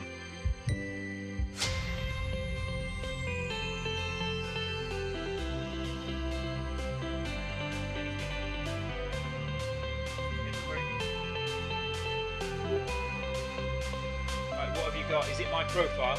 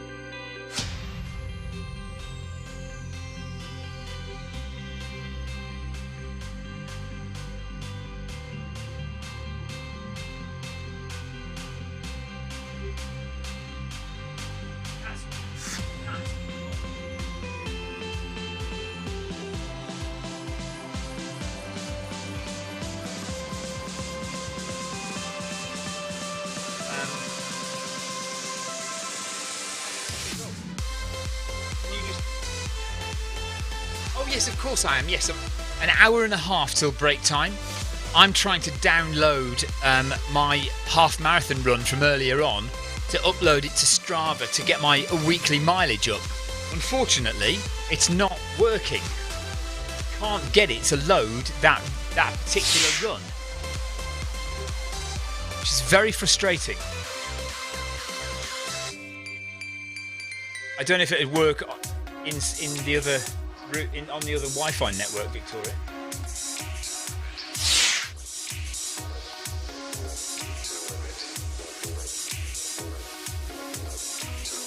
The 20-mile one, 20k one rather, and the 8k one. The 10k one at the top has uploaded because that was saved properly, but the other two. I've got an idea. I've got an idea how to do it. I've got an idea. I might have to do it from here.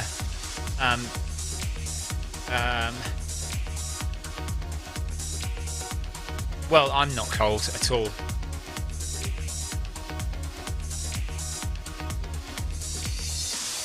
Where are we?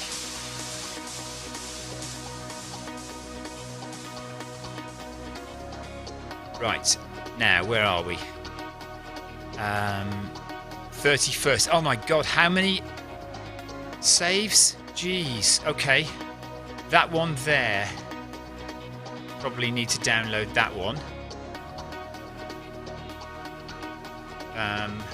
Okay, right.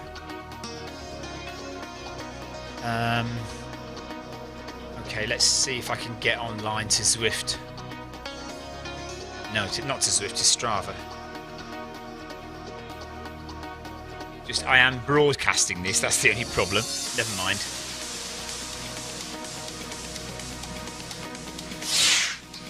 You can all see what I'm doing here, that's fine. Oh, incorrect username and password. How funny. No, people won't see that. No, okay. Try a different one.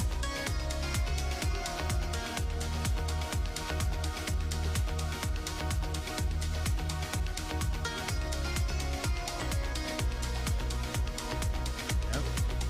Right. Let's go upload activity. File.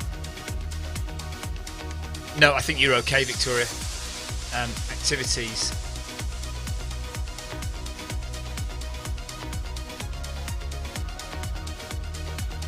Let's do that one there. Open. It's going to say, yeah, malformed. Okay. Damn it. Right. Fit files. Tools.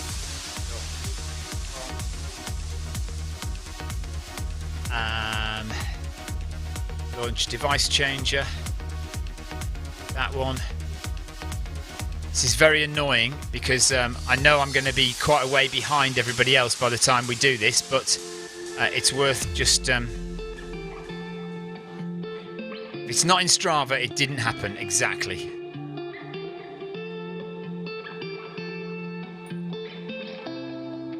Right, download the file. And now we go to there, and we go to file. We go to choose file types, and we go to downloads. Today, that one. Let's see if this one uploads. Fingers crossed, everybody. Fingers crossed.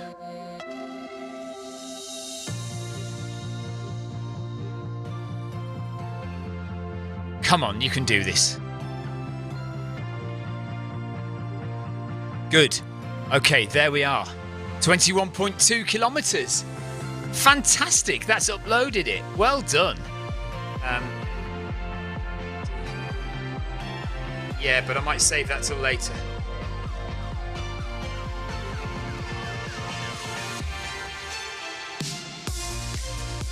Oh. Ah! Damn it. I've got a problem with my keyboard. It won't. Let's just save it there. That button goes annoying. Right, let's have a look. Training log. Okay, that's good. And we've got another 10. So that's 30 odd. So we've got another 8 kilometers to upload there. 10 point. So that's 31, 32. And then we've got a 10 kilometer to upload. So that'll make that a 42. And then we've got another 42 from this run to upload. Fingers crossed that will be okay. Good. Right. Now, the only thing I need to do is get this shift key out. I think I've just done it. Okay, let's go back to Zwift.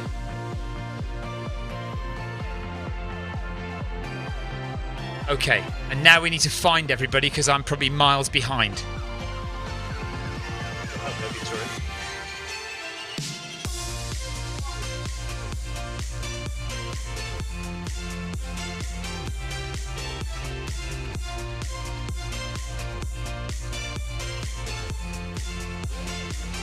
Oh, they're not that far ahead. They're not that far ahead. That's good.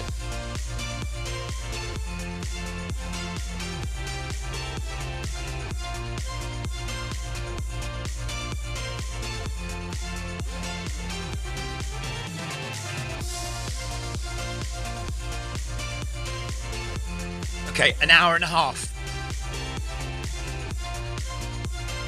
to break time.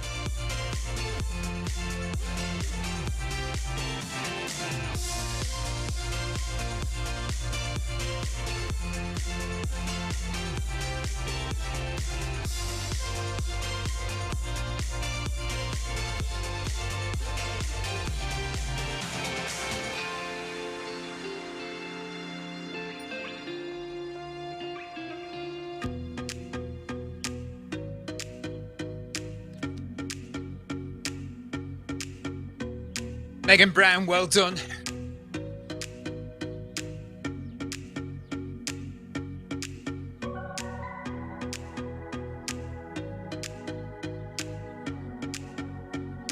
So we've got to catch up to the back. Won't be long to catch up to the back of them though. Eddie Izzard's just announced they've broken £200,000 in donations.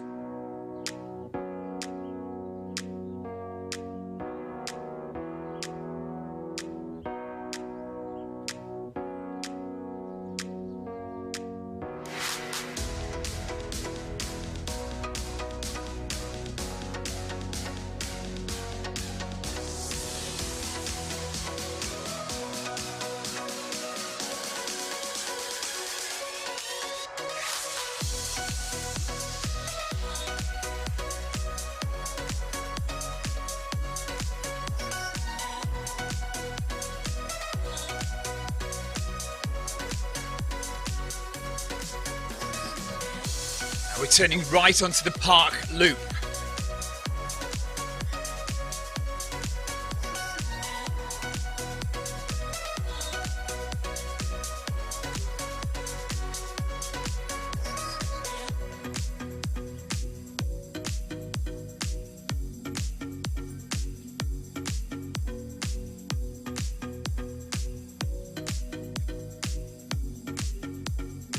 And we're virtually at virtually at 10k now into marathon number 2. We need to do another 10k in an hour and 20 minutes, which is possible for Eddie. Eddie can do that.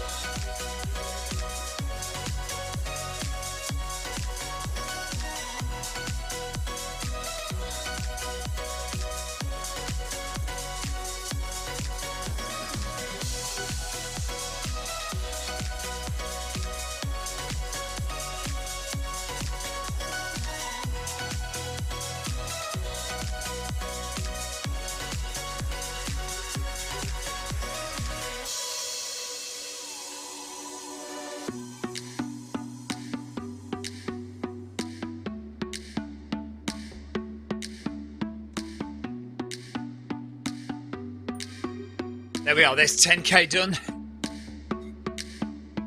Just catching up now to the back of the pack.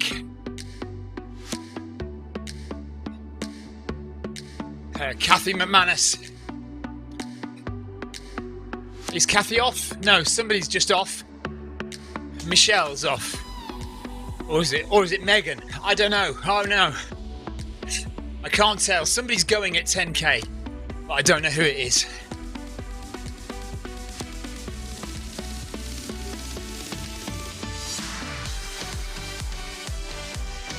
So nearly back to the pack now. There's Neil Messenger, Clara Davies, Lee Ryby, Sally Henry.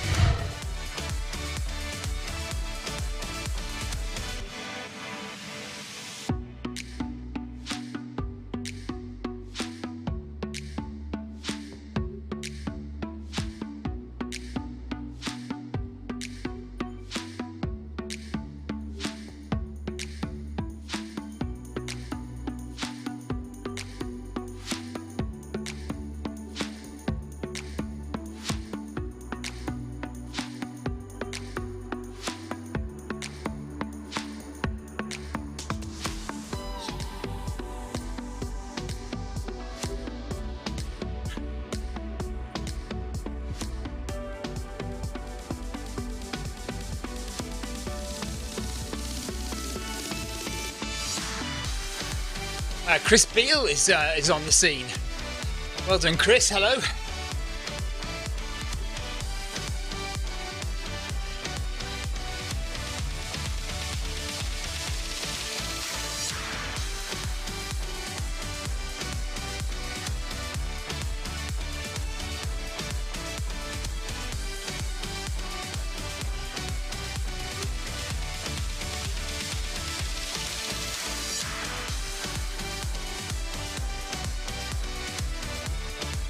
Straight ahead, yeah.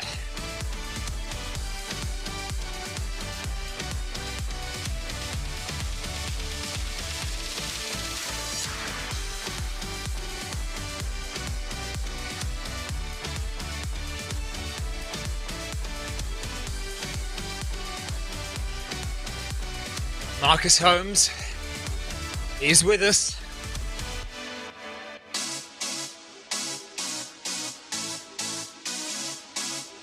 Paul Sculthorpe has hit his daily target. Marcus!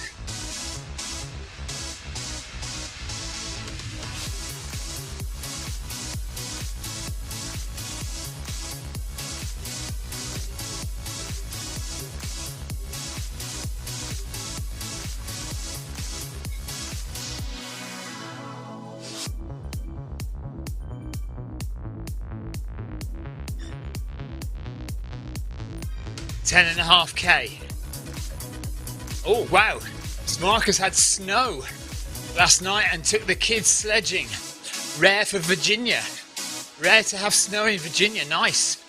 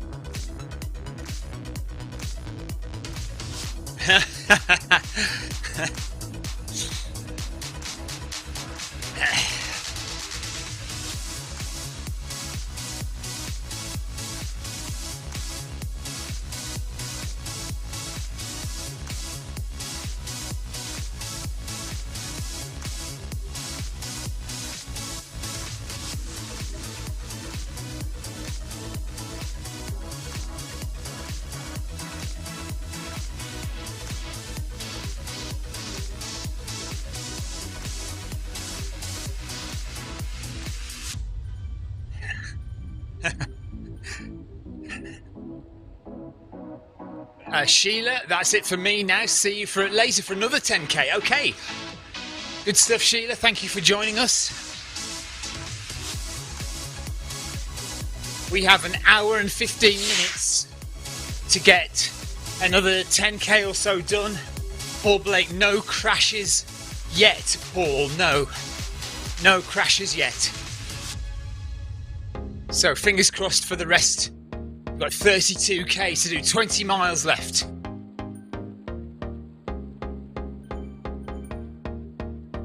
But we have a long break. We have a 2-hour break. So I'm really, really hoping that it doesn't crash in that 2-hour break.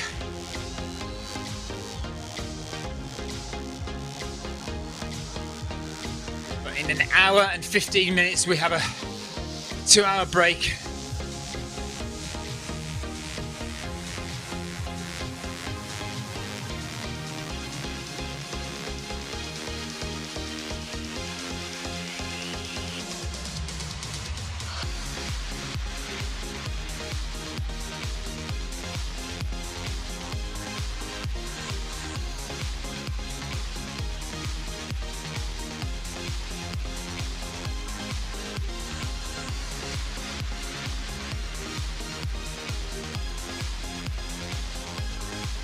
Yeah, I don't know who Eddie is interviewing at the moment.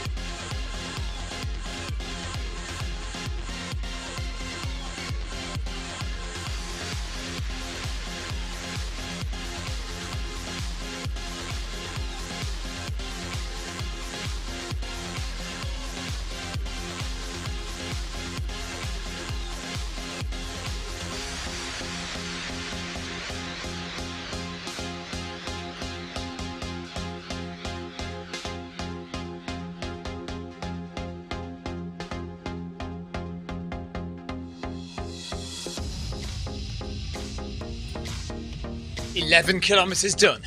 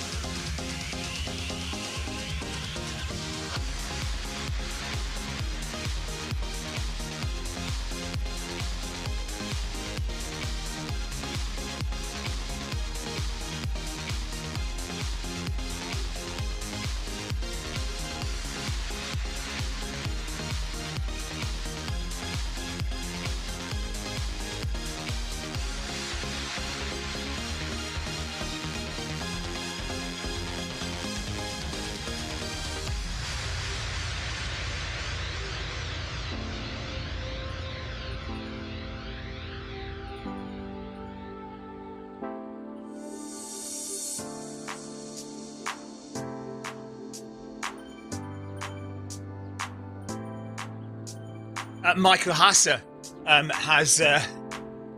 has just given me a ride on. Thank you, Michael. Right on.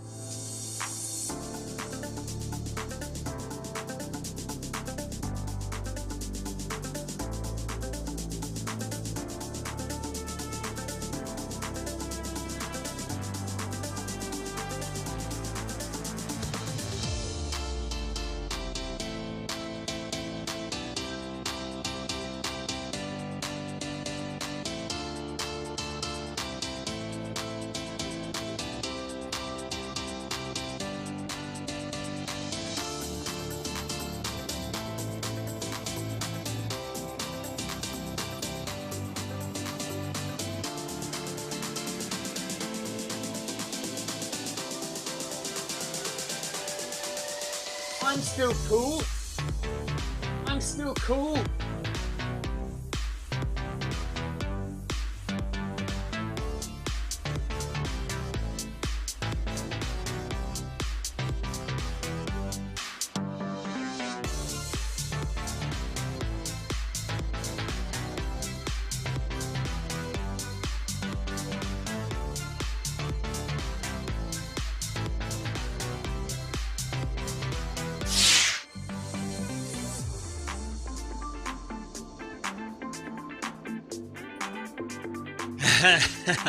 Megan Brown says, yeah, you're still cool. My kids don't agree.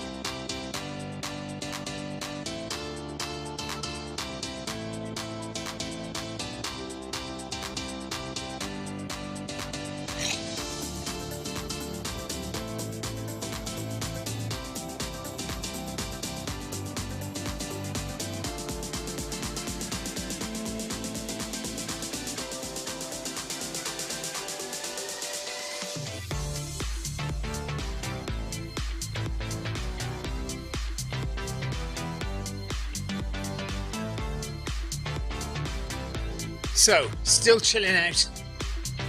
We are on 11.5 kilometers, just under.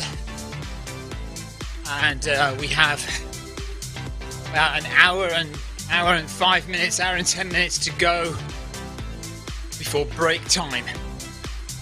Eddie is going to get changed, do a stand-up show for an hour, then get changed again back into running gear, and we start again at 8:30 tonight to finish off this marathon. So in the meantime, the rest of us are going to have our dinner, have a shower maybe, just get ready for the final half marathon of this project.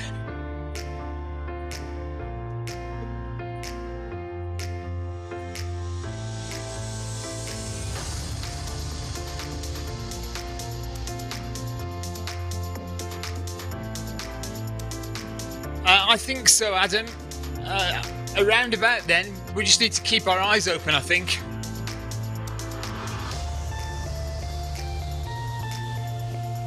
I'm not 100% sure.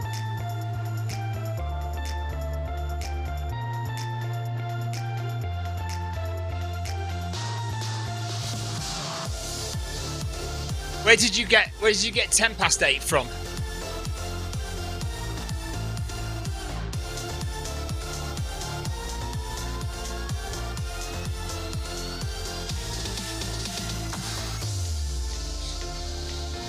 Okay, well we'll see what happens.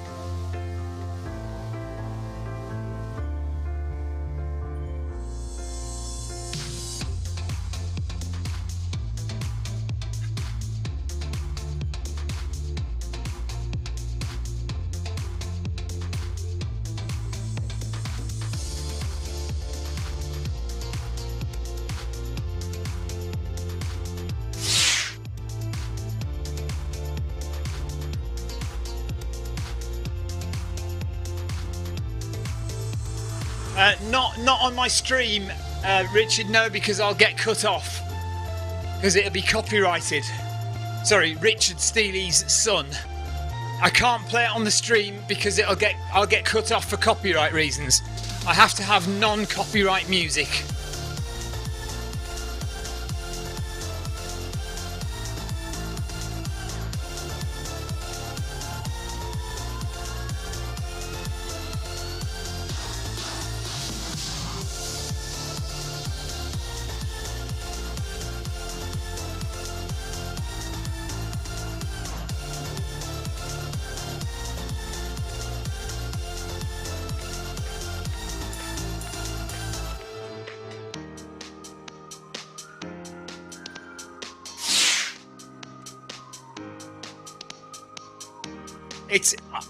I don't want to play and mess about with the stream.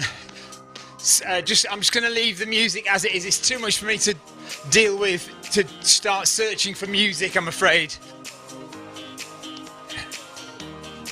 Sorry. If it's Disney though, it almost certainly will be copyrighted.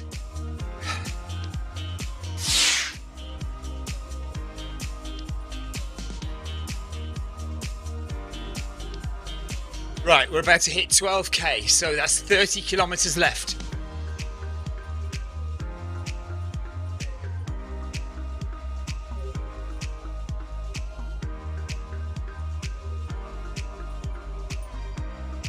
There's 12 kilometers.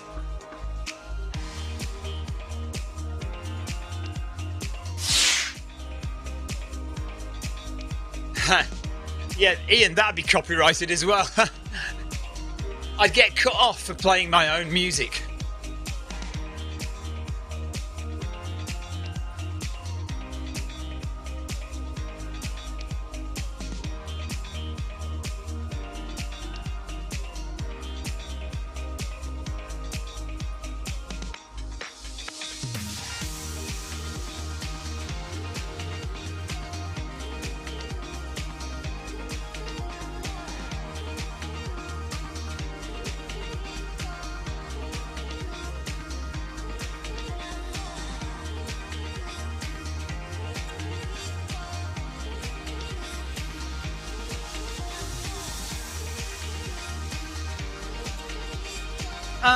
Pretty much, George, yes.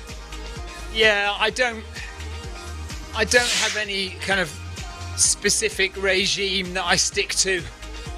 Just make sure I get calories in. I don't eat a lot of meat. No red meat. Only maybe chicken occasionally. So apart from that, I just generally eat pretty much what I want.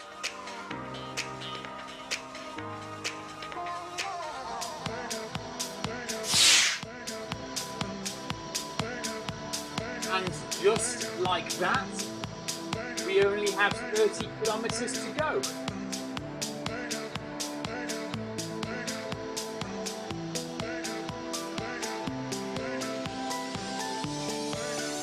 No, I'll start another stream, I think. Oh, that's a point. Yeah, I was going to say this was going to be one of my longest. Well, it still will be my longest stream. One of my longest streams ever. But I think it would make sense to cut the stream off at the end of this section and start again at 8:30 to the finish.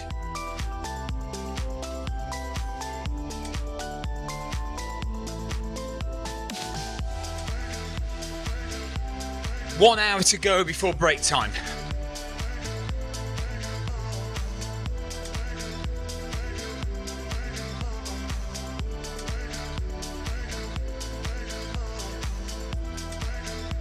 And at this pace, we could be done in 4 hours.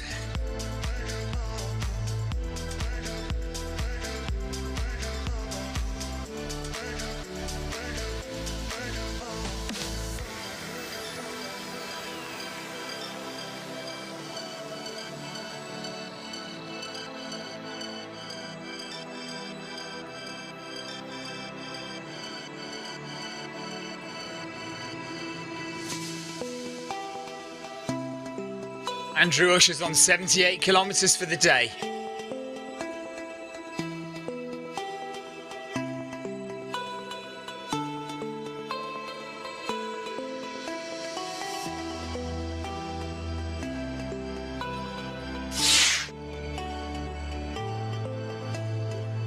"54 kilometres run today." Tina says the kilometres go quicker when you're only watching. Do they? I've no idea.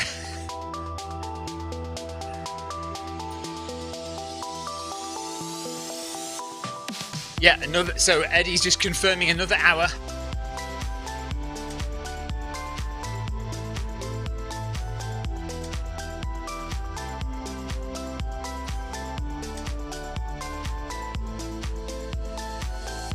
So we've got 1 hour of the stream left to go.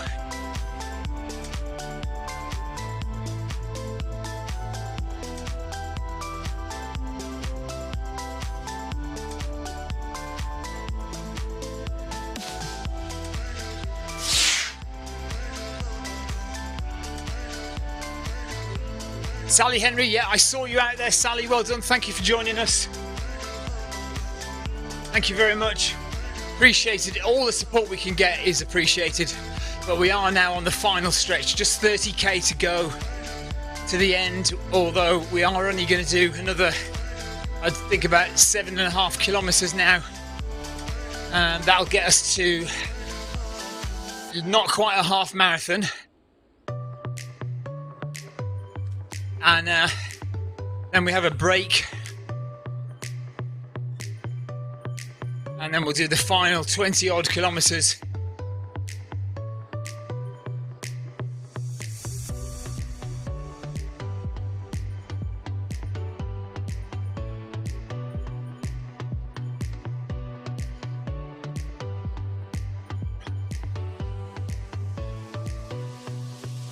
Oh, I see, Ian.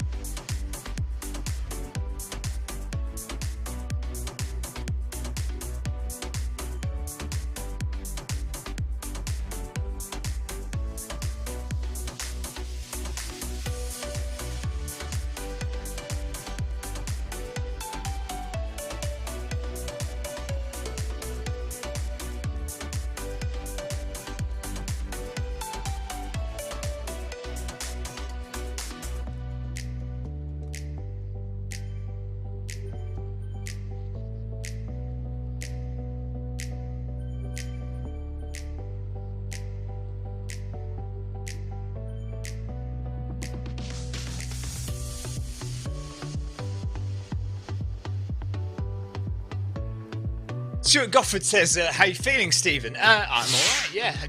I'm very cold. I kind of keep feeling I should shut the doors. But when I shut the doors, it gets very steamy and smelly and sweaty. I'm not sure which is worse, really. So I'm kind of staying cold, basically. Legs are all right. It's just grinding it out, really. Just getting to the end. So almost 13 kilometers in. We've got just under an hour to go before break time.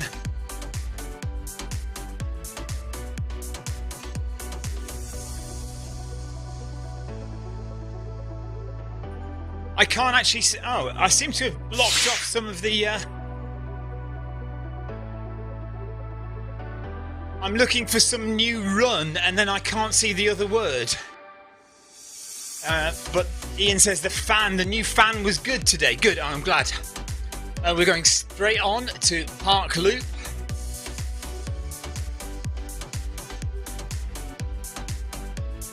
There's 13 kilometers. Bang.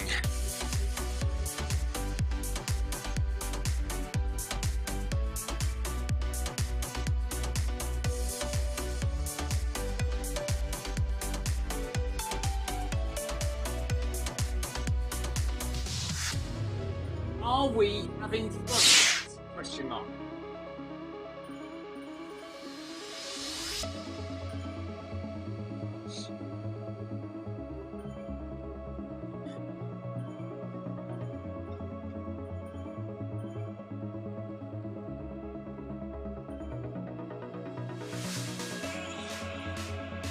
New run shorts. Well, I quite like compression shorts. The ones I've got on are from a Spanish company called Hanker, Hanker, from Spain, or from the Canary Islands, actually.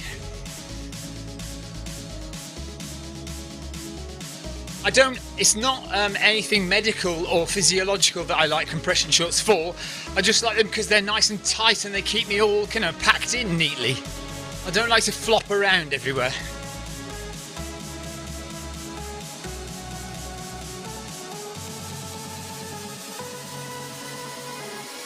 Stuart Gofford says, I wouldn't want to be cold. Well, in some ways it's easier to run when it's cold.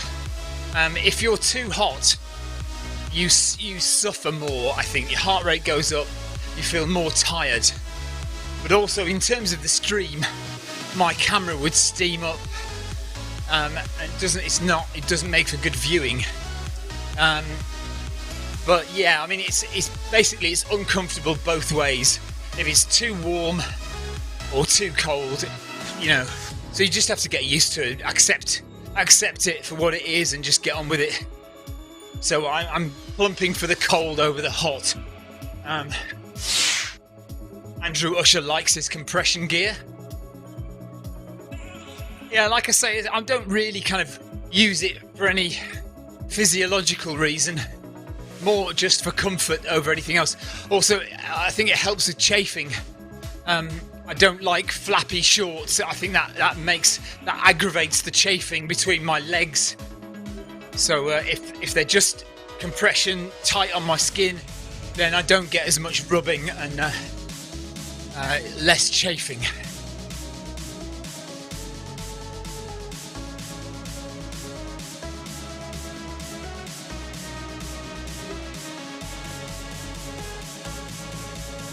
Can't be long before my headphones die a death. They've been going since 9 o'clock this morning. So this is a good test of the Aeroplex battery power.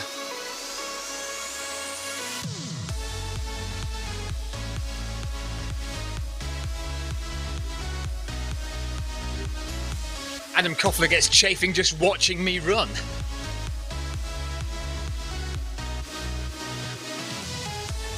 Look. Need to look after your arse on these long runs.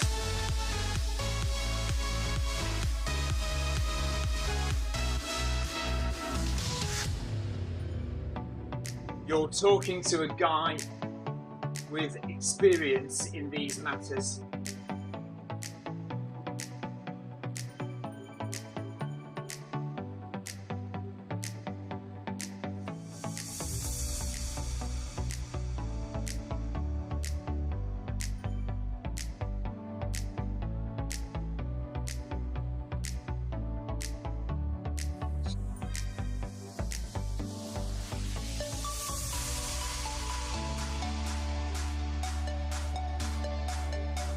I use something called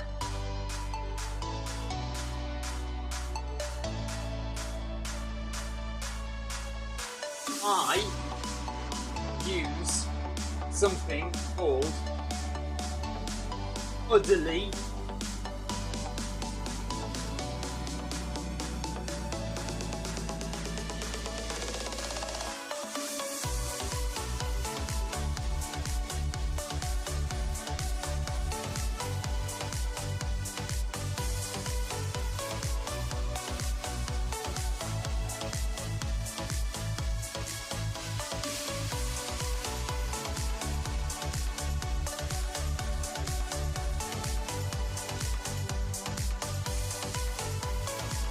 I use something called Udderly Smooth. Paul Sculthorpe says thanks for streaming. No worries. It's all good fun, isn't it?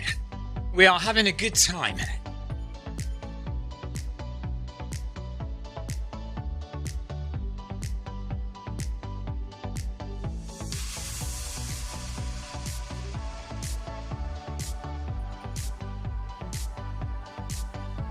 But as well as anti-chafe cream,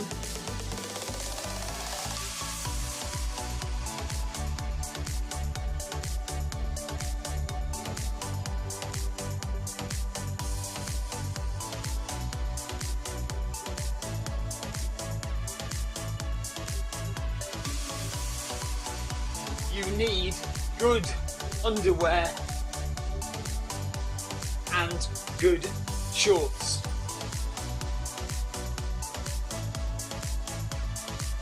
Anti-chafe cream.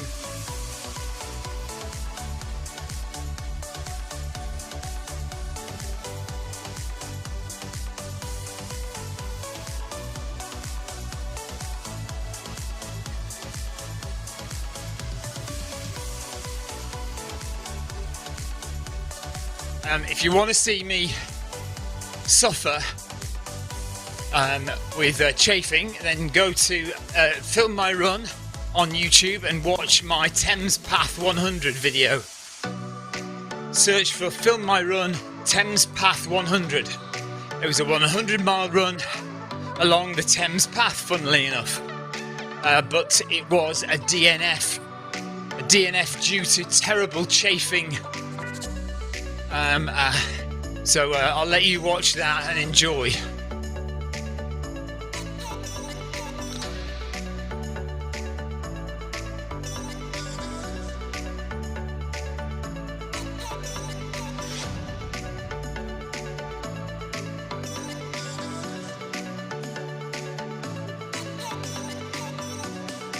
Decent running specific underwear is vital over long distance.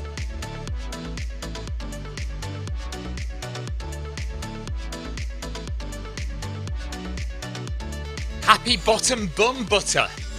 I like that. Happy bottom bum butter, says Marcus Holmes.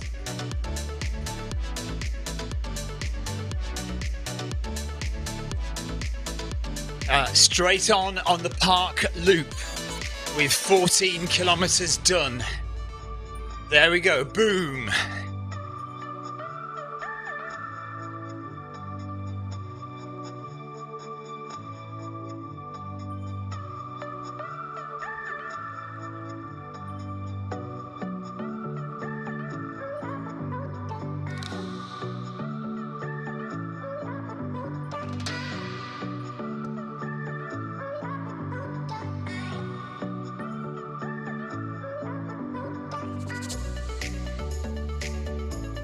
They've got 1.5 feet of snow in Virginia. Wow. No snow here yet. It's cold, but no snow.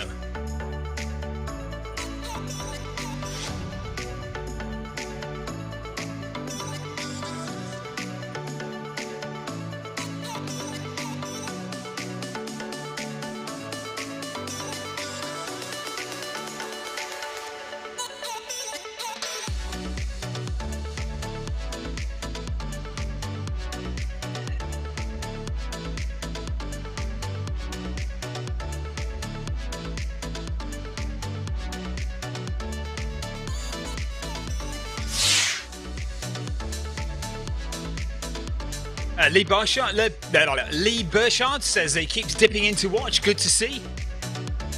Yeah, we are still going. We've got 18 kilometres to do. 18 kilometres.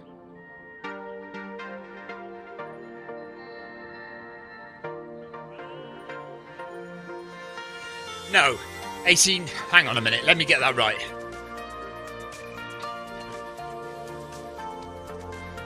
Where are we? 16. Oh yeah, no, hang on a minute. It is 18. No, 28 kilometres. Yeah, 28 kilometres to do. Sorry, my maths was going mad there.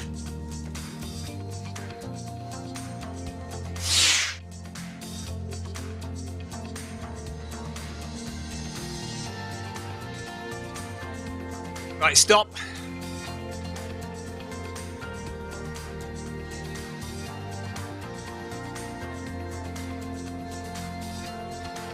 Right, why is it not showing me the whole...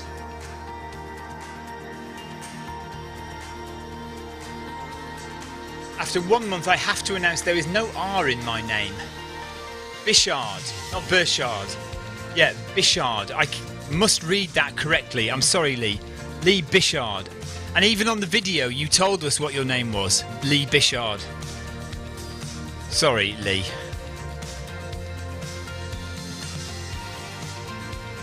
I'm not seeing the full text of each message, which is a bit annoying. Salah, 60. Oh, brilliant. Thank you, Paul, for letting me know. That is awesome. Actually, I'm going to listen to the commentary. Right, I'm going to say goodbye to Eddie Izzard's live stream and I'm going to put on the Liverpool commentary. Just for the last bit.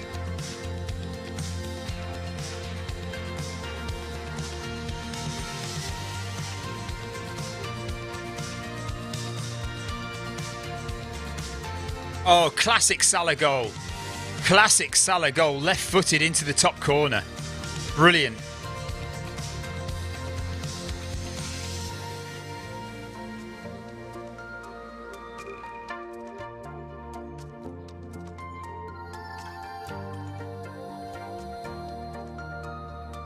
Thank you for letting me know, Paul. Right, I'm going to watch the football to the end.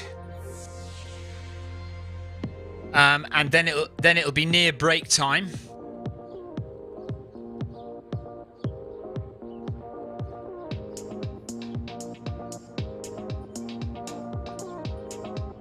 Leo Loughran, thanks for the ride on, buddy. Ride on.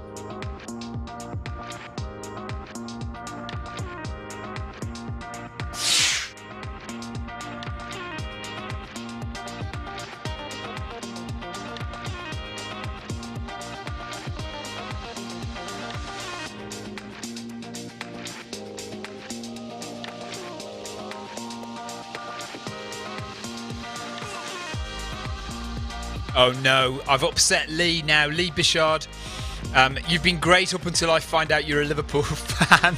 I'm really sorry.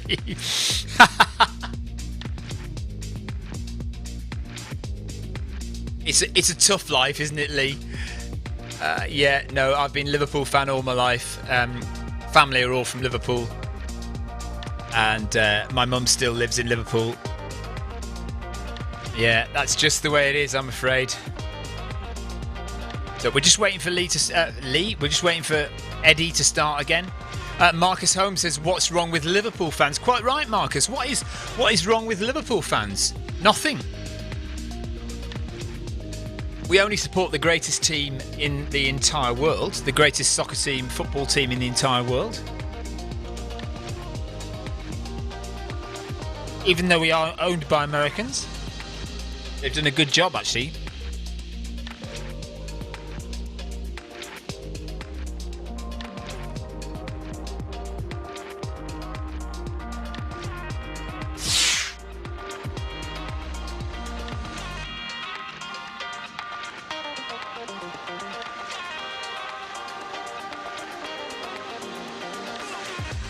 John Farrell says, at least it's not Sunderland.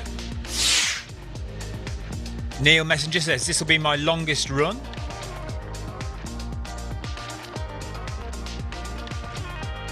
John Henry owns Liverpool. Yeah, John Henry.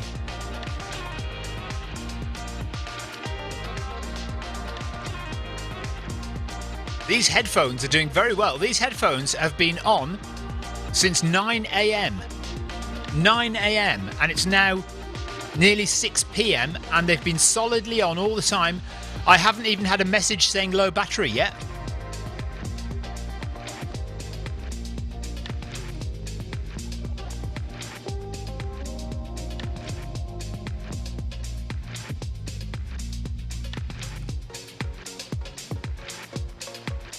Oh, I've just spilt some coffee down my front. Not very much though, just a little dribble. But I think it probably still counts on the bingo card.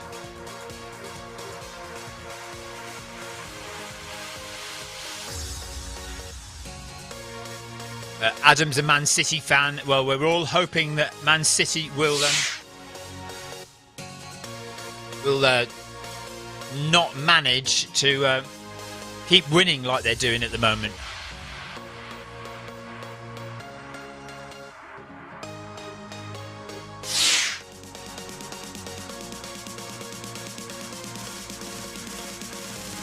Daniel King says, what make of headphones are they? Aeroplex. Aftershocks. Aftershocks Aeroplex is what they are. Neil Messenger is a Norwich City supporter. Well, never mind. I suppose somebody has to be. Realised today that the speed for Zwift with Bluetooth and Ant Plus is different. When you're on what? On your foot pod? Which foot pod? Is this Ant Plus? Is this a Stride, Paul?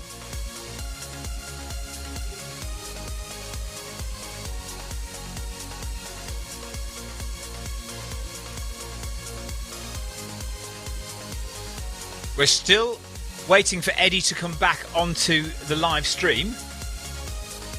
I'm just walking it out for a little bit.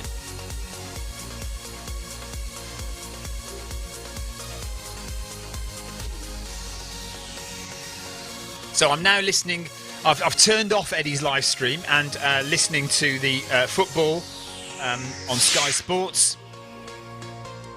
Paul Hayward said yes, the Stride. So what? So you've measured this. So when you connect your Stride via Ant Plus, you get a different measurement, a different distance measurement than when you connect it on Ant Plus. Interesting. That's another bit of information we need.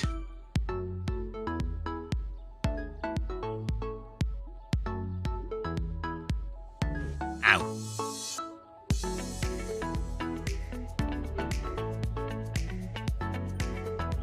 Yeah, gradually walking a little bit further away from the gang, but hoping that Eddie will... Right, I can see Eddie back on the stream now. Yeah, Paul, that might be worth something. It might be worth testing a bit more. Don Byerly says Aftershocks are excellent headphones, pricey but worth it. For some reason today, if you write a long message, the last bit of it is getting cut off on my stream. I don't know why. On my chat box, messenger box. I don't know why that's happening though. Yeah, worth it. Yeah.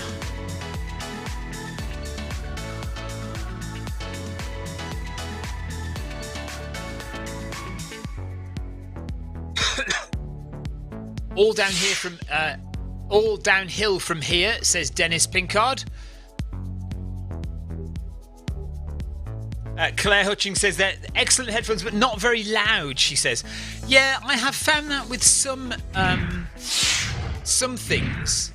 This is perfectly loud from my iPhone here, but sometimes from my computer it's quite quiet. But I guess that also is when I'm running, it makes a difference."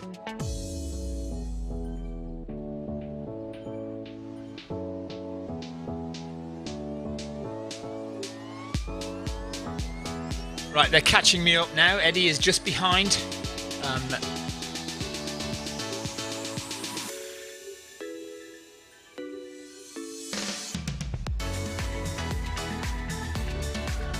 Daniel King, don't know. I never use headphones outside.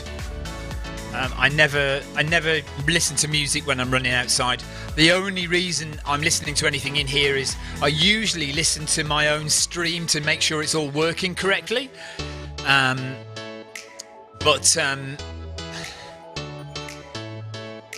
But when I go outside, I don't wear headphones. So I have to say, I don't know. These have never been outside.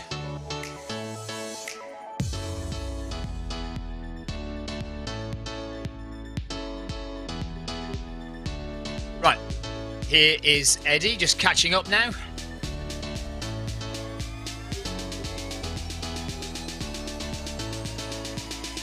Right, 14.6 kilometres. We have 35 minutes to go to the break. Ryan Downey's just dropped a ride on my head. Thank you, Ryan. No, it's not Ryan. It's Ryan It's R. Galvin. Sorry, I don't know why I thought that was Ryan Downey.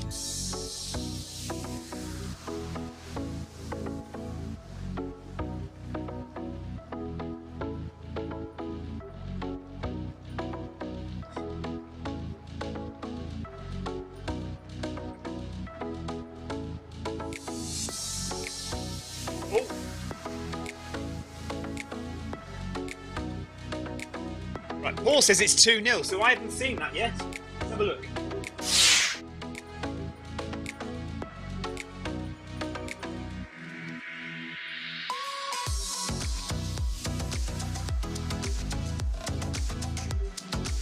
Liverpool. Oh, it was you, was it, Ryan? Sorry about that. Yeah, I was a bit slow then. I was a bit slow. And Rosalind Chalk has given me a ride on. Thank you, Rosalind. So Liverpool 2-0 up now. 2 goals from Salah against West Ham.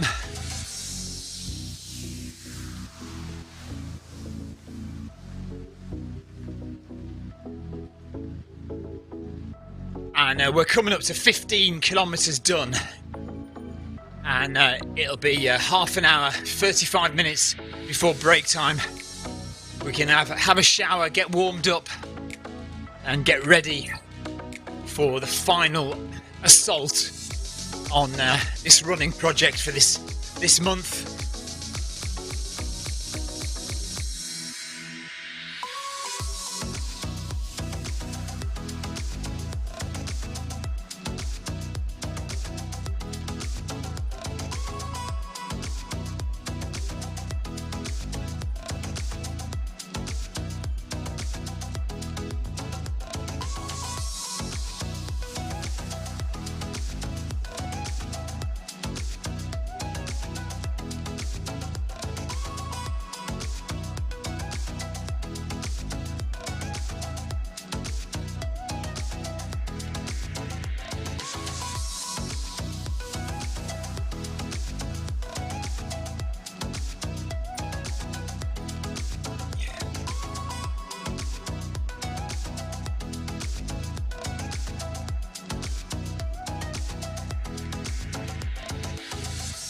Crazy mother fudge cake.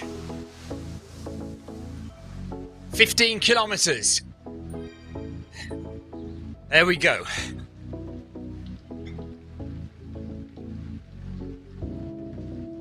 "27 kilometres left to go.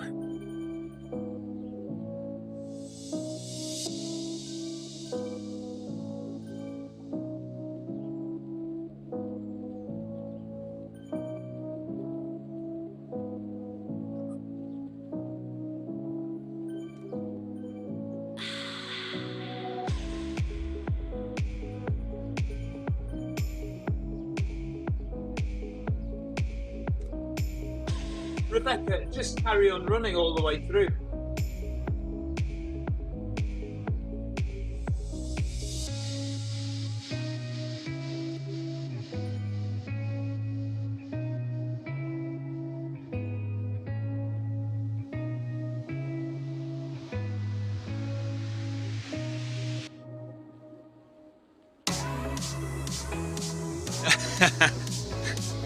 Rebecca, come on.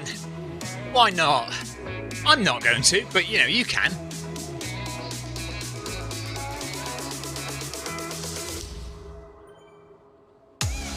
I mean, I'm not going to, but you're more than capable.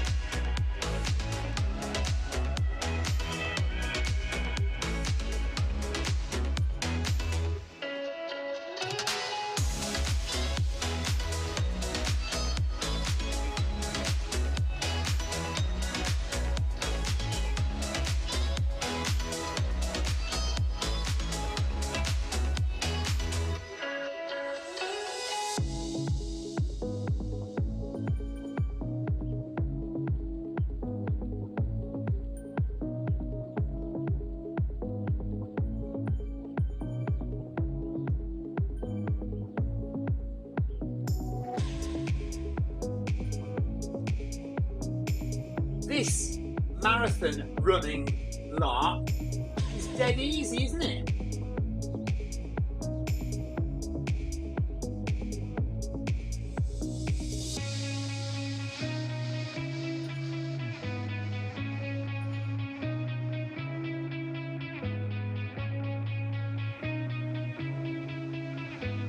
Right, half an hour to go now. Half an hour and then we break for Eddie's live show. And we can all have our dinner and a shower and get back out here for the last half marathon.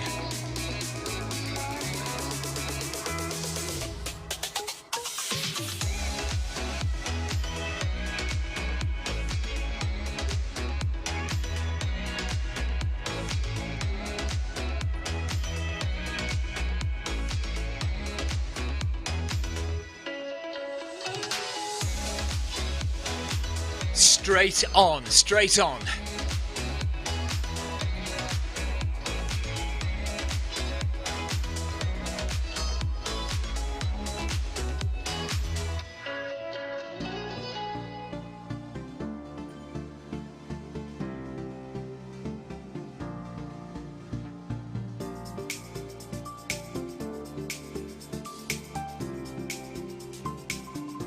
I have strong vibration.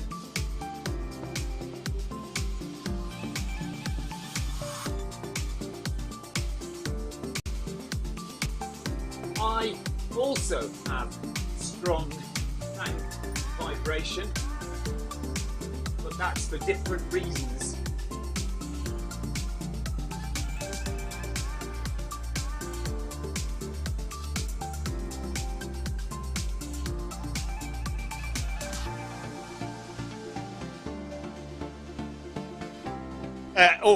Claire is going to go to work in the break for her night shift. I'm going to have a burger, a vegetarian burger, and have a shower, put some fresh running gear on, and get back out here for a final 21k, 22, maybe 23 kilometres.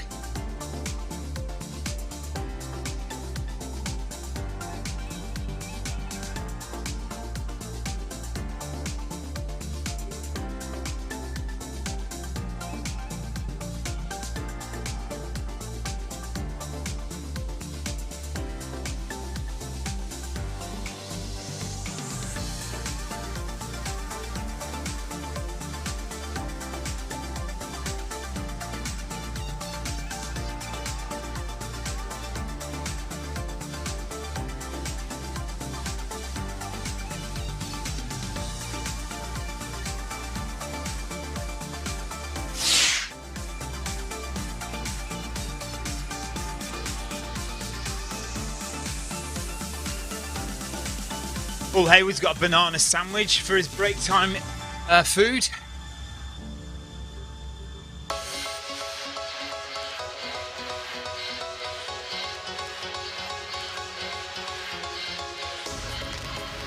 I can't believe it's not arse-free.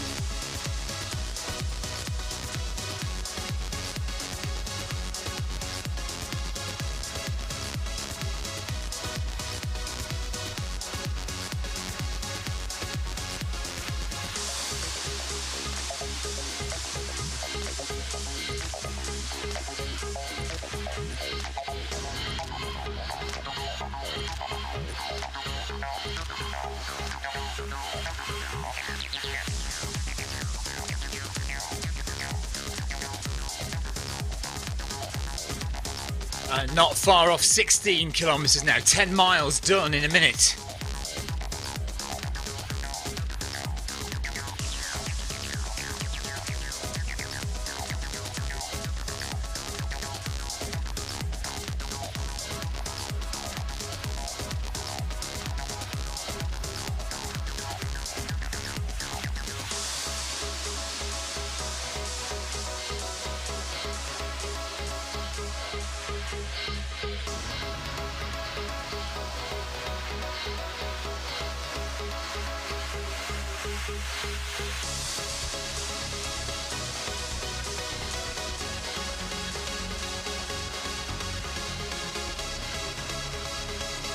I see no reason why not.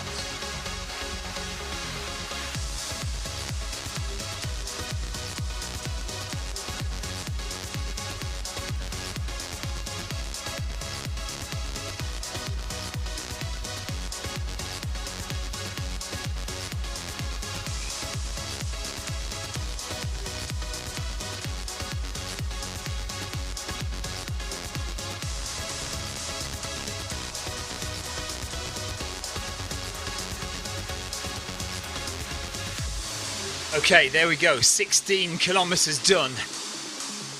Andrew Usher has finished 2 back-to-back marathons. We still have 24 kilometres left to do to get our back-to-back marathons done. Claire, yes you can. Go to the Zwift companion app and have a look at your activity, and in your activity it should say a number at the top right of your activity to tell you how many ride-ons you've got for that particular run. After you finish, you can only view it after you've finished though.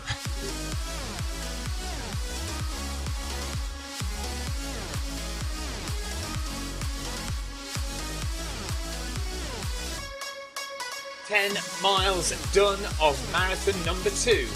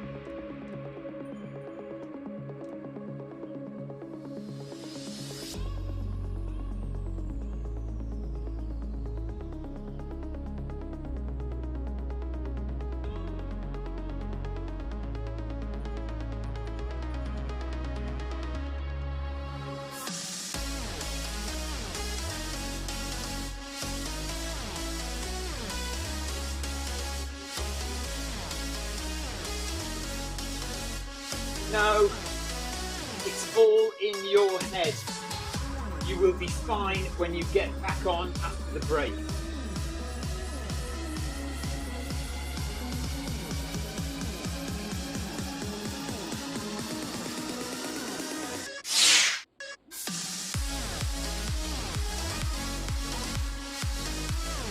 Have you found it, Claire? Oh, Claire, no, you can't see it when you're live, only afterwards. I can see it, because I've got a little program that extracts that information from the Zwift file. So I know I've got 289 ride-ons for this run so far. But normally you can't see it. No, I've got a little program which kind of delves into the Zwift files and extracts it.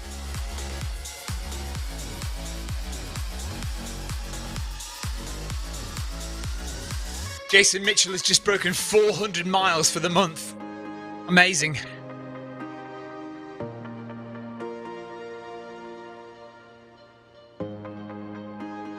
Well done, Jason. Great job. Hopefully, Clive and me will have done 200 miles this week of running. I know Clive did 200 last week.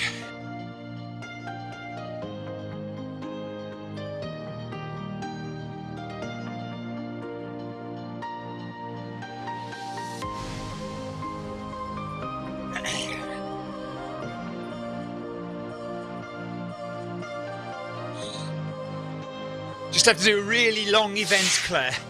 Come and do the 100 miler with me at the end of February. Come and run 100 miles with me, or come and, you don't have to do 100 miles, just come and run for 24 hours with me at the end of February, beginning of March. I haven't quite sorted out the date yet.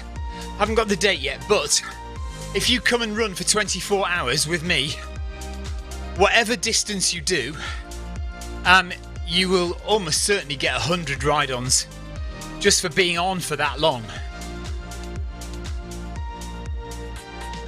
Karl-Heinz Engel, thanks for the ride-on.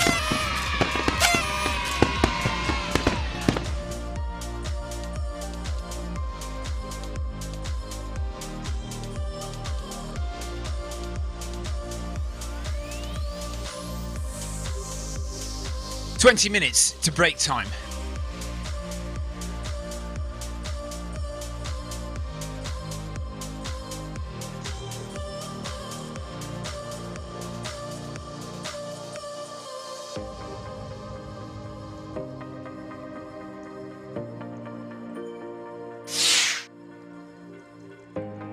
Good on you, Claire.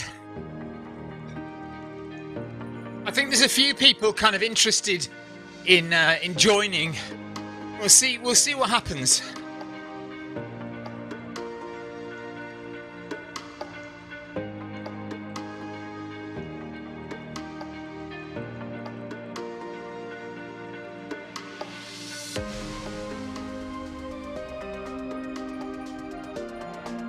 Adam reckons we should be at around 19 kilometers by the break.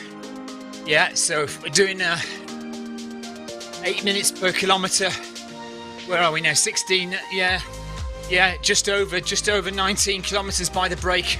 We'll have 23 to go after the break.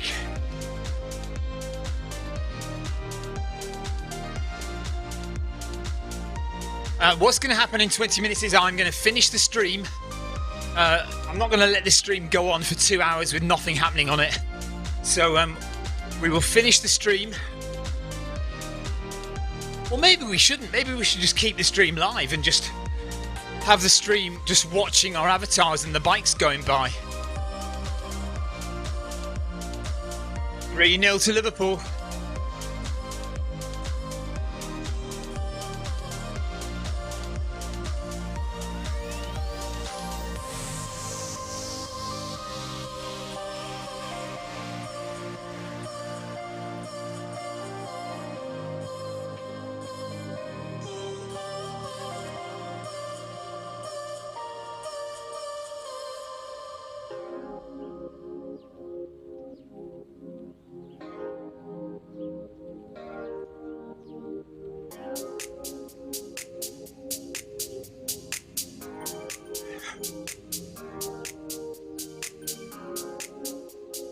Yeah, I could kind of put my my running videos on, couldn't I guess?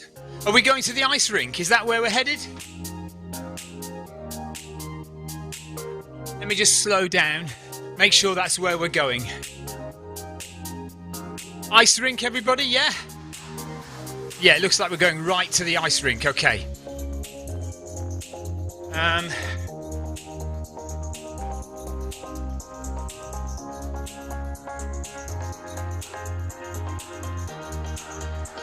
Okay.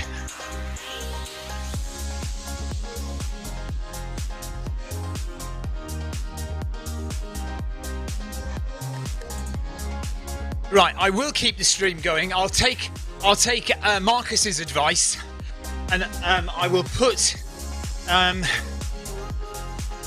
the Eddie Izzard stream on, but I'll change it so that it's my videos. I'll do a playlist of... Actually, that's a point, though. I'll have copyrighted music on some of them, won't I? Just have to be careful not to play copyrighted music videos.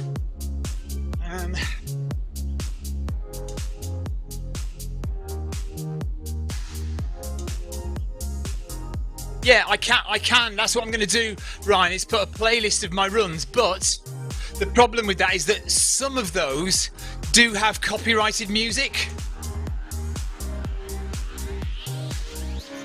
Oh, West Ham have got a goal back. That's annoying. But we'll see. I'll see what I can figure out.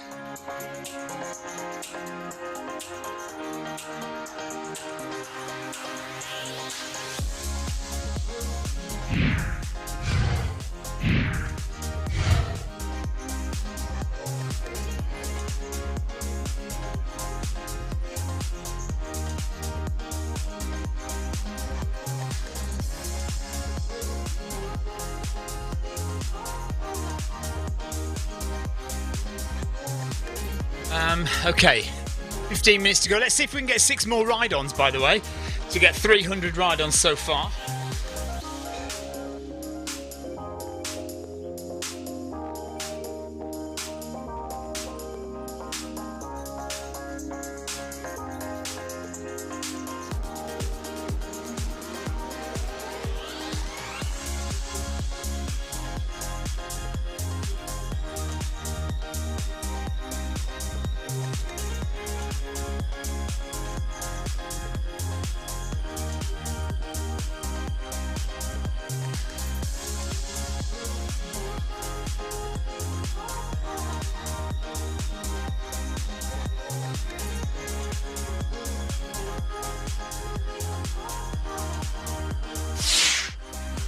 Okay, Victoria's just put up.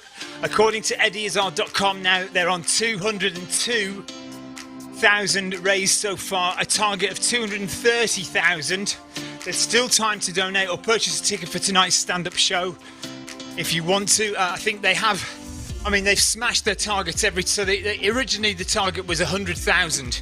They've smashed that, so they decided on a target of 150,000. They smashed that, so they decided on a target of 175,000. And now they went to 200,000. So they've broken that. So I think just in a last little push, they've decided to go for 230,000 to see if they can get like a little bit more in the last few hours of the project. So if you do want to donate, go to EddieIzzard.com, press that donate button.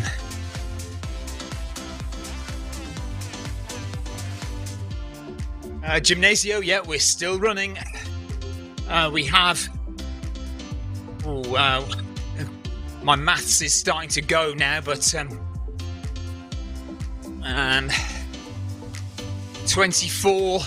25 kilometers left to do now. 15 minutes to go to the break.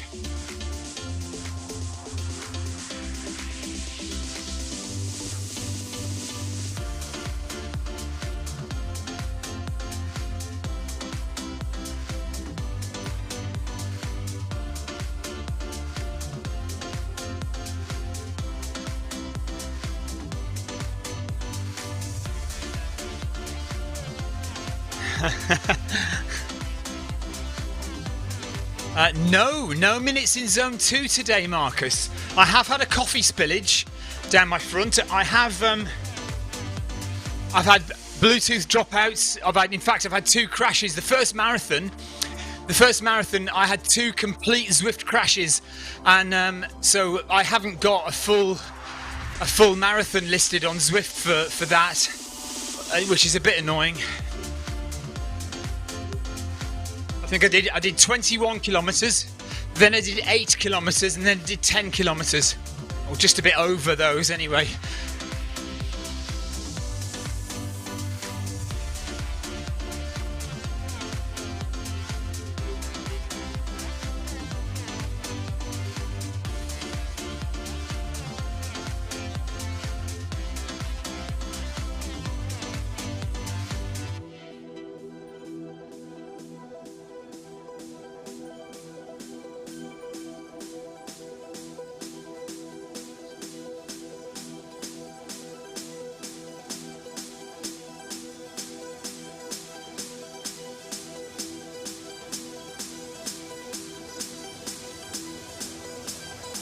Adam Koffler has falafel and chips waiting. I've got vegetarian burger waiting. 12 minutes to go to the break. I wonder if I should make up a playlist of songs on YouTube that I can put on that means it won't cause me copyright issues. Maybe let me just have a look at that, see if I can do that.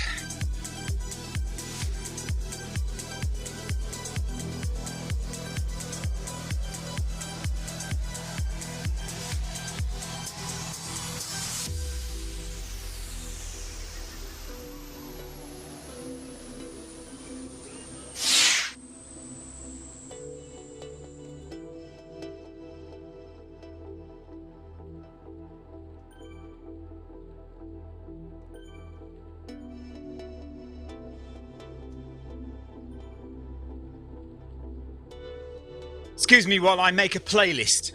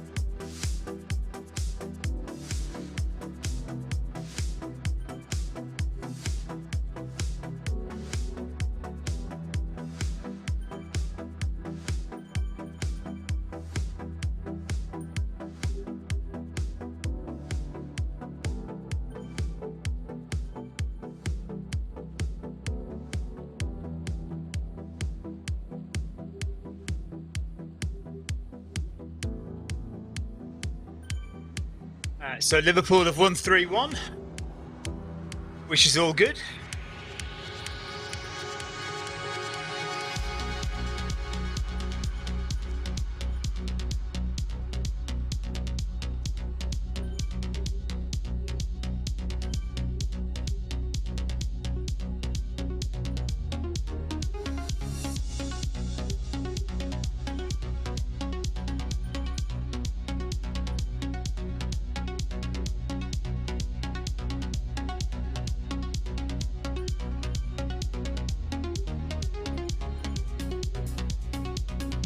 Okay, I think I've made a playlist that we can put on later in about 5 or 10 minutes. Oh yeah, Arkham Attrition 2017. Yeah, I should find that, shouldn't I? Okay. Where's that then?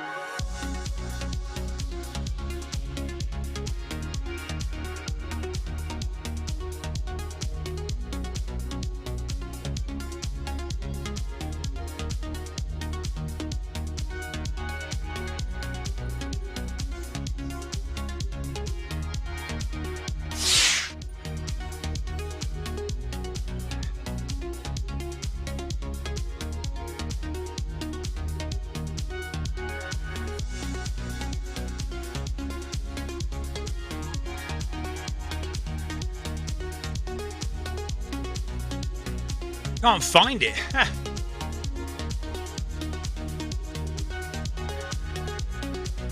There it is.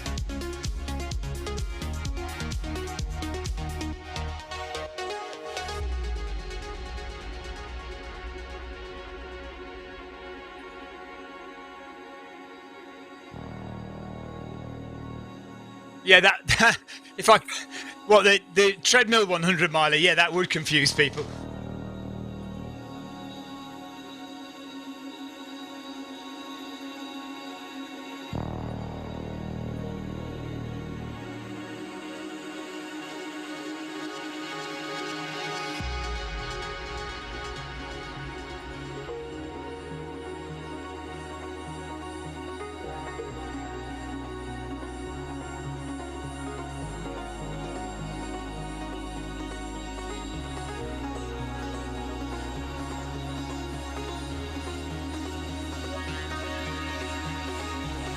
Right, hopefully all the videos are copyright free, so fingers crossed when we start that.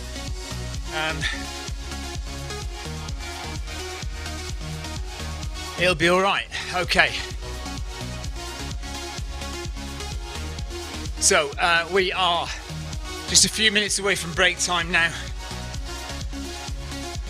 So we'll keep the stream going. I'll put on a load of videos, and fingers crossed they'll last for a couple of hours, and then we'll be back on in 2 hours to complete the marathon challenge.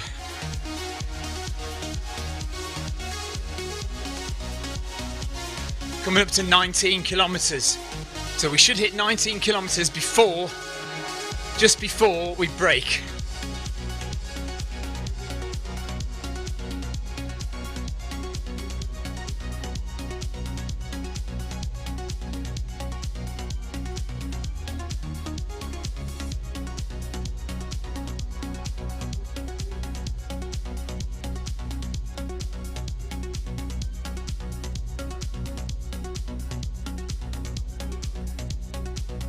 So, all happy, all relaxed. 19 kilometers nearly done, and time for 2 hours of break time while Eddie does a live stand-up show, and the rest of us have a shower and some food, and we'll come back in 2 hours time and carry on this crazy day's marathon running.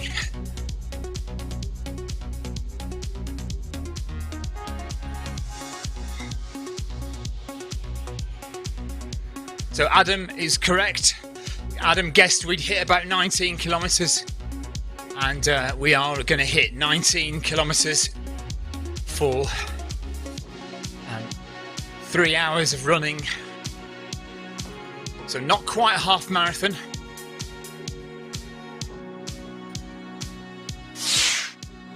And we're turning right. Claire Hutchins is going to work. So we'll see you on your break, Claire. We'll be done before midnight.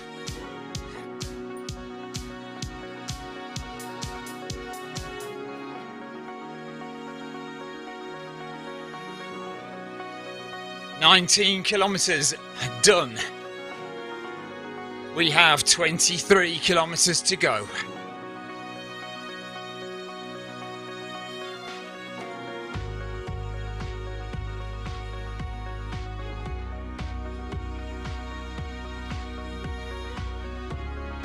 I think we're stopping. So that is the break.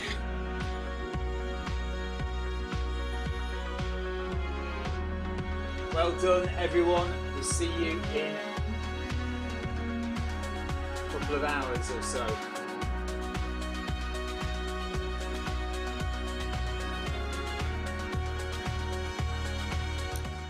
That's 8:30. Back at 8:30.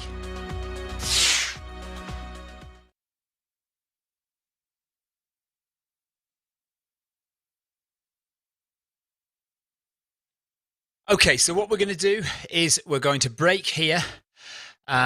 We are going to leave the avatars at the side of the road.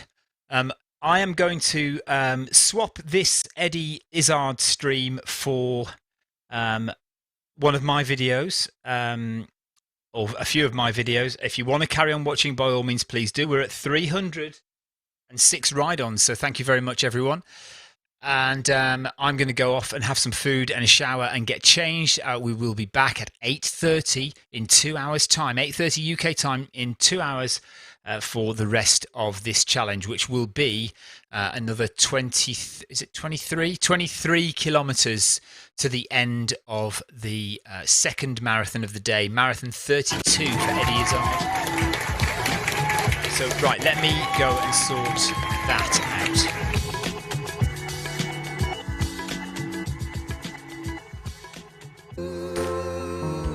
People say, "Oh, you must love the running." I love the stopping.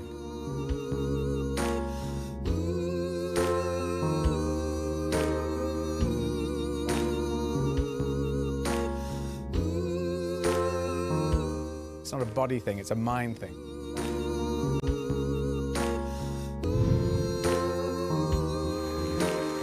It's so good to be here.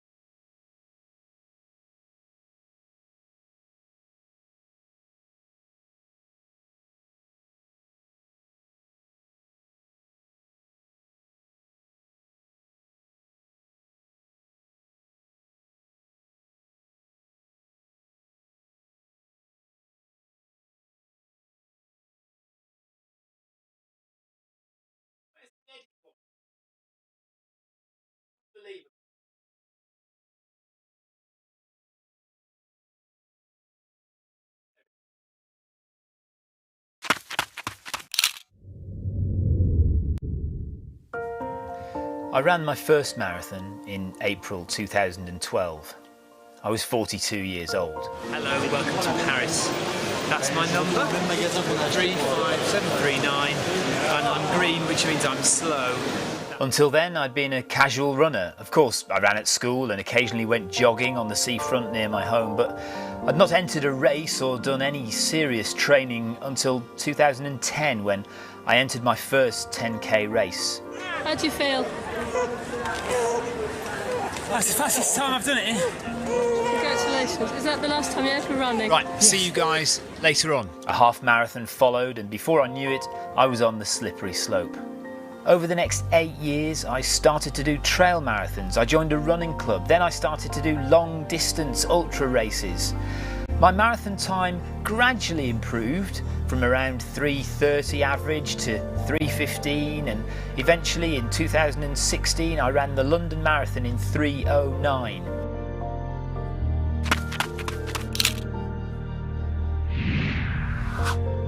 Training to achieve a sub-3 marathon takes years. Okay, there are some people who are gifted or genetically primed and can run under 3 hours with minimal training or preparation. But for the rest of us, it starts when you first start running. Once you step out of the door to run your first mile, that's when you start training for a sub-3 marathon. Initially, it's about building a strong aerobic base and conditioning your body. New runners will often suffer niggle after niggle as their bodies adapt to regular running. It can take many years of consistent running to get to a stage where you rarely get injured, where you can get up in the morning and run 10 miles without breaking a sweat and run a half marathon without drinking any water. Once you've got that base fitness, the next step is volume, gradually increasing the number of miles you run each week.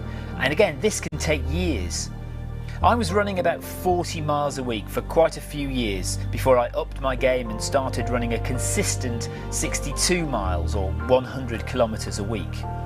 And if you want to break 3 hours for a marathon, that's the kind of mileage you need to be looking at. In the 6 months prior to my sub-3 marathon, I ran at least 100 kilometers a week and had some weeks at 130 kilometers, some weeks of 140 kilometers, and 1 week of 150 kilometers. I adopted an 80-20 strategy whereby 80% of your sessions are at a very slow pace. This enabled me to achieve large volumes but without getting over-fatigued or injured. But I also included 20% of hard efforts, either on the treadmill or outdoors. I did high-intensity interval sessions or short, sharp 5k time trials, where I'd make sure my heart rate reached zones 4 and zone 5 if I could, at least some of the time. I tried to stay clear of that comfortable zone 3 void.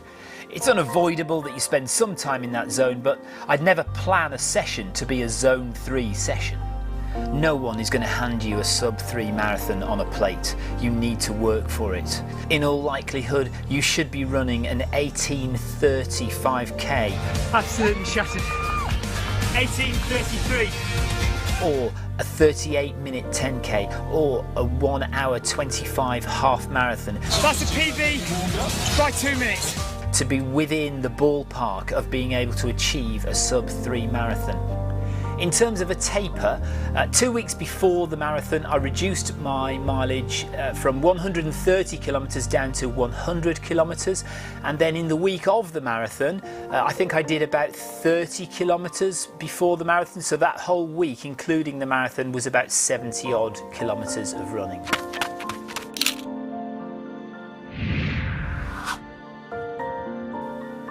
In the weeks prior to the marathon, I ate a normal diet. I do tend to be flexitarian, so hardly any red meat, but perhaps some chicken occasionally. I do find it hard to resist the cookies and milk though. What? 7 days before the marathon, I did a 3-day carb depletion. So I ate very minimal carbohydrates for 72 hours, and then went back on the carbs with a slightly higher ratio of carbs to fats and proteins. I wouldn't call it carb loading. I don't really do carb loading. It's just a slightly altered ratio of macronutrients, so slightly more carbs than proteins and fats. And certainly in normal circumstances, I would just eat a balanced diet. Eat bread and desserts and just get all fat and sassy. Race day breakfast was a tin of rice pudding and a couple of cups of coffee. Rice pudding sits easily on my stomach. It's a great source of slow release complex carbohydrates. During the race itself, I ate 1/2 of a banana at 20 miles and drank 1 small bottle of Purdy's fizzy fruit drink. But it could quite easily have been a can of Coke or Red Bull. Basically, a bit of slow release complex carbohydrates in the banana and a hit of high GI simple sugar from the fizzy drink. That's it. It was a cold day and I didn't lose very much fluid as sweat, so I didn't drink anything else for the duration of the run. So just to be clear on this, I didn't drink or eat anything during the marathon for 20 miles. You may have heard the term fat adapted. If you're looking to run long distances, you might want to look into running some of your training runs on empty. You don't need to take lots of food with you. Don't take any food with you, especially if it's not a long run. You know, anything around 10 to 20 kilometres, you don't need any food at all. I often just go out with just a cup of coffee inside me, no breakfast. And what I think is that teaches your body to burn fat more efficiently, which means you need to use fewer gels or sugary drinks in order to give yourself energy to run. That may not work for you, but a lot of the gastric problems in ultra running, in long distance running, are caused by too much sugar intake, overload of Coke or gels. Hi guys. And I think if you can cut down on that, then all the better. It was cold when I did my sub-3 marathon attempt, so on a warmer day you probably will need to drink more water because you'll lose more fluid through your sweat. However, on a cold day, I honestly didn't need to drink anything at all.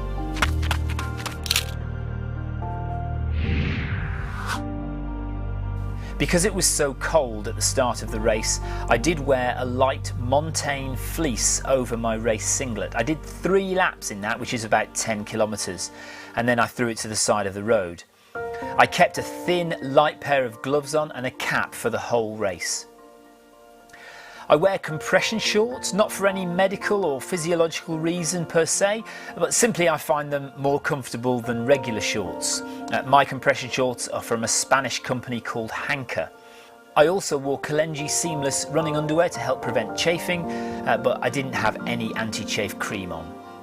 On my feet, I wore Injinji toe socks. These are the same ones I tend to wear for my 24-hour 100-mile adventures. Very comfortable and no blisters. I also wore the Next Percent Nike Vaporflies. These are carbon-plated shoes. They're legal and they help you go faster, so why not wear them? I only wear them for races and never in training. My current watch is a Garmin Fenix 6X Sapphire. It's what I use for most of my training and races. It's quite big and bulky and it's probably overkill for a flat road marathon.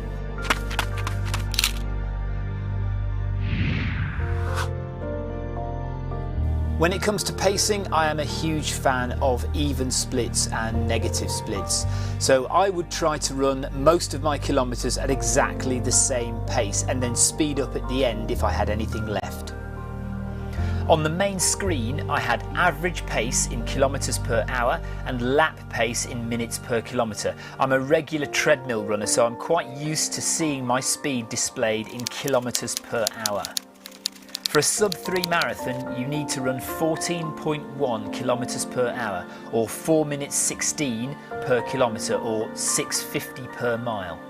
Ideally a little faster than that to account for any extra distance you might accrue by not sticking to the exact racing line. Obviously in a race you may well be weaving around people, that is adding distance. So crossing the line at 42.2 kilometres is highly unlikely. It's much more likely to be a little bit more than that. Lap pace was difficult to keep constant because it was quite windy on one side of the track but calm on the other side, so some kilometres were slow into the wind whilst others were fast with the wind behind me or still. Prior to the race, I'd looked at various online race predictors and they all told me that I was right on the cusp of a sub-3 marathon. Some said just over 3 hours, some said just under 3 hours, but all of them with a margin of error. And unlike many of my other marathons, and I've now done 120 of them, it was not a case of fingers crossed and hope I have a good day. This was a matter of running as I knew I could, running as I knew I should, and executing a plan that I was perfectly capable of doing. I had run an 18:30 5k in a race just a few weeks before. I'd also done a test half marathon where I ran really comfortably at 1.5 hours for a half marathon, keeping my heart rate low, so I knew I could get at least there. All I had to do was concentrate, focus and carry out the plan. Right, it's PB day here at Goodwood. We are going for a sub-3 marathon. I'm nervous, it's freezing cold, it's been a stressful morning, but hopefully we're going to get it done. I crossed the line in 2 hours, 58 minutes, 57 seconds. On my watch, the distance was 42.4 kilometres, so an extra 200 metres run. I did have to sprint the last little bit just to make sure I got in under 3 hours. Come on, Richard!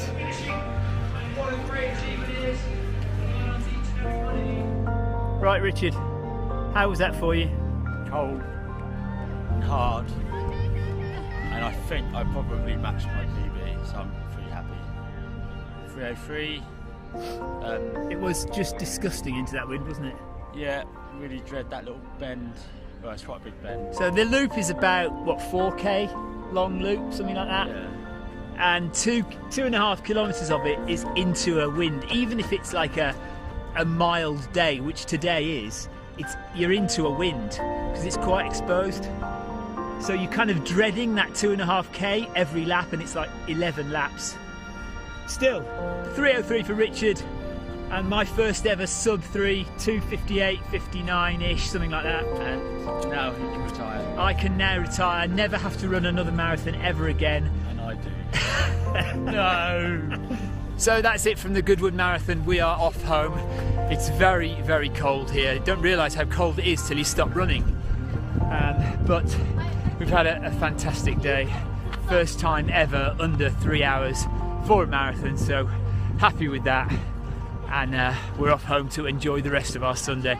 Apologies, there hasn't been loads of film. It wasn't a filming day today, it was a running quick day today. So there we are. Right, take care guys, see you for the next one. Bye bye. And that's it.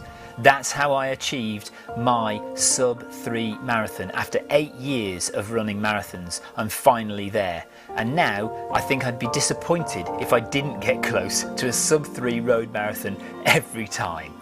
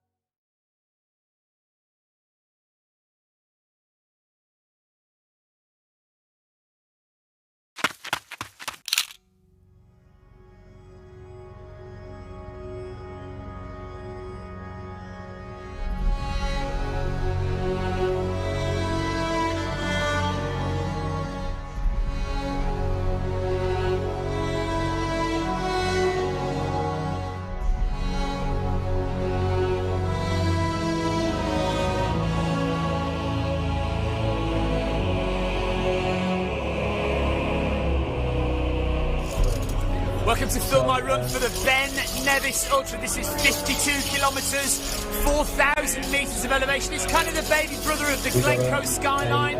Not quite as high elevation. We go up Ben Nevis, Glencoe skyline go down there to Glencoe. 300 people taking part today. We're going to have a great time. It's going to be really warm, so these gloves are coming off very soon.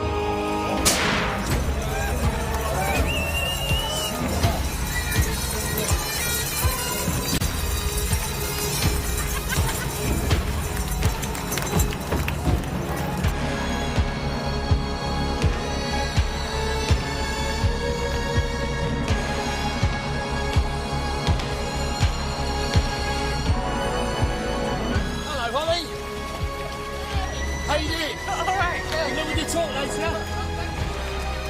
Thanks, Holly. See you later. That's Holly Page, one of the best female ultra runners in the country.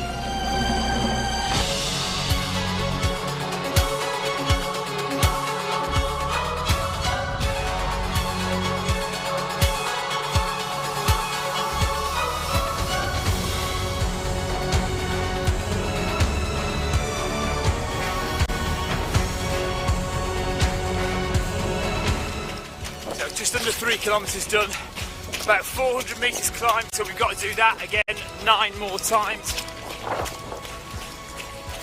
And it's quite technical running, but what do you expect in Scotland?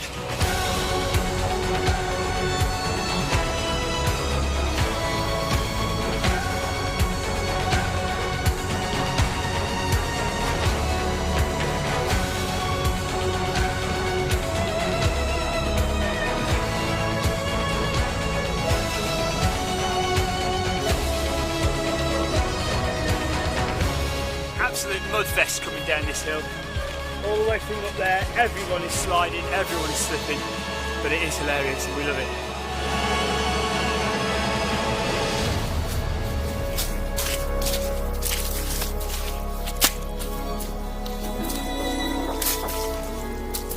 So we are 13.5 kilometres in. There's our first proper view of Ben Nevis, the summit up there, beautiful river. This is a very boggy bit of terrain we're running on now. Everyone's slipping and sliding. Even though it's a lovely summer's day, it's very, very wet and messy underfoot here. It's kind of runnable, but then you just get to a point like this here where your foot just goes about 3 feet down into the ground.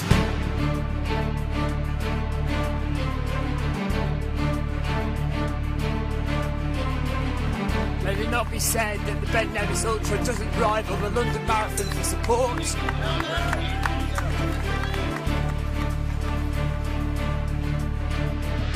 So on we go, up, this is the climb now, up to the top of Ben Nevis.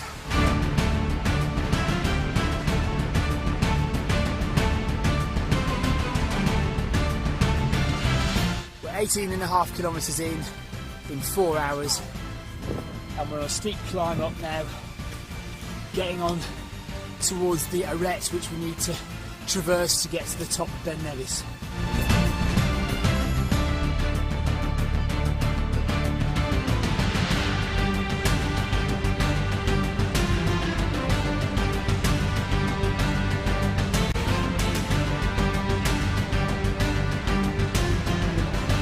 Quite hard going there, hard climbing.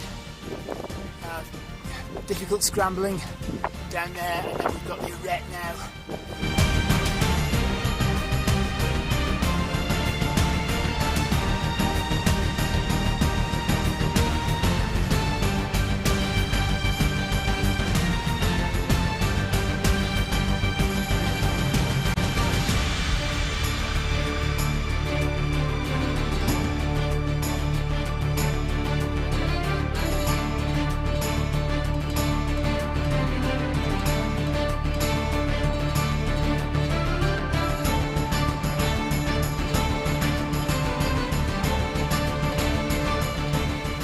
Now this is more like it. I've cut my leg, bouldering all the way now, very sharp. Well, it's not very sharp, but it's, you know, it's sharp enough. Look at that down there, so this is getting hairy. but it's good fun. Definitely good fun.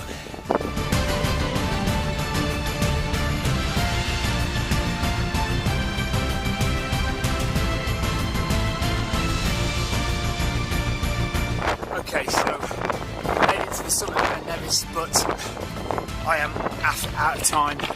We're going to get timed out at the next aid station.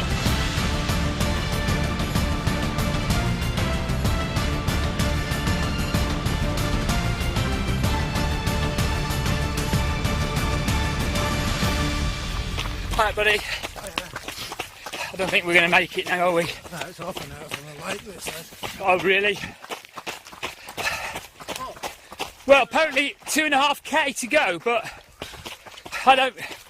we've only got 15 minutes to do that in. So it looks like it's game over. There's at least 2.5k to go before the checkpoint. The cut-off is in 15 minutes. I just don't think it's going to happen, but we'll do our best. Still just under 1 kilometre to go to the checkpoint. I'm still running just in case they say cut-off is at 1/4 or 1/2. But I have a feeling in these events they're going to be quite strict and cut-off will be enforced. I've not made it again. 4th DNF this year. Didn't think I was going to DNF this one by any means. I thought I'd make it. Never had to chase cut-offs before, but last 3 races I've been chasing every single cut-off. I don't know why, just not fit really. So there we are.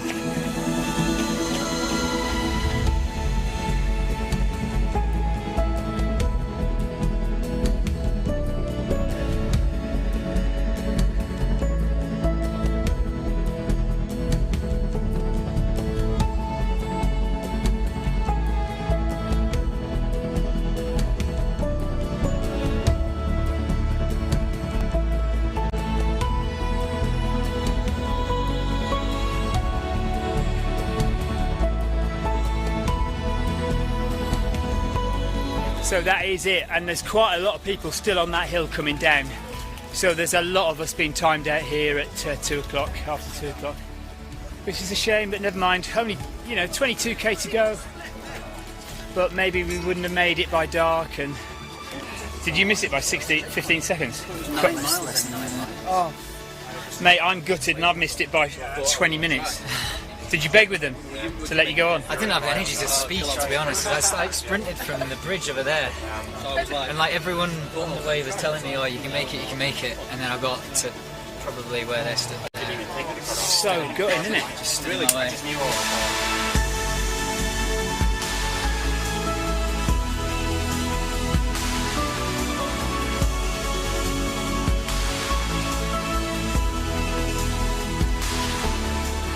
Can't believe the guy's asking people if they had a good run. I'm really down about this one. I didn't want to DNF, and I didn't even think about it.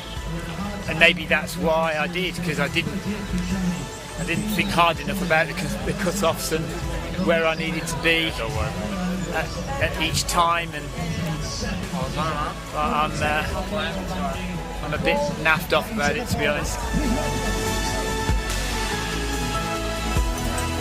Well done, buddy. Great job, mate. Great job.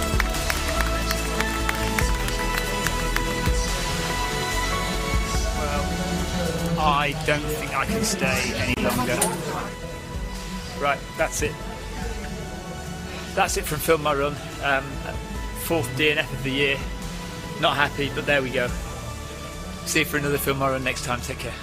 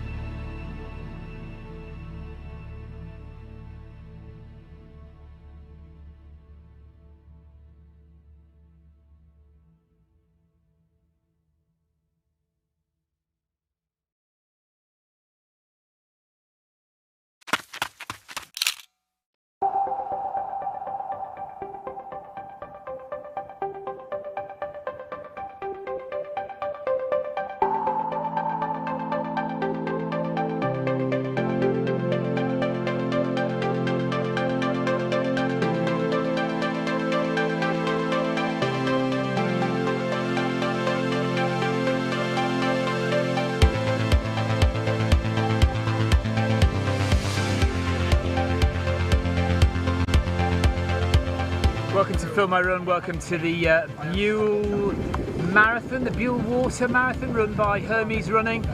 You might know Dave Ross, he runs Hermes Running. We've also got Gaz Davies, who organises the Vanguard Way Marathon. So they're the organisers here. It's an absolutely beautiful day for what's going to be a lovely run, and we're graced with running glitterati here. Look. So you're going for a sub 3 today?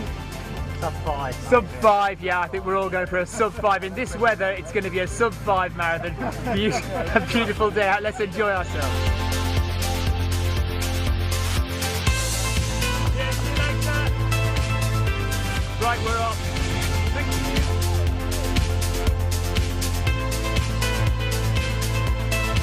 So through the start, we've done 1 mile, and now we've got 2 laps of Buell Water Reservoir to go.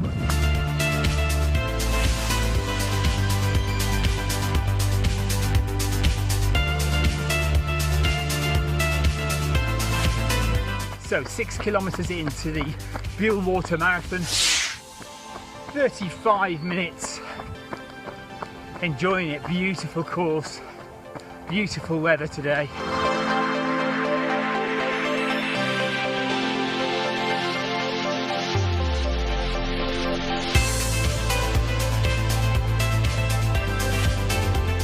About 8 miles in, and Buell Water Marathon is not without its hills. There's been quite a few already of these country lanes that are really quite steep.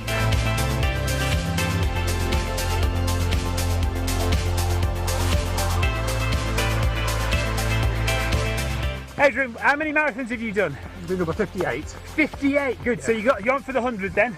Yeah, I am. Yeah, I'll get on for that. Yeah. Good job. Seventh time doing this one. You've done this 7 times. Yeah. What's your fastest time on this course? Good at 3:59.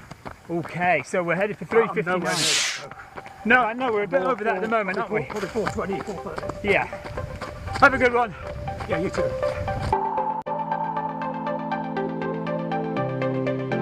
Nearly 19 kilometres in now.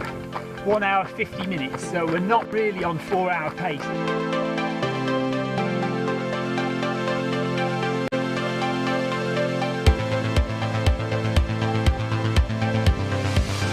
So we're 23 kilometres into the Buell Water Marathon, 2 hours 15 minutes gone.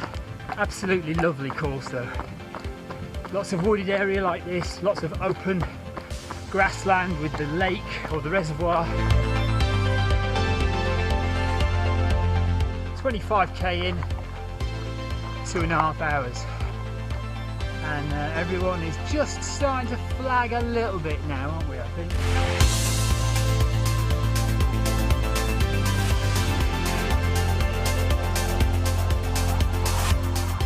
East Sussex in particular is very famous for these oast houses here.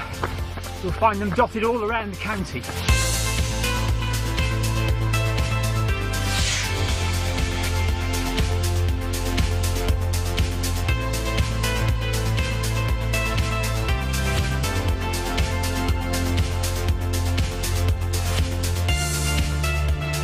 Just over 30 kilometres into the Buell Water Marathon, and nearly 3 hours, 2 hours 58 minutes, and we're now on the long tarmac section.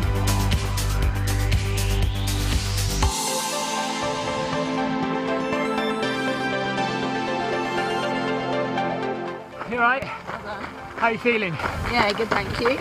Oh, tired now. I really want to walk up these hills. I am walking up these hills. Are you on the marathon or the ultra? Ultra. Oh well, no surprise then. Good luck to you. Well done. What's your name? Sarah. Well done, Sarah. I don't know if you can hear this. I passed this on the first lap.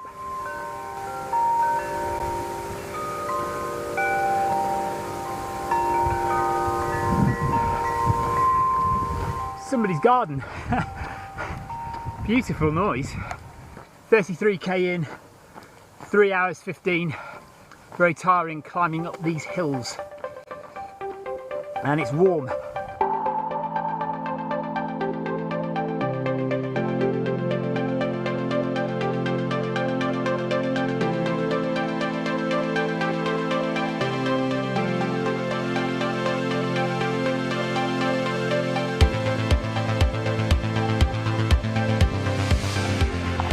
we got here then? Gary White, Ian Highland. Hi guys. Done this before? No, first time. Beautiful, isn't it? Oh, it's fabulous. Are we getting tired yet? Yeah, a little bit of cramp, but nothing that's not going to make me not finish. Yeah, we'll get there. Nearly 35k in, 1 hour, no, I wish it was 1 hour 25, 3 hours 25.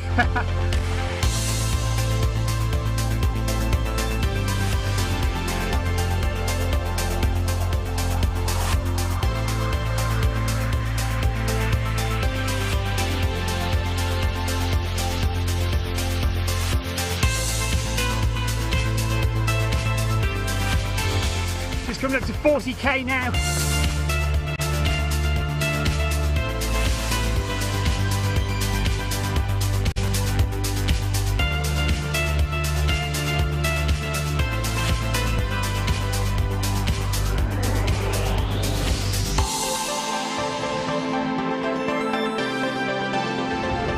Right, there we are. It's a bit windy, but that's the end of the Buell Water Marathon.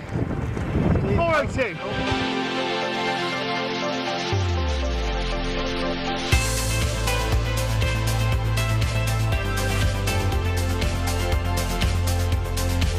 Dave organises the run here, Hermes running. And he beat me at the last one, so I've got to admit. Oh yeah! So because of COVID we have to put our own medals on. But there it is.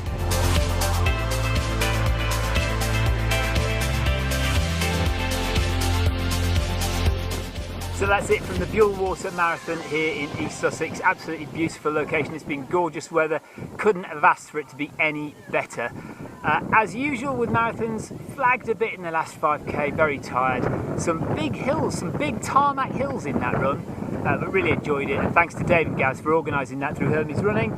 And I'm sure we'll be back one day to do this one again because it's definitely a beautiful location and well worth coming to have a look at. So take care. Till the next Film My Run, the next crazy marathon, ultra adventure. Take care. Bye bye.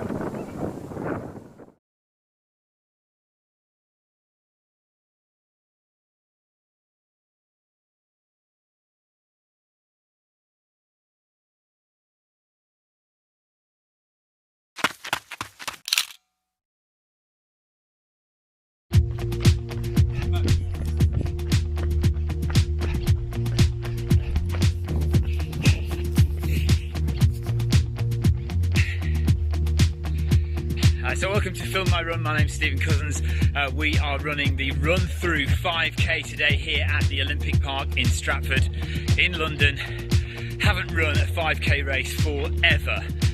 Park Run is my normal 5k race. Park Run is obviously not on these days. So we thought we'd come up to London and try out how the training has been going on Zwift. Because I've been doing some fast 5ks on Zwift. But really, I haven't had a chance to test it out in the real world, and that's the real test, isn't it? So we'll see how it goes on real roads in the real world today. I can't take the camera, or I'm not going to take the camera on the run. We'll just see how it goes, and I'll tell you how it goes afterwards. Victoria's running as well, so fingers crossed for me for a sub 19 5k, and I think Victoria's hoping for around about 23 minutes.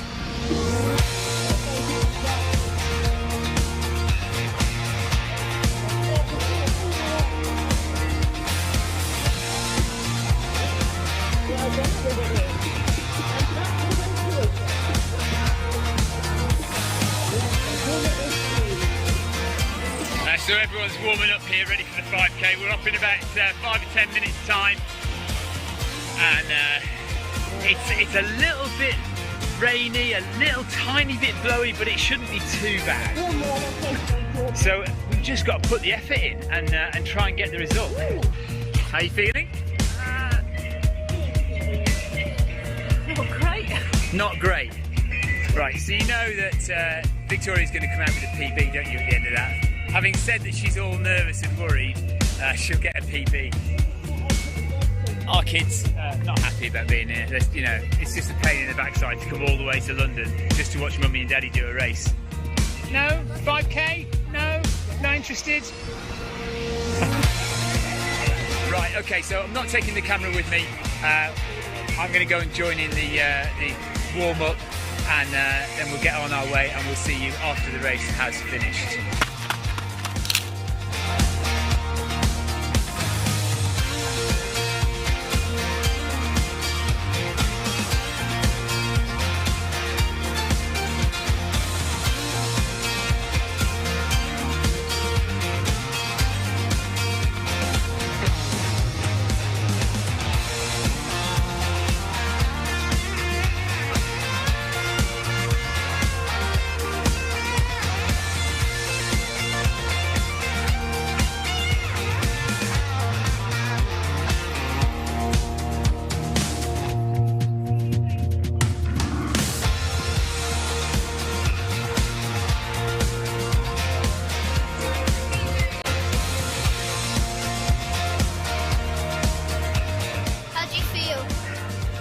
Absolutely shattered. 18:33.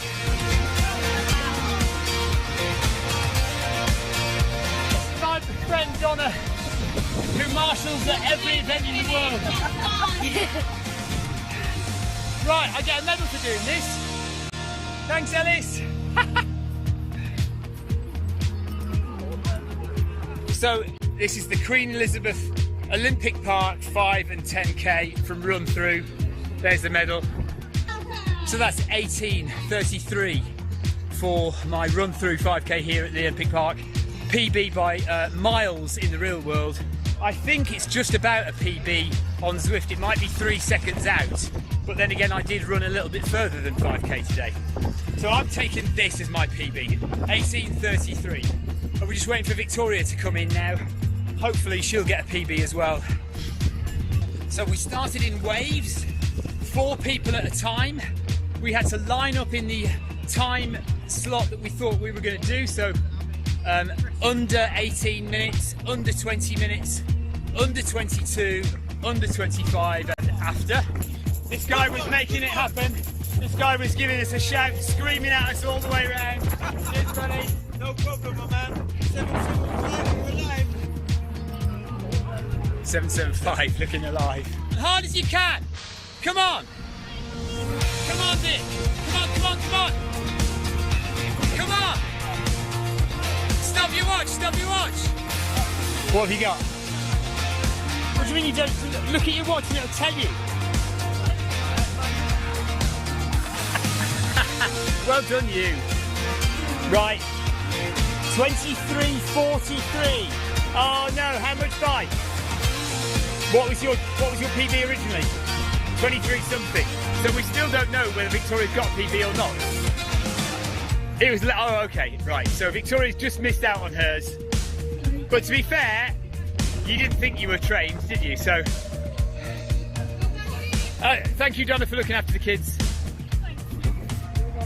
Okay, so that is it from the Queen Elizabeth Olympic Park here in Stratford. Really pleased to get a 5k PB. I knew I had a possibility of getting it because I've been running an awful lot recently. So I'm really pleased with 18:33 race time. Strava puts my 5k time at 18 minutes 14 seconds, but there we are. Victoria just missed out, but she knows she wasn't quite, she's still really pleased. She wasn't quite trained up for this. I lumped it on her at the last minute, to be perfectly honest with you. Right, so that's it. Thanks very much for watching. I know it's a bit of a short one, but I just wanted to bring the camera here to record the 5Ks. Take care. We'll see you soon for another Film My Run. Bye-bye. Film versus Run here.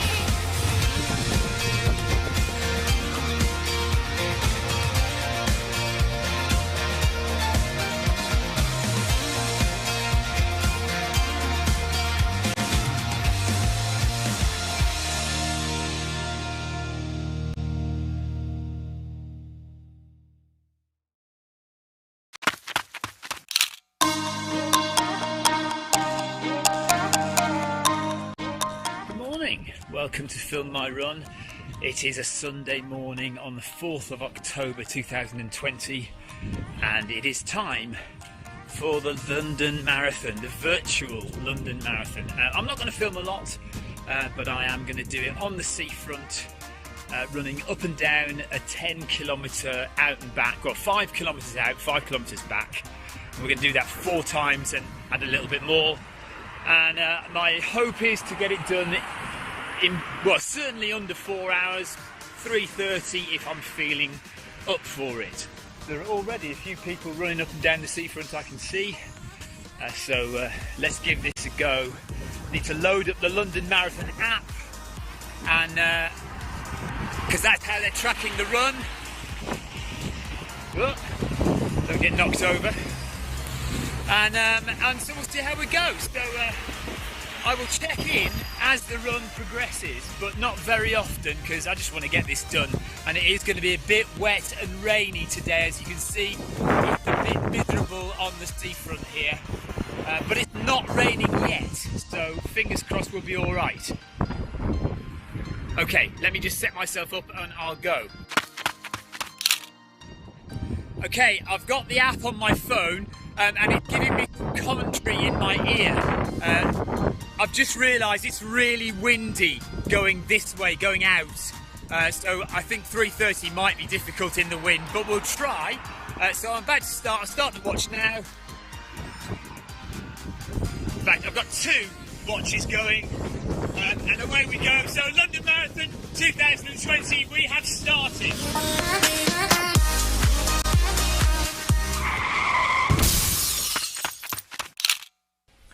Okay, I admit it, I'm an idiot. So that is the last audio that you will hear from my 2020 Virgin Virtual London Marathon run. From then on, there's no sound. Why? I don't know. It was working when I turned it on. It was working for the first 2 clips. And then after that, it's just a mush of static. I'm not even going to play it to you. So all we're going to do now is we're going to go through the video and you can see clips of me talking to the camera but not hearing any sound from the clip. I'll just overdub, you know, what's going on, if that's all right with you. So at this point I'm 5 kilometres into the run. I've run all the way up Worthing Seafront and I'm just about at the turn point. What I've discovered is that the pace I'm going is really difficult into the wind. The wind is really strong, pushing me back, and I'm finding it really tough. And I'm worried because it's only the first 5 kilometres. I've got a whole 37 more kilometres to go, and I'm thinking if I've got to run into the wind every 5 kilometres, it's going to absolutely wreck me. So at this point, I'm actually really quite worried about the whole run and whether I can get through it or not, and what to do about that to make it better. So here I am coming to the end of 10k. So I've gone 5k out, I've come 5k back with the wind behind me, and there I am turning around to go back up for my 2nd time into the wind. I felt a lot better, obviously, running with the wind behind me coming back down, and that did give me a thought. I thought, well, if I'll run one more time up into the wind, but I knew it was really slowing my pace down. Obviously, I was trying to get around about 3 hours, 30 minutes, and I knew that if I kept forcing into the wind, it was just really going to hurt. I don't like to be hurt, so I thought, why don't I just do this one more time up into the wind, then when we turn around at the top, I will just run straight all the way along the seafront as far as I need to go to get to 26.2 miles with the wind behind me. So that was the plan.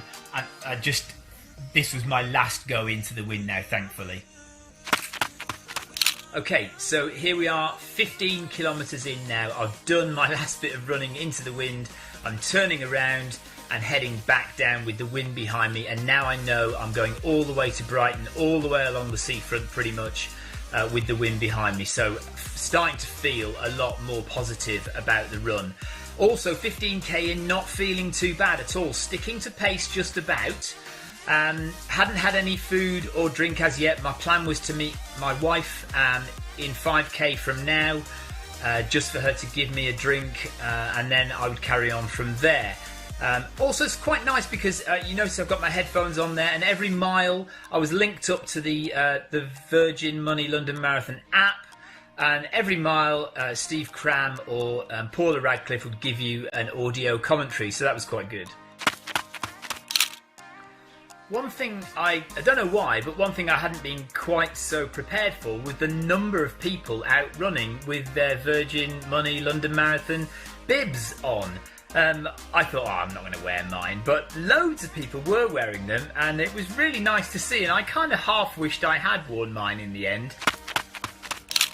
So here I am now at 21 kilometres into the race, halfway, in a time of 1 hour 44 minutes 30 odd seconds. So that is bang on for a 3:30 finish. So I was starting to feel a lot more confident about the run. I'd done 10k into the wind, and now I had the wind behind me all the way to the finish, so I was starting to think maybe I can do this. I'd just seen my wife at 20 kilometres for my first pit stop. Didn't take a lot really, just a few sweets, a few Skittles sweets to put in my pocket, a drink of kind of lukewarm tea quickly down, and I took with me, you just saw me flash it up to the camera there, a bottle of Purdy's carbonated fruit drink. I kind of like it a bit better than Coke or Red Bull. So here's Matt and David doing their virtual London Marathon, and we're just heading into Shoreham now. And we get to the bridge, and here's the bridge at 16 miles done. That's 26 kilometres, 10 miles of the London Marathon to go. And I was at 2:09, I think, here, 2 hours and 9 minutes. Still on course then for 3 hours 30. This, though, is a pretty rough section of road. When I say rough, I mean it in lots of ways. The road itself is not very well maintained, so you've got rough path to run on, but then also it's not a pleasant area to run through, so it's a bit grim before you get to the outskirts of Hove and Brighton. So this was the only bit really which kind of you had to grind through and get done, as it were. Right, here we are at Shoreham Harbour. You can see the power station behind. Brighton Marathon runners have to run all the way out to that power station, and it's a pretty grim run. So we're at 30 kilometres here now, 12 kilometres to go, 2 hours 26, so still well on course. One thing I had noticed though was that the London Marathon app, the miles seem to be ticking over a bit quicker than my watch, and that's down to GPS running on a phone app, which is not ideal. Still, I was going to follow my watch whatever happened. 2 hours 37 minutes in, and I hit 20 miles, just 6 miles to go. This is Hove Lagoon here. So if you're running the Brighton Marathon or the Brighton Half Marathon, you've got 3 miles to go to the finish on Madeira Drive. So I had a little bit further to go, but it's basically all the way along Brighton and Hove seafront from here. Still getting those mile updates a little bit early from the London Marathon app, but I wasn't worried about that. The wind was nice and strong behind me, and now I was into a place where there were lots of other London Marathon runners out on the course as well, so it was nice to be able to cheer those people along. So we are now right on Hove seafront. If you've ever done Hove Park Run before, that's the course. Really nice wide open promenade, running towards Brighton Pier with 7 kilometres to go. So I hit 35 kilometres in 2 hours and 56 minutes, and I was now thinking, okay, could I possibly get under 3:25? Still feeling good. I hadn't hit a wall. No more nutrition on board. Maybe, oh yeah, I dropped all my sweets. So I took a load of Skittles sweets from my wife at 20k, and then managed to try and pull them out of my pocket, and almost all of them fell on the floor. So I had about 4 to eat, which was a little bit annoying, but never mind. Yeah, but still feeling strong, and pushing it now to try and get under 3 hours 25 minutes. These two runners sped past me at one point, and then I saw them coming back. They were on for a 3:15 London Marathon. And now we're on Madeira Drive. If you know the Brighton Marathon or the Brighton Half Marathon, this is the finish line of those races. I'm at 37 kilometres in 3 hours, so do the maths. Basically, I needed to do 5 minutes per kilometre from here to the end in order to do a sub 3 hours 25 minutes. So this was going to take me all the way out now to Brighton Marina. Okay, so here I am finally arriving at Brighton Marina. This is 40 kilometres into the race in 3 hours 14 minutes. I know I'm going to do my goal time of 3 hours 30, but I'm pushing it just that little bit harder now to try and make it under 3 hours 25 minutes. The app is telling me I'm nearly finished, by the way, here. A few more obstacles to overcome on this path, and also it's raining harder. The wind is harder on my back, so that's good. Also, though, I wasn't quite sure where to go, because from here there is a way onto a coast path, so you run under the cliffs. But I didn't quite know, I couldn't quite remember how to get there, so I was basically just running blind, hoping I could see the path at some point. So just to show that I was running this race more than filming it, obviously you've noticed the camera work has been terrible throughout, and there's no audio, which proves that I wasn't really concentrating on filming. I was concentrating on trying to run. But then I completely forgot to film me at the end of the run. I don't know why. I was just concentrating so much on trying to get to the end in under 3 hours 25. And it was close, according to my watch, 3 hours, 24 minutes and 50 seconds. 49 seconds or something. So it was tight to get it in that time. Although the app told me, the London Marathon app told me I'd finished in 3 hours 21, which I'm pretty sure I wasn't that quick. So then I climbed some steps. I'd run along the bottom of the cliffs out of Brighton Marina. I climbed some steps at the end, and here I am talking to the camera at the end of the run. Now, I said there was no audio for the entire video, and that's true, apart from at the beginning, which you've heard, and this last little bit at the end. It just kind of, you can vaguely hear what I'm saying, so I will play you my outro at the end of my Virgin Money virtual London Marathon video. So take care from me, and here's me saying goodbye on the video. There's the London Marathon, the virtual London Marathon finished in definitely under 3.5 hours, and definitely under 3:25 as well. So yeah, tough towards the end, but it always will be. Interesting course, twice up and down Worthing Seafront, but the wind was too much for me, so I decided to go with my assets and just run with the wind behind me all the way. And I made it all the way down beyond the Brighton Marina to here. We're at the top of the cliffs now. I ran at the bottom of the cliffs, I've just climbed up the steps. Oh, and there's my wife. So that's it from the Virgin Money virtual London Marathon in the rain and the wind. Till next time on Film Marathon, take care.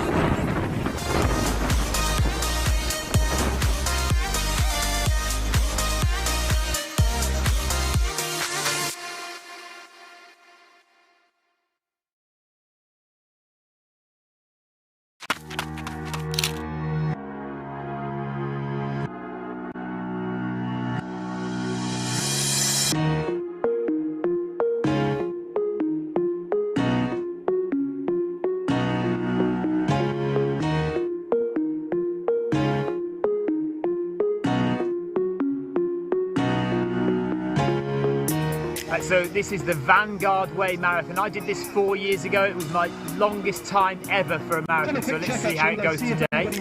We are in Lloyd Park in Croydon. This is South London.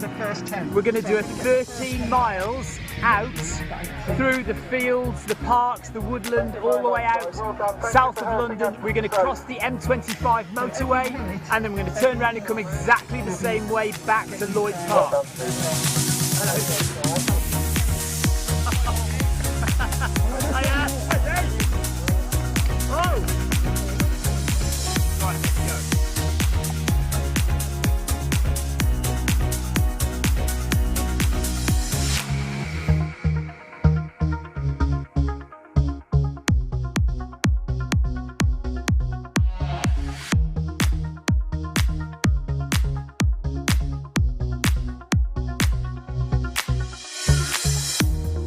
40 minutes gone, and we are 4.5 miles, 7 kilometers in to the Vanguard Way Marathon. Beautiful little wooded area here.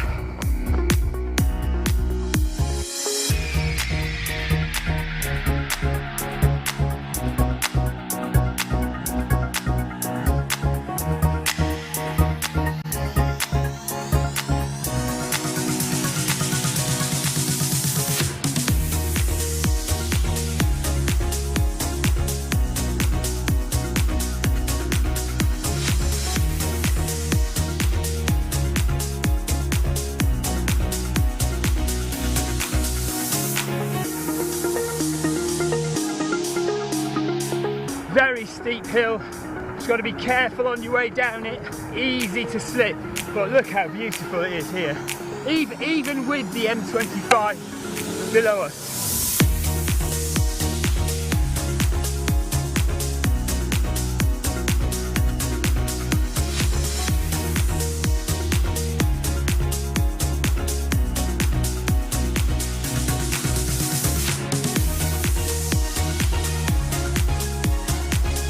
So I am 18.3 kilometers into the Vanguard Way Marathon, 1 hour 46 minutes, and there's first and second place in the marathon just gone past on their way back.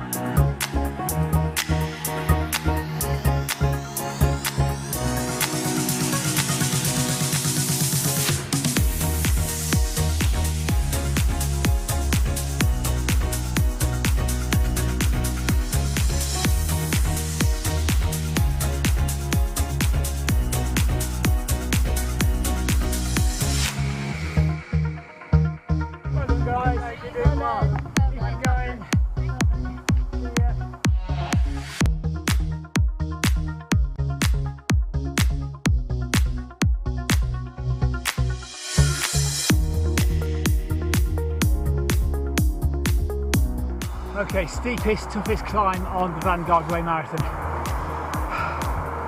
We came down it earlier on, now it's payback time. 2 hours 35 in, 26 kilometers done.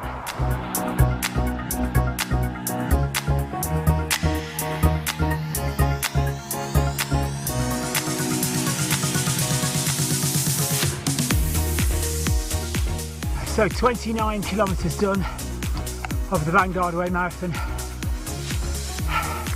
2 hours 57 minutes.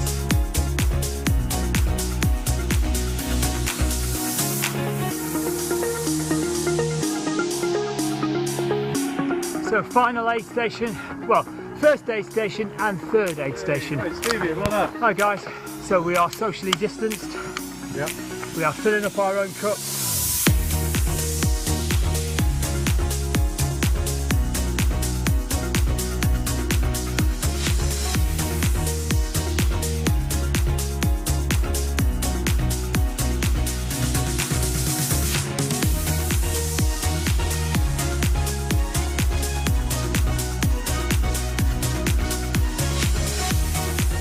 .37 kilometers into the Vanguard Way Marathon, so 4 or 5 to go. Might be just under a marathon, and the time is 3 hours 49 minutes. Beginning to flag a bit now, but I think I'm in 7th position, but the guy behind isn't far behind me, so I've just got to keep an eye on navigation now, make sure I know where I'm going.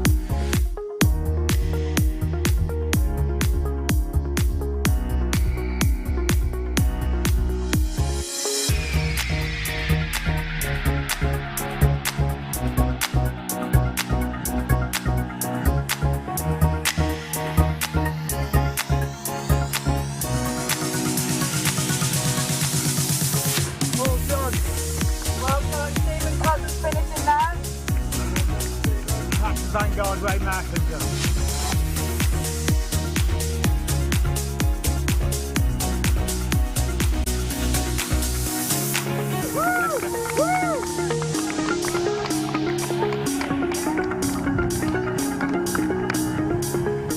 So that's it from Lloyd Park in Croydon at the Vanguard Way Marathon. First official run of mine, at least since the UK lockdown began. Finished in 7th place, which you can't complain about. Top 10 is all right, isn't it? In 4 hours 15, and it was at least an hour and 5 or 10 minutes faster than the last time I did it. Although last time I did it, we did go 4 kilometres extra. Here come 2 finishers coming in. Well done, guys. Great job. And that's it from Film My Run. Take care. We'll see you for another marathon, another ultra, another crazy adventure next time. Bye bye.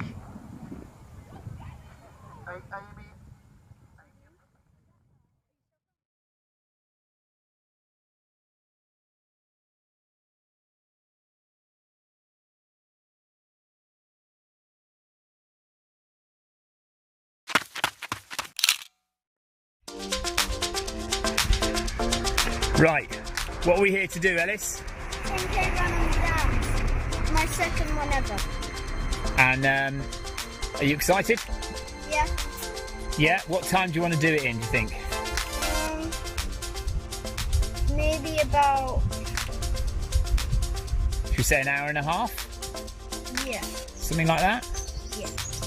So we're here in Findon. We're going to run 10k with Ellis. This will be Ellis's second 10k run ever. Both of them will have been trail runs. And we're going to run up to the top of the hill and back down again. Okay, our watches are ready. Ready to go? Yep. Let's go. Okay. 10k on the hills with Ellis. Let's do this.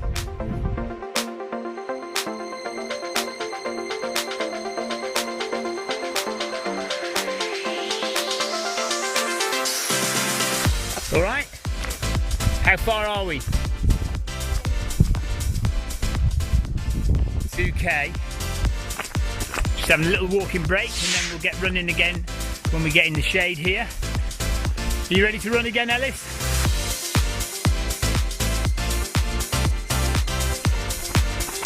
We're nearly at the hill that we have to climb up to get to the trees.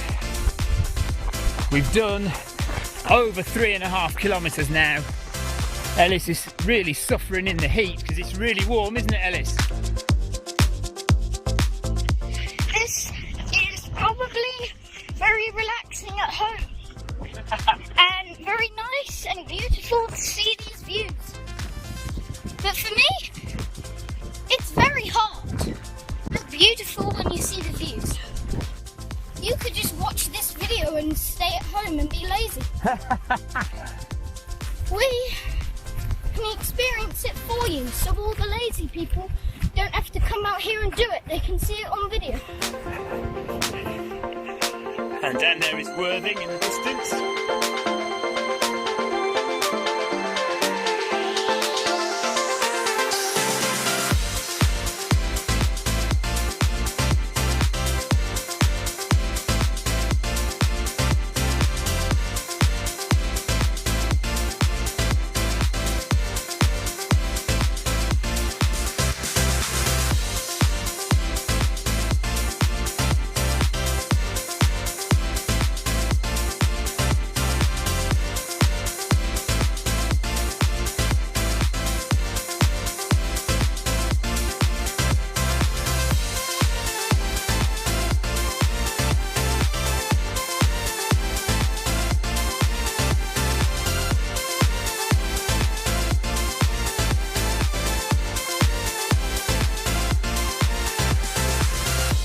To go, Ellis? Wow, nearly there. Feeling good?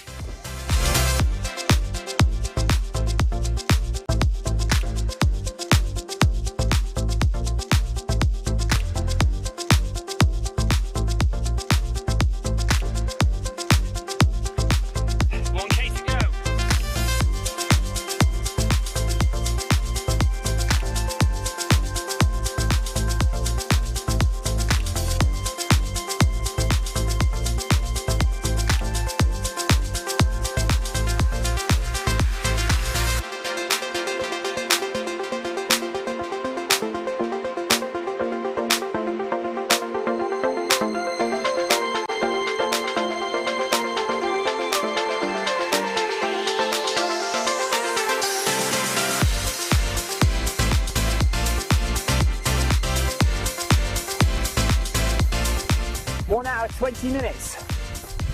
We've done it. I did it. Hang on, just a bit more. I've done it. I've got 10k. Mine's 10k now. Is yours? Yeah, mine's 10k. Let's stop. So you're beating your PB by 2 minutes. In the sunny what? In the sunny weather. Oh. Good running. So me and Ellis have just done 10k with about 250 metres of elevation climb. That's about 800 feet of climbing in 1 hour 21 minutes. You should definitely try it out yourself. You might regret it at the beginning, but if you keep going, I promise you, you will not regret it when you get at the end. You just feel better and better every time you do it. So that's it. Join us for another Film My Run next time. Thank you. Bye.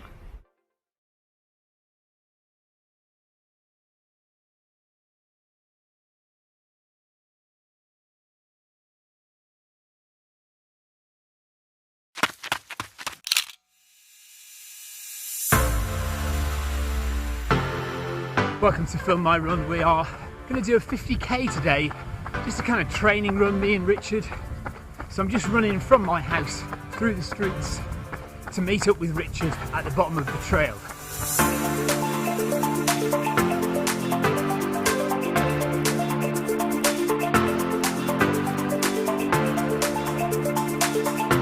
So this is Monarch's Way now, and we're heading all the way to Arundel on the Monarch's Way.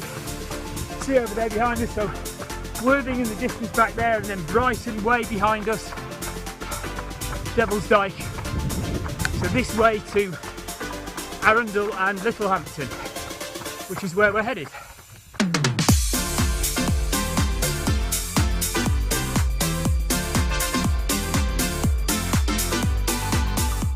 This is Nepcote Green. Nepcote here, not far from Findon, still on the Monarch's Way.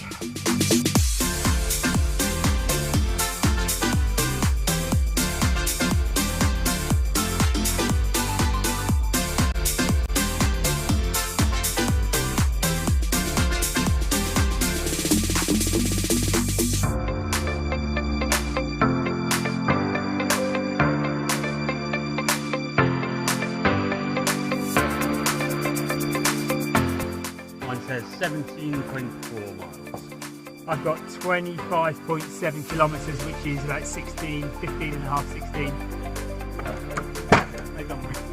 So there's Arundel Castle there in the distance, so we're going to run along the river now into Arundel.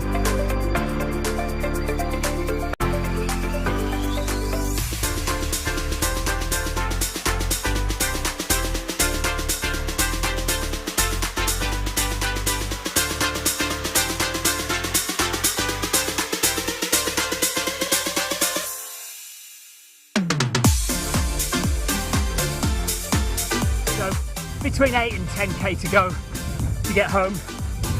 This is the seafront route from Littlehampton to Worthing, and we've done 4 hours 40, well I've done 4 hours 41 minutes.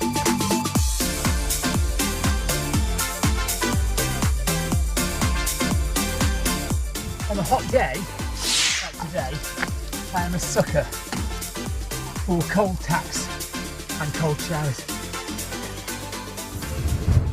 That's 30.5 miles, and I will be going that way. It should be about 50k. And Stephen's going to walk the last bit because I'm not with him.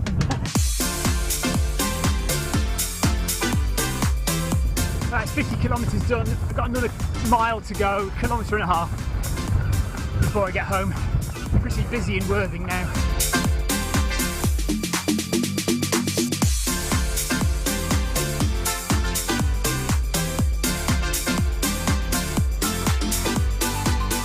So just about to finish off the loop now.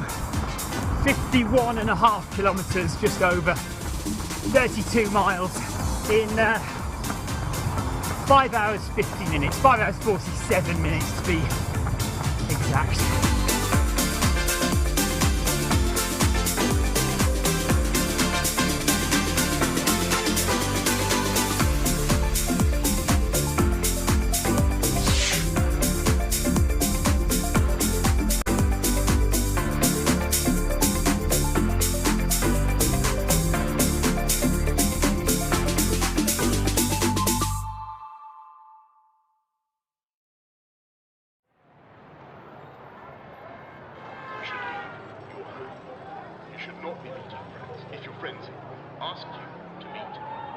say no.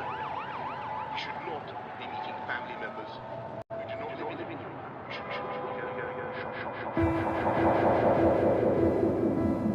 In 2020, across the world, friends and families were torn apart.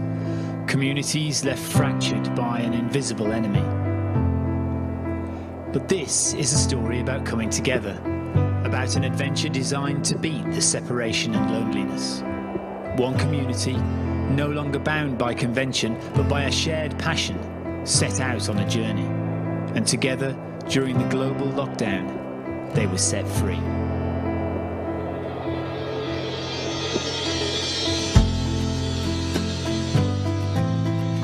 Welcome to film my run for the Centurion Running One Community event, or CROC as it's known.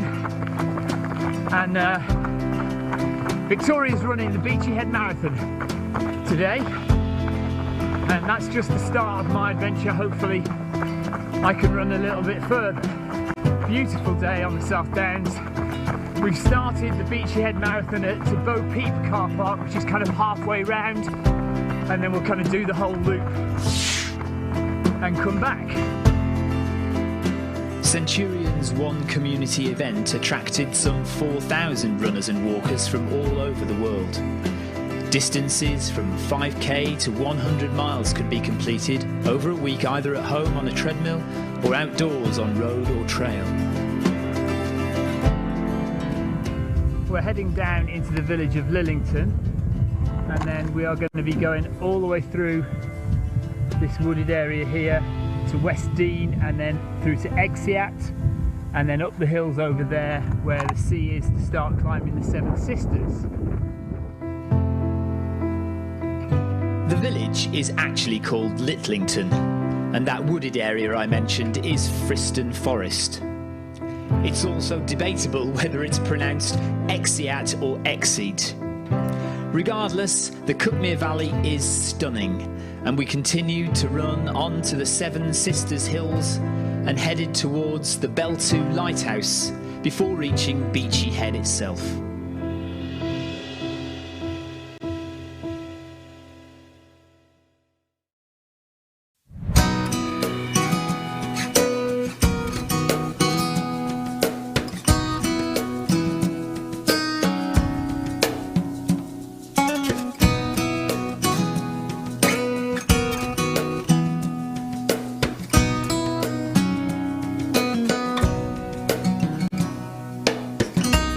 Something you don't actually see on the Beachy Head Marathon is the Beachy Head Lighthouse, because the route is a little bit inland. So there's Beachy Head Lighthouse. So here we are coming to the finish and start line of the Beachy Head Marathon, which is kind of just about here.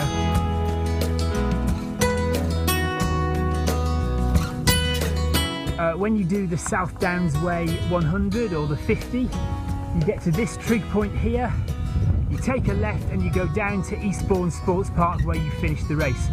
We have come along the other section of the Bridleway, the South Downs Way Bridleway. So we started at the foot of Beachy Head, followed the Bridleway, and now we're going to head all the way to Worthing, to Hillbarning Worthing, to the start of the South Downs Way 50. So essentially we are now running the South Downs Way 50 in reverse, as well as finishing off the Beachy Head Marathon and starting the Three Forts Marathon. So,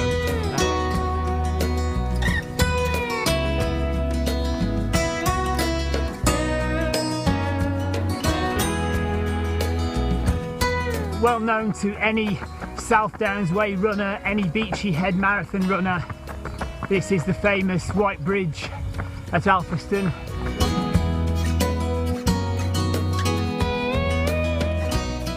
Okay, so Victoria has done her Centurion Running One Community Marathon, Beachy Head Marathon from Bo Peep car park all the way round. So now I'm going to carry on along the South Downs Way and get myself to Worthing.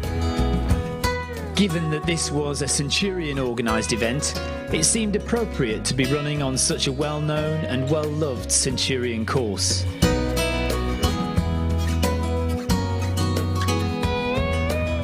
I feel really sick. I always do around 35 miles, and it often lasts until 60 miles, when I usually throw up.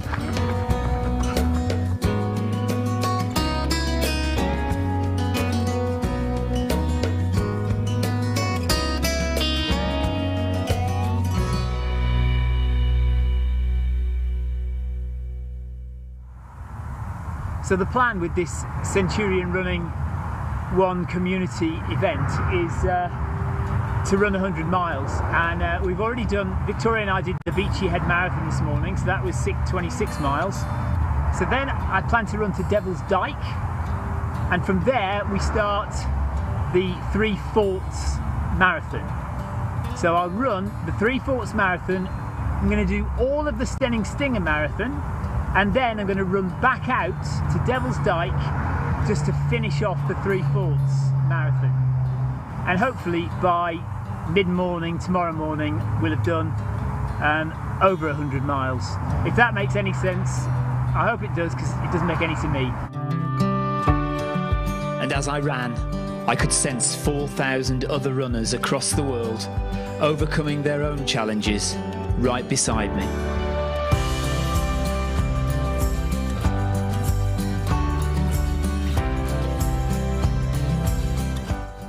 The most beautiful day, isn't it? Absolutely stunning.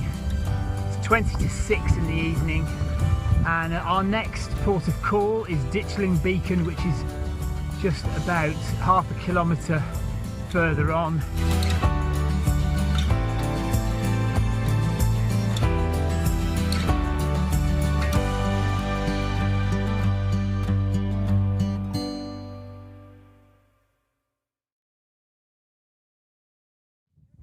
Right, okay, I've had food and some drink. I've thrown up everywhere, which has been great. 78 kilometres in, so almost halfway, and we're off now to Chanctonbury. So right from here, all the way to Chanctonbury, and then all the way down, round Cissbury, down to Hillbarn, where I'm going to meet Victoria again. Having completed the Beachy Head Marathon and 2/3 of the South Downs Way 50, part of me felt like calling it a day right there. But with a big push from my wife, I headed into the night to start the Three Forts Challenge. So named because it links the three ancient hill forts of Devil's Dyke, Chanctonbury and Cissbury Ring. So I've done 104 kilometres, well just over 104 kilometres. It's now, what time is it? About 10 past midnight.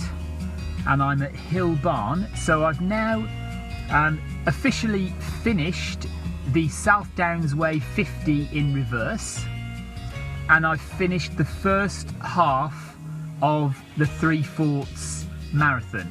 So I'm now going to start the second half of the Three Forts Marathon, but I'm not going to do all of that, because halfway through that I'm going to break off and do the whole of the Stenning Stinger Marathon, and then I'm going to finish off the Three Forts Marathon by running out back to Devil's Dyke. Okay, so I'm standing in the middle of the road, but it is 2:30 in the morning. So I've just come to the start location, the start finish area for the Stenning Stinger Marathon. So that behind me there is a Stenning Leisure Centre. This is the start finish of the Stenning Stinger, so now just heading back out and going out to follow the loop around and come back. It's 2:36 in the morning. I've done 116.7 kilometres, 20 hours 8 minutes. Let's get going and get around this Stenning loop. It's 4:15 in the morning. I've done 125 kilometres. This is the top of, well, it's almost the top of one of the major climbs of the Stenning Stinger Marathon. And what an amazing view of the early morning sunrise, very early morning sunrise.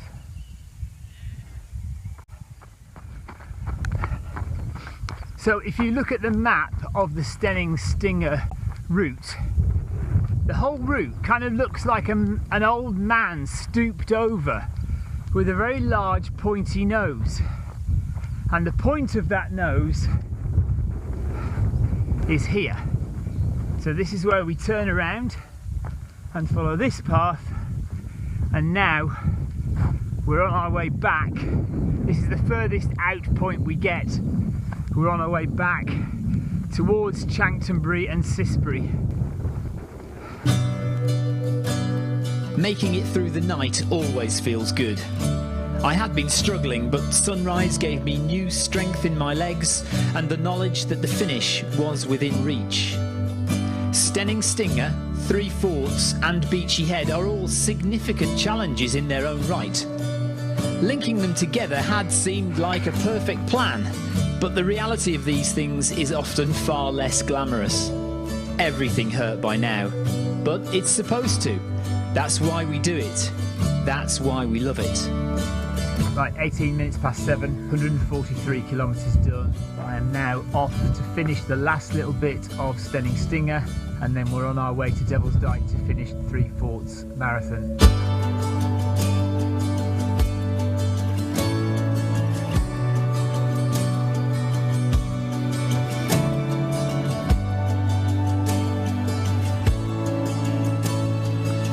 And here we are back at the crossroads again. So we've done the Beachy Head Marathon. We've done the South Downs Way 50 in reverse. We've done the Stenning Stinger Marathon. All that's left to do is the final section. Let's head back up to Devil's Dyke. 151 kilometres done, 26 hours and 5 minutes. Some had spread their run over 7 days, some had completed their first ever 5k, and some had run further or faster than they ever thought possible. Running up the final hill, just for a laugh. And today, we cross our finish line. And it doesn't matter who you are or where you're from, what matters is you're here, and you made it through. One last step. Collective journey. We did it together as one community.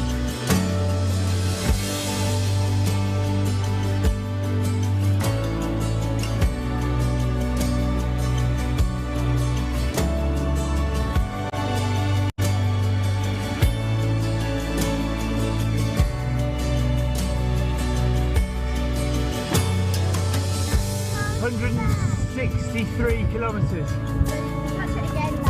28 hours and 3 minutes.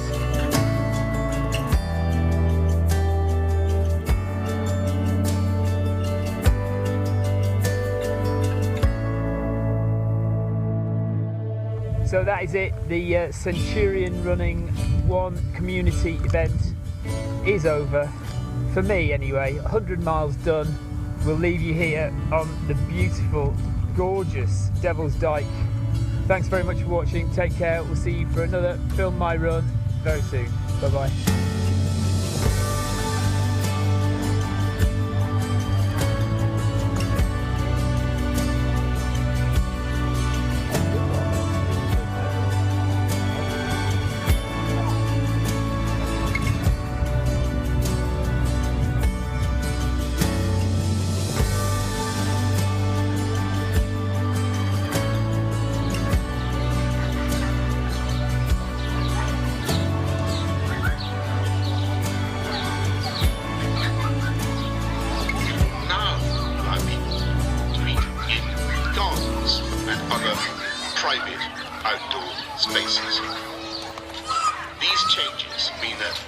Friends and family can start to meet their loved ones, perhaps seeing both parents at once or both grandparents at once.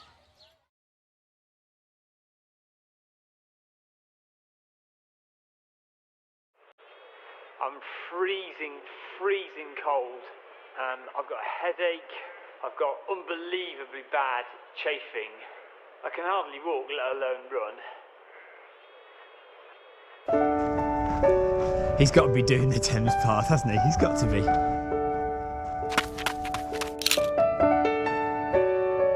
Morning. I That's a good point. Cousins.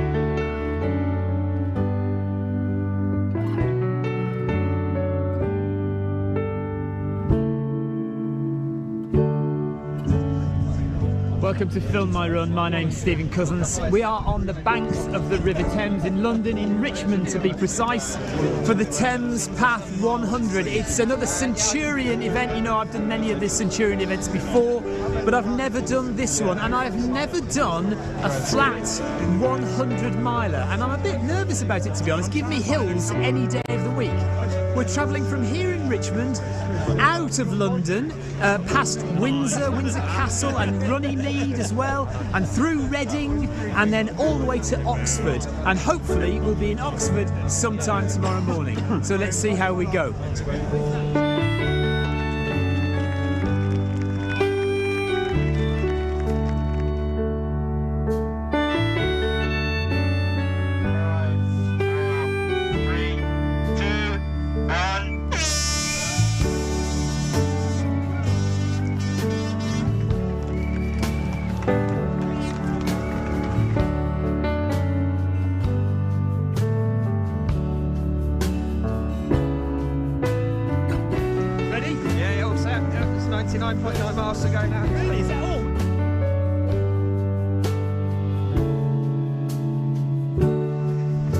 About 2.5 miles in, this is Teddington Lock.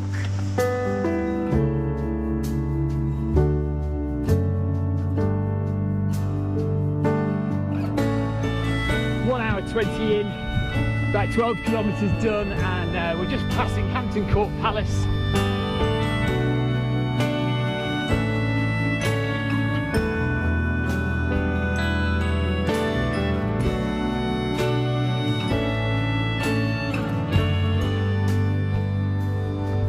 Ten miles into the Thames Path 100, 1 hour 51 minutes.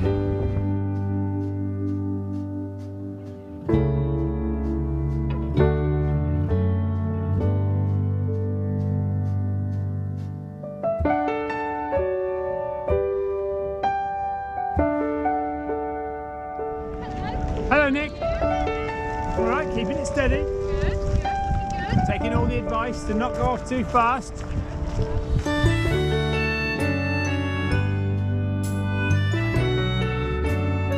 25k in, just under 3 hours run.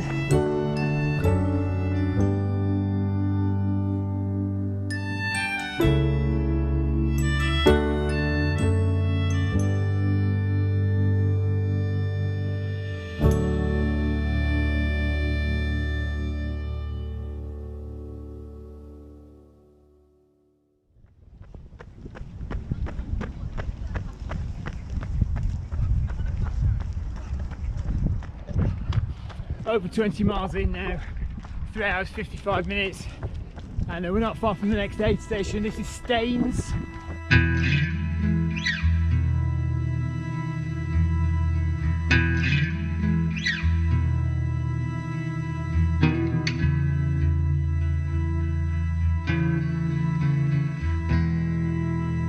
So second aid station, just under 36 kilometres. Chocolate, I've got grapes, I've got some sandwiches. I'm going to walk out in the next 5 minutes. Thank you very much, guys. See you later.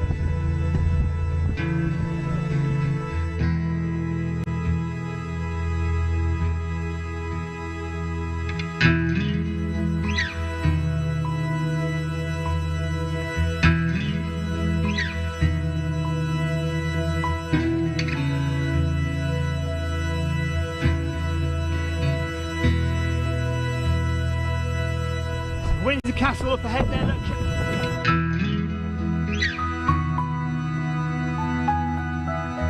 So here we are at 45 kilometres in Windsor, 5 hours 27, 28 minutes. There's Windsor Castle over there, look. But it is raining. What's your name? Stuart. Stuart. And so this is your second attempt? Second attempt at this race, second attempt.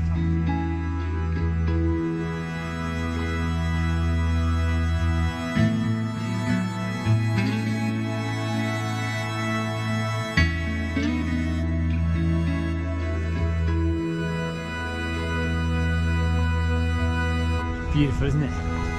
Lovely day, not too hot, gorgeous scenery, flat as a pancake. 49 and a bit kilometres at 6 hours, just under 6 hours.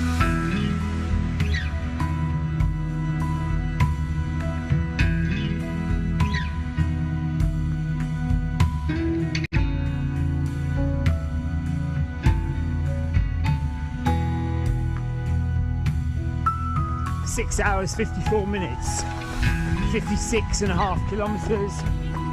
And this bridge was designed by Izzard Kingdom Brunel.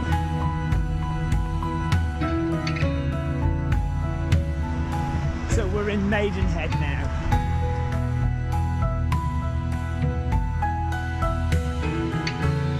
Look, Derrick Road.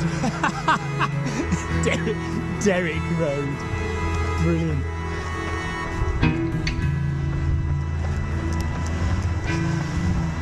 I'm very sorry if you live in Derrick Road.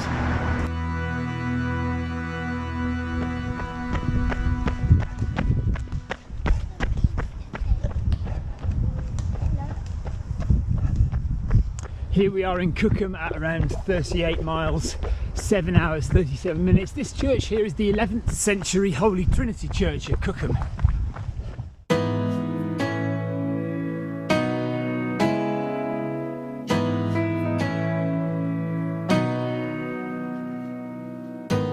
So we're about 40 miles in now. I'm feeling tired now. I've been trying to keep up this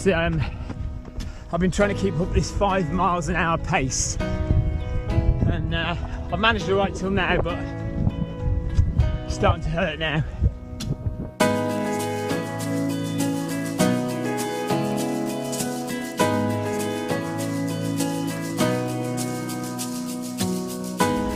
It's been raining quite hard. 8.5 hours, 69 kilometres.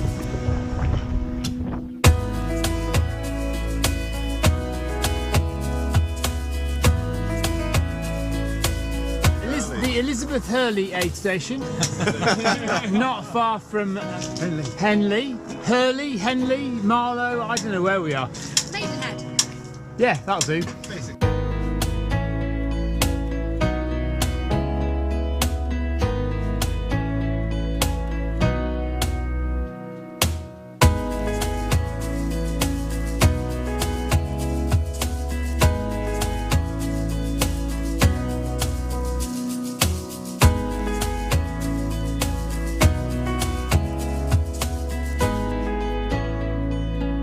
So this is Henley, 50 miles to go.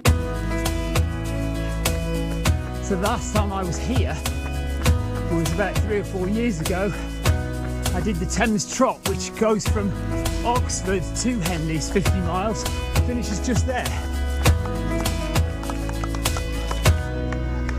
Cheers. Hello there. Hello.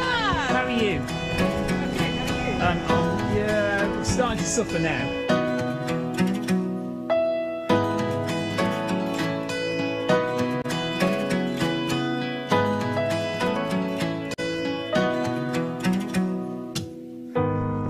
Darker now.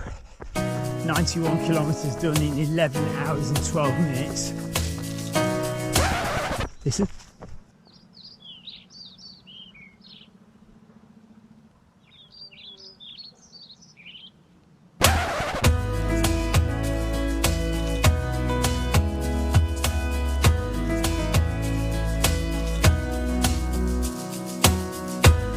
So this is Reading aid station, and it's now 12 hours, just under 12 hours since we started the race. Reading is 58 miles. We've got the lovely Zoe here looking after us. But I'm going to stay here a while because I'm now shattered. Not ages. Stay here a while. Not ages, just out very shortly. Can't win, can I? I just want a bit of a rest and I'm getting kicked out.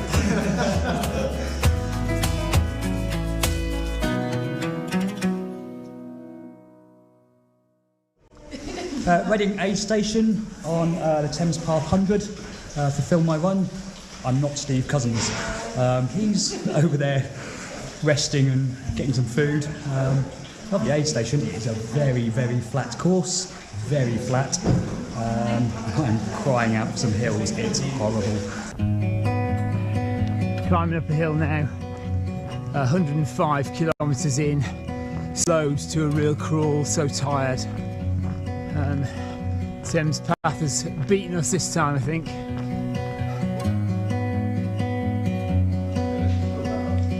So Daniel and I are still suffering.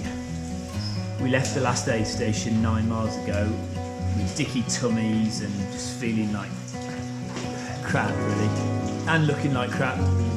And it hasn't really. We've had periods where we've ran a bit and it's been okay, but then we kind of started to feel bad again. So we're both going through the same thing, really.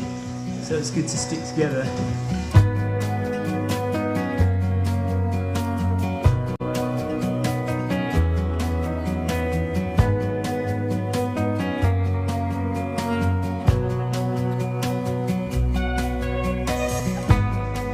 So this is Streetley aid station at 29 miles to go. We've got to be a bit quiet because there's somebody who lives upstairs apparently.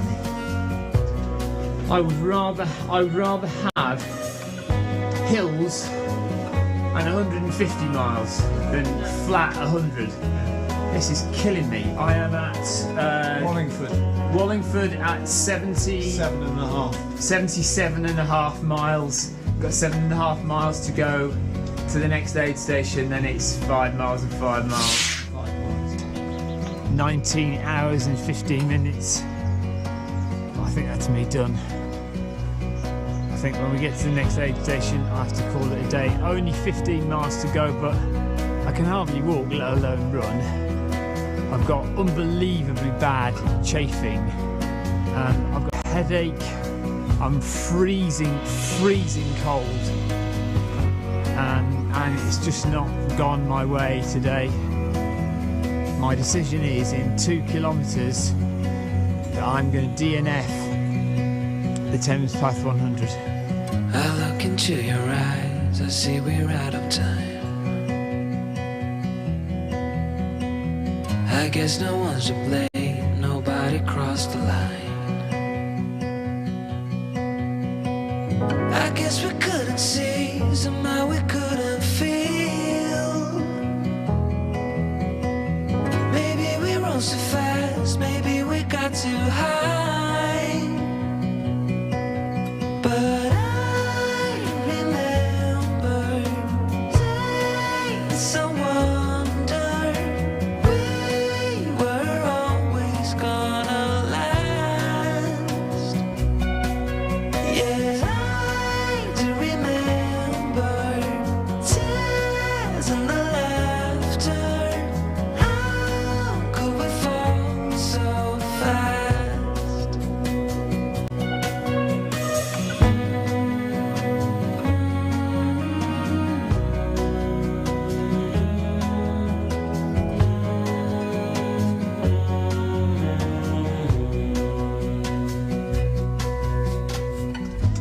This is the very sad sweeper bus that takes everybody back who's DNF'd, collects people on the way and takes them back to the end.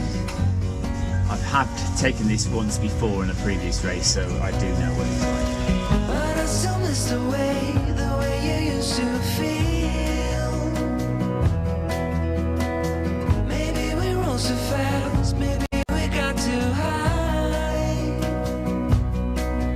Yeah, I do remember tears and the laughter. How could we fall so fast and let us go?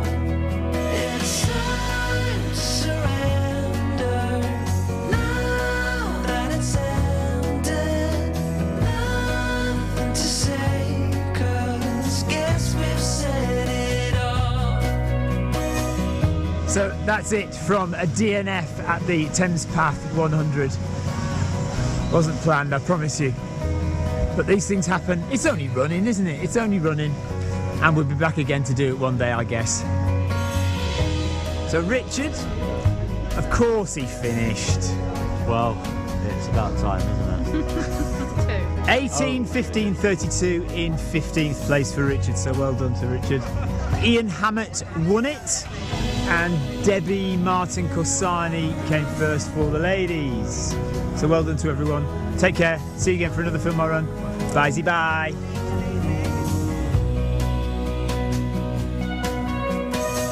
I look into your eyes and see we're out of time. Did what we could, my friend, but now we're at the end.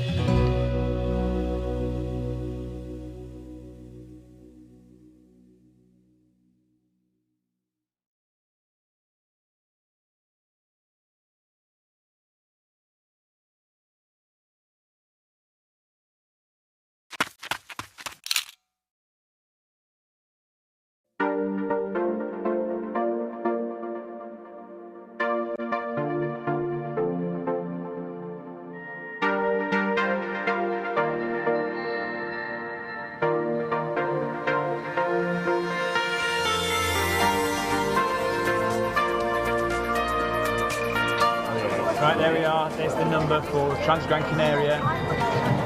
0738. Let's hope I get to the end.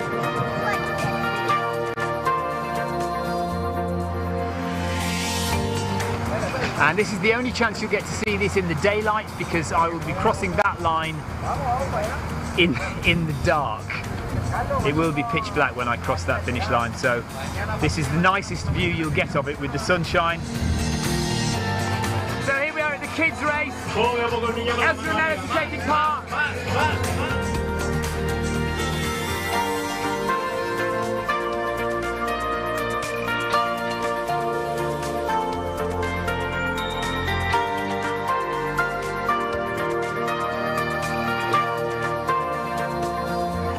Well done, Ellie.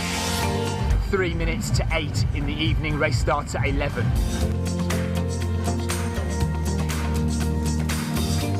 Where else would you rather be 2 hours before the start of a race than in Starbucks having coffee and with our new friend Toby?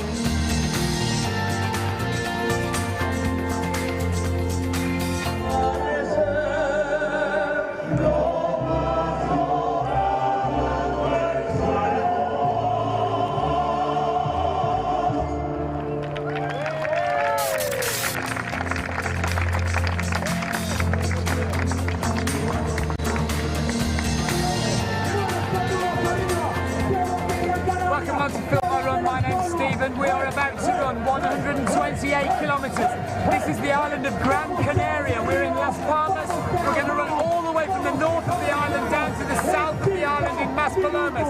7,500 metres of ascent, 128 kilometres. That's about 80 miles. Wish us luck.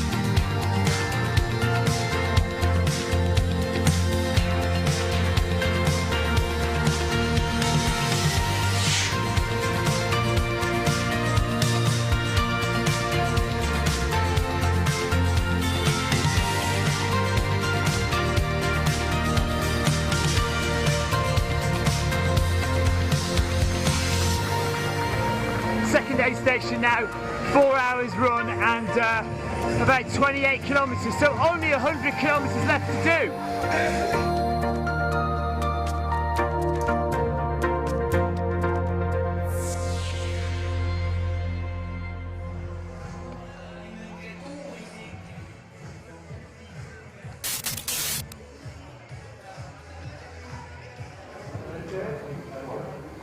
So we're at Fontanales, which is almost 40 kilometres into the race, over 2,000 metres of elevation climbed. if you can see the map here, so we've done this bit here, so there's aid station 1, aid station 2, we're now at aid station 3, so we've got 1, 2, at least 3 big climbs before we get to the top, to the highest point, and there are 88.7 kilometres left to run. So I've had some soup, I've had Coca-Cola, I'm going to get some bread to walk out with, and I've just got a cup of coffee to drink. I'm feeling okay, I'm struggling on the hills climbing, but I'm running all right.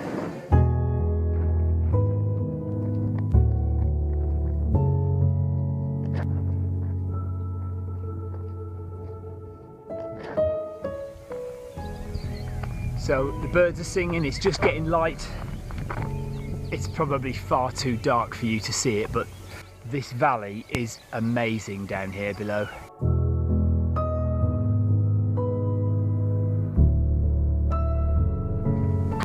So head torches are now off. We've got 80 kilometres to go. Beautiful valley that we've just dropped down into. Very technical descent though. 2,500 metres climbed, 8 hours 18 minutes on the clock.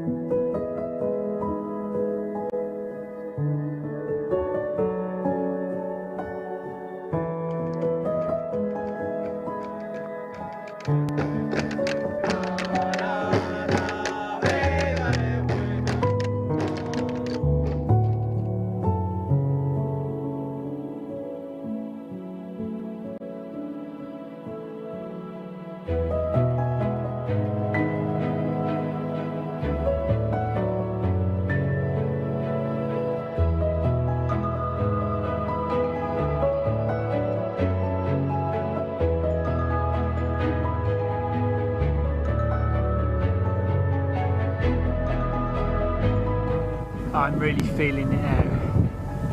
Just stopped in a little cafe back in that village and bought myself a lemon fizzy drink.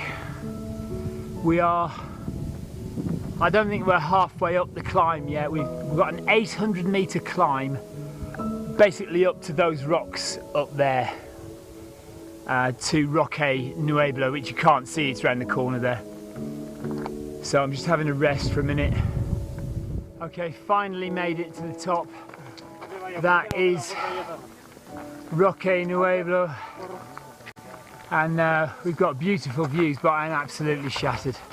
I've got 84 kilometres on my watch, 16 hours and 13 minutes.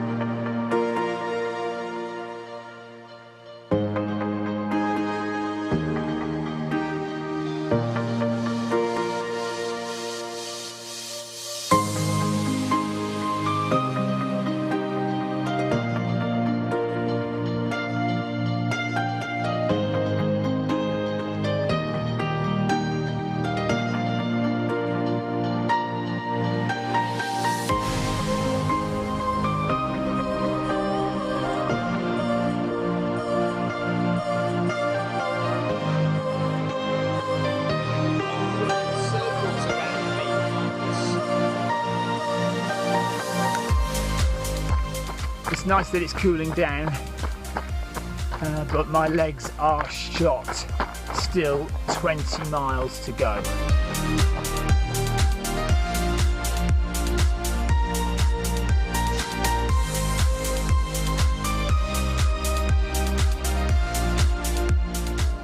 It is now, what time is it? Quarter to 8 in the evening. So we've been running for 20 hours and 40 odd minutes. Shower.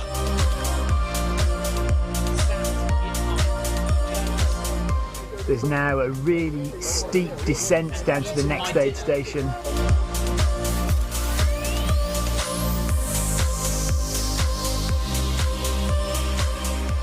possibly the most technically difficult 9 kilometres of my entire life. That was something else. I wish I could have shown you it because you just couldn't see anything in the dark. But we're finally at the second last aid station, so all we need to do now, grab a few things to eat quickly. We've got 350 metres left to climb up the side of a mountain there, and then it's down into Maspalomas for the end of the race. I will be glad to see this over. That has been one hell of a second half.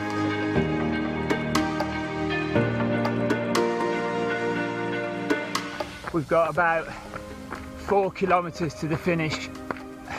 I was hoping to get in before 1 AM, but I just don't think it's going to happen. I'm just going to miss it by a few minutes.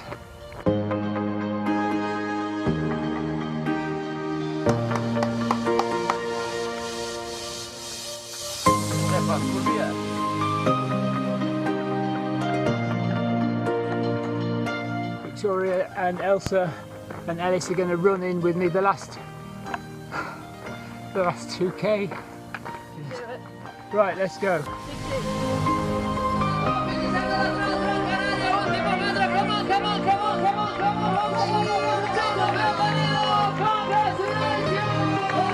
Love that race. I want to do that again. We were going to do that again this year. I'm not going to get a chance to do it now.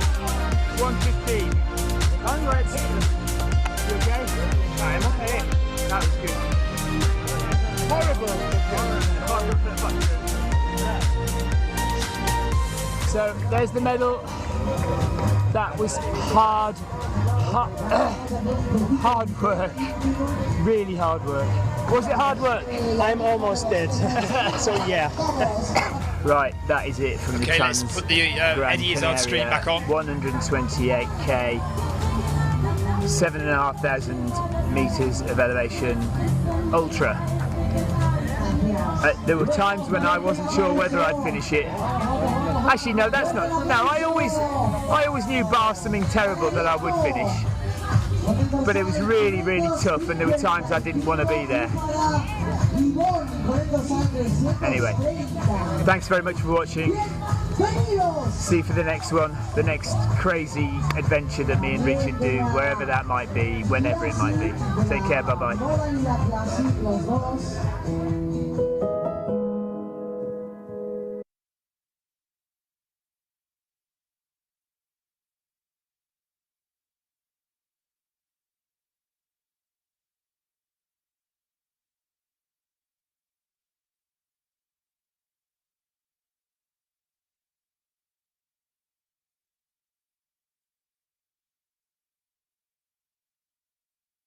Okay, here we are, back, and we're just waiting for Eddie Izzard to come back. 8:30 was the time.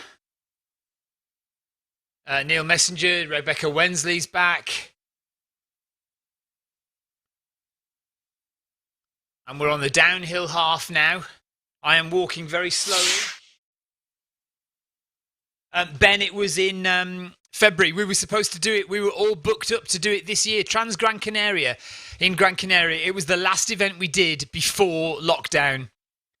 So we flew back. We basically flew back from Gran Canaria, and then we were in lockdown. So February last year, end of February last year. Okay. So 8:30, Eddie should be back live to run the last 23 kilometres. We've got 23 kilometres left to do. Yeah, it still says coming back at 8:30.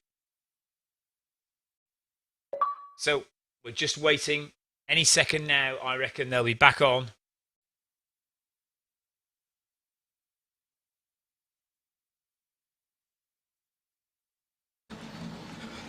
And there we are. We're on. We're back. I'll just walk and let everybody catch me up. I've done a show. Back running. Hello, all Zwift people. Hello, everyone. I'm back on the thing. Is that, can I get the iPad actually back? Yeah, sure.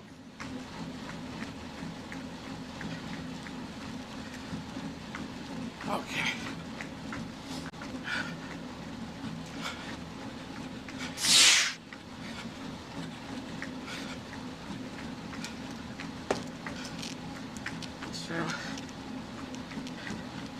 So, Bob's Saget. I'm ready to put the Bob. Okay, well, let's put my stream back on here. I've got Eddie on my headphones.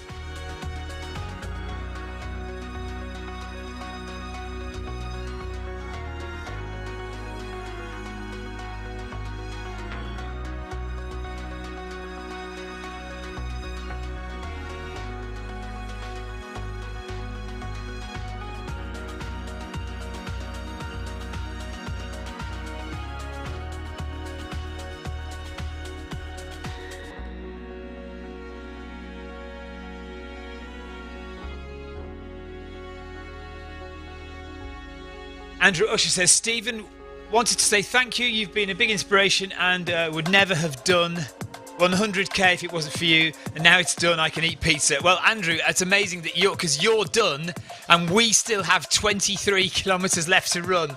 So congratulations, Andrew. Awesome work. Well done. Amazing. And we will be finished hopefully before midnight. Hopefully.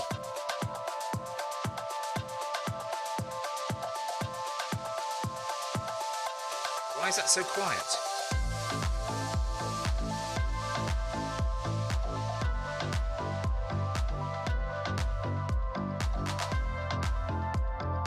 Okay, they're coming up behind me. Not too far behind.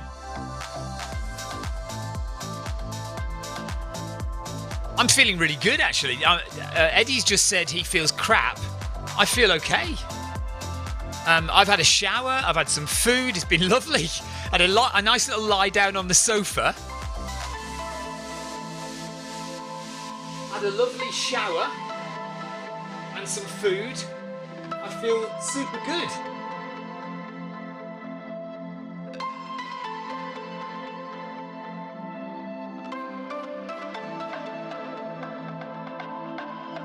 Oh yeah, we need to get this going again, don't we?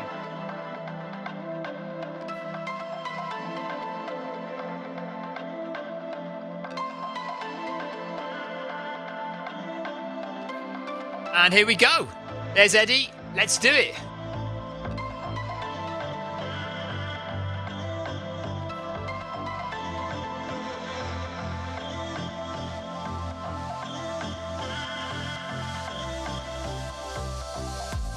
Right, 23 kilometers left to do. Let's get it done.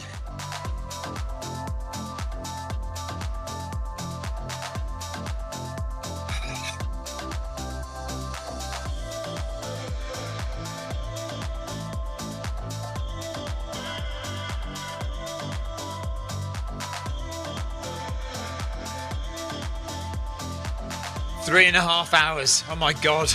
Eddie, come on, buddy. Let's get this done in 3.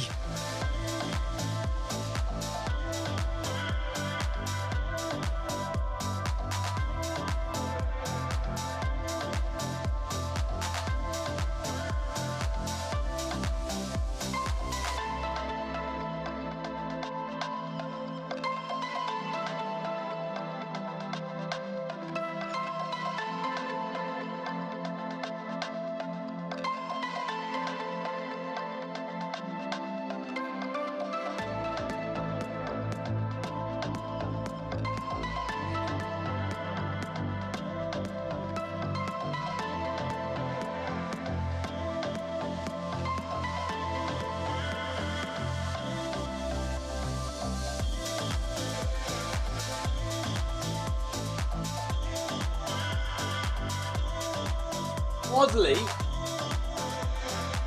not lovely. Oddly, the first half of this run has already uploaded, but I'm carrying on with it. Full stop. I wonder what's going to happen at the end.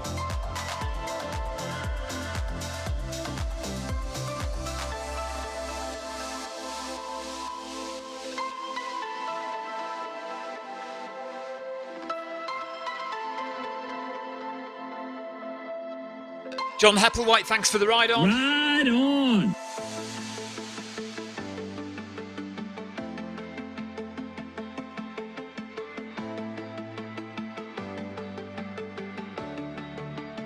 Anyone else have the first half uploaded, but still carrying on?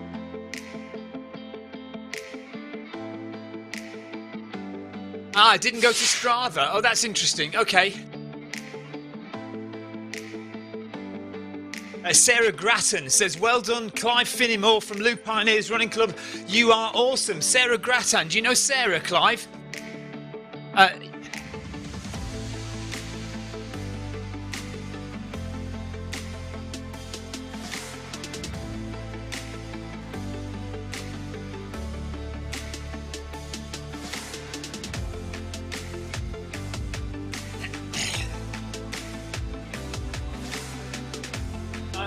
Oh, you could get my white cap. Yeah, I've seen one of those there.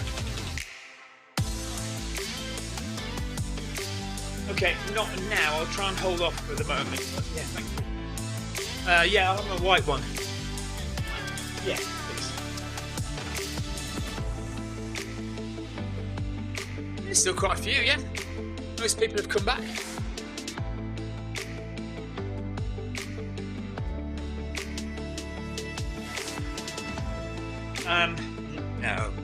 No, we'll just get this done now. Thank you, sweetheart.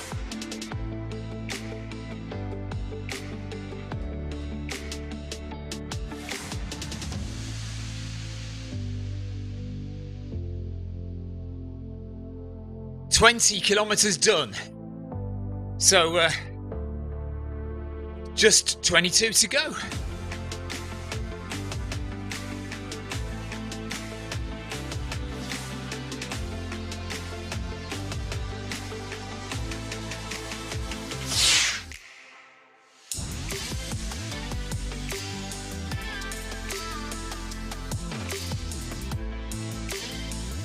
Hi, Claire Hutchings. Oh dear.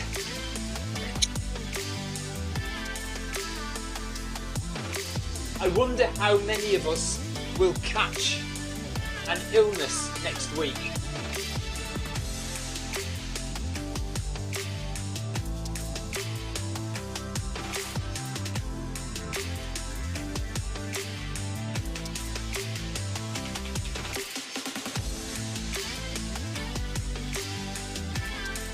Lynn Overd says, go Clive Finnimore, we're so proud of you. I have a little Clive Finnimore